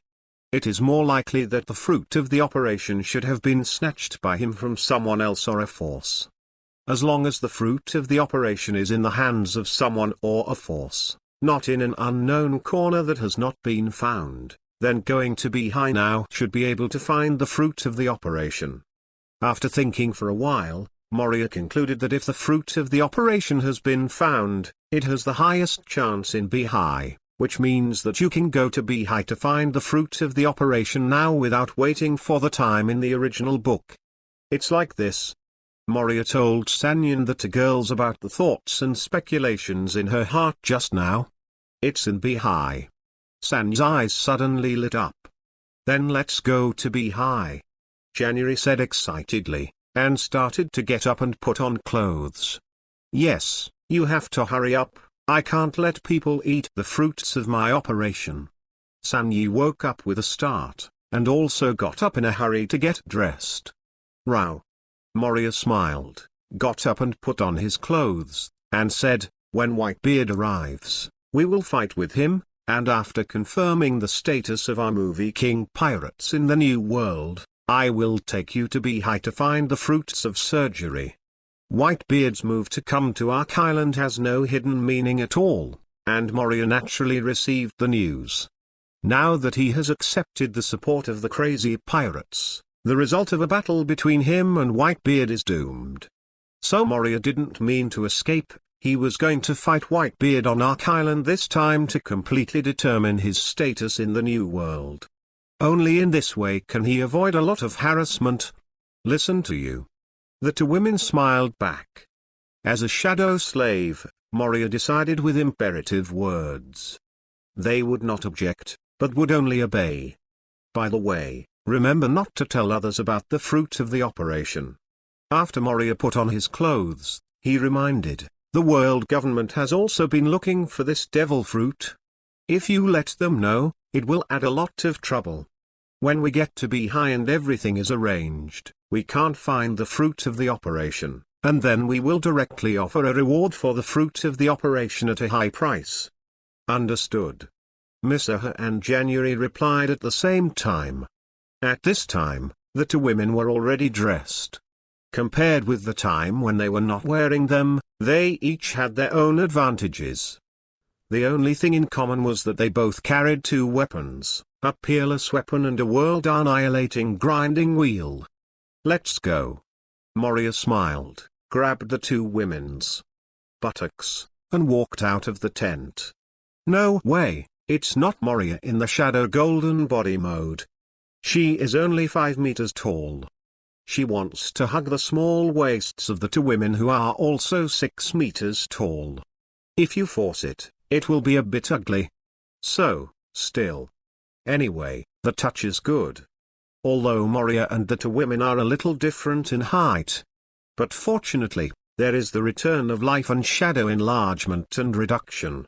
Boss, you are awake. Just approaching at the camp by the freshwater lake in the middle of Zhaodao, I greeted him and said, come here, the food is ready. Saying that, Ike was like a shop assistant, and brought Moria and the two girls to the wooden table brought from the boat.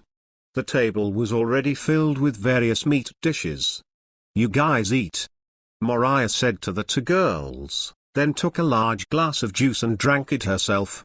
He devoured 5 life energies last night, and he still doesn't feel hungry.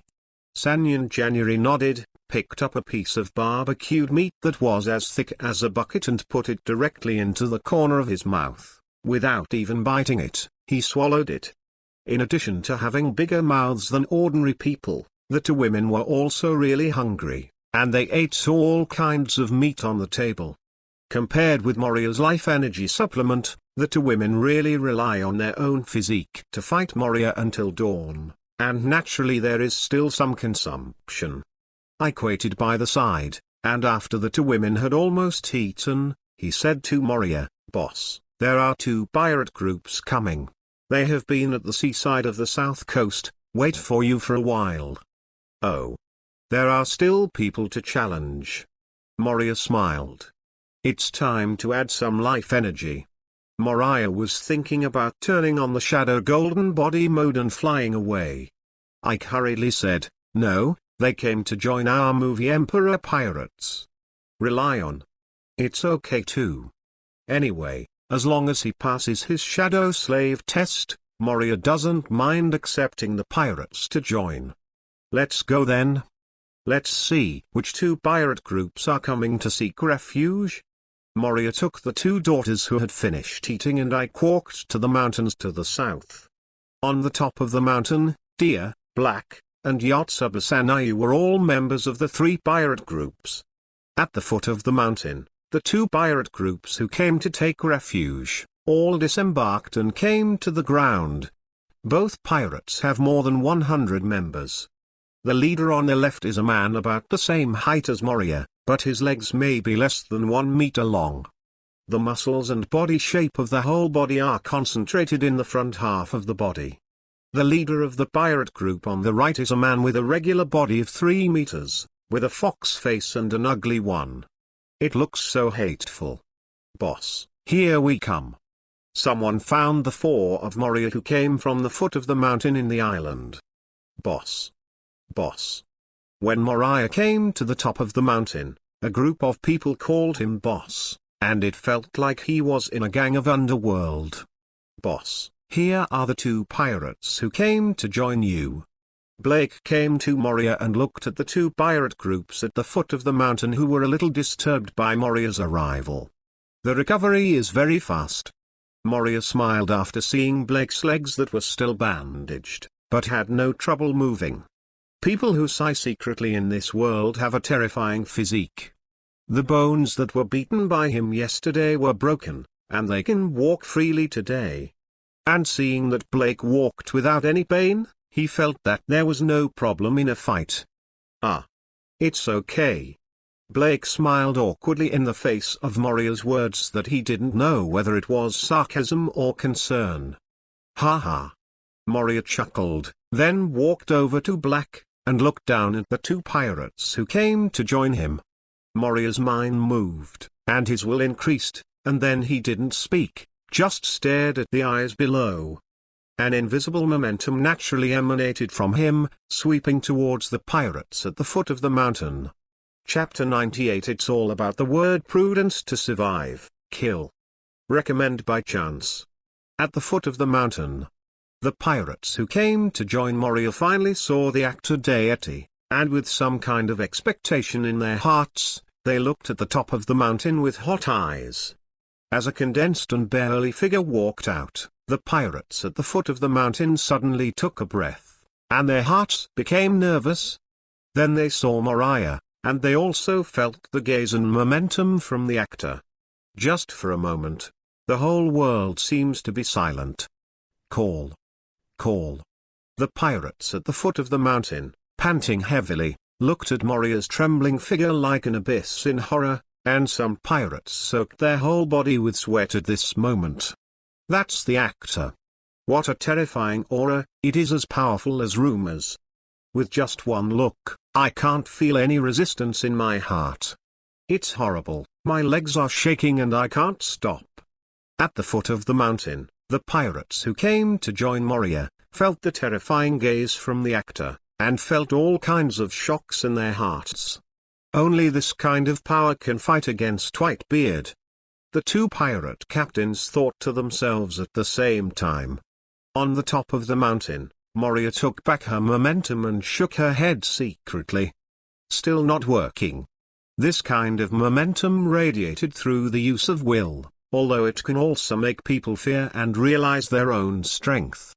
But there is no way to stun people and clean up miscellaneous soldiers. This is very distressing. So, why haven't I awakened the tyrannical arrogance yet? It doesn't mean that the transmigrator, even if he was a waste in his previous life, as long as he crosses over, he shouts a word. Can I inexplicably awaken the tyrannical arrogance of the Overlord? Why can't it come to me? Moriah's heart is not broken. He has not awakened yet, and there is a high probability that he will not awaken in the future. He should be the man who doesn't have the qualifications of a king, only for those millions of travelers. Boss, that big and tall man is a bulldozer Xian, with a bounty of 365 million Bailey. At this time, Blake acted as a dog-headed military advisor, pointing to a man in front of the pirate platoon below and introducing Moria. This leg is too short. Moria looked at it and complained to herself. From the top of the mountain, she could hardly see where the man's legs were. The whole thing is just a piece of meat and pestle, but it's not fat, it's muscle. It seems that he should be a strong individual. At this time, Black pointed to the ugly fox-faced man at the side, and said, "That's the wise Foxley Utrump, with a bounty of 382 million Bailey. They all came to rely on you, boss." Moria nodded and said that she knew. The man with the fox face was ordinary in height and held a samurai sword in his hand. He should be a swordsman. As long as he can pass his shadow slave test, he is very good at talking. At the foot of the mountain, Bulldozer Zan and Jiu Trump took a few steps forward, knelt down in front of Moria, and shouted respectfully together, "Lord Moria, please let our pirates join the movie King Pirates for you. Work it out. Our whole group admires the reputation of the Lord. You are the Pirate King in our hearts. Please believe us, we will definitely help you to become the Pirate King." Although the two pirates spoke with emotion, it was of no use to Moriah. "It's very simple to join my subordinates, just pass my test." Moria smiled and said again the skillful set of integrating into the shadow perception. This. Zan and Liu Trump below were hesitant for a while after listening. The two looked at each other, and both saw the same feeling in each other's eyes. The two have been able to travel in the New World for many years, and they are still alive, thanks to the word prudence. If it weren't for the fact that the general environment was becoming more and more difficult to survive, they would not have come to seek refuge with Moriah, nor would they have taken refuge with anyone. Now joining Moriah's movie King Pirates still has to be tested. Even if the test is over, and the shadow of the actor must be integrated into their shadow, they can't have a subconscious resistance. Upon hearing this, the two were overly cautious, and instantly thought of a series of bad clips, all of which might threaten their lives. They didn't forget that Moriah's fruit ability was called Shadow Fruit. Let Moriah's shadow enter their shadow and carry out the so-called test, they are not at ease. Thinking of this, the two almost subconsciously retreated in front of their companions, as if only in this way could bring them some sense of security. However, although they were reluctant to accept Moriah's test in their hearts, they also didn't want to give up the opportunity to join the movie King Pirates. So the two of them said again, "Lord Moria, can you skip the test? It's really not possible. What do you think of another test?" After speaking, it seemed that he was afraid that Moria would be unhappy and disagreed, and explained in a serious manner, "We have had a disease since we were young, and we fainted when we saw moving shadows.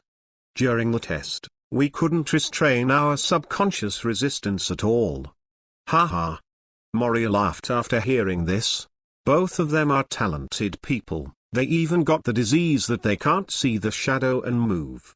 At the foot of the mountain below, just when Zan and Liu Trump saw Moria smiling and looking happy, they thought Moria was going to agree to their proposal. Agree or disagree, just give an accurate word, don't talk so much nonsense. Moria's words were steady, even with a hint of gentleness. Just listening to Zan and Liu Trump's ears, they felt a coolness rise. Which we disturbed. Let's go now. Zan seemed simple and honest, but he didn't respond slowly. When he saw Moria's attitude, he knew that it was impossible to join the movie Emperor pirates. Take your partner back to the ship and leave. Yes, excuse me, let's go now. Trump didn't respond slowly, and he was unwilling to take the risk of being tested by Moriah, and he also greeted his companions to board the boat and prepare to leave. At this moment, two slashing waves of Seng Seng suddenly struck. No, hurry up. Zan and Liu Trump's caution is not without merit, and the response is the most timely. However, the remainder of the two people was still a step behind. Except for the two of them, where the chopper wave passed, more than a dozen pirates were divided into two. Then chopping wave continued to move forward, quickly rowing across their pirate ship, towards the distant sea. Boom. Bang. The two pirate ships were split into two by the chopper wave from the middle like the sea, and then quickly sank into the sea. The ship is gone. The attack just now was. The two pirates turned to look at the top of the mountain in horror. Moria indifferently retracted the shadow black knife, turned it into a shadow and merged under him, then sneered, "Kill them all." After speaking, his mind moved, and 500 shadows flew out of the shadows under him to kill the pirates at the foot of the mountain. Go on, kill these idiots. Blake greeted him, and brought his companions to Zan and Liu Trump, who were in a panic at this time. This is not right. Zan and Liu Trump muttered to themselves, this is different from what they imagined. Even if they don't join, the actor shouldn't do anything to them. They are not the pirates who came to challenge him, so there is no need to kill them. The two couldn't understand, but the charge of the shadow servants was coming soon. The two of them don't care whether the test is dangerous or not. Now they will be finished if they don't accept the test of the actor. Thinking of this, the two shouted to Moria at the same time, Lord Moria, we are very willing to accept your test, please let us join your command. Kill. It was Moria's resolute killing intent that responded to the two pirate groups Zan and Liu Trump. No. Lord Moria, we are really willing to accept the test. Give us another chance. Damn. The movie Emperor. Help. The slaughter came quickly and ended quickly. Although Misaha and Yu didn't make a move, with Moria's current shadow servant quality, plus bright, it was natural for them to deal with these two pirate groups. No more than 3 minutes, the battle was over. Moria turned into a domineering shadow servant who could armed, and swallowed all shadows into life energy. Chapter 99 Whitebeard's Disappointment. In the following time, Moriah continued to wait for Whitebeard's arrival on Ark Island. When the time came to noon on the 8th day of the challenge, the large fleet of the Whitebeard pirates finally slowly emerged in the distant waters south of the island. At this time, Moriah, on the 7th day of the challenge, 5 pirates passed his test and successfully joined his movie King pirates. As for the others who failed the test, they either became shadow servants or turned into life energy. Together with the 3 pirate groups of Ike, Misaha and Blake, now Moriah has 8 pirate groups under his command. However, except for Black and Gilesi-san, the bounty of others did not exceed 400 million Bailey. Obviously, pirate captains with more than 400 million Baileys have their own arrogance, and they are not the kind of people who rush to seek refuge with others. For this kind of person, he will only join if he is defeated. Boss.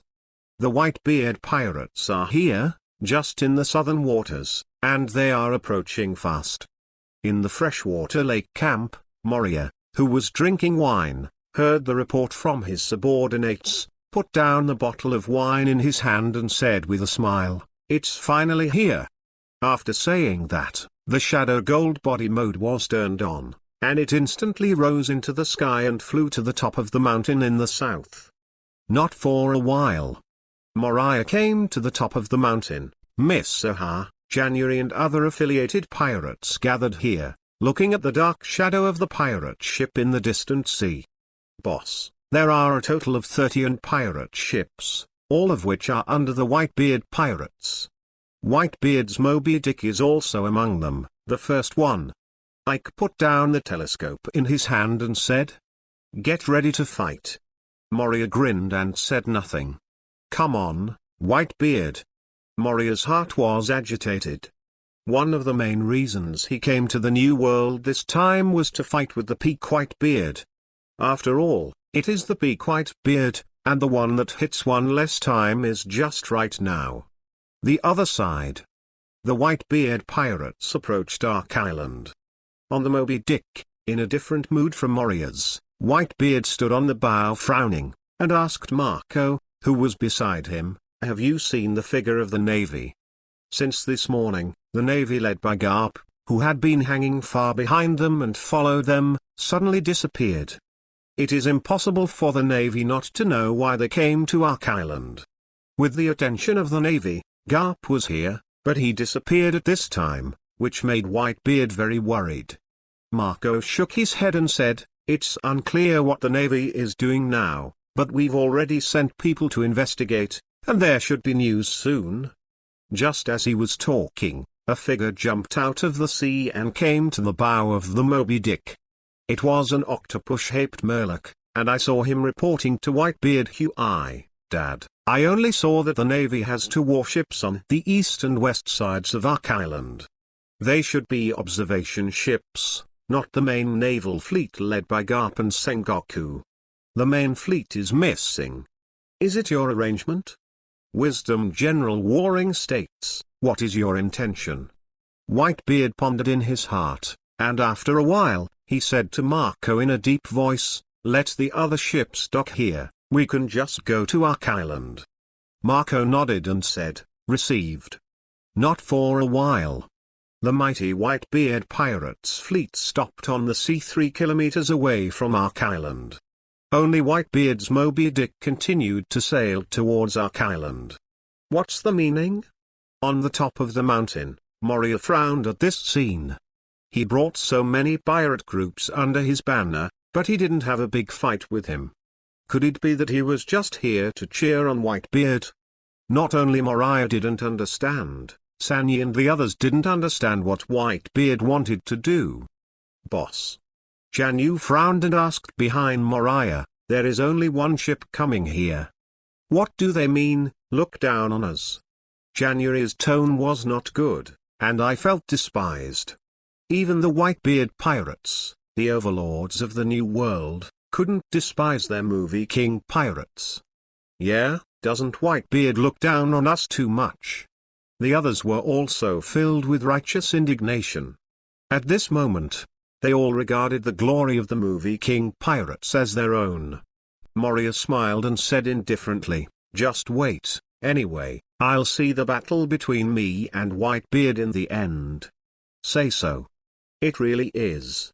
No matter how many people come from the Whitebeard pirates, the final battle is still to see Moria. Only when Moria resists Whitebeard can they truly gain a firm foothold in the New World. Thinking of this, the others stopped talking and quietly waited for the arrival of Whitebeard. 3 minutes later. Whitebeard's Moby Dick, leaning against the shore at the foot of the mountain, the Whitebeard on the bow, jumped off the bow and landed on the rocky ground. "You back away." Whitebeard turned around and said to Marco and the others, then turned his head to look directly at Moria, who was looking at him on the top of the mountain. "Got it, Dad." Marco and others quickly controlled the boat to leave the Ark Island. They know that once their father fights with all his strength, the destructive power will be indistinguishable from the enemy. Little devil, when you think back to your challenge to Garp on Skull Island, it seems like it was just yesterday. I didn't expect that we would meet today. Whitebeard sighed that he also helped Moria resist the Warring States period, but today he is going to fight Moria. This is the impermanence of the world. Whitebeard. Moria smiled, not paying attention to the details of Whitebeard calling him a kid. Because after the war today, Whitebeard will never call him a kid again. This point, Moriah has a strong self-confidence. You're very confident. Kid. Whitebeard's eyes narrowed slightly and he smiled. He felt Moriah's self-confidence, so he didn't talk nonsense. He held the pheasant knife in his right hand, pointed directly at Moriah, and said loudly, "Come on, kid." As soon as the words fell, the white-bearded tiger body shook, and a domineering arrogance that eclipsed the sky and the earth burst out from him. The direction points directly to Moria and others on the top of the mountain. Bang! The powerful overlord's domineering arrogance blew through everyone like a strong wind in an instant, blowing everyone's hair up. Then, thump! Thump! A series of domineering people who couldn't bear the Whitebeard, rolled their eyes and burst out. What a terrifying overlord! This is the spirit of the strongest man in the world. Sure enough. After everyone sighed, their eyes turned to Moria, who was calm at this time, with doubts on her face. Before the fight started, Whitebeard made a direct attack. Why didn't the boss fight back? People are puzzled. The Whitebeard below looked at Moria thoughtfully, and then seemed to have discovered something interesting, and the corners of his mouth gradually rose. Look what? Moria, who was calm on the surface, had a shadow in her heart at this time, and the eyes they looked at Mai and the others were stunned. A tyrannical arrogance will scare you. It's just a useless skill to clean up miscellaneous soldiers. It's just used to show off. In front of a real powerhouse, any tyrannical arrogance is a joke. After Moria scolded Sanyi and the others, he pouted and said, "I don't even bother to use it." Everyone held back their laughter and said nothing. Moria waved his hand impatiently and said, "You should leave this island quickly. In the next battle, if I stay on this island, I can't take care of you." Chapter 100 Moria vs. Whitebeard. With the intensity of Moriah and Whitebeard's battle, especially Whitebeard's ability to shake the fruit, the damage range is not generally wide. If they stay, it is inevitable that their lives will be in danger. Understood, then be careful. After Sanyi cared about Moriah, she took everyone down the mountain quickly and left. They also understood in their hearts that whether it was Moriah or Whitebeard, the aftermath of the battle between them was not something ordinary people could resist. So, walking is the best option. Chen. As soon as Sanyi and the others left the mountain range, Moria stared at the Whitebeard below, clenched his right fist, condensed a powerful armament, and hardened his entire arm, and his strong self-will was poured into it with all his strength. The chain-shaped red and black domineering lightning flashed around the arm under the blessing of self-will, and an aura of crazy killing emanated from Moriah. On the sea farther away, under the influence of this breath, the fish and some sea beasts in the sea and even the general sea kings fled outward one after another. It's getting stronger again. Little devil. Looking at the domineering lightning bolt on Moriah's arm, Whitebeard's expression slightly condensed and he smiled. Compared with the last moments of Skull Island, Moriah is indeed a little stronger. The domineering lightning can be brought out only by the domineering armed color condensed by itself. This is a sign that only when the domineering strength and will of the armed color are strong enough. Okay. Moria smiled, but he was not too humble. His strength was indeed stronger than before, especially the use of will. Come on. Moria leaned forward slightly, then a violent one shot out. Bang. A wave of white air erupted instantly, and Moria disappeared in place. Call out. In the air close to the slope, Moriah's entire body pierced the air like a bullet and shot straight at the Whitebeard at the foot of the mountain. Uralala. Whitebeard at the foot of the mountain didn't respond slowly, and laughed loudly the moment Moria was ejected. Then his left foot took a step forward, and while stepping on the rock, he held the pheasant knife with both hands and slammed it backwards. dragging him behind him in a tendency to draw the knife. Whitebeard. As soon as he approached Whitebeard, Moria shouted loudly, and his right fist, which was condensed with a domineering look, burst out instantly with a violent breath. "Come on, kid." Whitebeard also shouted loudly, and clenched the handle of the pheasant knife with both hands, and slammed it forward fiercely, swinging the pheasant knife like a slash. The place where the blade crossed made a humming sound like a cutting space. I saw a flash of light. Whitebeard's pheasant blade collided fiercely with Moria's fist at a distance of about 20 centimeters. Zheng. Moria felt like his fist was hitting a ball of invisible steel, and he couldn't make an inch. Boom. At the moment of the collision, a huge force was like an invisible grinding disc, instantly pressing down on the rocky ground around the two of them. Start from a circle below the feet of the two of them. Under this terrifying force, the rocky ground suddenly sank 4 or 5 meters, and the rock flow that sank and squeezed outwards instantly rolled up to a height of more than 10 meters, beating around the two of them like waves. It was just a momentary attack that overflowed the power, forming a huge ring pit with a diameter of 100 meters around the two of them. What a strong Liu Ying is domineering. The moment the attack collided, Moria felt Whitebeard's terrifying Liu Ying domineering, as if strong sulfuric acid was corroding and infiltrating his arm domineering, entering his body to attack. Compared with Garp's domineering Liu Ying, why does Moriah feel that Whitebeard's is much stronger? What the hell is this? Moria was in a trance for a moment. Could it be that Garp's strength was blown out by others, and it was not as strong as Whitebeard's? Shouldn't it be? Molly couldn't believe it. Have you been underestimated? Whitebeard saw Moria's trance in a trance, which made him very upset and felt underestimated. So, grasping this moment, Whitebeard slammed his hands hard and swept away fiercely. Zheng.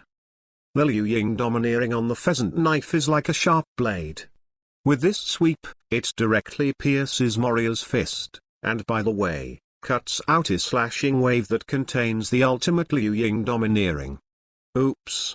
The moment her right fist was slashed and bleeding, Moria came back to her senses and felt the terror of Liu Ying's domineering and sharp slashing waves. Moria hurriedly condensed her left hand with a domineering look of armament, and held it upright in front of her chest with her right hand. Zheng. The power of Whitebeard was terrifying, and the slashing wave was madly cutting Moria's arms and forearms like a chainsaw. At the same time, the slashing wave that contained a shocking force was like 10 mountains, pushing Moria into the mountainside behind him with an unmatched terrifying force. Fuck. Feeling the frantic cutting and terrifying power of chopping wave, Moriah knew that the attack could not be allowed to continue. Metaverse app, Philo Meteorite Novel Downloader. From Meteorite Pavilion 143 131 600. Meteorite Pavilions, 143 131 600. Otherwise his arm might have been severed, because now the bone has been cut. So Moriah slammed the slashing wave with the Whitebeard in both hands to the right, guiding the slashing wave to the mountain range on the right. And just when the slashing wave was guided away by Moriah, his body was also pushed behind by the terrifying force that had been exerted on him before, and smashed hard on the rocky slope halfway up the mountain. Boom. The moment Moria hit the slope halfway up the mountain, terrifying power spread from him. In just an instant, the rocky slope shattered and the rubble flew, and Moria's body smashed through the mountains and appeared high in the island. The mountain range, like a giant dragon lying on the ground, started from halfway up the mountain and was directly blasted out into a 200-meter wide canyon. At the same time, the slashing wave guided by Moria to his right crossed the halfway up the mountain at this moment. Chen. The mountain range west of where Moriah was bombed was cut in the middle by Whitebeard's slashing waves. The top of the mountain range in the upper half rolled and smashed into the island under the wind pressure caused by the slashing wave. This shocking scene made the Whitebeard pirates shudder, as if there was a fire burning in their hearts. Sure enough, Dad is the strongest. Daddy is still Daddy. Still so strong. Marco and the others showed proud expressions when they saw the scene of cutting off half of the mountain range. Under such a terrifying attack, they did not feel that Moriah had any hope of victory. So, the winner must be my father, Marco and others believed so strongly. This. Is it a slash that a human can make? On the Navy observation ships on the east and west sides of Ark Island, the Navy in charge of the observation saw the scene of the broken mountain range caused by this terrifying slashing wave of Whitebeard. Even for a moment, they were already sweating and their scalps were numb. How can the Navy deal with this kind of monster? How are they going to monitor and observe? So, just stay away. The naval observation ships on the east and west sides made a decision almost at the same time to stay away from the Ark Island and away from the battle radiation range of the monsters. And this time, for Moriah and the others who were running towards the mountains to the north. They had just run down the foot of the mountain for less than a kilometer when they heard a loud bang behind them. Before they could turn their heads to see what was going on, a dark golden familiar figure flew into the high sky in front of them among the flying rocks. That's not. A pirate looked up, and before he could say the words, he felt a shadow on the ground rapidly magnifying in his sight. Testimonials. Bump. Bump. Small cars, small houses, and even stones the size of big houses fell like raindrops from the sky behind them and hit them, smashing large bits on the ground. Fuck. Help me. Run. Get out of the way. The pirates under Moriah's command jumped for a while running, avoiding the falling rocks. Fortunately, there were good people such as Moriah and Blake to help resist the falling rocks, but in the end, there were not many casualties. Only a few unfortunate ones couldn't escape, and their legs and hands were broken by a bucket-sized rock. They had to be grabbed by the hands like dragging the ground or dragged their heads on the ground to run. At this time, half of the mountain range that was cut off by Whitebeard tumbled and fell into the island. This. What is it? A pirate who was running turned his head to look to the west of the island inadvertently, and suddenly screamed. His pupils dilated and shrunk, and his eyes were dull for a while. What the hell? Some of the pirates who heard the exclamation turned their heads and looked, and then they were also startled. I saw the half-mountain range that was cut in half by Whitebeard's slashing wave, rolled down silently in the air, and then slammed into the left front of the running crowd. Boom. With a loud noise, the entire island shook violently a few times. Thump. BFFT. Some people running, their body balance could not be maintained, and suddenly fell to the ground in the shock, and threw a dog bite. Fuck. Fuck. I saw the scene where the mountain range with a diameter of at least a few hundred meters was cut off and rolled on the ground in the island. More pirates under Moriah's command were stunned, only feeling their teeth sore and throbbing in their hearts. This is the world of the strong. Sure enough, it's not what people like us can imagine. This is the power that can only be possessed by God. Many running pirates have dull faces, and they look like they have been shattered, so that the speed can't help but slow down a bit. Don't hurry up, wait to die. Seeing that some pirates slowed down because of the shock, Moriah couldn't help but let out a loud roar. Yes.